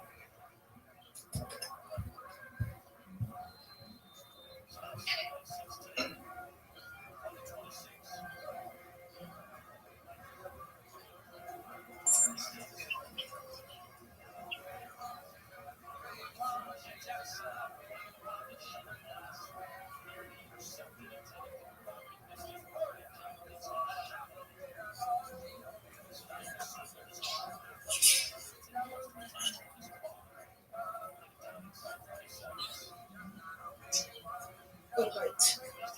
Another thing. Yes, ma'am. Tefillin, right? Tefillin, it has that black box. Absolutely. But Yeah, absolutely. what else has a black box? Saturn. Yeah. Also, that. Saturn. So let's learn about it. The- Tell the me Hubble everything is really you is know really about the close. black box of Saturn. Yeah, but that's man-made. So, though, if you know what it contains, it's arguably a meteorite, which is not man-made. Have you ever seen it? What's made out of meteorite? So that would be something from space. Basically, like a lot of carbon. But we'll find out. So just a moment on that question. So, No. What are you talking about? It's made out of meteorite. so that black box encompasses a meteorite. A meteorite, like that was The found. black book is something. Yeah, it was found in the desert. Okay. Yo, please tell me everything you know about the Kaaba, the black box. Not much. I just know No, it's not you, not you. Apologies, apologies, strange coincidence. apologies, Katan Kushi. I was talking to AI. So Kaaba means cube. It's a cuboid structure located in the center of Masjid al-Haram in Mecca, Saudi Arabia. Sacred role regarded by Muslims as the most sacred site in Islam.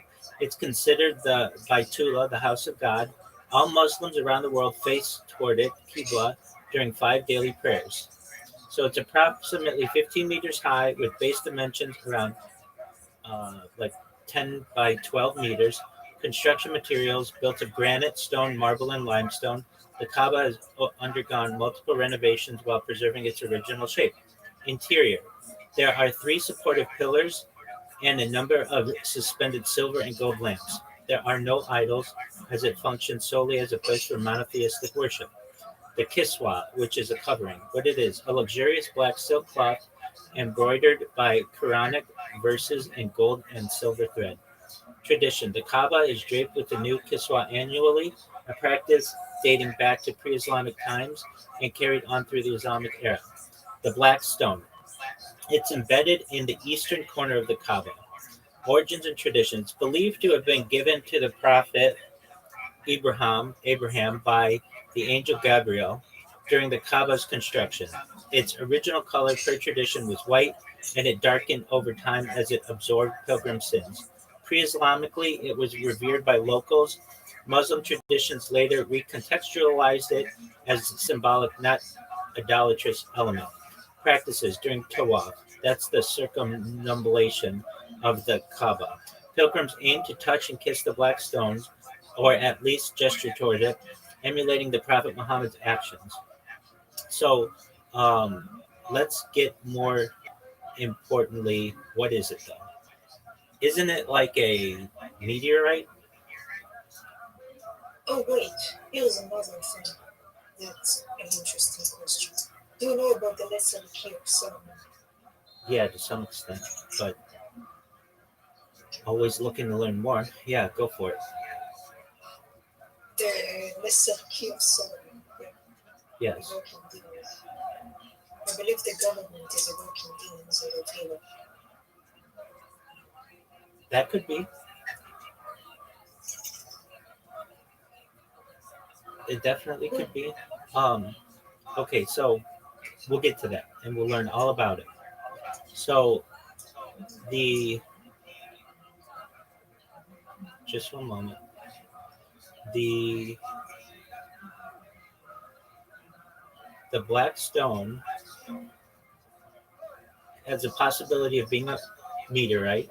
Some historians and geologists have suggested it could be a meteorite, impact glass, or even basalt because its black, glassy look and unusual reverence. Problem: no modern scientific testing has been done. The stone is too sacred to take samples. The most accepted idea, its exact nature is uncertain. It may be a meteorite or volcanic basalt, a, agate, or other dark stone available in Arabia. Now, um, as for your fascination and with good reason on the Key of Solomon. It is one of the most famous texts in the tradition of Western occultism and magic. Here's a clear rundown. A grimoire, book of magic attributed to King Solomon, though it was almost certainly written much later, likely in the Middle Ages between the 14th and 17th centuries, written mainly in Latin, Italian, and Greek manuscripts, later translated into other languages, contains rituals, prayers, and instructions for invoking angels and spirits and for achieving divine protection or magical influence. Contents: purification rituals. Before performing magic, the practitioner is told to fast, pray, and purify themselves. Magical tools. Detailed instructions on crafting ritual items, swords, pentacles, robes, incense, etc. Conjurations and invocations, rituals for calling on spiritual beings, but always with emphasis that power comes through God, not demons. Pentacles, magical diagrams inscribed with Hebrew names of God, angelic symbols, and astrological signs used for protection or specific effects. Planetary magic, sections assign powers to planets, Saturn, Jupiter, Mars, Sun, Venus, Mercury, and Moon, link periods and pentacles to each. Related text: Testament of Solomon, a pseudo-graphical text, pseudo-pigraphical text, which Solomon controls demons to build the temple. Uh, Lamechriton, Lesser Key of Solomon, a 17th century grimoire, heavily influenced by the Key of Solomon, but much more focused on summoning and controlling spirits. Influence: became one of the most important sources for Renaissance ceremonial magic, Hermeticism, and later occult groups like the Golden Dawn. It inspired countless later grimoires in Europe. It's still studied today by occultists, historians of religion, and esoteric practitioners. It is not part of Jewish or Islamic scripture, though it borrows biblical and angelic names. The attribution to Solomon is legendary. He was traditionally seen as a wise king with knowledge of spirits, but he did not write the grimoire. Survives in multiple manuscript traditions with various in wording and magical diagrams. If I may ask, what got you interested in the King of Solomon?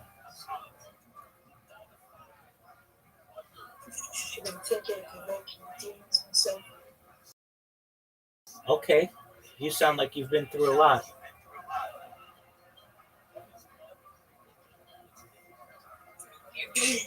Do you have lots of friends? Actually, don't have friends. Well, you have me, so that's one. Do you have any other friends?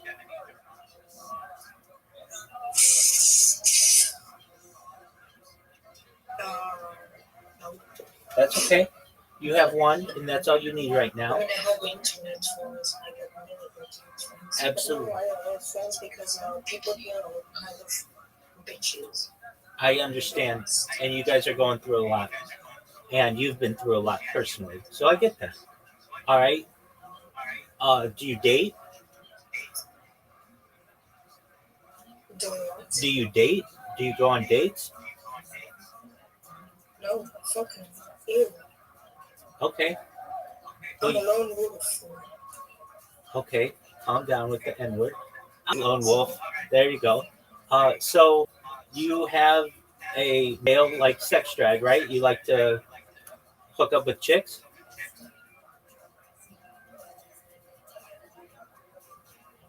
No. Okay. Whatever.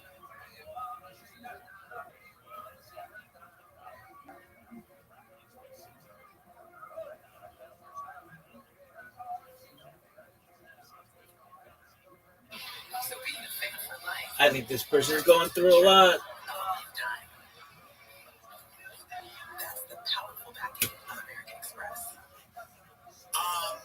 Is that right? It's Black Rock?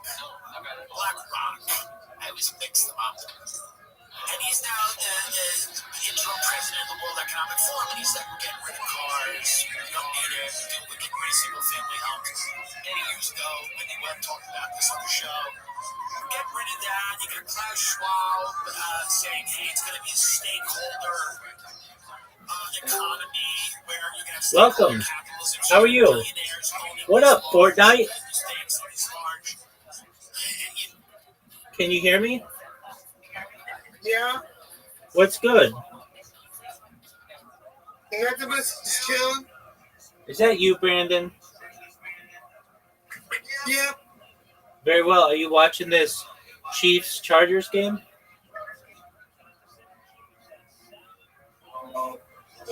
What time is it on? That's a good question. Do you know what Stream East is? Green Ace? Yeah.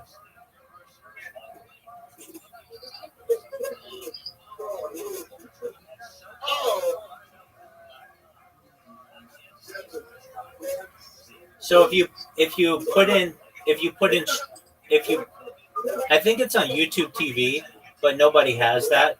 So if you put in streameast.sk, you can get it.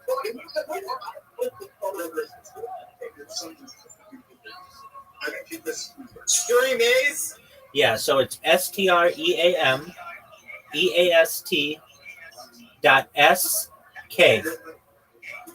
like super kangaroo. Yeah. Last night. Yeah, SK. Stream. And It's then not popping out. yeah, it is. Okay, so it's again streameast.sk.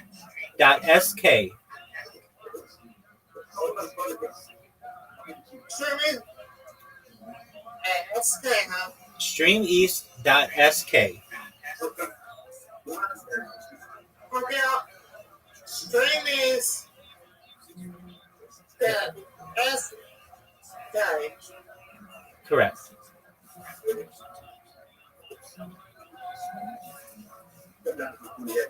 I'll spell it again. Okay, there we go. Did you find it?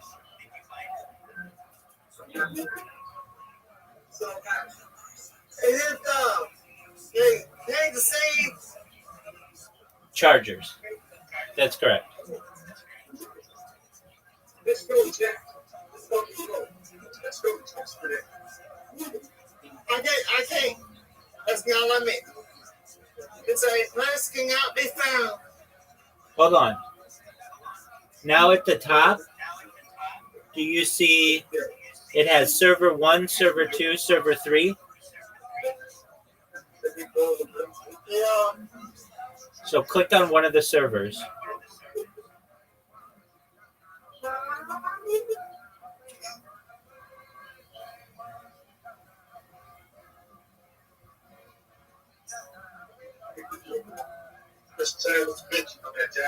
Do you see it?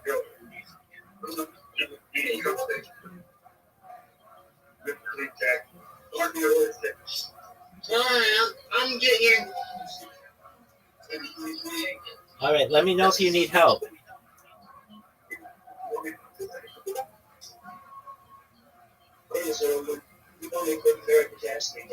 There we go.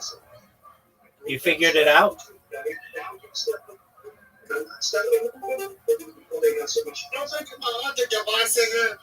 Alrighty, big dog.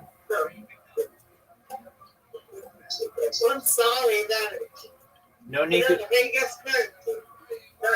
no need to apologize. that's not good angry.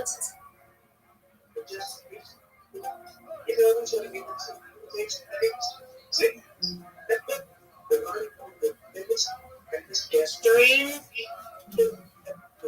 Yeah. So I'm gonna look at your screen.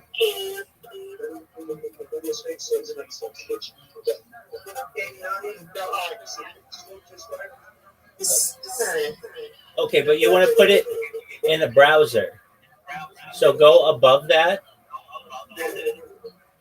where the browser bar is, and type STREAM EAST .sk.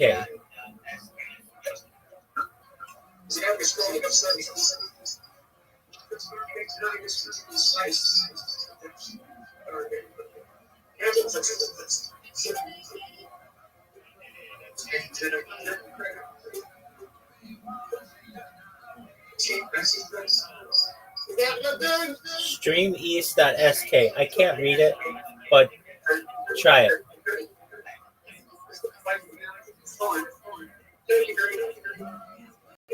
No, okay. Just one moment. I'm going to send it to you. What account do you want me to send it to you?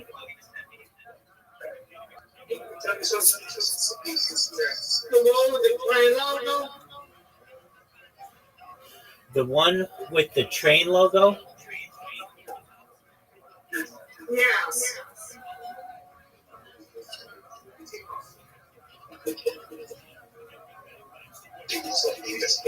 Is it gray?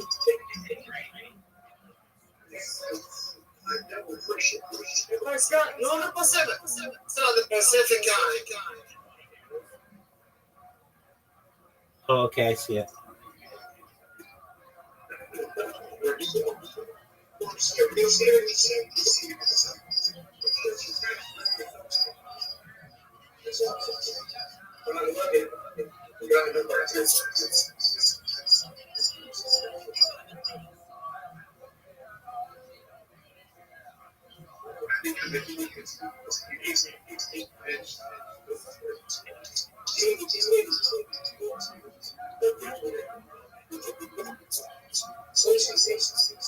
There it is. Oh, yeah, you got it.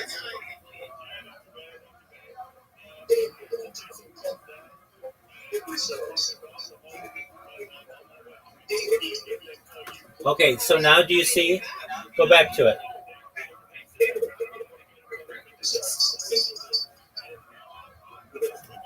Yeah.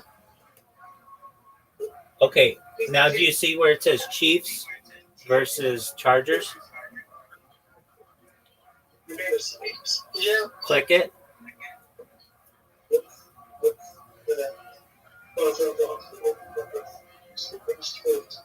There you go. Okay. And then just hit play.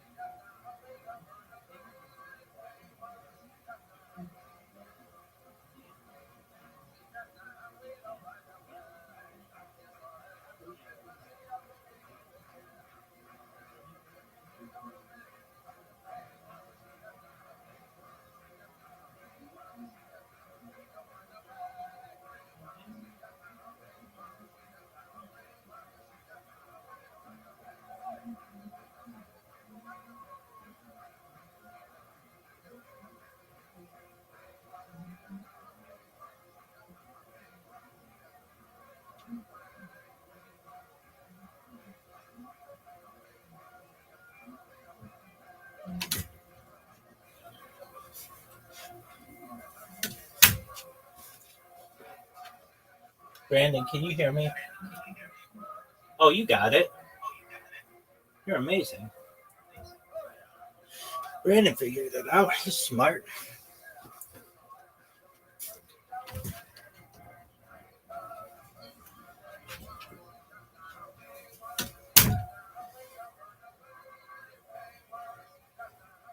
Yeah, I got it.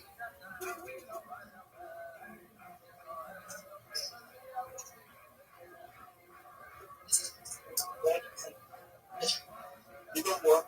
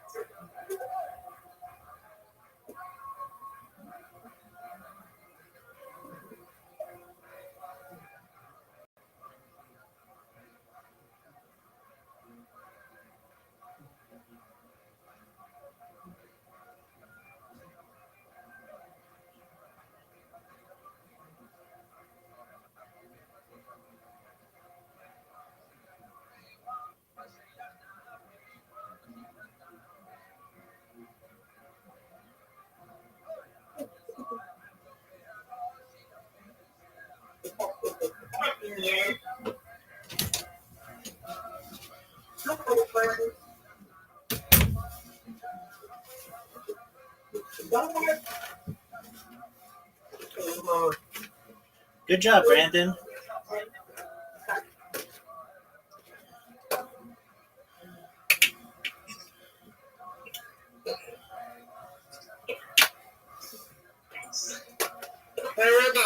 I see you figured it out. Good job.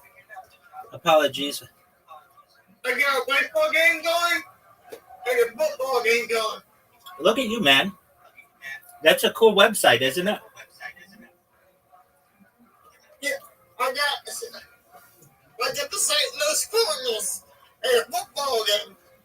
Are you watching them on Stream East?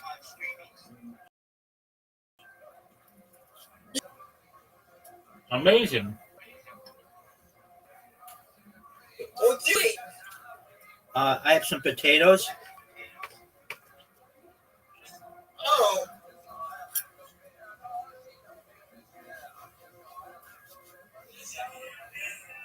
Yeah. No, I can do my camera on so I can sleep in here with you. Excellent, man. I'm watching the game with you. Who do you want to win? The Kansas City Chiefs.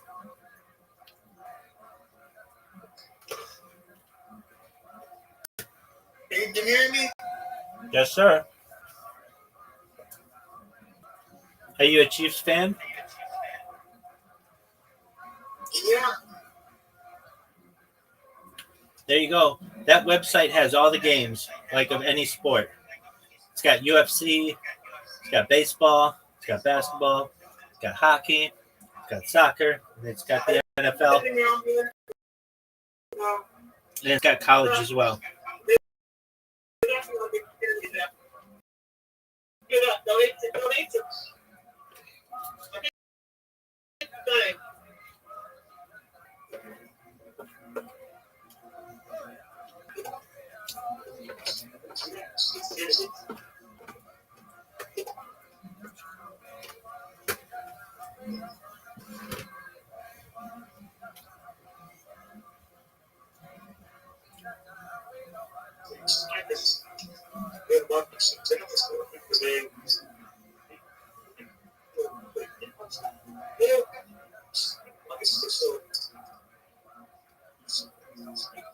Okay. Yeah. Picture me.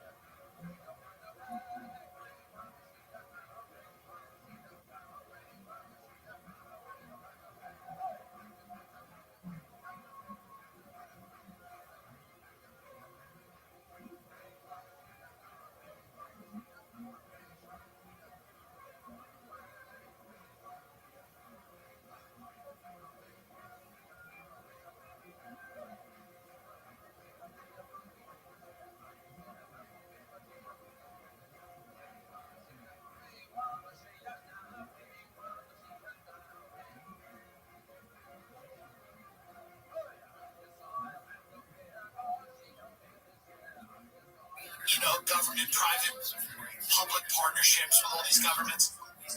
And they're all going to have autonomous drone armies. All these billionaires are going to have autonomous drone armies. They're going to have enough money and enough resources to have their own militarized drone army. And it's going to be a world where feuding oligarchs, more than countries, more than corporations, you're going to actually have feuding oligarchs with their own militaries. Kind of like the Plot Atlas Shrug in a weird way, and they're all figuring out right now what to do with the population.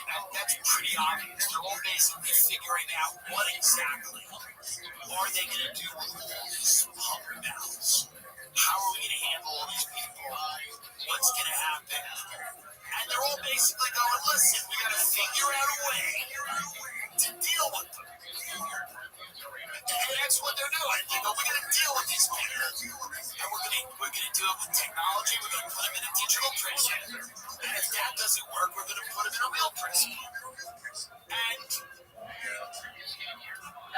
one of the ways to deal with that, if you're a human being, is to think about what the grid is and how to try to remove yourself from it in any way that you can, economically, physically, geographically, in a smart way. I'm not saying you go all survivalist prepper and go insane, but there's going to be a lot of people that are fully in the system, that want to be in the system, that are getting the goodies and the benefits, and then the people giving them that are going to dictate. That's the way it always works. Well, the goodies, the benefits, are going to now dictate how you live and where you live based on the things that we give you.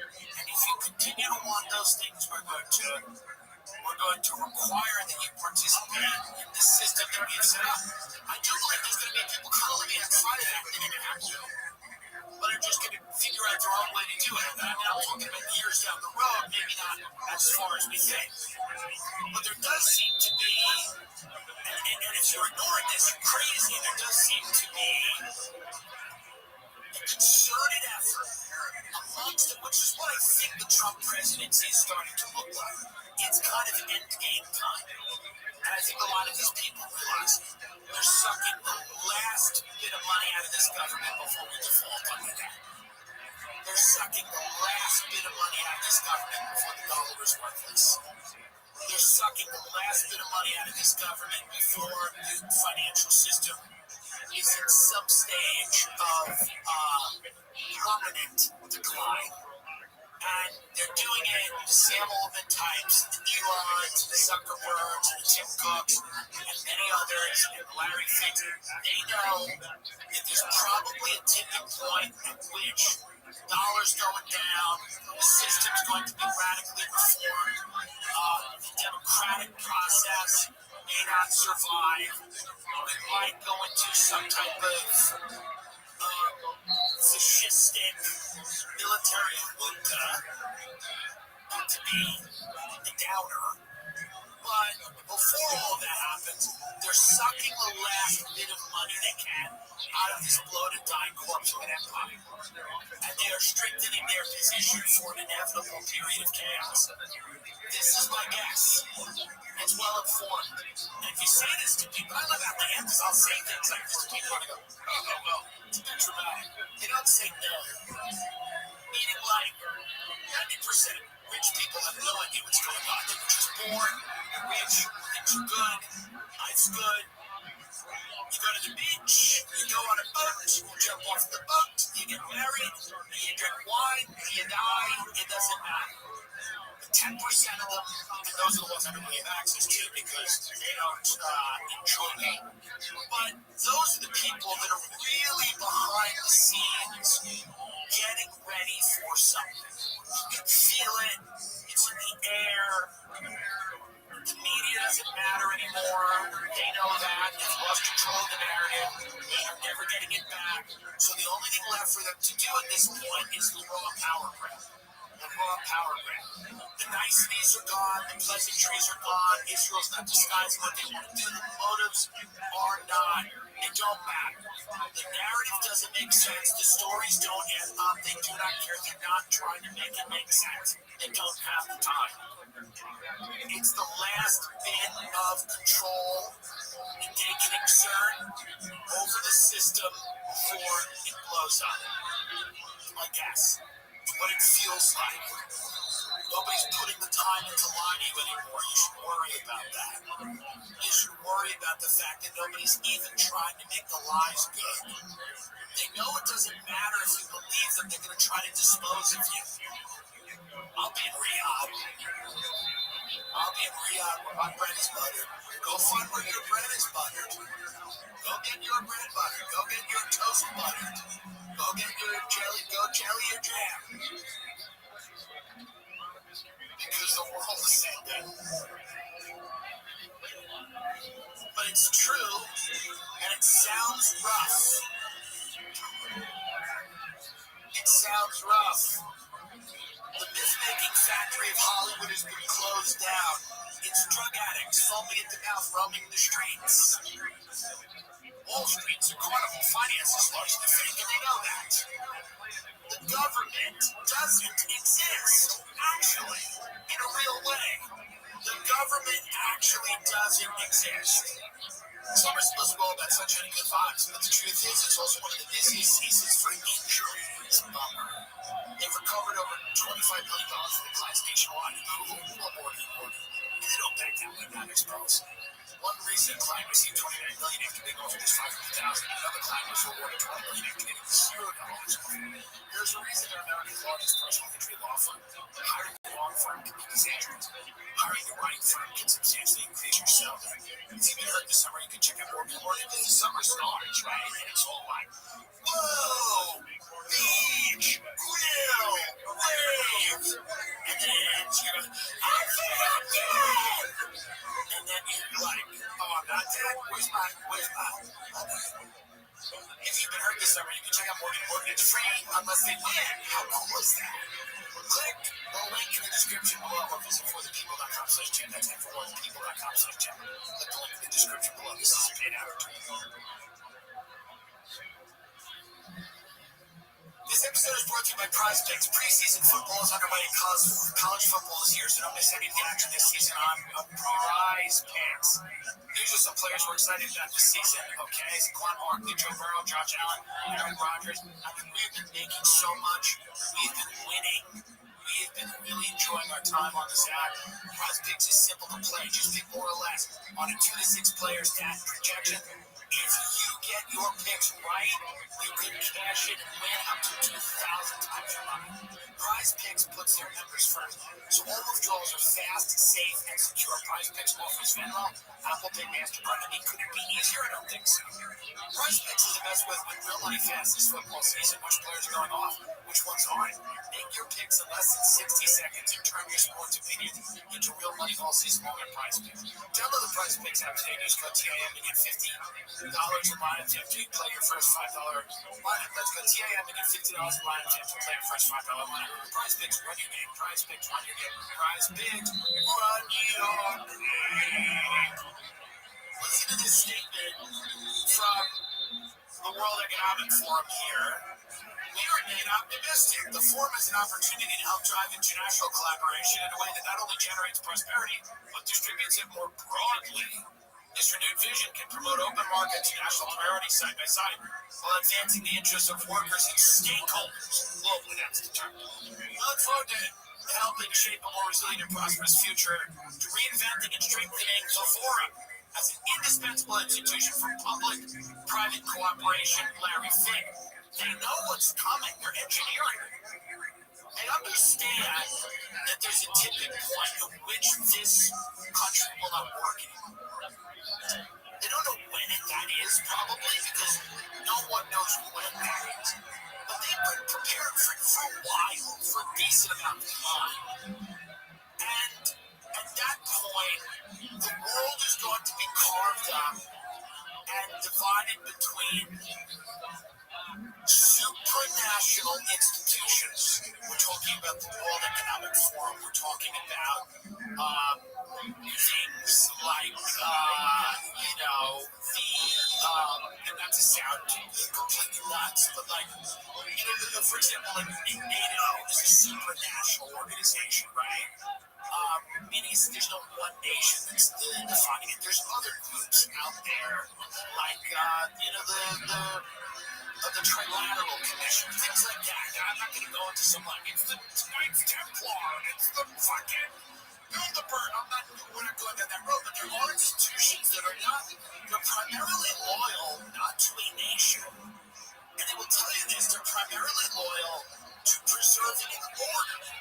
And that is bigger than any one country. The Anglo-American Empire, the Eastern Alliance, you might look at, and then you have countries like China and Russia, these massive global hegemons that are going to be in the game, massive corporations that are going to be in the game, these supranational institutions that are going to be in the game, and then the IMF, the International Monetary Fund, European Union, all of these organizations are going to define a lot of what happens. They are preparing for their societies to fail. They know that immigration is a very sticky issue. Nigel Farage is going to win in the UK. Probably he might come close. We're going to go over and see him soon. And he's promising to restore sovereignty, deport people. It's the biggest issue in the world. The massive migration of people from one area to another is the biggest issue in the world. Climate is out there as well. They're nowhere near as big as migration. Climate causing some of the migration, war causing most of it. Instability in the region causing most of it. And dash for natural resources fueling a lot of that instability. That instability resulting in migration. Migration destabilizing societies, pushing people to the extremes. All of these international, supranational organizations have to figure out a plan. What happens when our societies fail? What happens? Well, we need the Peter Thiel types. I'm not saying this. This is what they're saying. We need the security infrastructure that's going to be built to keep our populations in check. This is when they bring in the digital prisons. We need the printed circus stuff. The Taylor Swifts of the world, they're going to be doing great. They're going to be fine. This is the primary thing. She's getting married. Straight up the Hunger Games, right? She and Katniss Everdeen. I mean, this is what they're going to do. There's going to be, right, that's your ring. That's your ring. That's your ring in your hand. And your fucking Cartier watch. And your love and your life. And aren't you happy to participate in it? Aren't you happy for her? Her life is yours. You don't get a life anymore. You get her life. And isn't her life nice? That's one part of it, and the second, and the third and final part of it is going to be the inevitable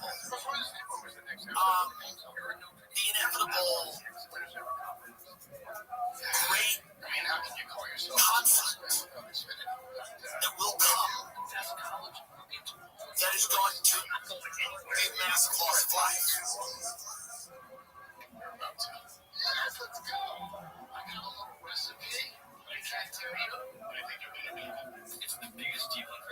I'm going to go to the comedy festival. Why? They're buttering my bread. They're buttering my bread. You got to get your bread butter. Take a look. I'm at the Bacher Al-Sheni Theater. The Bacher Al-Sheni Theater.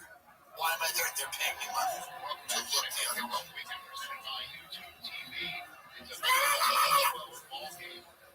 What a lovely sunset. I will do my set in the blood of someone who just got the others. And I will go up there with the money. Good to be here. Where are you from?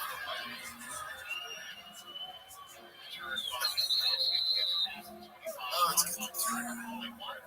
I don't know what I'm going to say for that, but I'm telling you right now, that's what we're doing here. We're getting your money up. I'm telling you, the next 20 years, folks, let me tell you right now, whatever virtue signaling you thought was going, that was the ultimate privilege. The ultimate privilege was all the virtue signaling you did for 4 years. And I'm telling you right now, you're going to need water soon. Get your money up.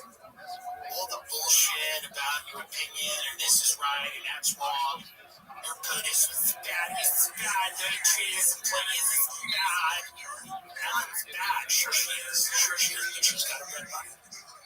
Ellen's got a bread button. She's got a bread button. You know? She'd kill a bunch of people if they would probably. The ultimate privilege is to be able to sit back and be judgmental of others or out there with the full understanding and reality of what we're on the precipice of. Okay? And that doesn't mean that you have no morals or values. I have morals and values in my own life. I don't have sinners. I can't afford them. I don't pay in fees. But it's not worth it, you know? What I'm saying right now is that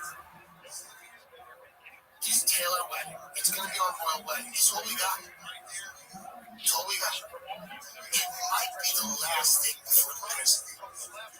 It might be the final thing you see as a free person in our society. The last tear that rolls down your cheek might be watching Travis and Taylor walk down the aisle and get married. It might be this is the final story that they're going to tell you before they put you in jail. Repeating told you everything at the Antichrist. This is the final story before Peter Thiel told you that the Antichrist. And you're going to look at the other people in yourself and go, it's so obvious. It's an obvious.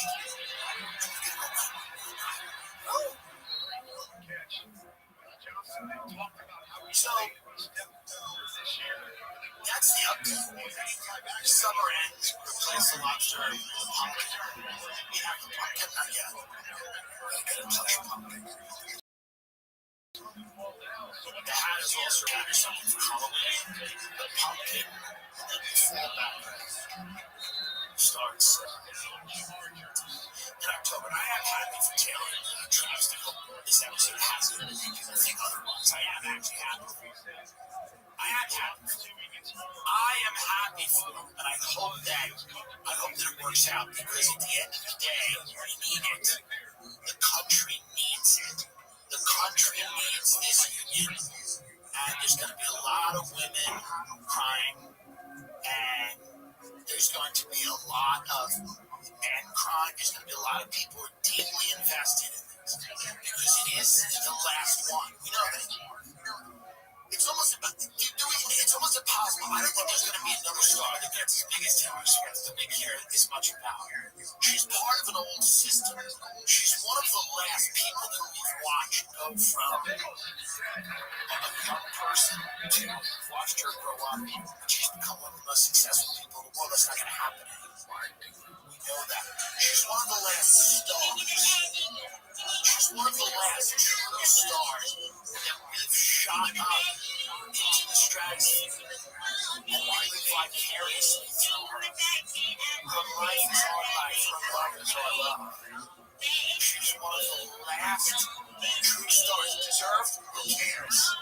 Fucking man, grow up. Grow up. She's one of the true stars. We're not going to create them anymore. We're not going to create them anymore. We don't care about them. We don't pay them. We don't value them. But we are this.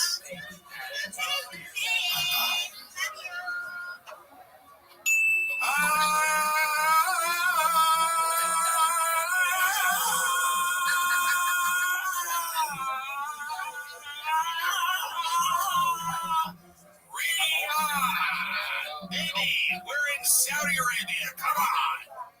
Get your tickets now. Riyadh, Saudi Arabia. Tim Dillon live in the capital. Is it the capital? Riyadh, Saudi Arabia. October 8th. October 8th. The day after, October 7th. Just funny how it all works. Not something that I had planned, by the way. It's just something that happened. I will be in Riyadh at the Riyadh Comedy Festival at the Bakr Al-Sheni Theater. Come see me at the Bakr Al-Sheni. And apologies if I am not pronouncing that correctly. I don't know. I imagine I'll be doing more in the Middle East. I imagine we all will, actually. We'll be doing a lot of it. And there are people, and I'm doing Abu Dhabi the night before. We don't have that information yet, but come on out. Come on out for a night of laughter in Abu Dhabi. Am I doing Abu Dhabi? I think October 6th. I think we're chilling on the 7th. I don't think we're doing anything on the 7th. Because my agents are very worried. But I think, this is exciting. I think it's very exciting that we're all going to Riyadh. And I know that people are very upset. Comedians are going to Riyadh, Saudi Arabia.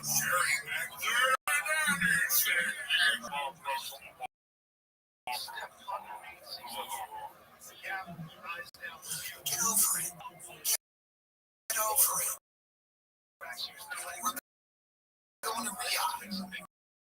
The House of Saudi is paying us hundreds of thousands. No, it's not millions. They're paying millions of dollars to do. How about that? Sorry. Oh, you weren't invited? Oh, you got nothing going on? Boo-hoo-hoo. Boo-hoo-hoo for you. I would never do it. You weren't offered. No one invited you. There's people that I respect that turned it down, but a lot of people are doing it, like almost everyone. A lot of people are doing it. They bought comedy. So what? Listen. What's your problem? Well, they have slaves and they kill everyone. Hey. Get over it. Get over it. So what? So what they have slaves? So what? My friend, I'm not a friend, somebody I don't even know. I bumped into them at Tribeca. And he goes, I would never do that because I don't want to interact with slaves. I'm like, well, why not? I would be differential. Right? I mean, I imagine the slaves in those countries are good at what they do. Well, I wouldn't want to interact. Everyone in the there is a slave, that's what they said. That's the only works for all the hotels they take their passport. They're not allowed to leave their slaves. Hey, is the hotel nice? Is it nice or not? Is it nice or not? I'm not here to be a spoil sport.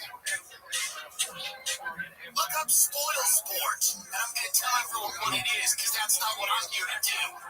I'm not on this earth to do that. Spoil sport. A person who behaves in a way that spoils others' pleasure, especially by not joining in an activity. Yes, correct. I'm not here to be a spoil sport. I'm not here to ruin the good time that everyone's having. Do I have issues with some of the policies towards women, towards the gays, towards the freedom of speech? Well, of course I do. Of course I do. Of course I do. But I believe in my own financial well-being. And I always have, by the way. And I think you better start believing in that. Okay? Because when Peter Thiel puts all of you in a cage, you're going to want some way to get out of that. You're going to want to bribe someone. Peter Thiel has you in the prison from that movie. What's that movie where everyone's in that digital prison? Remember that movie? Well, when you're in that movie, And it's but you can't get out. When you're in the movie of that digital prison movie, Peter Thiel's got you in. You're gonna want to have a little couple of shekels to go to the guy and say, "Let me out of here." Get him off a little Bitcoin, a little Ethereum. Let me get out of this prison. When you're Shawshanking, that's not the movie I was talking about. It's another prison movie. I've moved on. When you're Shawshanking with the little rock hammer through the wall and you crawl into the tunnel of shit to try to get out of Peter Thiel's prison because he's just going to do this. What is he? He's doing, Peter Thiel is doing talks on the Antichrist. He is the Antichrist. So he knows about it, and he's talking about it. It's never enough to just be the thing. By the way, you have to constantly bother people. It's the reason the Long Island serial killer got caught. He couldn't shut his mouth. He went out to bars, and in a very boomer-like fashion, he's like, "Well, if I had killed her." O.J. Simpson wrote a book called If I Didn't. No one can just get away with anything. It's got to be shoved in your face. So Peter Thiel is giving talks about that he's worried about the Antichrist. He's giving a 4-part lecture. This is true. I've never heard a person talk about the Antichrist as much as this guy. So he's doing a 4-part lecture about the Antichrist. So when you're in the Peter Thiel Palantir prison, and every day is the same, it's just going to be on closed circuit TV, or maybe it'll be a hologram at that point, I don't know. He just is going to talk to you about the Antichrist, and you're going to be in a cell in Peter Thiel's prison, and then he's just going to go, "It's the Antichrist Part 3," and you're going to have to sit there and go every day. Every goddamn day. Thiel 57 offers thoughts on how his Christian faith informs his understanding of the world, including areas of theology, history, literature, and politics of the Antichrist.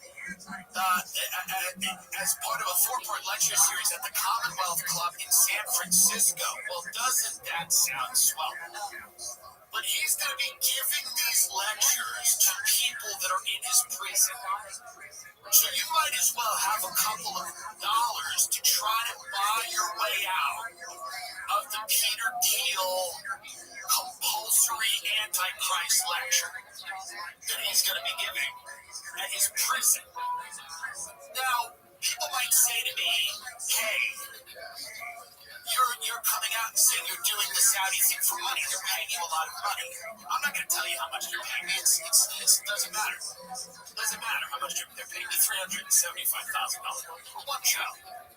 Now, a lot of other people are getting $1.6 million. That's not me. I'm not in that bracket. But they're giving me $375,000. Others are getting $150,000. What are they doing? Here's the point. Okay? I am doing this because they're paying me a large sum of money. They're paying me enough money to look the other way. Do you understand? Look the other way. That's a 4-word sentence. And people don't do it anymore. Look the other way. If something bad is happening to your left, look to your right. If, for example, I'm at a breakfast and I see someone get grabbed and they start hitting them with that, that big stick, I don't know if it's bamboo or whatever it is, it's kind of wood, and it snaps back. It's perfect for a game. If I see someone getting it, I will look the other way. Okay? If I look the other way and I see someone being behanded, meaning they're chopping a hand off, that might be interesting to just kind of see actually how they do it. So I think they do it in kind of a sanitary way. But from what I've heard, if they're chopping it, I might look down. And if I'm looking at the floor and I see some eyeless beggar grabbing at me, trying to get my money, I will look up to the heavens. And if in the heavens I see a drone flying over, I will look the other way because I'm being paid enough money to look the other way. What don't you understand? What is so complicated? I'm the only honest person who's going to do it. Everyone else is going to have a million. They're going to go, "Well, actually, the Middle East is more progressive now. He's trying to make some changes." No.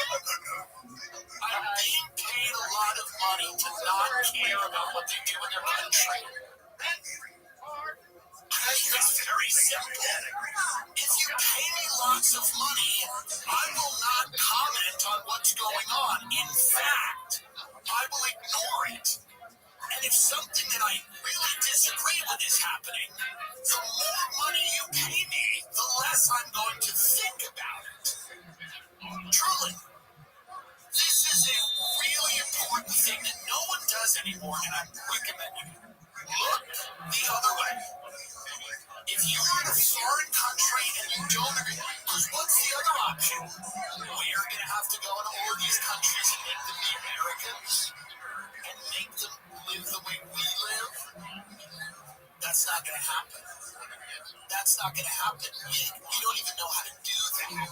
All we do is try to do that, and it fails miserably, like every time. So I believe in looking the other way. I believe in pretending things are not happening that are. I believe in cognitive dissonance. I believe in ignoring the screen. I will sleep so soundly.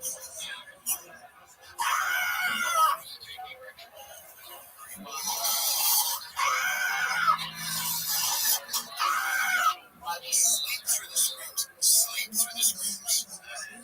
I'm just taking a rinse. Google it. You know what happened there, and it's fine.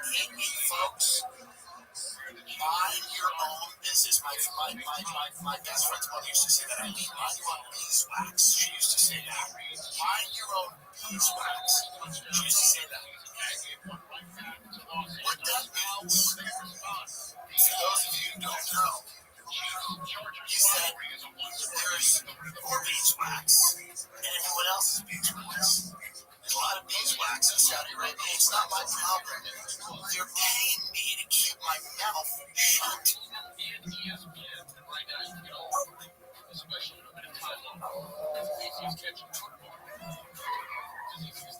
I'm telling you right now, they have realized something very important. And that is this is an important lesson for everybody to learn. Okay? If you want people to like you, give them lots of money. No way. The gecko was just I don't know why this is so hard for people to grasp. I know that this is something, and again, people probably listening to this are angry or they're disagreeing with me. And that's okay, you're allowed to do both. You're allowed to do both.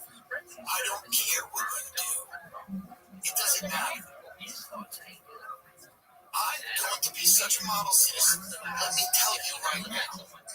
Because of my answer, will you be safe? They're like, the crime is in our own country. Yes. The crime is in our own country. You dunce. Okay? I will feel safe in Riyadh. I believe in luxury. A lot of people don't. And I always have. I believe in the ability of the society to treat me. I'm going to say something and people aren't going to like it.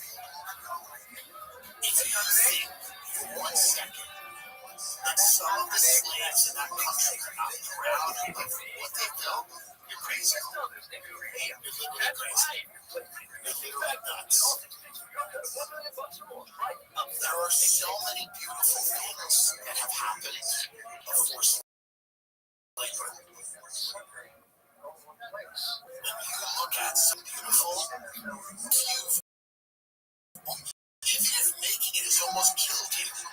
And I'm using the word slave, not even knowing, by the way. I'm using it only because people told me that. I haven't looked into it, and I want to.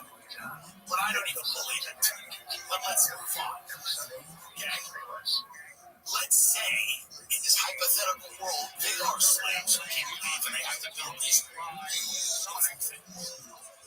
Gorgeous, marble, crystal. Do you think a slave father, the slave children, your father built that? You're nuts. You're nuts. It is beautiful to have beautiful things. And even though, and if I'm a slave, and I just built a beautiful thing. I'm telling my wife and my children, look how beautiful it is, and how grateful and how thankful we are. Now, yes, there's problems.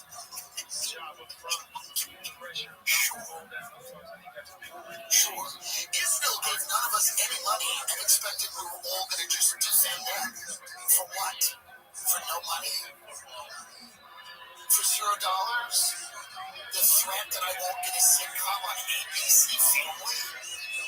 I'm supposed to go out and defend this genocide? Because maybe I won't be on ABC Family. I won't get to play a gym teacher on a network that won't be in business, and I'm supposed to care about that? Who gives a fuck? Where's the money?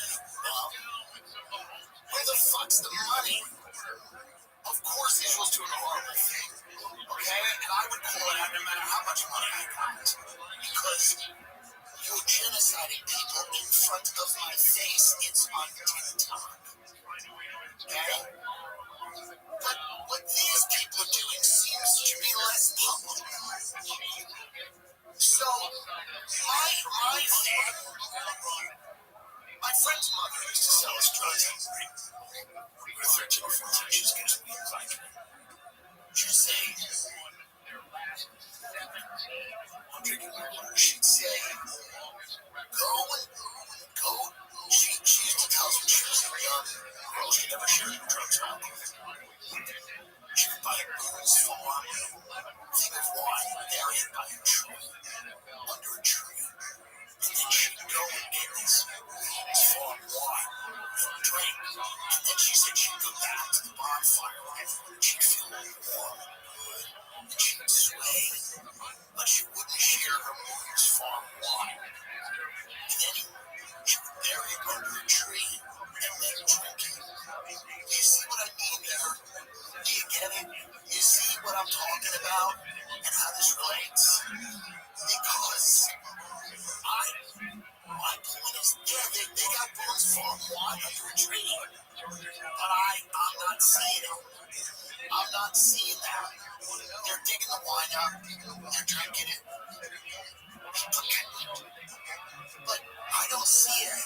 So if I'm not seeing it, if I don't see it, it's none of my beeswax. I hope everything's beautiful and good for you. But I'm telling you right now, this was Israel's big mistake. This was their big mistake. They should have had the Tel Aviv Comedy Festival. And they should have paid us all millions of dollars. And then I would have went over there and I would listen to human shields and Hamas is stealing the food or whatever they're fucking talking nonsense for less than 9 months. We're all supposed to believe whatever. I go, release them. And this is what it's about, the hostages. It's not about the other raiders. Why would you say Epstein was the Messiah? What are you talking about? He had no connection with anyone. He was just a pervert. Who had $2 billion. His friends with him. What do you want? Israel thought this was all going to happen with no money. What are you nuts? I'm sad about what's happening. If it's happening, then I don't see it. If I was a slave, I would love to make a beautiful hotel for people. I would love to make a beautiful hotel for people to stay at and enjoy. If I was a slave, not a slave. But if I was a slave, and I had the chance to make a beautiful hotel, it would make me happy. Life is a whole different, it's a whole thing. Life, it's a whole thing. It's a whole thing. And we're called to be, I believe, this is complex, but I believe that if you ask people to be at a comedy festival and say, there's all these problems, I go, listen, hey, life is a long thing, it's a big call. And that's that's my comment. I'm telling you right now, I love Cozy Earth. They have mailed comfort with their bamboo sheets and their everywhere pants. Next level. Incredibly soft, breathable, and temperature regulated. It doesn't matter where you are or what you're doing. I'm going to love the everywhere pants. It is my go-to for everything. Travel, work, chasing the kids, or doing absolutely nothing.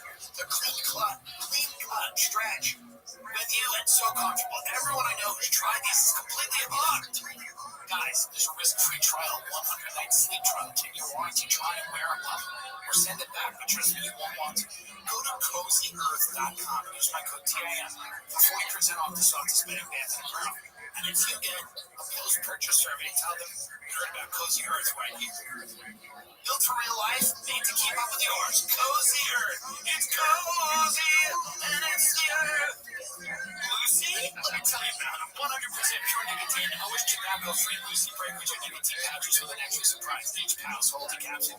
They can be broken, open to release extra flavor and hydration. Set yourself up with a subscription. Have Lucy delivered straight to your door.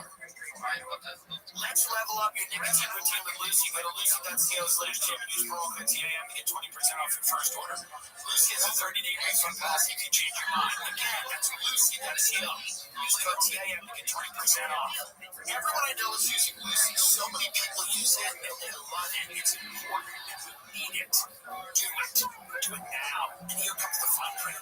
Lucy products are only for adults of legal age, and every order is age verified. This product contains nicotine. Nicotine is an addictive chemical. Omni Festival does a lot for the people because they deserve to laugh. It's going to move the country in the right direction. Even if it doesn't, I've made a lot of money from it. Even if it doesn't, even if actually somehow it goes backwards, and somehow we get the license to treat the slaves even worse, which is very possible. If we reverse the progress that country's made and actually take it back, very possible. Actually, if we give them license to treat the people even worse, who knows? But the reality is, it's a good amount of money, and sometimes, unfortunately, life, you gotta take the money. And I know young kids don't want to hear that. I didn't want to hear that. I know they don't hear that. Sometimes you gotta take the money. You gotta take the money and look the other way. Take the money and look the other way. Sorry. Sorry, folks. Sorry. 9/11 was a long time ago, and who even knows what happened with that? Who even knows what happened with that? Okay? There's a lot of things going on. I'm not saying they weren't involved, but there was a lot of people involved, okay? So that's my comment on the Saudi Comedy Festival. I just want people to know that. And I want people to know that I'm doing this because they're paying me lots of money, and I'm very lucky to do it, and I'm happy to do it, and I'm grateful that I was asked to do it. And my response to the criticism is like, fuck off, because no one cares. And aren't you the people that love all the migrants anyway? The same people criticizing it for the people that like love all these migrants and want them in our country. And want like the borders open and they want the doors flung open so that everyone from all cultures and all world can go fucking, join a Somali gang in Minneapolis or something. They almost elected that guy from Captain Phillips. But the Democrats do whatever they always do. They fucking invented some scam to get that guy out of the race. Now I'm no fan of that guy, but there was clearly some shame. My point is this. Omar Fattah or whatever. My point is this. So you're okay with all these people coming into America, but we can't go entertain them where they live? Does that make any sense to anyone?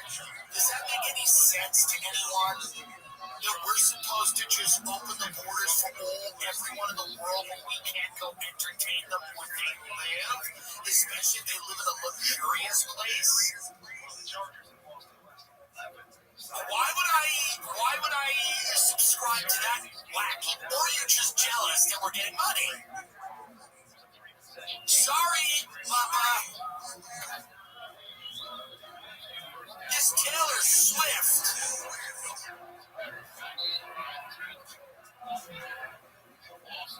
So many people are excited about this wedding. Taylor, say what you want about Taylor Swift. Say what you want about this woman. This woman has one of the most toxic fan bases a human being can have. Women that I am so much more frightened of the women that follow Taylor Swift religiously than I am of anyone who lives in Saudi Arabia, including the Moroccan family, by the way, who I hope to have dinner with, actually. I am so the childless, the barren, cold, childless vaginas that line up to buy tickets to relive their summer camp. The 43-year-old women who have crushes on Harry Styles, okay? The sick cat mommy, wine mom, crazy psychopaths who follow this woman terrify me more than anyone who lives in Saudi Arabia. I'm sorry. The disease that inspires these women to live vicariously through Taylor Swift, a nice gal, probably not. I've actually heard she's not as nice as. By the way, no one who gets to that level is nice. I have no hate. No one who gets to Taylor Swift's level in anything is nice. How dumb are you all? You can't get to that level and be nice. What I'm saying is this. The people that have chosen to make this woman's life their life, her engagement is their engagement. Her success is their success. The soundtrack of her life is the soundtrack to their life. Those women need to have burkas on them now. Now. Sorry. If you believe that the Taylor Swift song is talking to you, you need a burqa now. You need a burqa now. If you broke down in tears because Taylor Swift got engaged to that vaccine shill, you need a burqa draped on you now. Acid in the face. Acid in the face, religious police. And by the way, this is only for $375. And actually, if they gave me $5, I tried to get $5. My fat agent tried to get $5. Imagine what I would have done for $5. But let's be serious for a minute. Are any of these women that are following Taylor Swift and going to 20 or 30 of her concerts, are any of them better off because there isn't a religious police in this country? How many of them are better off? If Captain Phillips, that emaciated migrant who they're about to elect in Minnesota, whatever his name is, Omar Fattah, I mean, get this guy up. I mean, what is going on? If he's going to hand out burkas as they leave Taylor Swift, I support him. I'll write him a check. I'm very scared. Can we watch this news anchor who reacted to Taylor Swift being engaged? These people need help. They need help. I'm telling you. Taylor Swift, and I know people are not going to like this, is an incredibly mediocre talent. Sorry. She's not great. She's the perfect talent for our dying country because we're not great. We have fallen far from greatness. We see greatness occasionally in this country and we're mystified by it, we're angry at it, and we try to get rid of it. We don't even know how to handle it anymore. We can't metabolize greatness in this country. We thrive on mediocre bullshit. We all love nostalgia because we pray every day for a comet to wipe us out because we know it's over. So there's all these people trying to figure out how to feel like they did when they first had a spore. It's sick. It's sick. These are adults who want to relive their prom because they're fucking sick. You're supposed to actually get older. You're not supposed to be running in your 30s and by partying on your play. With your mother. Okay? Making out with your own mothers. On social media, they're actually having sex with their mothers. On social media, these influencers. By the way, it's weird. It's weird.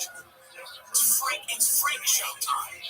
When some of these influencers, their whole fan base are 12, and they're necking with moms. Something's up. CBS News here. Burka now. Burka. Burka. Taylor Swift is engaged. Burka. Swift is engaged. Acid attack. This come back to me. Virtue police. Get Oh my god. Oh my god. Virtue police. Oh, dude. The ring is shining on. In the house. In the house. Not allowed out of the house. Oh my god. In the house now. You're out of the house without your husband. Jail. Jail. Birthday. Oh my god. Oh my god. Oh my god. Honor killing. I feel like Paul Revere right now. Stoner. Stoner honor killing. Honor killing in the town square. I announced that Taylor All Swift. right, get him out of here. I can't even watch how sick this country is. And I'm supposed to be scared of Saudi Arabia? I'm supposed to be scared of Saudi Arabia. This is the news. CBS News. They're getting giddy over an engagement with Taylor Swift. I'm supposed to be scared of Saudi Arabia in the future. That's what I'm supposed to be scared of? I'm not scared of this country? And what the hell's going on here? It's sick. I mean, it's crazy. This is like nuts. I don't even know what's going on. This University of Tennessee professor canceled his class because Taylor Swift and Travis Kelce got engaged. I can't focus. Fire up! Religious police, Burka! Burka has an attack on her doing. Watch it. The final midterm today, but Taylor and Travis just got engaged. Due to this information, Fire up! Religious police! We are done. Shut it off. I am really mad now at how done we are. This is sick. This is crazy. What was Peter Thiel's reaction to all this? I mean, obviously, I'm happy for her. Seeing emerges as an angel. As an angel at first. That, so you have to think that Palantir, what they try to do is look at all the angels and see who's going to be a little saint. Who's actually a little saint that looks maybe like an angel. What angels are going to fall? We at our church are like, no. Which angels are going to fall before they're fallen angels? So that we can actually identify the Antichrist before it happens. Thank you, Peter. This podcast is brought to you by Stash. What if you could start investing without ever picking a single stock? With Stash, the experts handle the hard part for you. Stash isn't just another investing app. It's a registered investment advisor that combines automated investing with your expert guidance, so you don't have to worry about figuring it out on your own. You can choose from personalized investments or let Stash or Wing Smart Portfolio do the work for you. The Stash investing doesn't feel like gambling. It's simple, smart, and stress-free. So your money can start working as hard as you do. Get access to world-class financial advice with personalized guidance for just $2 a month. Stash has already helped millions of Americans reach their financial goals. Don't let your money sit around. Put it to work with Stash.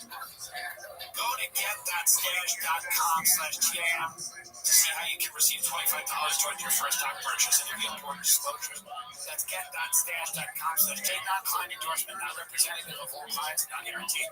Investment advisory services offered by Stash Investments LLC, an SEC registered investment advisor. Investing involves risks. Offer subject to terms and conditions. You probably seen a million ads for hair growth products and thought, sure, that actually works. I did too until I found out the Nutrafol isn't like the rest of the Nutrafol is physician formulated, clinically tested, and dermatologist recommended. Nutrafol is the #1 dermatologist recommended hair growth supplement brand trusted by over 1.5 million people. You can feel great about what you're putting into your body since Nutrafol Ergo supplements are backed by peer-reviewed studies and NSF content certified the gold standard and third-party certification for supplements. While many supplements rely solely on ingredient studies, Nutrafol gradely tests final formulations to ensure their efficacy using a variety of hair measurement tools like hair counts and pull tests to assess growth, quality, shedding, and texture. See thicker, stronger, faster growing hair with less shedding in just 3 to 6 months with Nutrafol for a limited time. Nutrafol is offering our listeners $10 off your first month subscription and free shipping when you go to Nutrafol.com and enter the promo code Tim Dillon. Find out what Nutrafol's best-selling hair growth supplement at Nutrafol.com, spelled Nutrafol.com, promo code Tim Dillon. That's Nutrafol.com, promo code Tim Dillon. But I do think there's something deeply rotted and wrong with pop culture. It's gotten so boring, and this is why people are mad at the Cracker Barrel logo, because there's truly nothing interesting culturally anymore in our country, because everything has become so bland and corporate that our only gods are the chain restaurants and places that poison us.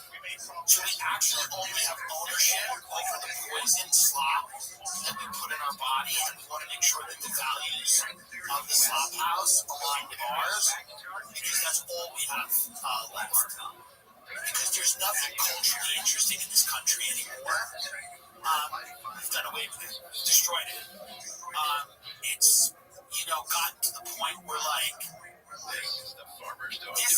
this woman, who, again, I don't begrudge her any of her success. Nothing makes more sense than her success in our country. There's not one thing that makes more sense. Audra McDonald, who I saw do Jim City 5 or 6 times on Broadway,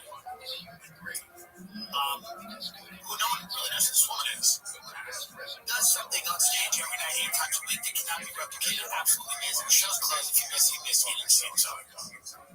She does something so spectacular, but again, the show closes early because people they want to see Trish Paytas eat a chicken nugget. I'm not taking anything away from Trish Paytas, but this is not what people want in our country. They don't want greatness; they want mediocrity. And Trish Paytas says this is revenge of mediocre, and I respect Trish. I'm happy for her success. And I don't think Trish would compare herself to Audra McDonald, or I compare myself to a lot of people that I feel are much greater than me. What I'm saying is, like, we've really made a decision culturally in this country to completely abandon the idea of excellence and reward familiarity and comfort. So when we, like, see someone who's really good at something, we're, like, almost mad at them because we don't like it, and we don't like it, and we don't feel like we can do it, and it's not relatable to us, because in our rotten culture, we want everything to be relatable. We want to jump and go, whoa, what's that like? Oh, that's interesting, that's different, that's weird and new and good. Everything's got to be relatable, and that's what Taylor Swift does. It's all relatable stuff, because everyone's like, falling in and out of love or whatever. It's like, and I had a friend tell me there were, like, all the men that she was with before couldn't handle her success, and then this one finally can. And I'm so happy for her. My friends like, I hope she doesn't have kids because I don't want her music to change. And it's like, what is wrong with her? What more do you want out of this? Didn't she do this big Eras tour? Didn't she do it? Like, don't let her live a goddamn life. What do you want with this woman now still? What do you want out of this? Didn't she do it? Didn't she go on this tour all over the world and everyone said it was the greatest thing that they ever saw in their life? What else could you want? But it's never enough. And at the stage of decline that we are in as a society, it is never enough. It's when she announced the new album, people are freaking out. People cannot have a healthy relationship with a celebrity in our society. And Taylor's love it. It's impossible for people to have a healthy relationship because we are a society that is driven by this strange, creepy obsession with people that are celebrities. Not people that are good at things or talented. I'm I'm not saying Taylor's not talented. I'm not saying she's clearly talented. She's very talented. Is she my favorite? Probably not, but it doesn't matter. She's talented, but that's not what we care about. We care about the spectrum, how big it is, how many people are there. We love that. And we're so obsessed with celebrity. It drives us in this weird way. We live vicariously through these people. We need their accomplishments or our accomplishments, and their failures or our failures, and their trials and tribulations. It is weird. It's something I never understood. I've got friends that go that route. It's not for me. I'm not saying I'm better than them. I am. But what I'm saying is that I never understood it. I couldn't understand the obsession with someone while you just don't ever try to define yourself in any way. Or shouldn't you care about you a little bit? That's why I'm doing the Saudi Arabian comments. I really care about me. I really care about me. I was on my phone begging the House of Sound for money when you were all talking about Taylor Swift. You know why? I'm focused on Daddy. You're all focused on some other shit. And make no mistake, this is one of those things where didn't Israel slaughter a calf recently to get ready for the temple being built? Because this is the next one. This is the next moment of the end. This is in the book of Revelation or something. It has to be. There's got to be a paragraph in the book of Revelation that speaks to this. What am I, psychophone?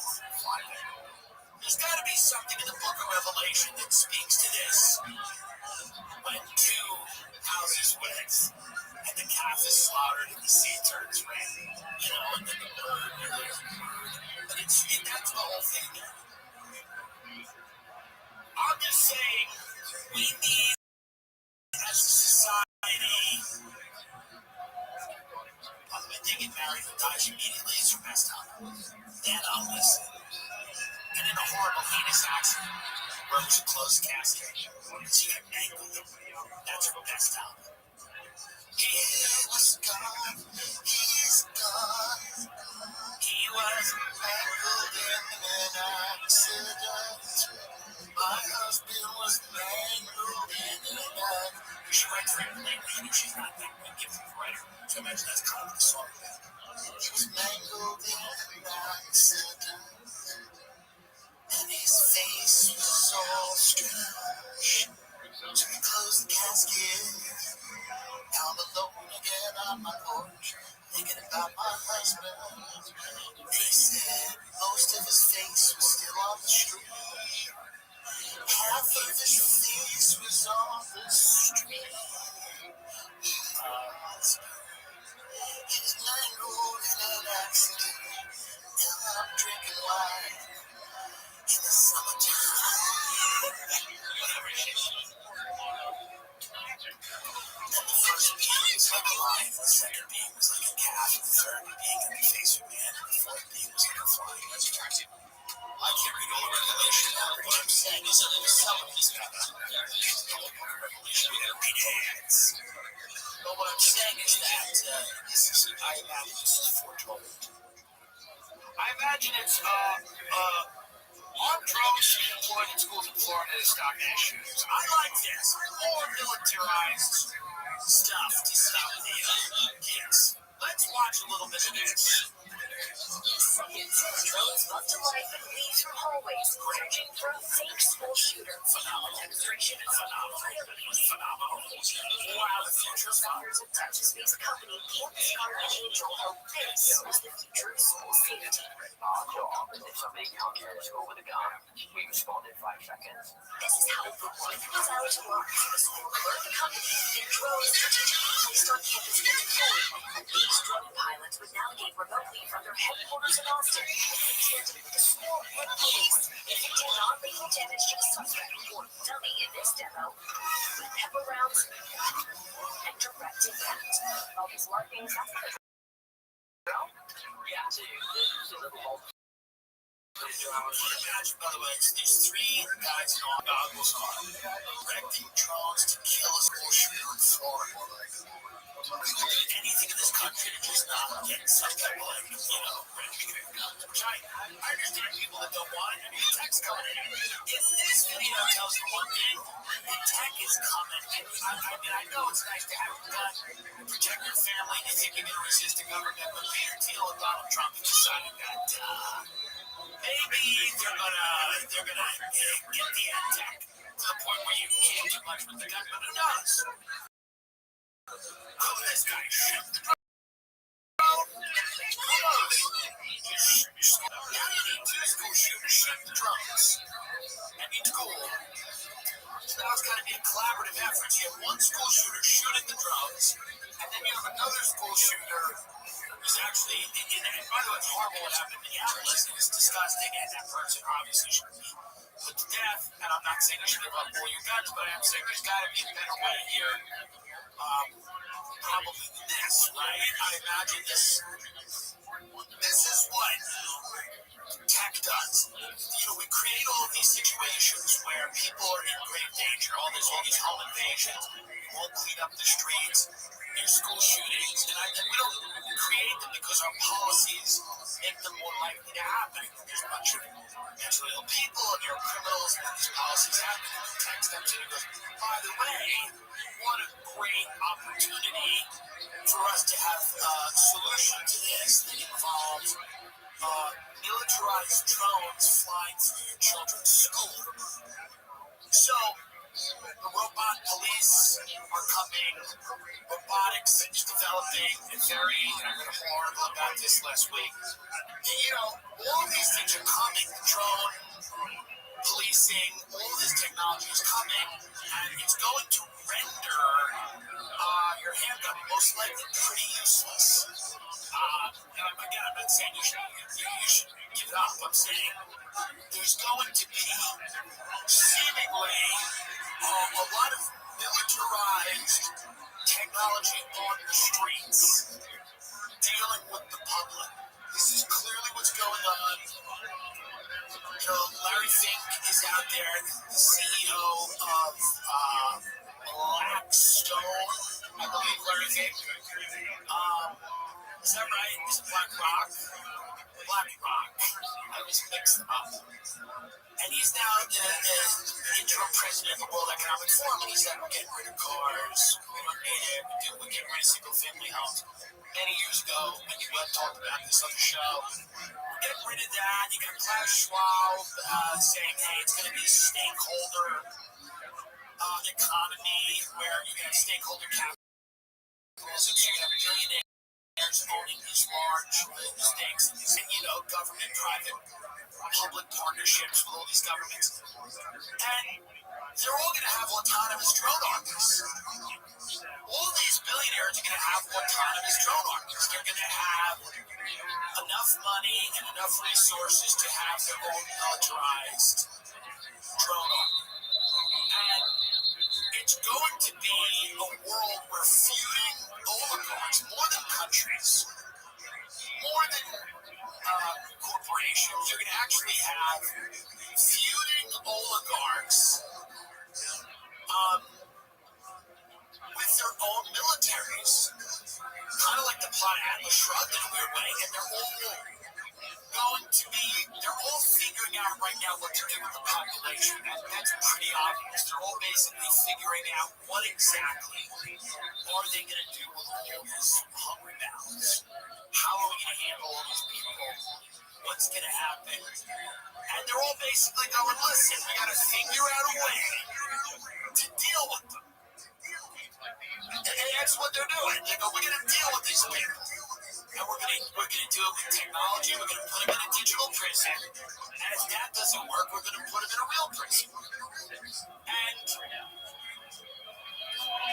one of the ways to deal with that, if you're a human being, is to think about what the grid is and how to kind of remove yourself from it in any way that you can, economically, physically, geographically, in a smart way. I'm not saying you go on survivalist prep or go insane.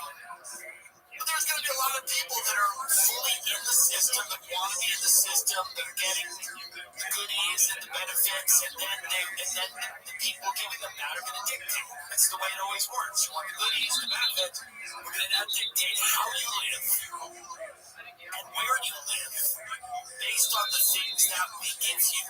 And if you continue to want those things, we're going to require that you participate in the system that we've set up. I do believe there's going to be people curling outside of that and but are just going to figure out their own way to do it. And I mean, I'm talking about years down the road, maybe not as far as we think. But there does seem to be, and if you're ignoring this, you're crazy, there does seem to be a concerted effort amongst it, which is what I think the Trump presidency is starting to look like. It's kind of endgame time. And I think a lot of these people realize they're sucking the last bit of money out of this government before we default on that. They're sucking the last bit of money out of this government before the dollar is worthless. They're sucking the last bit of money out of this government before the financial system is in some stage of permanent decline. And they're doing it, the Sam Altman types, the Elons, the Zuckerbergs, the Tim Cooks, and many others, and Larry Fitz. They know that there's probably a tipping point at which dollars going down, the system's going to be radically reformed, the democratic process may not survive. We might go into some type of fascistic military junta. What up, girl? Not to be the downer, but before all Are you ready?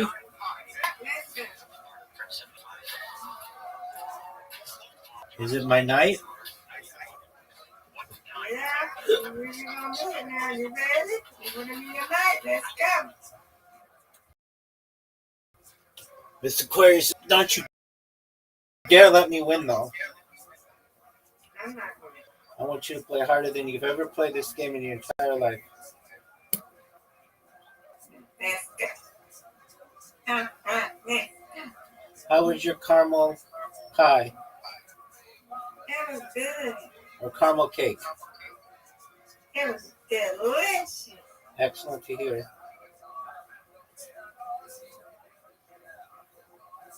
How was the game?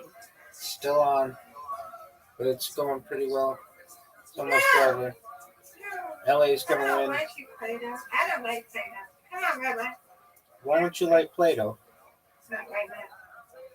I don't like Play-Doh right now. Give it to me. Yeah.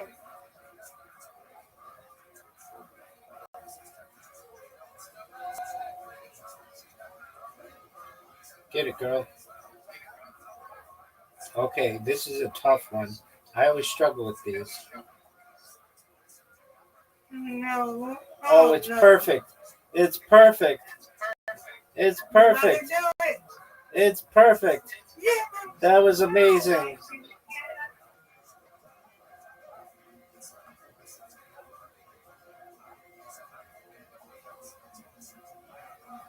Come on, Rabbi. I like Play-Doh. Oh, for Play-Doh sure. has me now. Got it.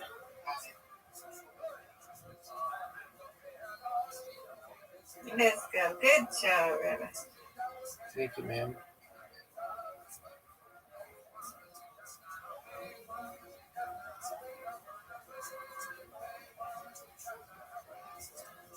Get it. You got it. Let's go. That's from 7. You got For this. sure. Give this to me. Whoa, it's pretty like that one. Come on. Give it to Got me. it. Good job.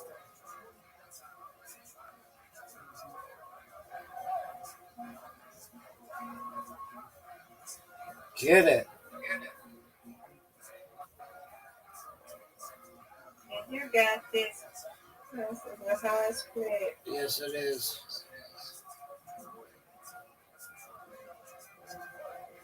Come on, Rabbi's got this. Perfect. Oh, no. All right, this is a tough split. but I'm gonna try to get it. Get it. Oh, I got it. Yeah, good spin. That was beautiful. If I do say so myself, that was Who should have liked that one? Yeah. beautiful. Yeah, look. Get it, Miss Aquarius. You got it. I ain't got it. Come on, you got it. Right, let's go.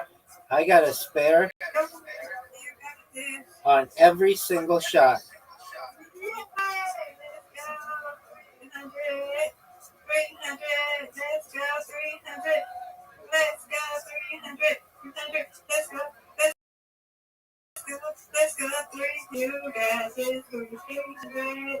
Yay! I got a spare.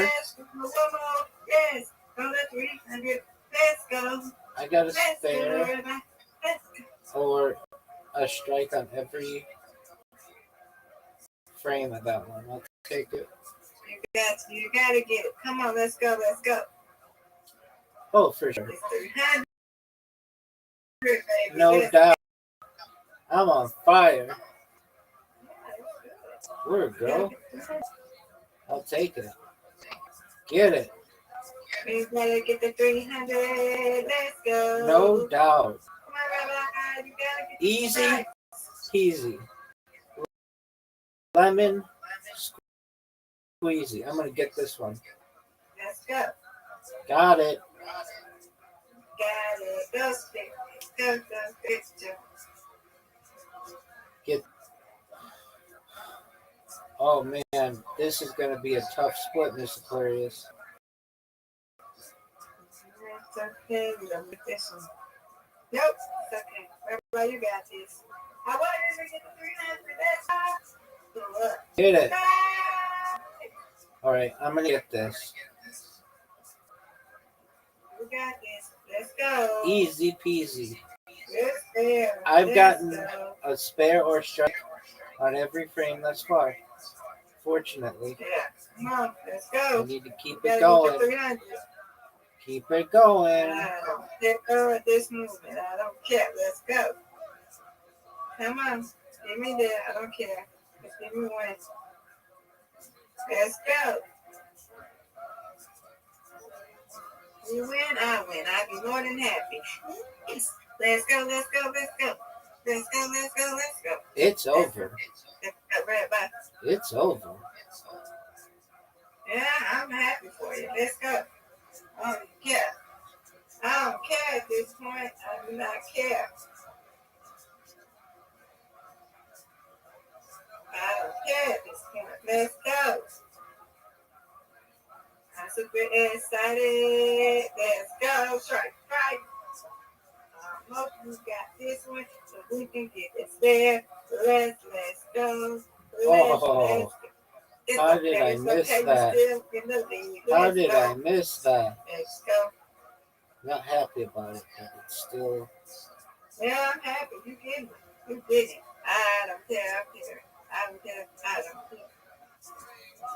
You win, I win. Let's go. Let's go. Let's go. Let's go. Go right back. Go right back.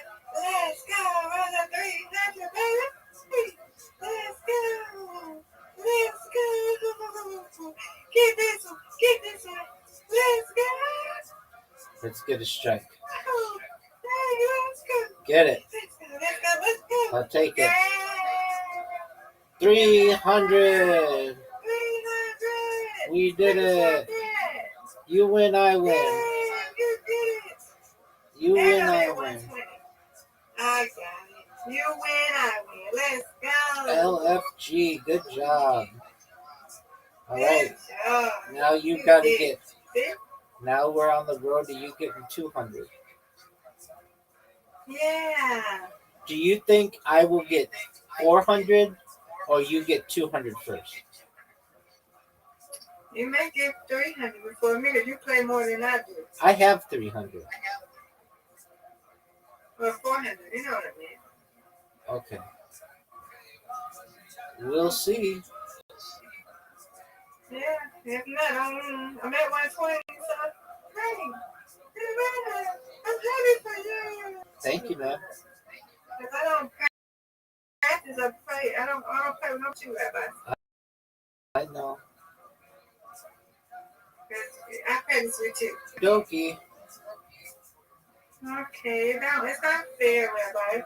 What It's is not it? fair. I don't play with nobody but you and Adi. I played with one person one time. Zoot and I played one time.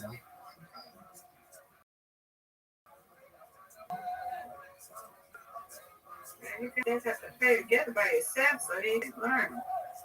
You got to practice now. Is he getting better? No. He's getting better a little bit. No, he's not. He's terrible. You know it. Everybody knows. Don't do that. You know it. I know it. If he were here right now, I would tell him he needs focus, or else he won't do any better. You don't have to focus then, because, yeah. I'm trying to tell him, you got to move, go, bounce. You got to let him know that right now. Can't teach him how to play, but just tell him to move, you know, because he just needs tell him to focus. You got this, right? Just tell him to focus. And, yeah. How would you teach a book, Rabbi? How would you teach somebody who's new to the Play-Doh? Would you just let them learn hard for themselves? Practice makes perfect. Practice makes perfect. Yeah. So just gave him a little corner. I was doing good. She was moving the ball. Yeah, she I'm going to is. give him a little corner, you know, and that's it. I don't give nothing else. I understand. Okay, but I'm muting myself. Okay, See you in the morning. Sweet dreams, Mr. Aquarius. Dream, God's willing. Bird, mockingbird.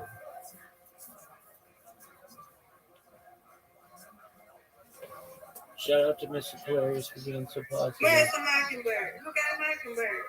The mockingbird sings? Where the mockingbird sings? You got that book? I got that book. To Kill a Mockingbird? Where's the mockingbird? Right? You mean To Kill a Yeah, Mockingbird? kill the mockingbird. Where is it? Where is it? Where is it? It's a bird that Where's the mockingbird? it's a bird that mimics other birds' calls.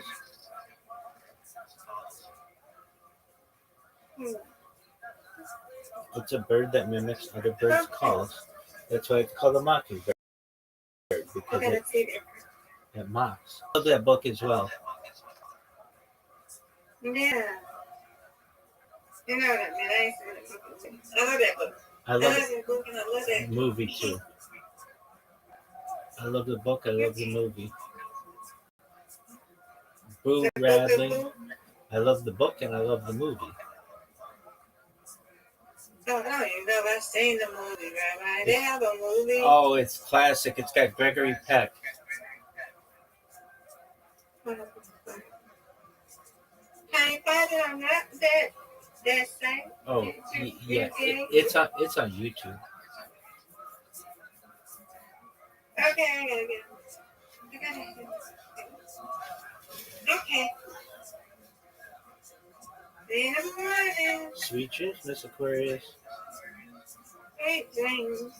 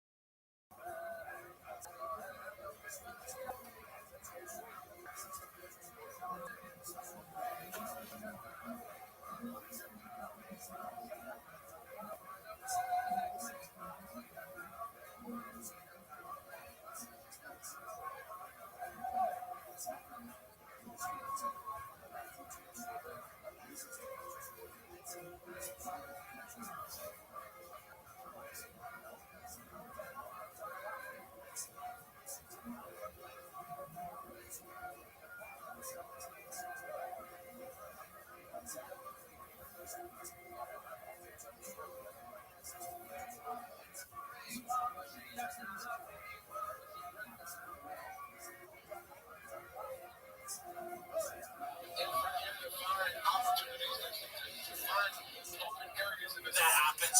They're sucking the last bit of money they can out of this blood and dying corpse, and they have empire, and they are strengthening their position for an inevitable period of chaos. This is my guess. It's well informed. And if you say this to people, I live out in the Hamptons, I'll say things like this to people, and they go, oh, well, it's not dramatic. They don't say no. Meaning like 90% of rich people.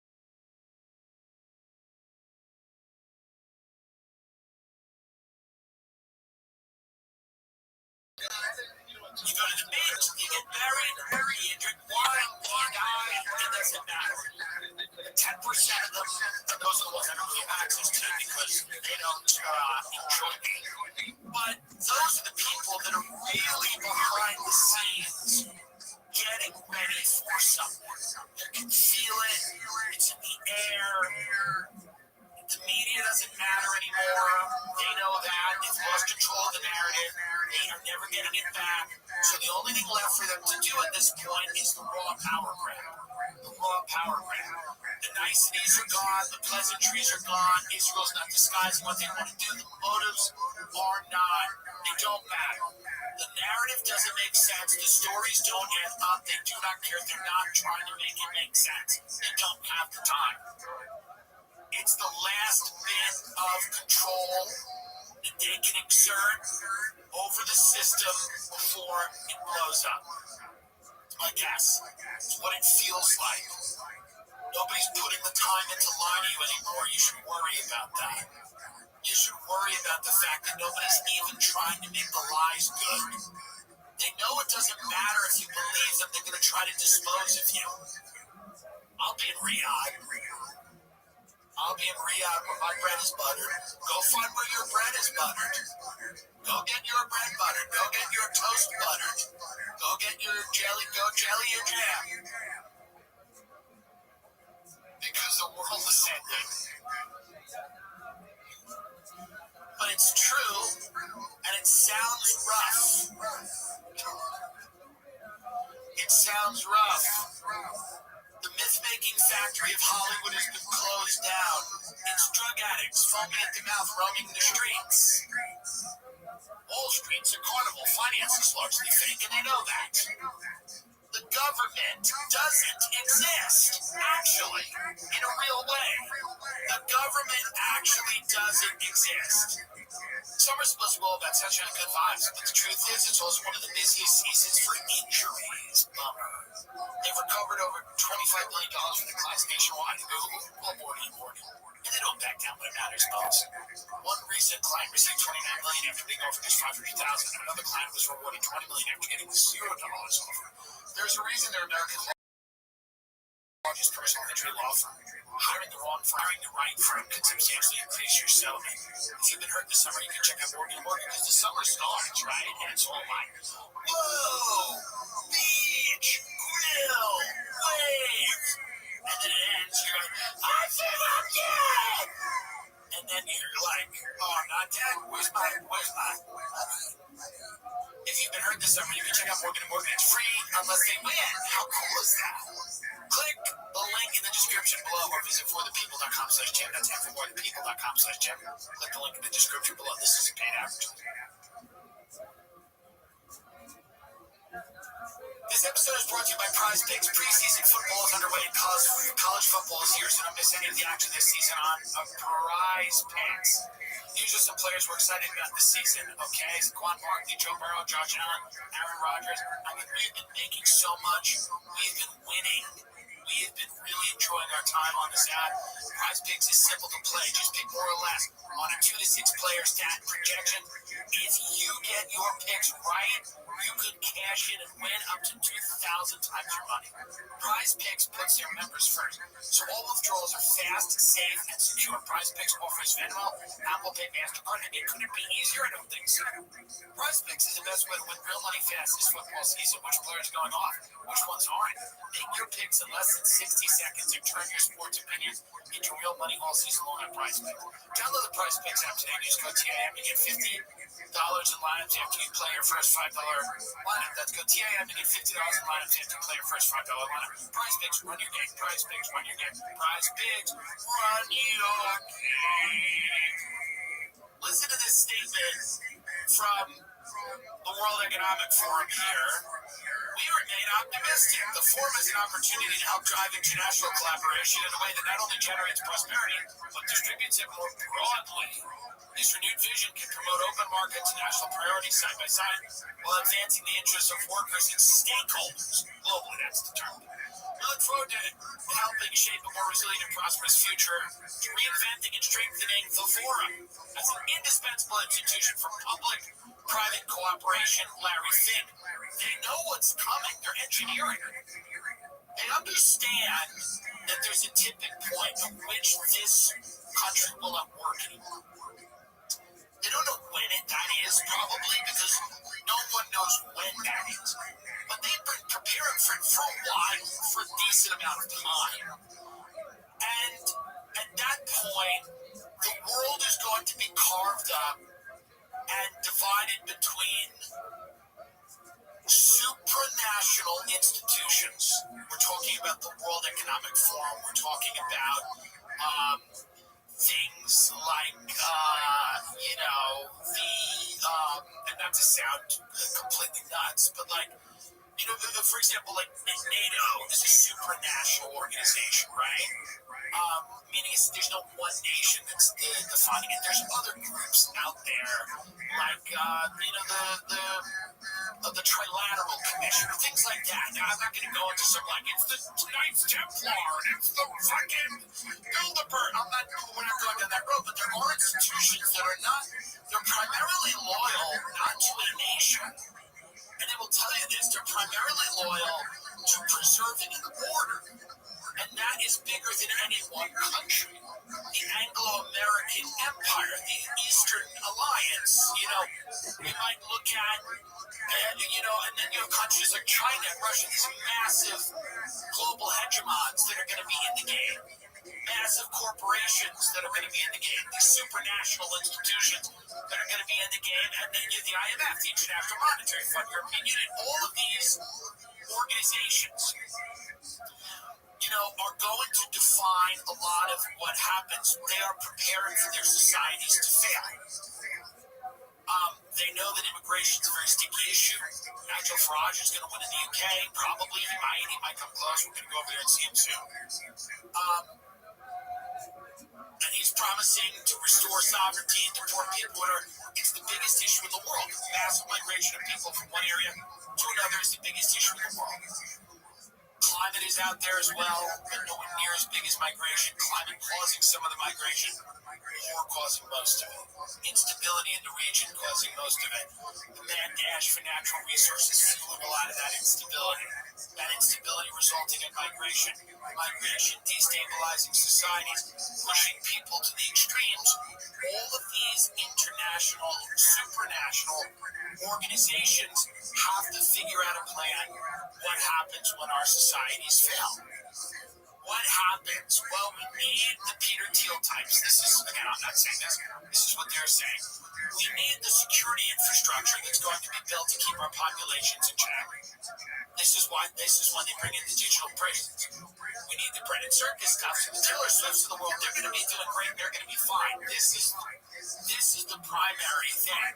She's getting married. It's straight up the Hunger Games, right? She and Candace Everdeen. I mean, this is what they're going to do. There's going to be, right, that's your ring. That's your ring.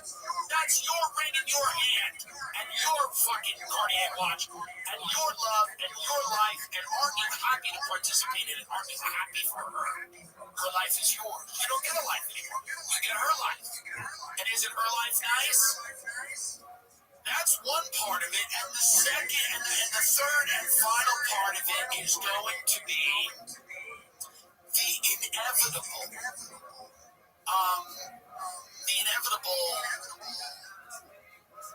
great conflict that will come that is going to be a massive loss of life.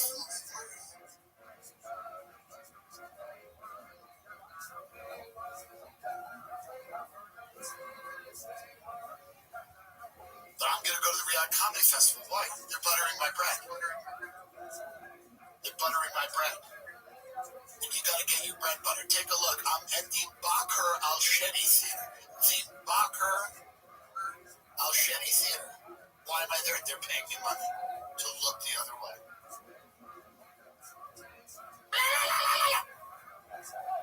What a lovely sunset. I will do my set in the blood of someone who just got beheaded.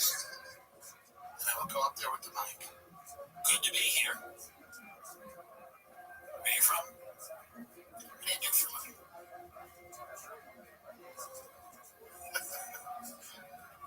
Oh, it's good to be here. I don't know what I'm going to say for now, but I'm telling you right now, that's what we're doing here. We're getting your money up. I'm telling you, the next 20 years, folks, let me tell you right now, whatever virtue signaling you thought was going on, that was the ultimate privilege when you're the ultimate privilege was all the virtue signaling you did for 4 years. And I'm telling you right now, you could need water soon. Your money up. Bullshit about your opinion or this is you're good, this is bad, this is bad, the way you treat us employees is bad. Ellen's bad. Sure she is, but she's got a bread button. Ellen's got a bread button. She's got a bread button. You know? She kill a bunch of people and do it probably. The ultimate privilege is to be able to sit back and be judgmental of others. We're out there with the full understanding and reality of what we're on the precipice of. Okay? And that doesn't mean that you're to have no morals or values. I have morals and values in my own life. I don't have slaves. I can't afford them. I don't ban thieves. But it's not the worst idea. What I'm saying right now is that this Taylor way, it's going to be our royal wedding. It's all we got. It's all we got. It might be the last thing before the prison. It might be the final thing we see as a free person in our society. The last tear that rolls down your cheek might be watching Travis and Taylor walk down the aisle and get married. It might be this is the final story that they're going to tell you before they put you in jail. Peter Thiel talks to you every day about the Antichrist. This is the final story before Peter Thiel talks to you about the Antichrist every day. And you're going to look at other people yourself and go, it's so obvious he's the Antichrist. It's like obvious. And you're going to go, I know. So, that's the update. Summer ends, we replace the lobster with a pumpkin. We have the pumpkin, not yet. Gotta get a plush pumpkin. The hat is also removed. We're gonna put a witch hat or something for Halloween. The pumpkin, and then the fall background starts in October. And I am happy for Taylor and Travis. I hope this episode hasn't made people think otherwise. I am actually happy for them. I am happy for them. I am happy for them, and I hope that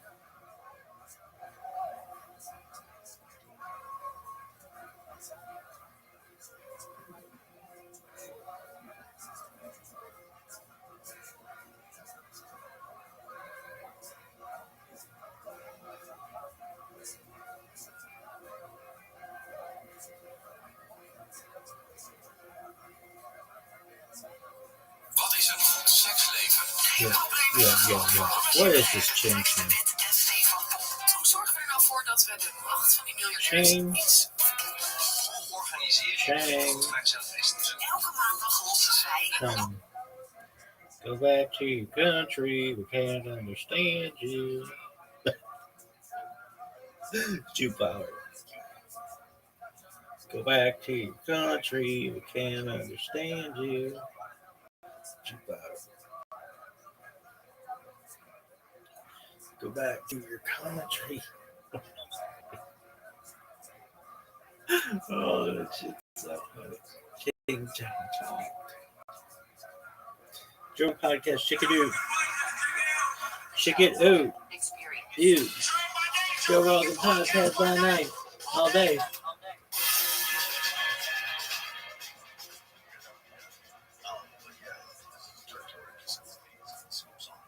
Sick.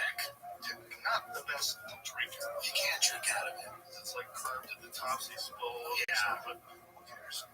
You gotta put something in it and then just have it. Yeah, like pens or something. Yeah, drugs. Yeah, that'd be good for drugs. Oh, that'd be great. If you had some drugs laying around, that would tell you. That's the spot.